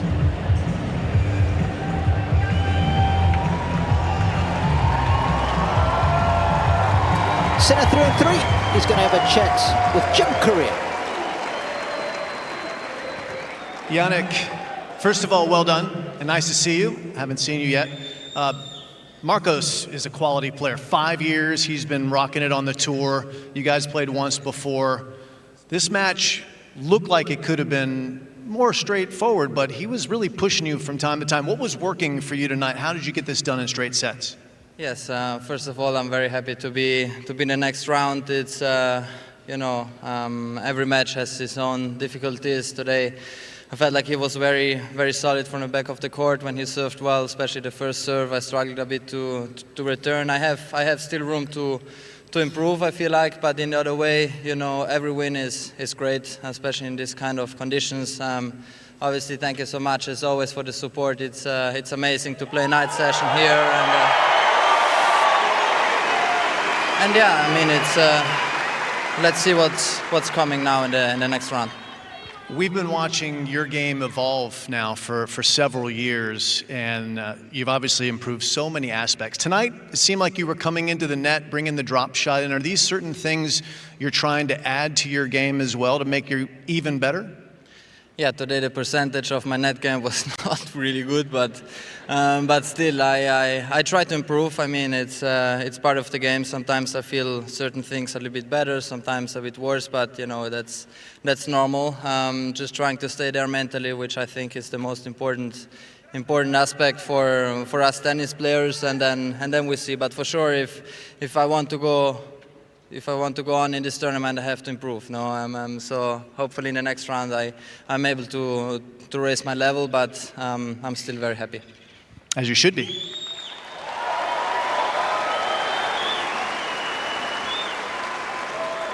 We see you on the schedule. Your match is 7 o'clock, so you know you're going to play tonight at 7 o'clock. We get to see you on the court. What we don't see is what you do before the match and after the match. So maybe for the fans here and the fans at home, what's a day in the life of Jannik Sinner like on match day when you have all that time before the match and you still have lots to do after the match? Yes. Why is that funny? Because you've watched part of my box there smiling, I don't know why. But no, I'm usually quite relaxed until 20 minutes before the match. So I try to sleep in as long as possible, which I have no doubts I can do that every day. What time did you get up today? I slept around 10 hours this night, which is good. And then I had...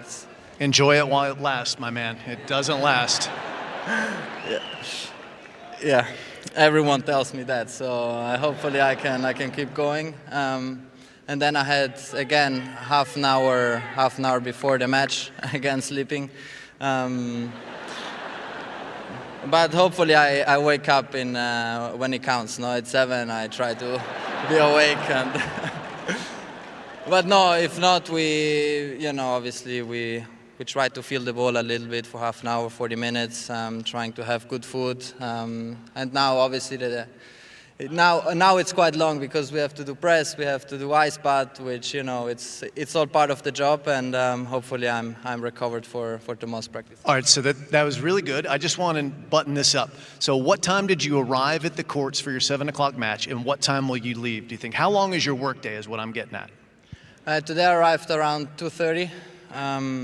And I'm gonna leave 2 hours time from now, so 11:30 more or less, and then I'm back to bed.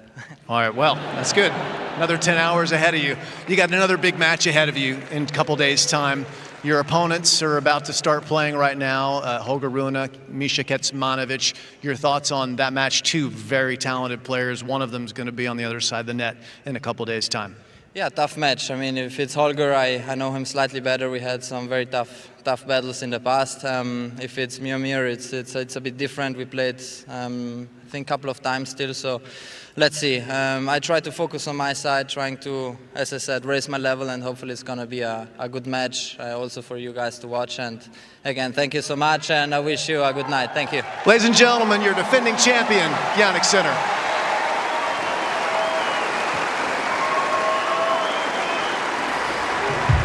I can tell you that if he does play Holger Rune, the head-to-head is tied at 2 apiece.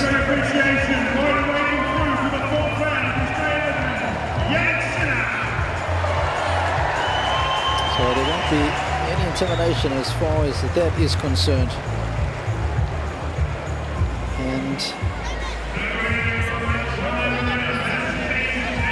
of course, Miromir Kecmanovic is a man that's playing some very good ball at the moment. He'll fancy his chances as well. I can tell you as I just quickly look up the head-to-head there, it's 4-zip in favour of Sinner, so I think they know who Sinner would prefer to play. But I guess we've given our thoughts on how he played today. A quick look at the numbers, and your final thoughts, Fitzy, on what you saw in the 2 hours that he was on court. Well, I saw him perform as well as he had to perform, I think is how I would sum it up. 37 unforced errors is more than you'd expect in 3 quickish sets. Hit his fair share of winners, as he will, with that speed and ferocious topspin he possesses. But I think an average performance by him, and he inferred that in his interview. Yep. He did enough. Alex Mickelson, a winner today for the Americans, as was Ben Shelton and Lerner Tien. And it was the top American that went out, and Taylor Fritz. So Kecmanovic or Rune to take on Sinner. He's 4-0 against Kecmanovic. He's 2-2 against Holger. we'll wait to see how that one shakes out. My thanks to Fitzy and to Nick Monroe courtside. Still more tennis to come here on the Rod Laver Arena as Madison Keys and Danielle Collins get ready to duke it out. Many thanks to all, and good night from Fitzy and yours truly, Rob Koenig.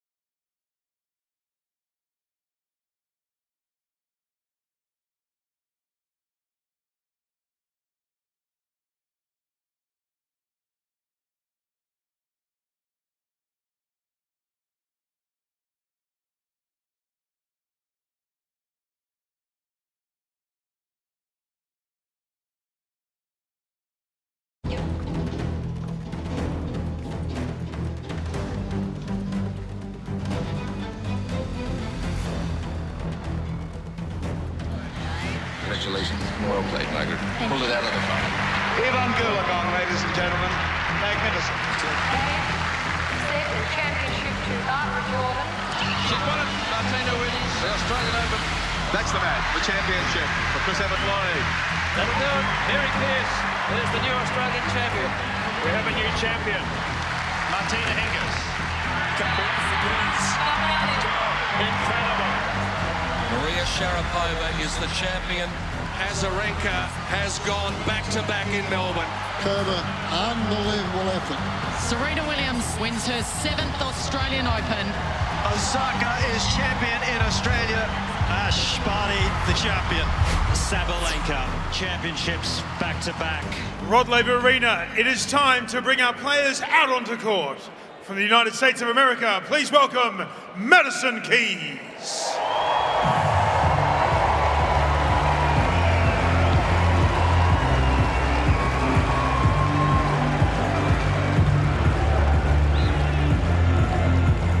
And please welcome, also from the United States of America, Danielle Collins.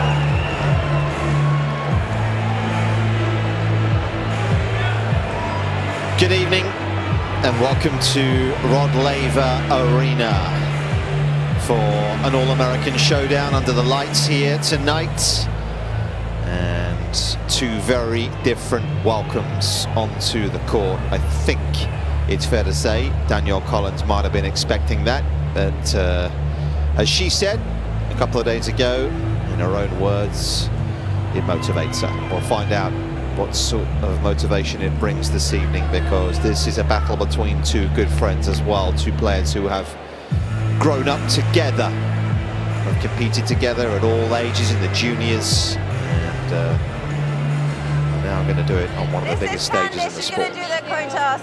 Nice to meet you. So ladies, same conditions as your previous matches, so just a few reminders.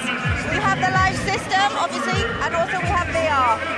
Okay, Madison, if I can ask you to use the red tab box and blue, please. Do you have any questions?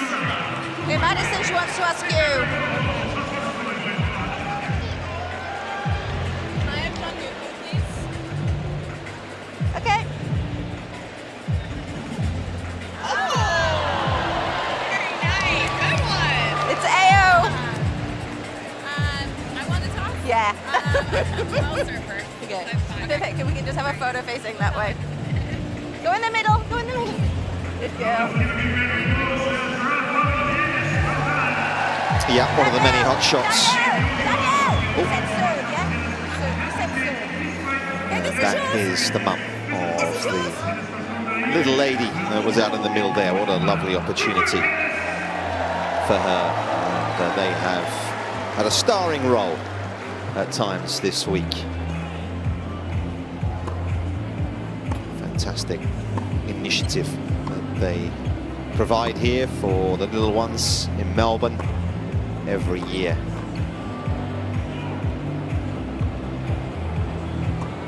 This, the last match of the day on RLA. Fairly straightforward win it was for Jannik Sinner earlier on today, and this should be a good one because Madison Keys has started the year on fire. Super start, winning in Adelaide, of course, her 9th career title. So impressive there. So much made of the changes that she made in the off-season, particularly to the racket, of course. The equipment change doesn't happen too often, that a player who's been around that long makes a change to the equipment. Switched racket, the string pattern's different. There's all sorts going on there that we'll get our teeth into, but it's, if for the evidence of what we've seen in the opening week, it's made a big difference. And that's going to be fascinating to see just how deep Madison Keys can go this week, because this is going to be a match that is full of firepower. As we know, Danielle Collins has created a stir yet again this week. Nothing new in that. 3 minutes, ladies. The number 10 seed is someone that is pretty good at brushing that off.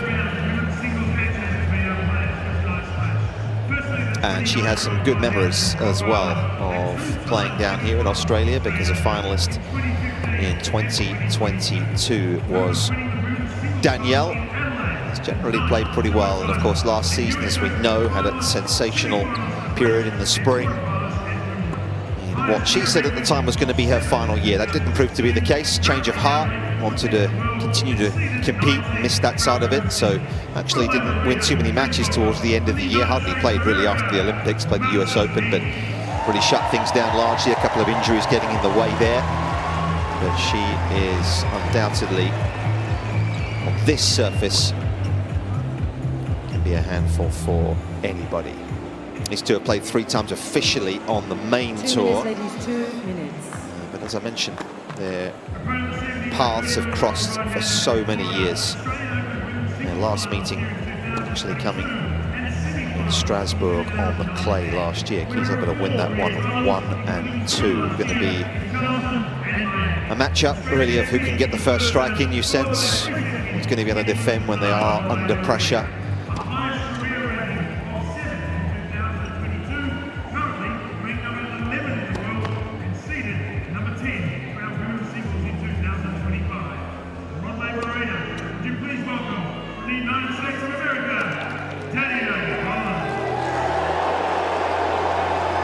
Let's go down courtside because I think we can check in with Danielle's coach, Adam. Adam, just checking you can hear me okay? Hi, Nick. Yeah, I can hear you all right. Fantastic.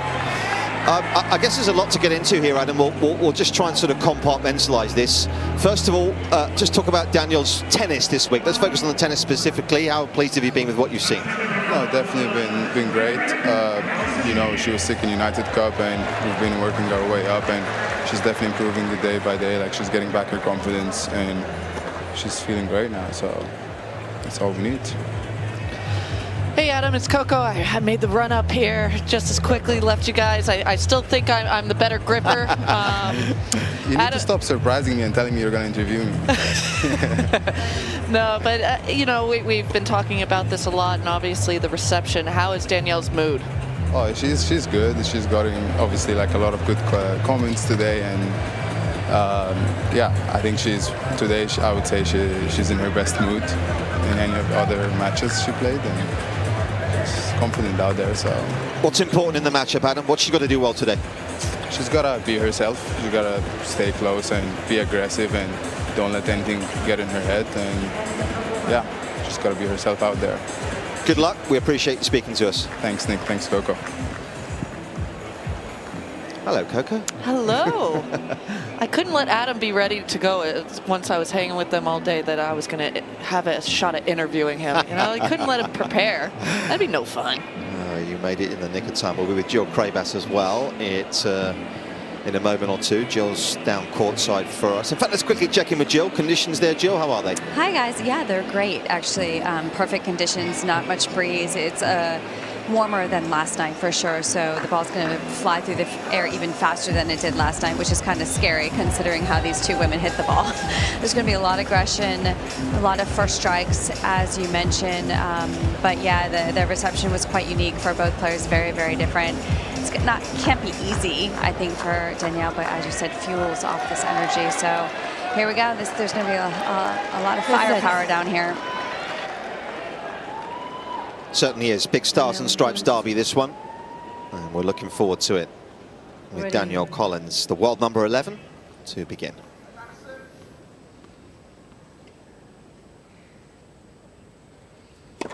Please, ladies and gentlemen, thank you.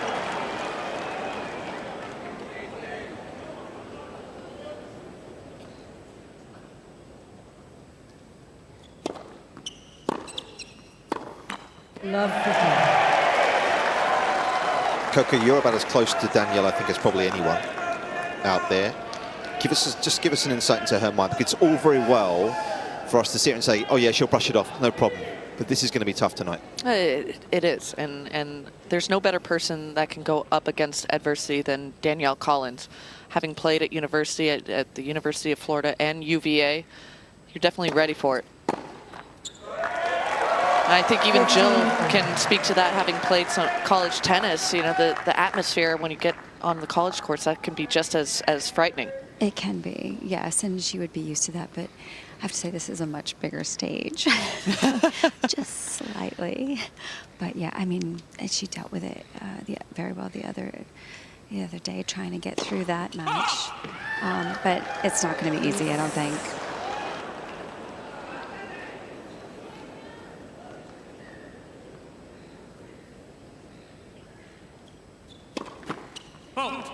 Yeah, when I spoke to her, because I hung out with her for most of the afternoon, and she texted me and just needed kind of a buddy, because this has been a lot of notoriety, I think, for not only Danielle, but the situation. It's made papers across the world, it's made headlines, and just trying to keep her mind off of it, because it is distracting at the end of the day.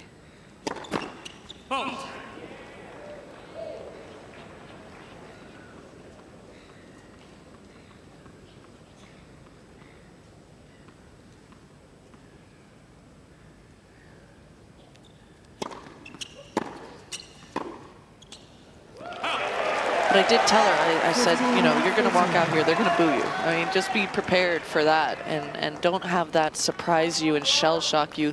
Still be yourself. The crowd will take themselves out of it as soon as this match gets going, because I do think that Danielle and this match itself, as well as Madison, both deserve that respect.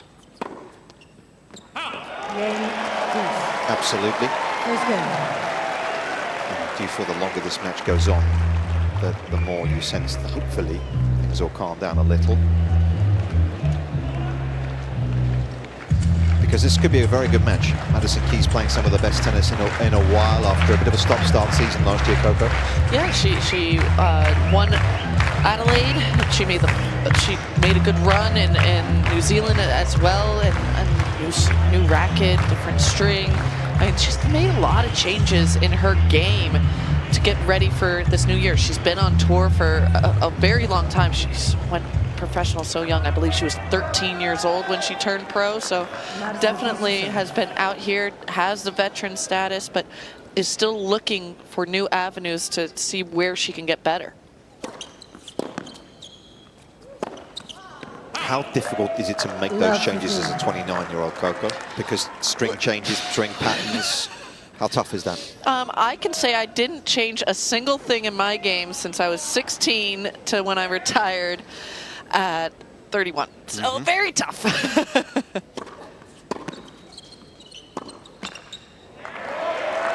And do you look back now and think, oh, I wish I had it done? Or what if, or you know what I mean? Yeah, I mean, there's always, I don't think for me there was ever a what if, because I felt like what I had was working for me. I tried a different frame. It's not that I didn't try, it's just nothing felt better. I tried a different Jannik's frame. I was with Jannik's my whole career, and tried, you know, to loosen my strings a little bit. Just tried all sorts of different new avenues, but it just, once you get comfortable with something, it's really hard to change.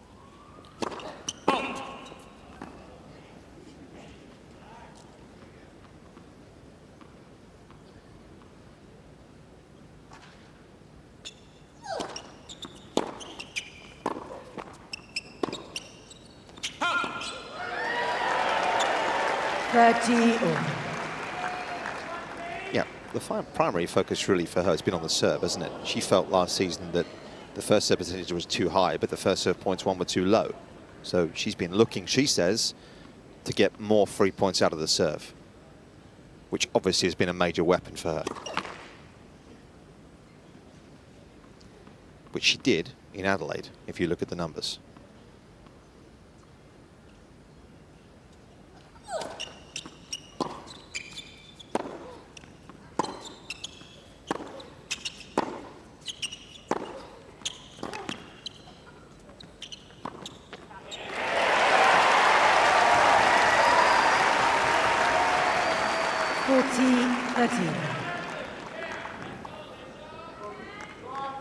I do like this tactic from Danielle, playing into the Keys forehand to start Keys. It's a lot better forehand when she's running around it. If she's standing and going in the cross-court rallies, she does flail a little bit.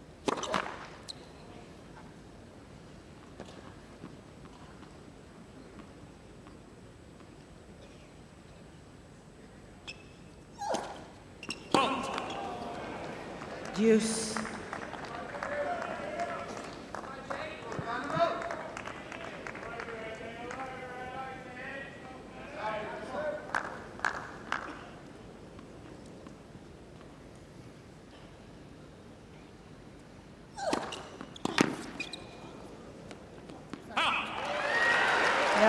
Advantage, Keys. Talk about the effectiveness of that serve. Coco, you obviously play both these players. Maddie's serve, what are the difficulties of dealing with it? The major difficulties. I think it's just really hard to read, first and foremost, and she does hit her targets, and the ball moves really well after it bounces. Game, please. So it's not so much you're dealing with, you know, a hard serve that's hitting its mark. It's really taking the break. If she's slicing, if she's kicking, it's really jumping. So it's a very lively serve. I think also just down here, I'm noticing, you know, with the racket change and the string change, the sound of the ball, there's definitely a lot more spin off the serve. You can hear it instead of the flat, hard one. And I think that's what she's been gunning for, not so much like, you know, keep wanting to keep that first serve percentage up, but throwing in more variety, not always having it be the same all the time.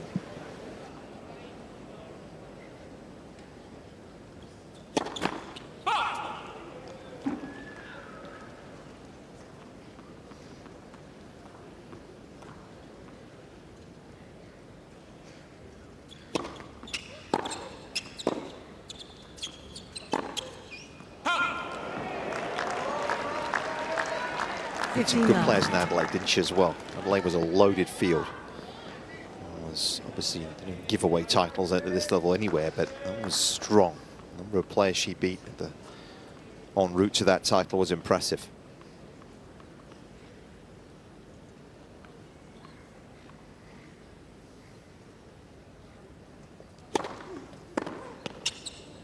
Haddad-Meyer, Ostapenko, Kasatkina, Samsonova and Pegula.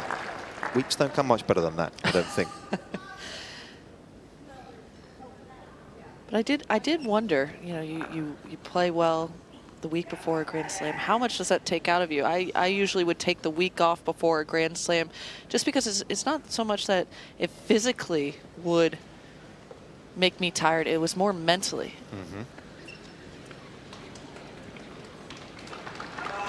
Maddie just needed a towel really quickly, I think, to dry off part of the back of the court.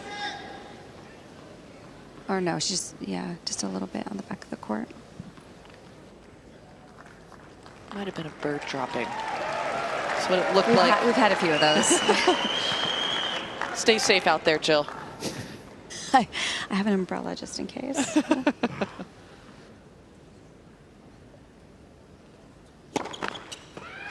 Please.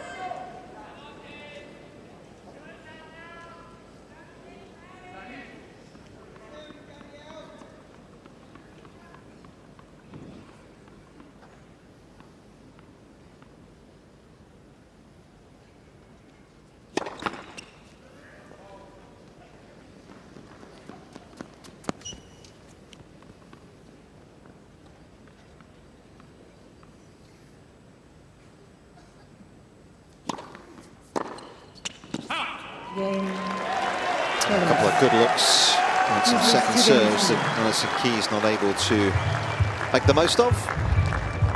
She's up a break early though, 2-1.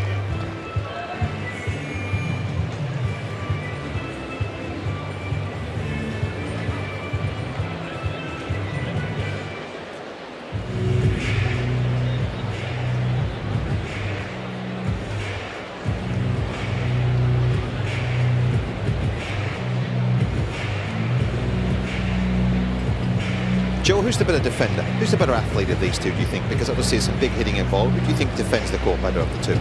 Oh, that's a great question. I think, to be honest, I think it depends exactly what side. I think Maddie is a little bit better at using that slice on the backhand. I think Danielle is probably a little bit quicker out of the corners back into the court. So different specific things for different players. But Maddie's defense has increased tremendously. She's gotten a lot better in that category, but kind of even, I think. Time.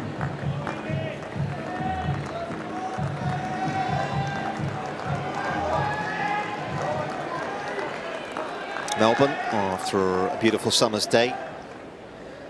Seeing the sun set.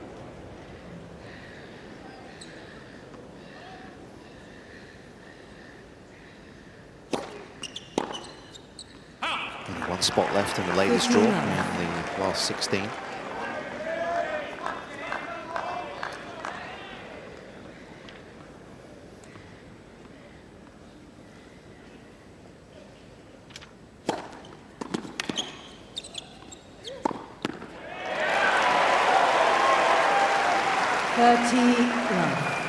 Coco Gauff and Emma Navarro, the two Americans already through, guaranteed, of course, to be 3.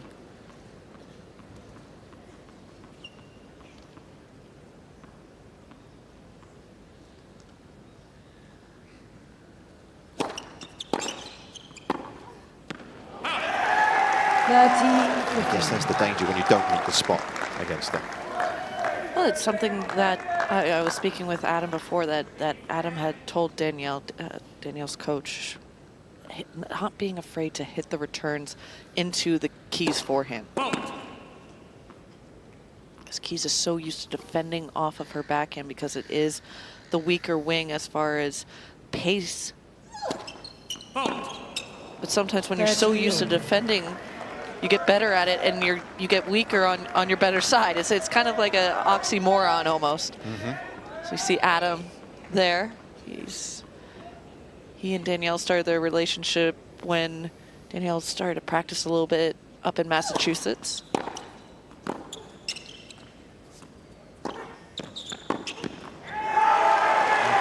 get the feet arranged there. 30-14. A bit of time on it, and he likes it. Yeah, that's going to be a big crutch for Collins throughout this whole match is knowing that she has somebody in her corner. And I think Jill can speak to this, when you do have such a crowd against you, just to have that one voice.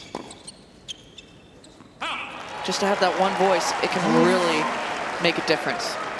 I totally agree, especially now that we have the coaching on the court, right? I mean, that's much better access for Collins to be able to go over there and get that support in a more, close proximity for her, especially when you have the whole stand. I mean, she's getting some support out here when she wins a point, so it's changing a bit.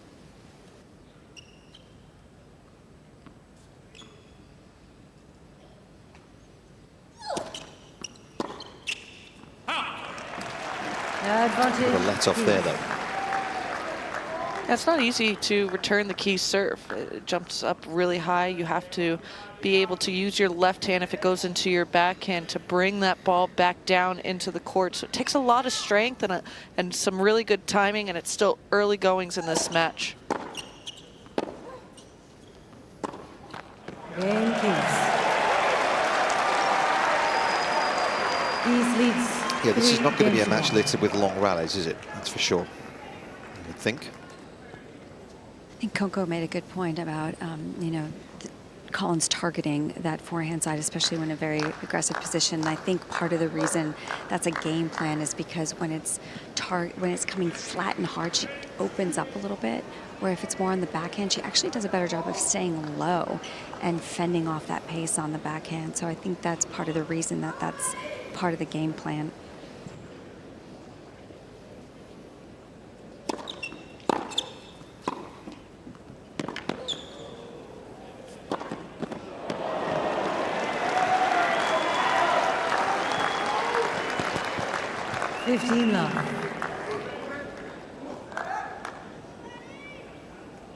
Quick recognition from Collins to get forward once seeing that Keys went to the one-handed backhand, the slice.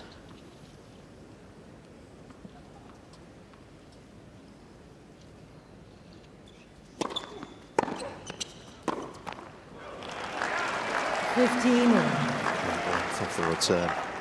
Collins just not given the time on the ball that she was looking for.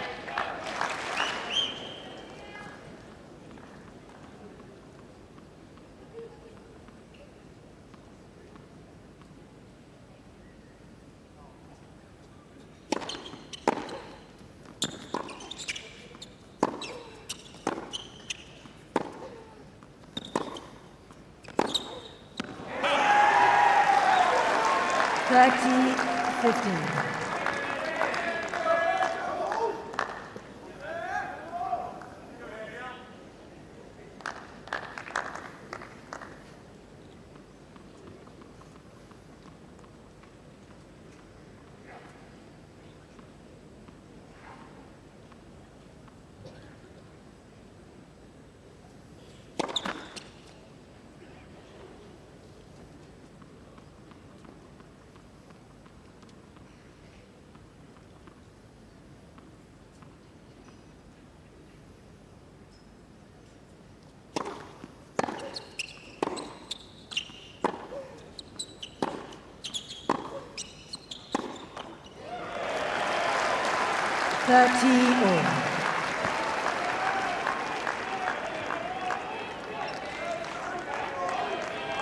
Get the shape she was looking for. At the moment, Keynes is enjoying the better of these baseline exchanges.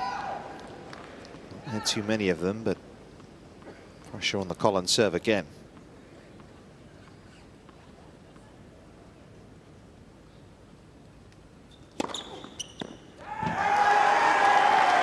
It's a great response there from Collins. And her coach is up every single point she wins. He is up on his feet, trying to clap as loud as possible, just encouraging her. Adam just in her corner. This is also distracting for Madison Keys. Let's not forget that.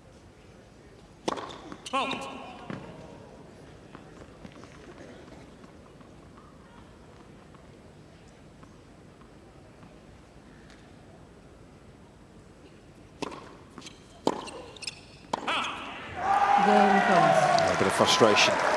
The champion in Adelaide. She wasn't able to drag that one back into play as Collins reduces the gap here. Opening set, 3-2.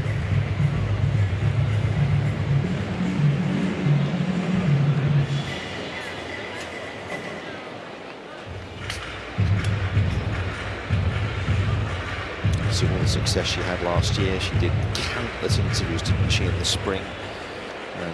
Because she was winning so much. And every single question was about ending the year last year. And then, of course, there was a slight flip of the script from her perspective. Was that a bit difficult for her? Because obviously it was out there. It was so public, wasn't it? It was a 180. No, I don't think it's been difficult. I think tennis is usually such a great place for most of us to find solace, to find peace. And you know, Danielle's going through a lot of different things, which she's also been vocal about in her journey of what she wants post-tennis career.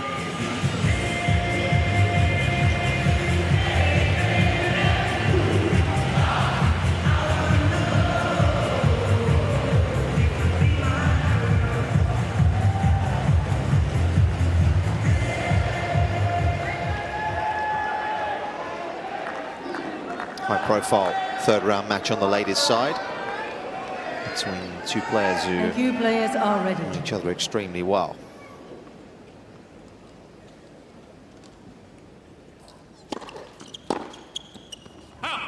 Love.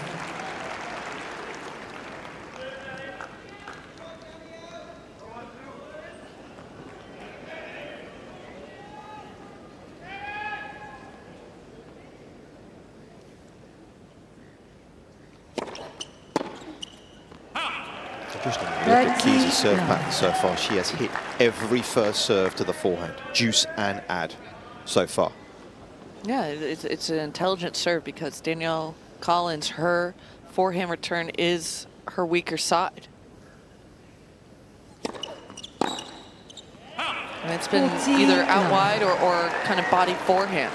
Danielle is on top of the baseline. And she keeps getting quite a few errors off the first ball on that forehand side, so might as well stick to that game plan for now. Yeah, 50% unreturned serves so far for Maddie.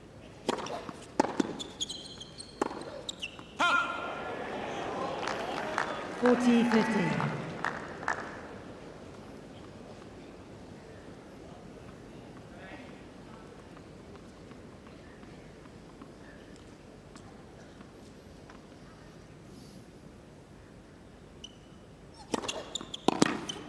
Game, There's that movement you talked about, Coco.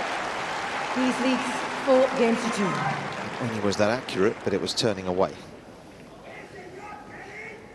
Bjorn Fratangelo, of course, two married at the end of last year in Carolina. South Carolina. You gotta make good job. Yeah, you good gotta job. make the distinction. I know. Fair play. Coco. Charleston. Fair play. Charleston. Okay. It's very nice there, I hear. Yes, yes. Good call.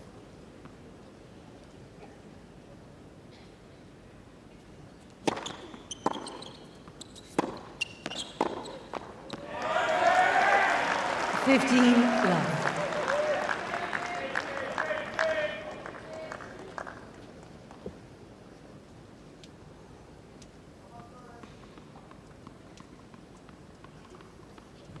Charleston, of course, where this lady won last year. Off the back of Miami. What an incredible 3 weeks that was.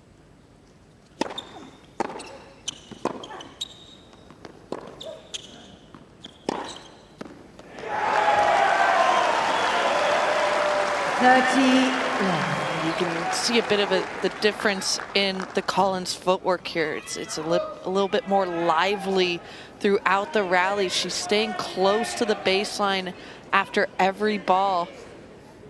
Just bringing the intensity just a little bit higher.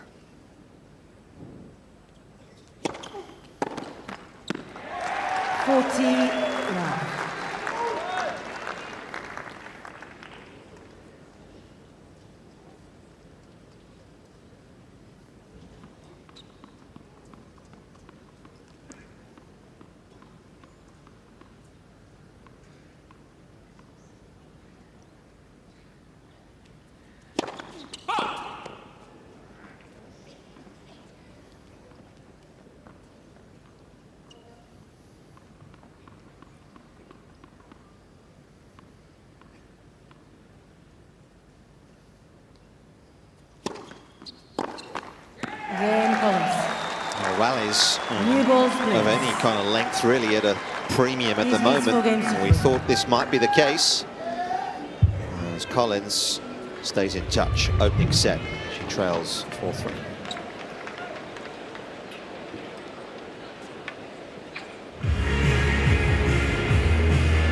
Jill, do you feel like the conditions have slowed up like they did last night? No, I think they're probably a little bit faster.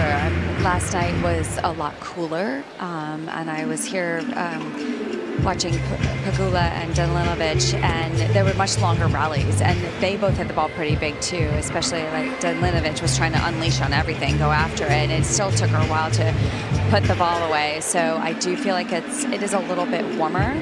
The balls are, I mean, it's still cooler than during the day, so the ball doesn't go through the air faster, but much faster than last night. Time.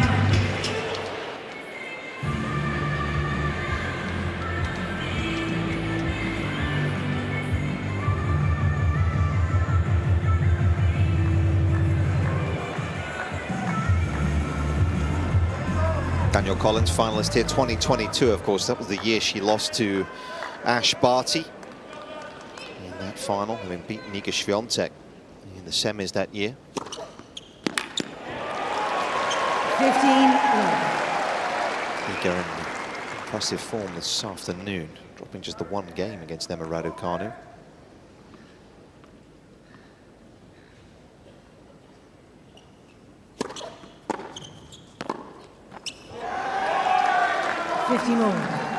Collins is not going to give up that baseline on the return, and she's spraying a few right now, but she is stubborn in that category where she's just going to keep going after until she starts making it in that last one.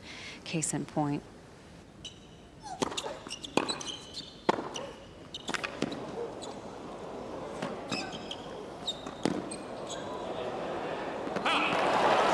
Didn't Keys do well? A little butts up the line. Yeah, I do think it is the right play for Collins to move up in the baseline to return Keys' serve, knowing that Keys has gone more to a spinnier serve, try and cut off the angle. She just hasn't found her timing with it, and right now it's kind of in your head as a player, okay, how long do I keep with this tactic until I move on and try something else, give myself a step backwards, give myself a little bit more time. 40-13. Takes some doing. That's why she's not going to the backhand that often.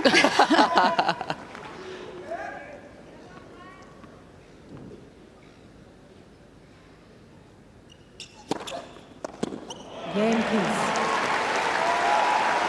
It's a quality delivery. 5 Actually games taking a ago. bit of pace off, as you say, Coco, tonight. Average first serve speed for Key's 167 so far. Kay's tonight. One was a bit quicker.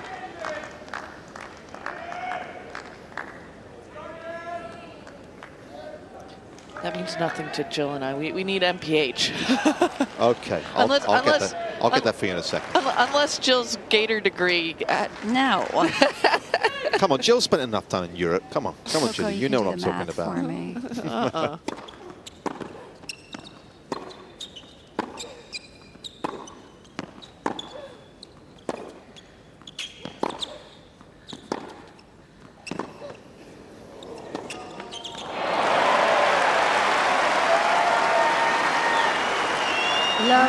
That's excellent quality. And Nick, you asked me a question earlier, which was a fantastic question because they're huge ball strikers. Who defends better? And that was an indication of what I said on the backhand, especially for Maddie. She's able to go to that slice and keep it low, making it difficult.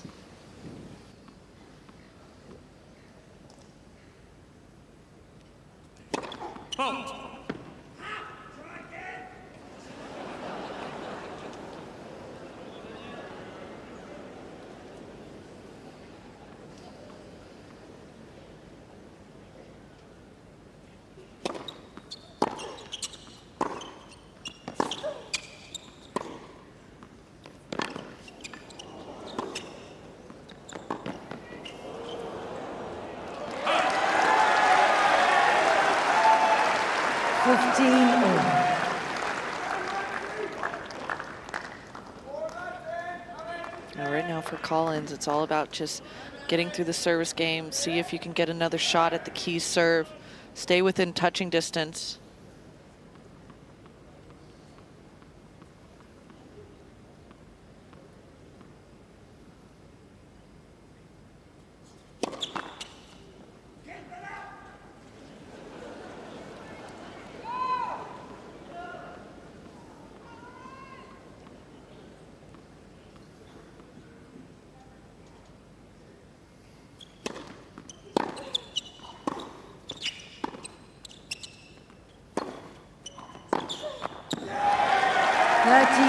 It's a tough one to take on.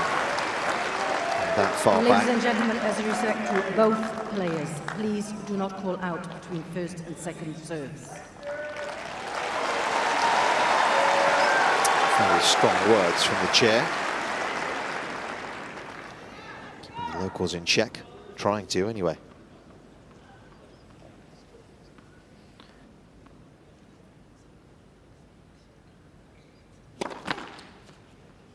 Did have a slight foot problem, actually, at the end of her previous round. Had a medical timeout for it. Slight toe issue, Collins did.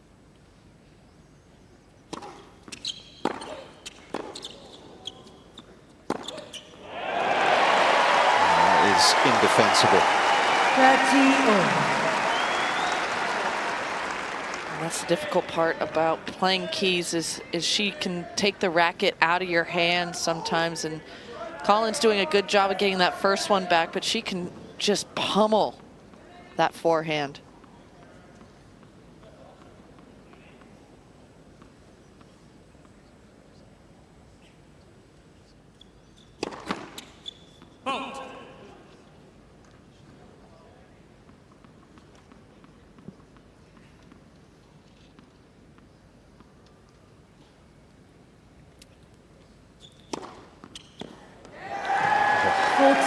And a bold change-up.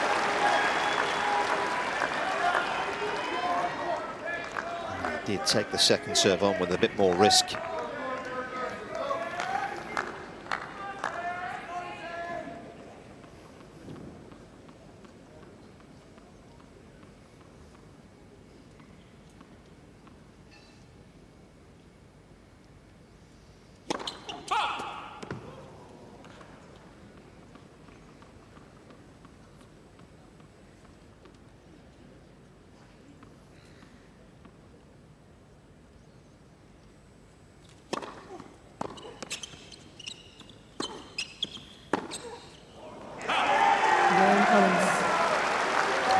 match panning out in many ways as we expected. A player that's able to get on the front foot early in the rally at the moment is tending to end up with the point.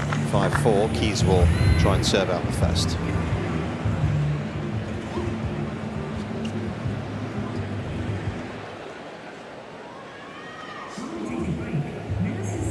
Of course, Maddie Keys actually missed the first pretty much 3 months of last year, didn't she, due to a shoulder injury. She's able to compete, really play that many matches. Actually tallied up the number of matches she played last year. Only 36 the entire season, so able to get out there and lace it up as often as she would have liked.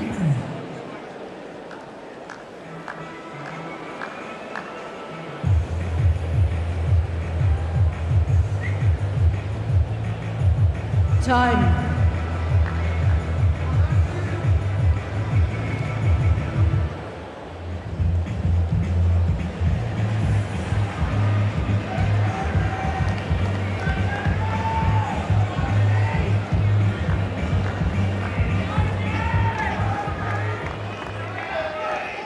Quick fire stuff here, 33 minutes these two have been playing.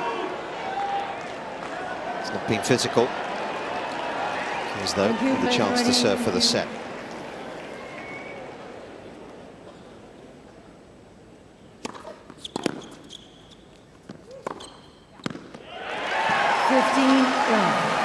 That's the tough part, I guess, Coco, when you do chip the return back, is that you effectively give Keys the time on the ball to dominate the rally. Yeah, but sometimes that's all you can do with the Keys serve. Yeah.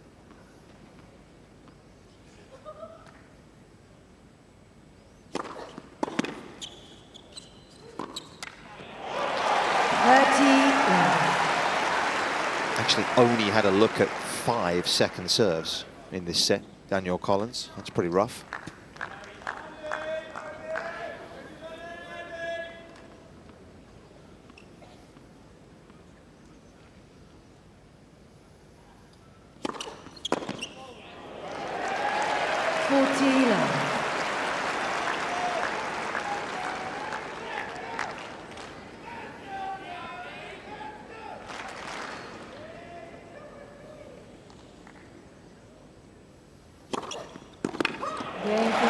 It's been an excellent day on serve for Maddie Keys so far.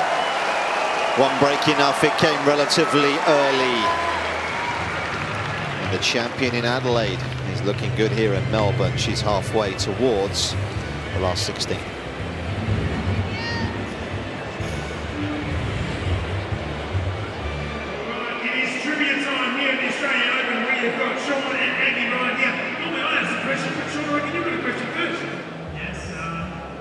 Let's take a look at these numbers, Coco. What are we picking out of this? Well, I think the biggest thing that jumps out is first serve percentage. Madison Keys at 84% versus Danielle Collins at 44%. That just means that Keys is going to have far too many looks at a second serve to get a big swing at it. Winners to unforced error count, also a big difference. 10 winners to 14 unforced errors versus 5 winners to 10 unforced errors for Collins. So definitely big differences, but still a very close first set.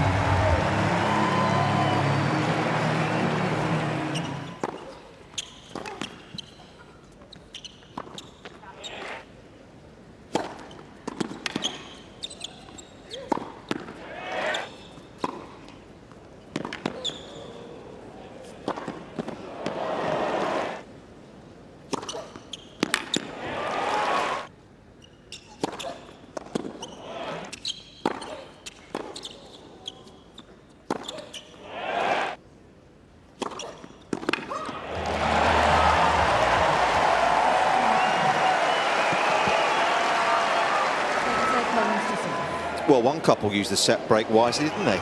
Because we just had an engagement up in the crowd. That gentleman has popped the question, and I'm assuming he's got the answer he wanted by that reaction. Back to the tennis.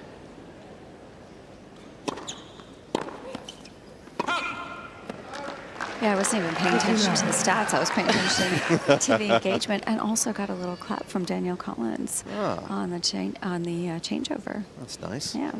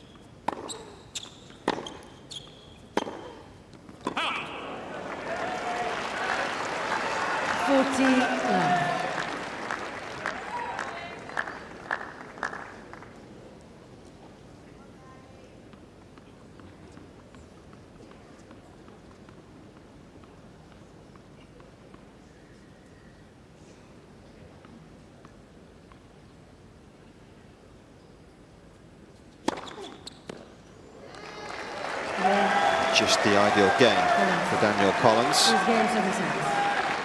try and turn the tide here in the second.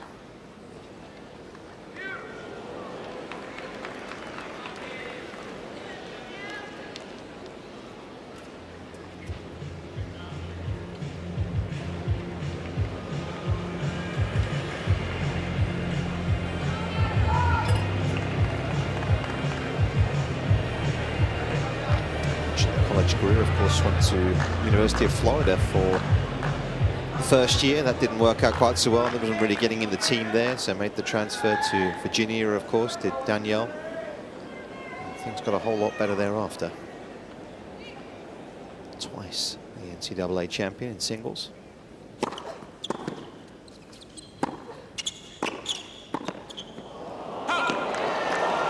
UVA has produced a couple of people that are still in this tournament. Emma Navarro as well. Something in the water over there. I don't know. Joe, what happened to your Gators? Why'd they let Danielle go? I don't know. It was her choice, actually. But you know, she loved it. She loved being at UVA. Loved the campus. Loved the team atmosphere, and just found that experience for her very valuable to actually make this transition to the tour. There's actually a lot of players that have gone to college that have done well.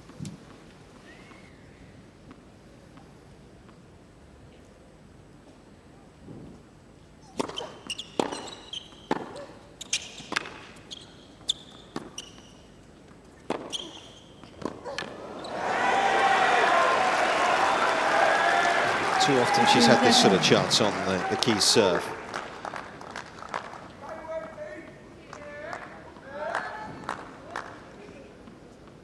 Starting to change up and mix up the pace. Collins is giving Keys different looks.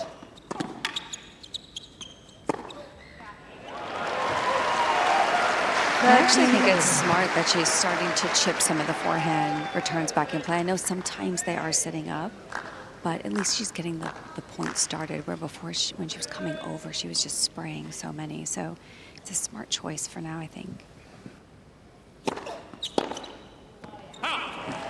40-13.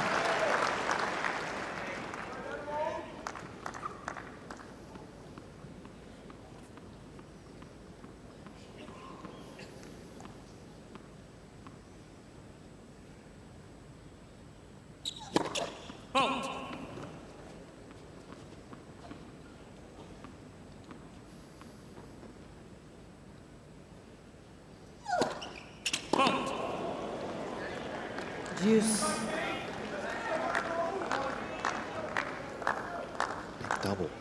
Seemed to lose the rhythm a little bit on that one. Second of the match.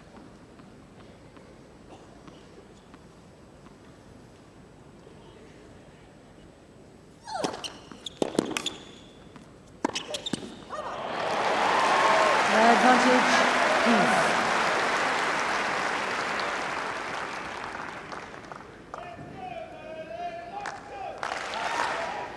please. See how far Danielle had to be inside the baseline to catch up to the spin of that out wide serve from Keys.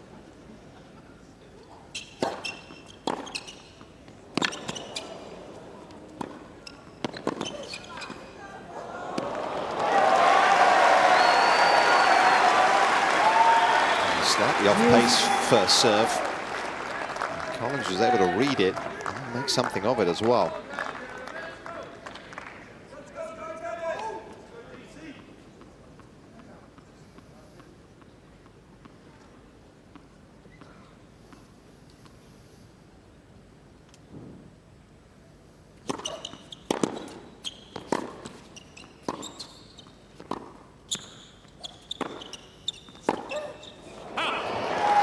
Advantage, Collins.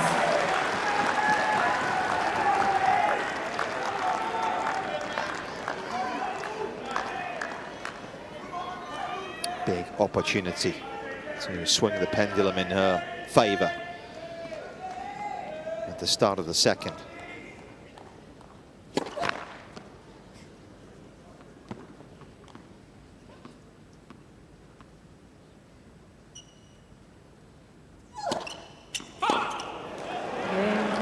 Would you believe it? Wasn't even close to being broken in the first. Opening service game of the second, she falters. I do think that has to do with just more consistency of getting returns back in play. Just starting the point and all of a sudden chipping some, but then coming over some change of rhythm. It just gave a little bit more threat to Keys on the serve. Yeah, actually only had one unreturned serve, Jill, in that game as well, which speaks to what you're talking about.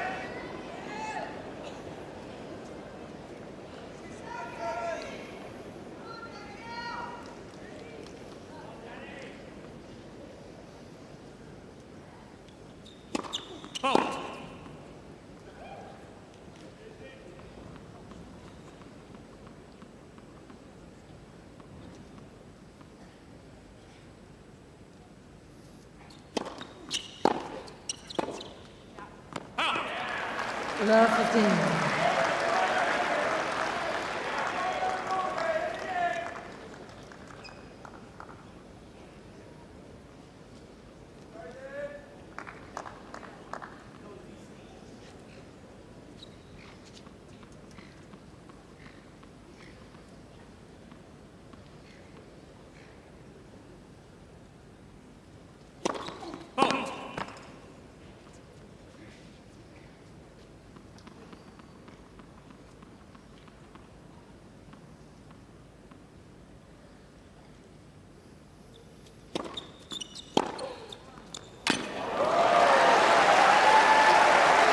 Love 13.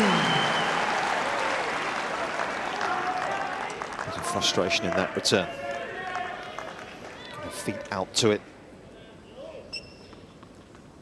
Plenty of margin involved in the shot as well.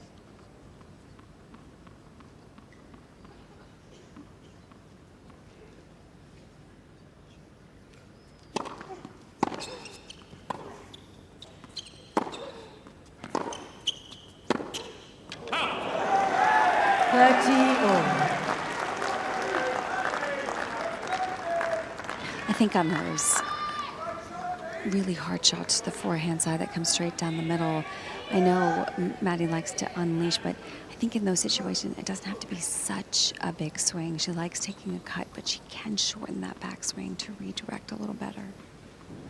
And we could see on the replay how low Madison had a get on that ball.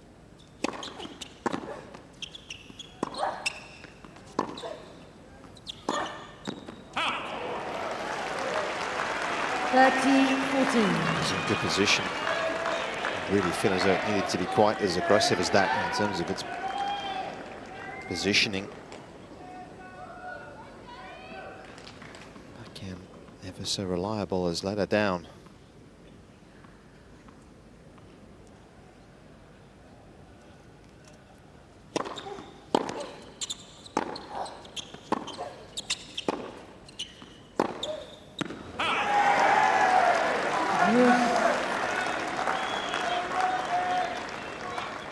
To Jill's point, that's kind of been the Achilles heel for Keys. She doesn't really have a plan B, especially when it comes to the forehand. She goes just big all the time, and yes, when it goes in, it's really hard to defend, but when it starts to spray and go wild, there's no second option really.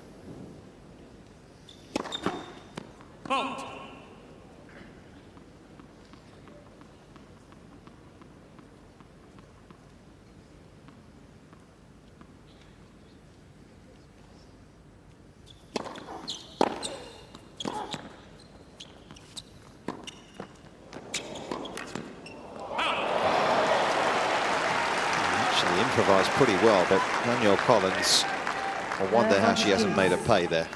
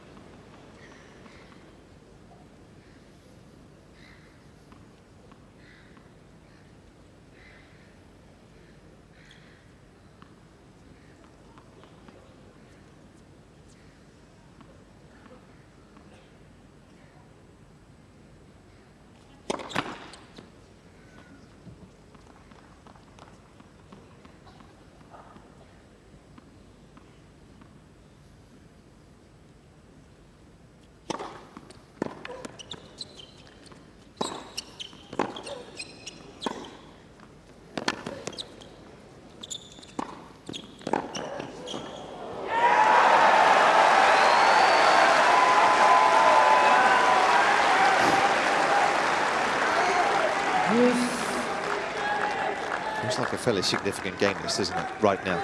Yes, consolidate the break. Feel like you have some sort of momentum if you're Collins, because the momentum has firmly been on the Key side of things.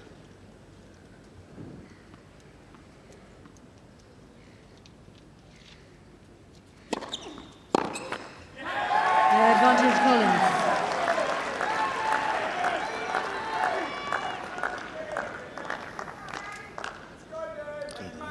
153 Ks wasn't the pace that beat Keys. Just not necessarily the control off the forehand wing.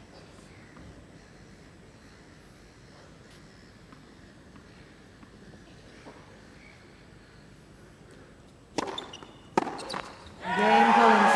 Going after it again, no surprise, particularly this match is turning, and it's turning in Collins' favour. 3-love, second set.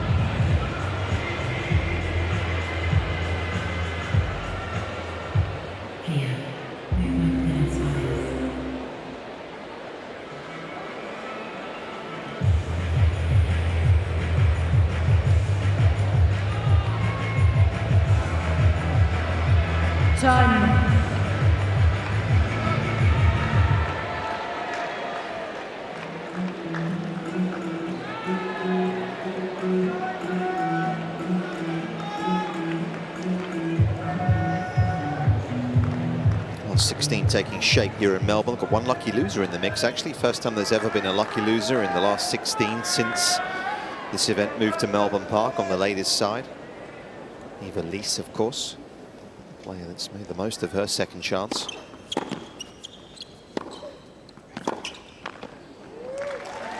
Same story, that is. 15 love. They actually knew she was in the draw 10 minutes before she went on court. Round one, but has gone on to win 3 matches. Yeah, she had a flight later that night, already booked. Yep. Hope the change fee's not too much.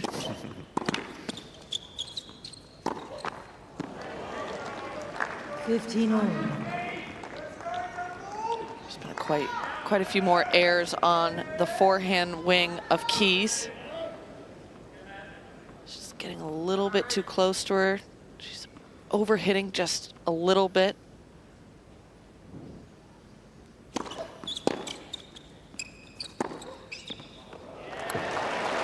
Oh, nearly made the same mistake again. And I always feel like it's hard as a player to if you have the power, if you have the shots like Keys does, to say, okay, no, we're gonna taper it back a little bit, and have the confidence that that's still gonna have the same effect. Yeah. But I think what Keys does is she goes faster than what got her there in the first place, especially on the forehand wing.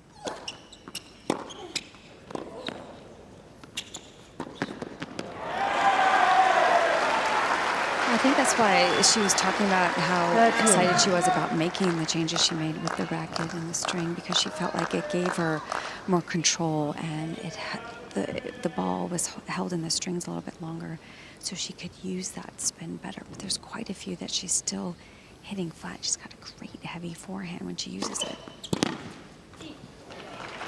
14-13. There's the numbers. We can see it's been a bit of an increase into the second set. 124 Ks in the first, 129 in the second. Certainly sounds fast, Jill.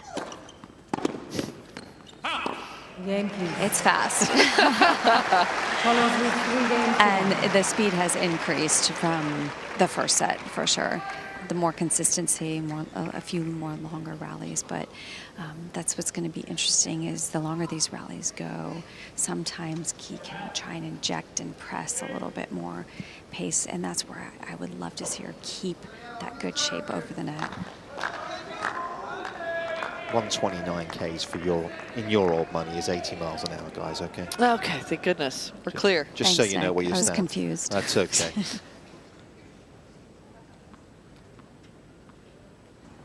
Good omens. 5 times here she's been able to come from a set down and win.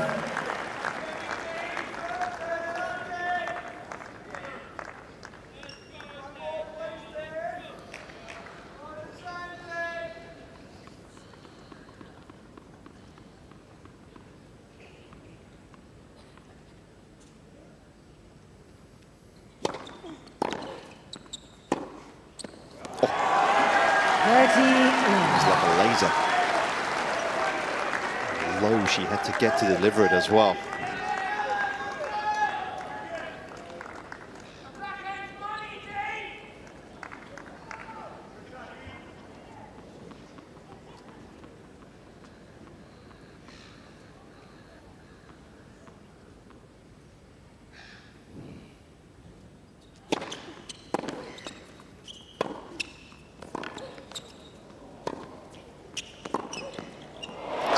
She's made it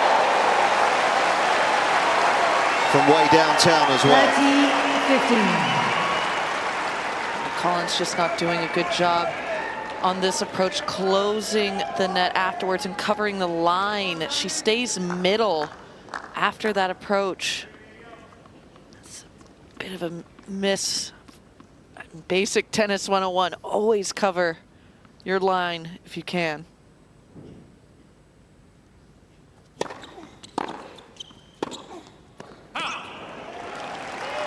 30-all.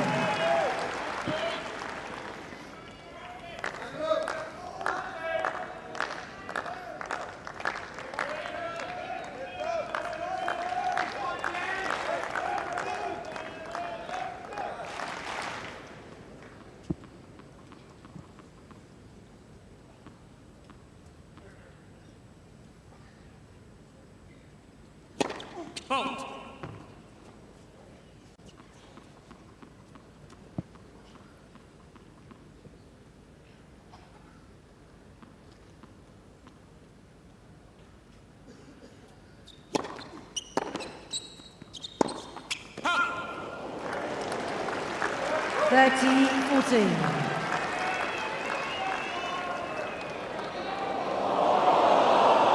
Good look at the screen, because that needed a little bit of extra zoom.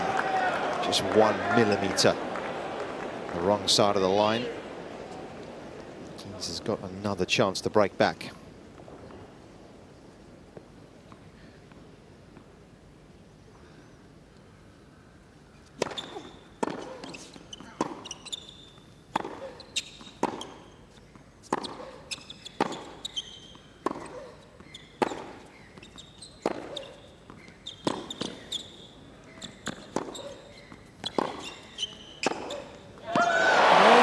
Much more patient. A little bit more spin backs on the forehand as well. Hung in the rally longer and delivered a telling blow at the end of it. We're back on serve.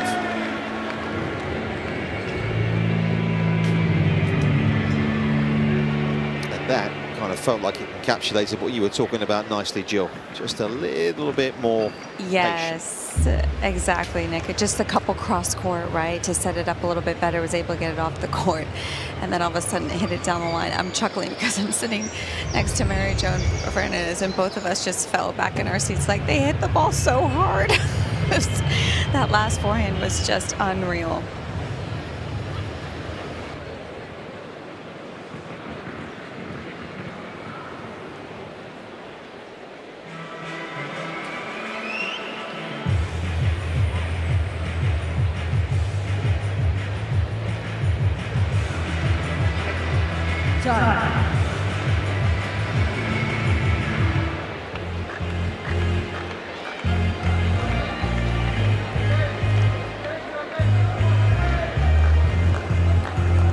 Madison Keys looking to reach the second week of a major for a 21st time in her career.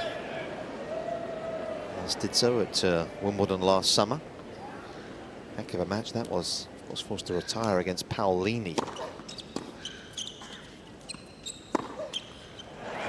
in the third. 15 love. It's a sad end to that match.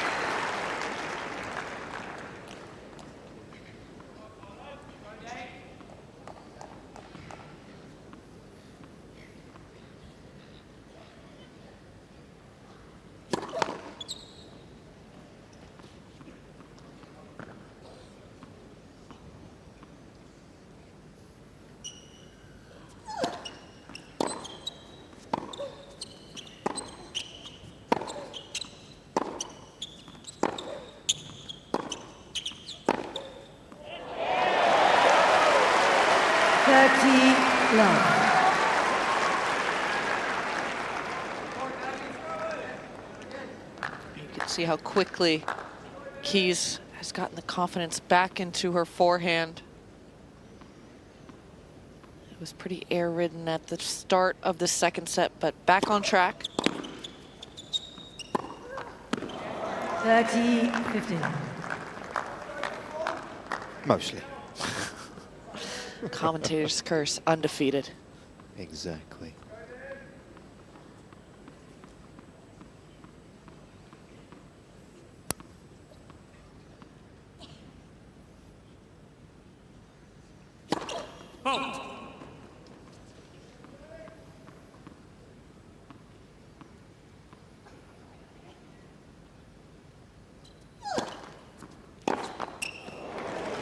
Vote.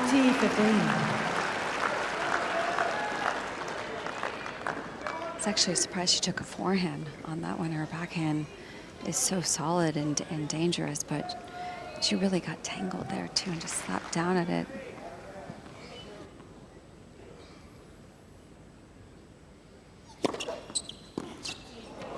Game, please. New balls, please. That body serve almost quite literally became a body blow. 3 games over.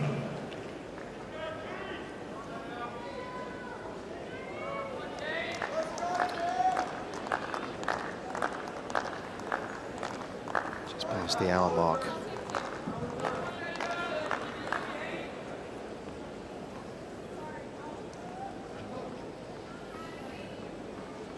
Certainly been in a lot of newspapers, both front and back here in Melbourne, Danielle Collins, over the last 48 hours. It's been pretty quiet tonight, hasn't she? As you said, Coco, just trying to lock it down.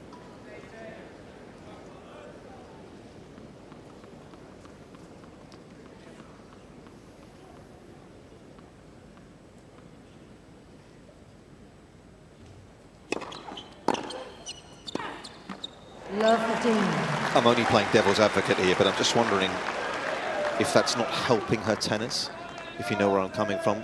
She is obviously a intense character on court, and it feels as though she has been a little less intense tonight. Obviously playing a fellow American, I know, is a slightly different scenario as well. Is there anything to that, or am I just reading too much into it?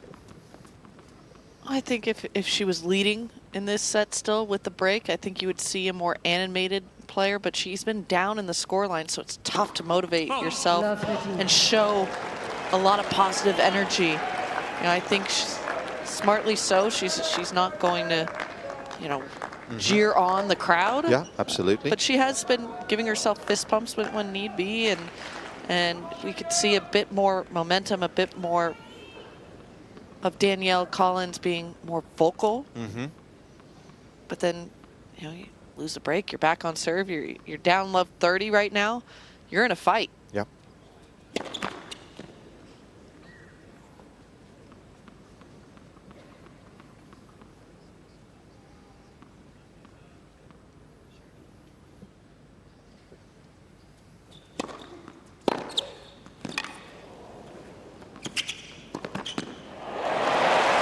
Problems growing though.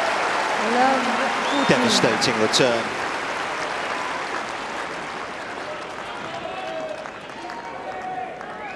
There's always a danger when you go into the forehand wing of Keys, where she can hit that big return, no matter if it's a first or a second serve.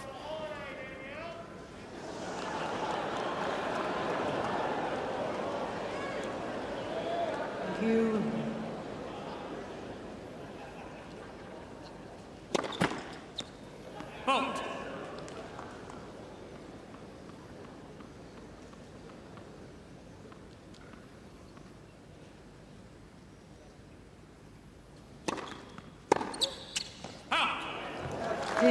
I have seen Danielle play matches like this, though, where she is pretty even keel, and then all of a sudden, if she plays a really good point, that's where a huge roar will come out.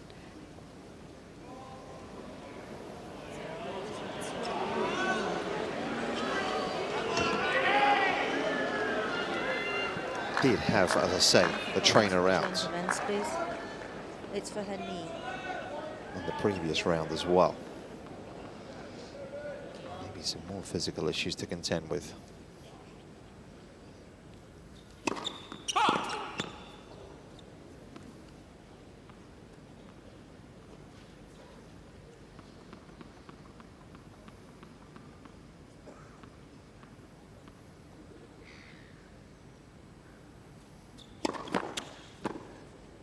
Second serve.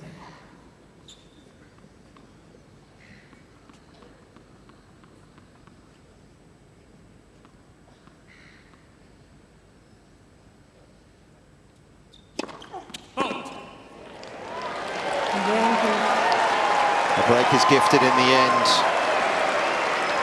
Queens leads 4 games to 3. I'm sure Collins knows. She does now. Setting the break. We'll have the trainer out momentarily.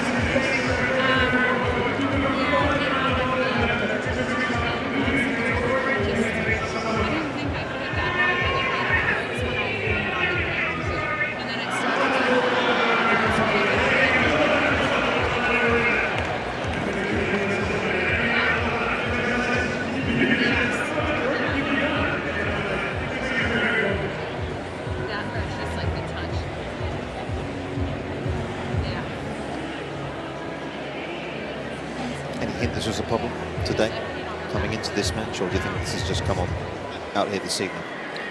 Well, we know she's been dealing with a bit of a foot issue, and sometimes when you have some pain in your feet or at least somewhere in the same leg, it can be a bit of a chain reaction. You start walking a little bit differently just because it's a little bit sore, or you just kind of protect it, and it just changes your body mechanics. And I'm sure that's what's causing this, but I can only speculate.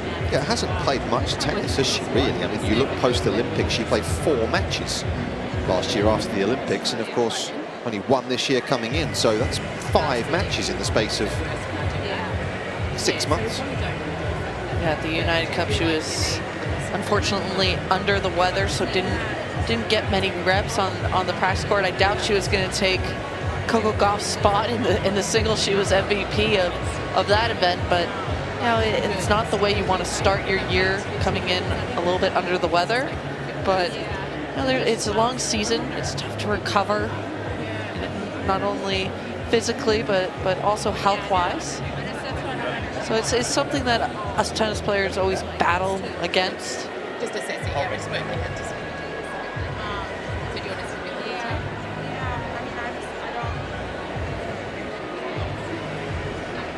we can just do something light if you want, or we can just do something small. Yeah, whatever you feel like. So I've never had this with my knees. It doesn't feel like stay. Yeah, I feel like I need something just to do. It feels like it's not like. So just do a light. We can slightly over here. Danielle is saying she's never felt this in her knee before, and she doesn't feel like it's really structural, but it could just be. It was a long 3-set match that she played the match before, and you know, I for sure from experience know that she's pulled up sore afterwards, and she's not getting any younger, as it pains me to say, as I am the elder statesman here saying that. She's only 31, but it's still, it's hard. It gets harder and harder to recover. Well, we've got a husband and wife combo in the last 16. That's pretty impressive, isn't it? We've got a husband and wife combo on court here. And we've had an engagement. So there's something in the water here.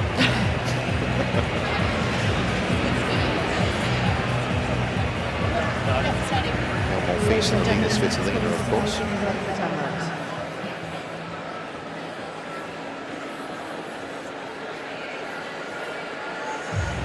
this will be a couple of minutes. So just trying to do everything as possible. This injury in a place where it's manageable.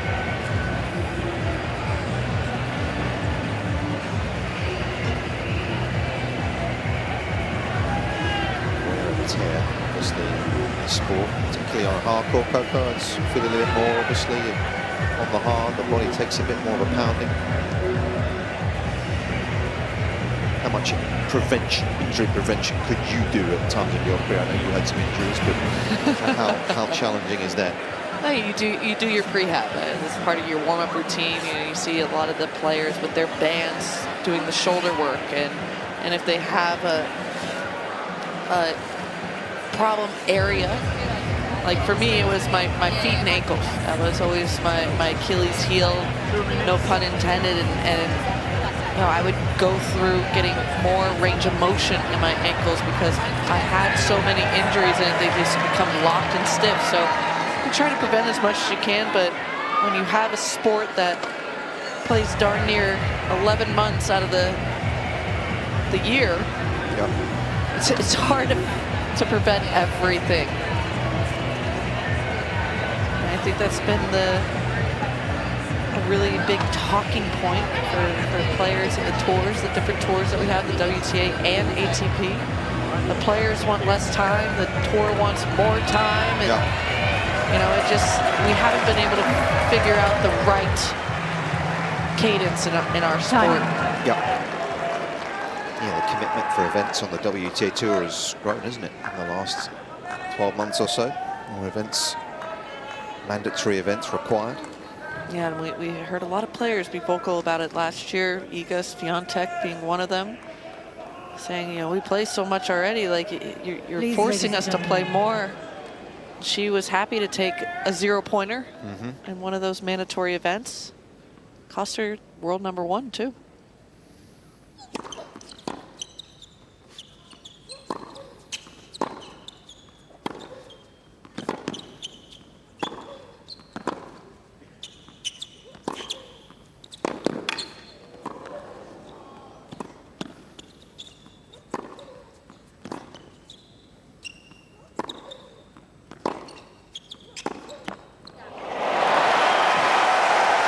Sensational hitting.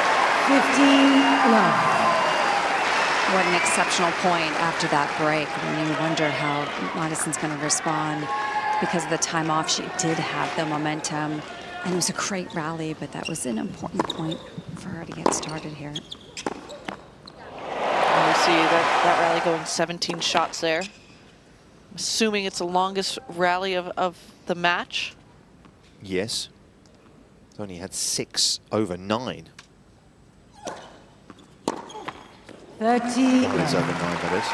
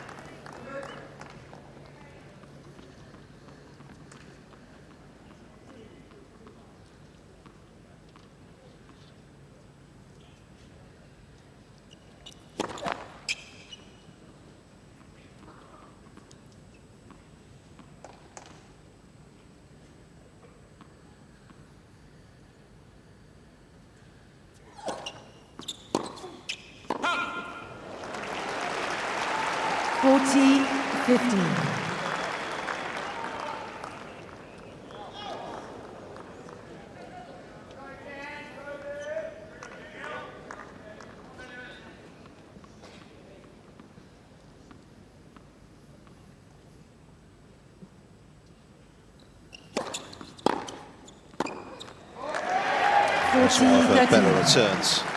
And peppered that forehand wing. Sam Collins offering a good riposte.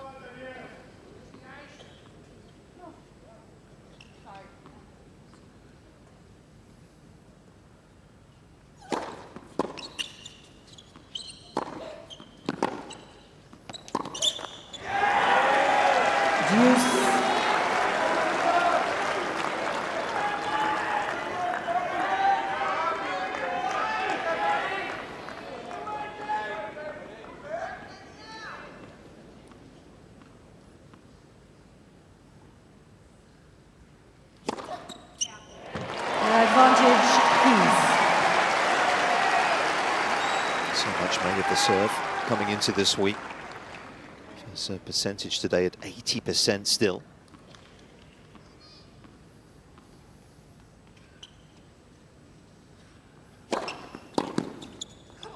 Game, please. She comes through another test on serve. Edges ever closer to booking her ticket to week 2 here.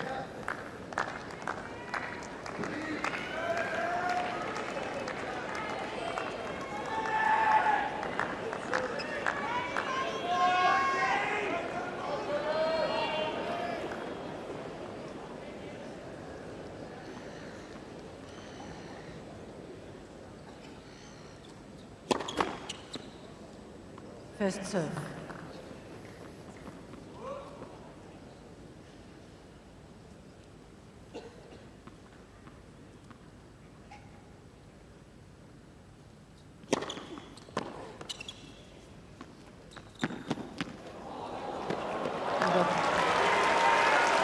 Aryna Sabalenka, it is that 15-9. is awaiting the winner of this match.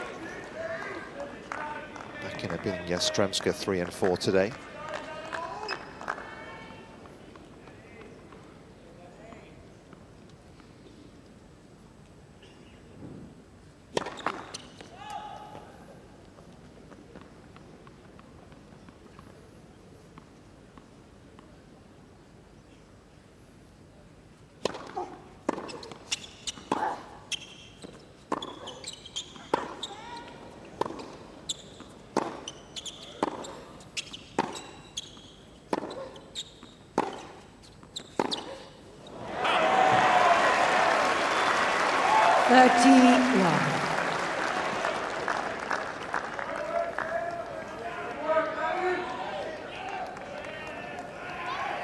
See the forehand unforced errors, 17 on Keys' racket.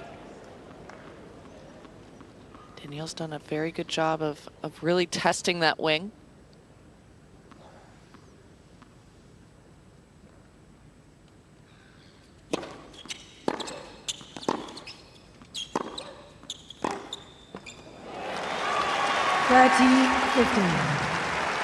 It's impressive when she does have a bit of control, though, just how she can knock her opponents off balance so consistently.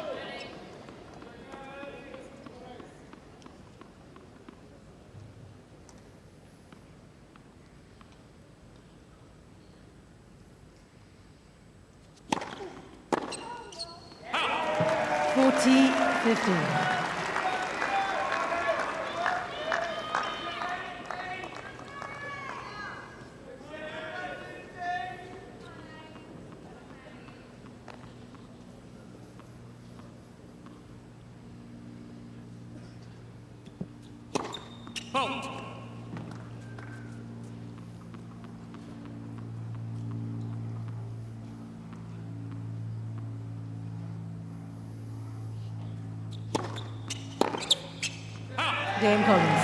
Aggression has been the name of the game earlier this evening, in a manner we very much expected. Danielle Collins requires a break to hold on to her stay here in Melbourne, 5-4. Interestingly, not sitting down as well here, Danielle. I haven't really seen any hindering in her movement. She actually started off a lot faster and stronger than I thought she was going to, considering the tape can sometimes make you feel like you can't move as well, but she's actually looking still very good. And just taking a look at Maddie, just to trying to meditate a little bit, close her eyes, and knows that now this match is on her racket.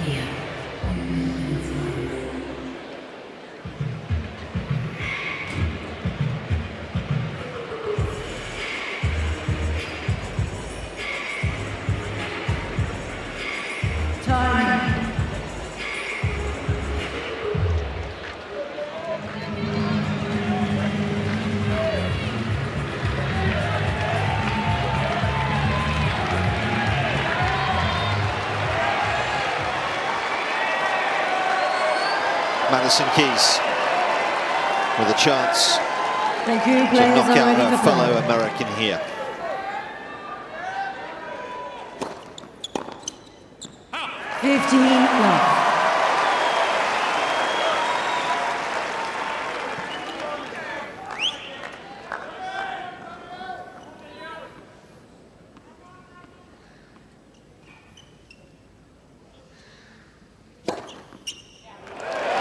Close to 50% today of those serves have not come back, combined first and second. It really has been an absolute serving clinic from Keys.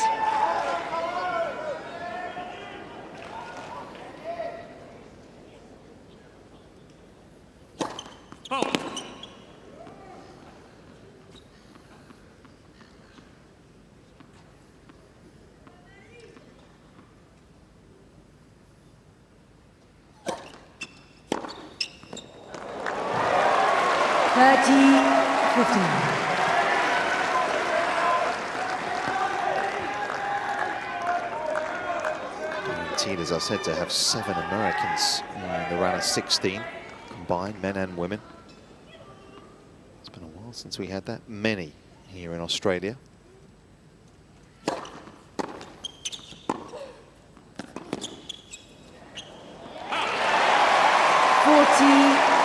16. One of the best players of her generation not to win a major, surely. Has got 2 chances to make further progress here in Melbourne. 2 match points.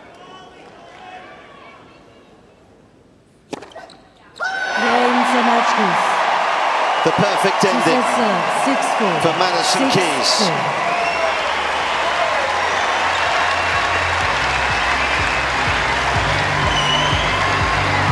Two good friends embrace. It has been the ideal start to the year for this lady. And Keys books her ticket to the last 16 of the Australian Open. Danielle Collins' run is over. A straight sets defeat, 4-4. Well, that was a really great match from Madison Keys. She came out with a lot of adversity coming into this match, mainly on the Danielle Collins side of things.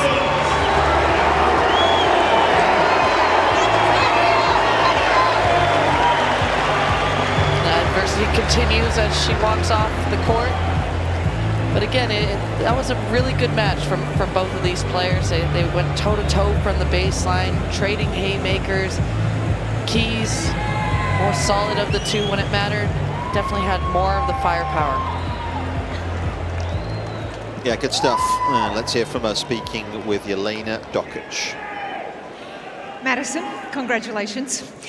Never easy to play a friend, someone you've known for a very long time, both Americans. How hard was it to come out and play Danielle tonight? It's always difficult. We've been playing each other since we were 12 years old and had some battles, and she's such a fighter and always leaves everything out there, so it's always really difficult playing her. Now, you won Adelaide in the lead-up. You're back in the 4th round here, 14 in the world, getting in closer to back in the top 10. Is it safe to say you're playing against some of the best tennis of your career?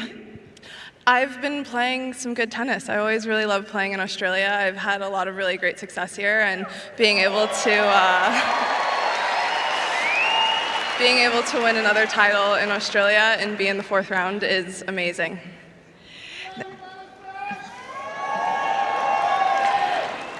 I have to ask you, you only got married about 6-7 weeks ago. Congratulations.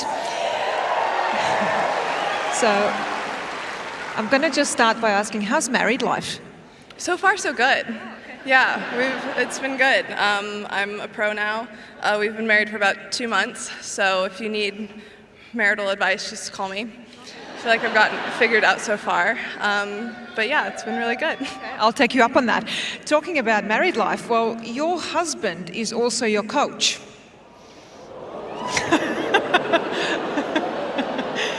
Yeah. And for you, though, it's a case of everything's been going great because you two are married, but you're playing well as well. You seem to have a really good dynamic as well, on the court, off the court. Can you tell me what are some of the good things and some of the bad things of being married and your husband being your coach? It's great that we get to see each other. He used to play as well, so we would go long periods of time without seeing each other, so it's wonderful seeing him. Having to admit that he's right isn't always my favorite thing, and it happens a lot more than I want it to, but I'm learning to just kind of nod, and he just knows that I'm saying that he's right.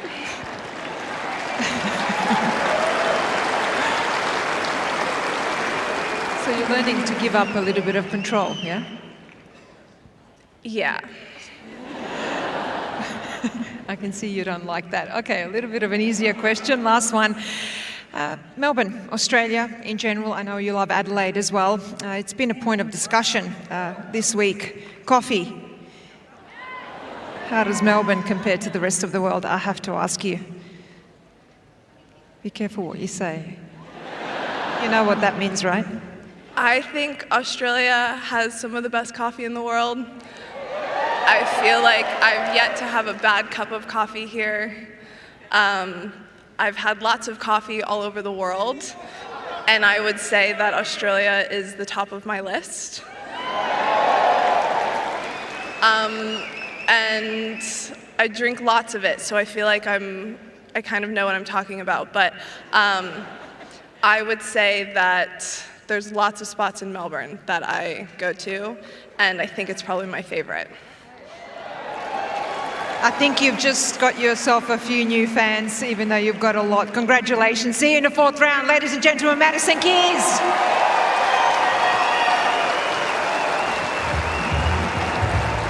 Yeah, what a 4th rounder that's going to be, because Aryna right back in Rod Laver Arena once again. It's not one for giving up a whole lot of ground either. It's going to be some decent serving that day, you would have thought. Oh, it definitely is. The head-to-head is 2-2. Rybakina winning the last 2 meetings.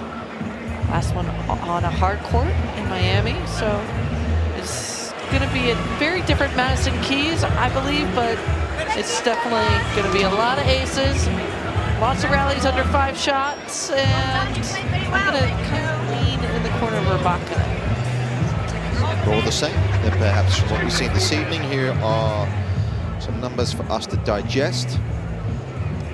That was perfect serving clinic from Madison Keys. 80% first serves in, 69% first serves won. Definitely a close winners to unforced air count. That's what she loves to see. So that was definitely a very clean match by Madison Keys. Absolutely was. And just confirmation, it'll be the former Wimbledon champion up next. Svitolina had a good win today as well, beating the 2-time major runner-up last year, Jasmine Paolini.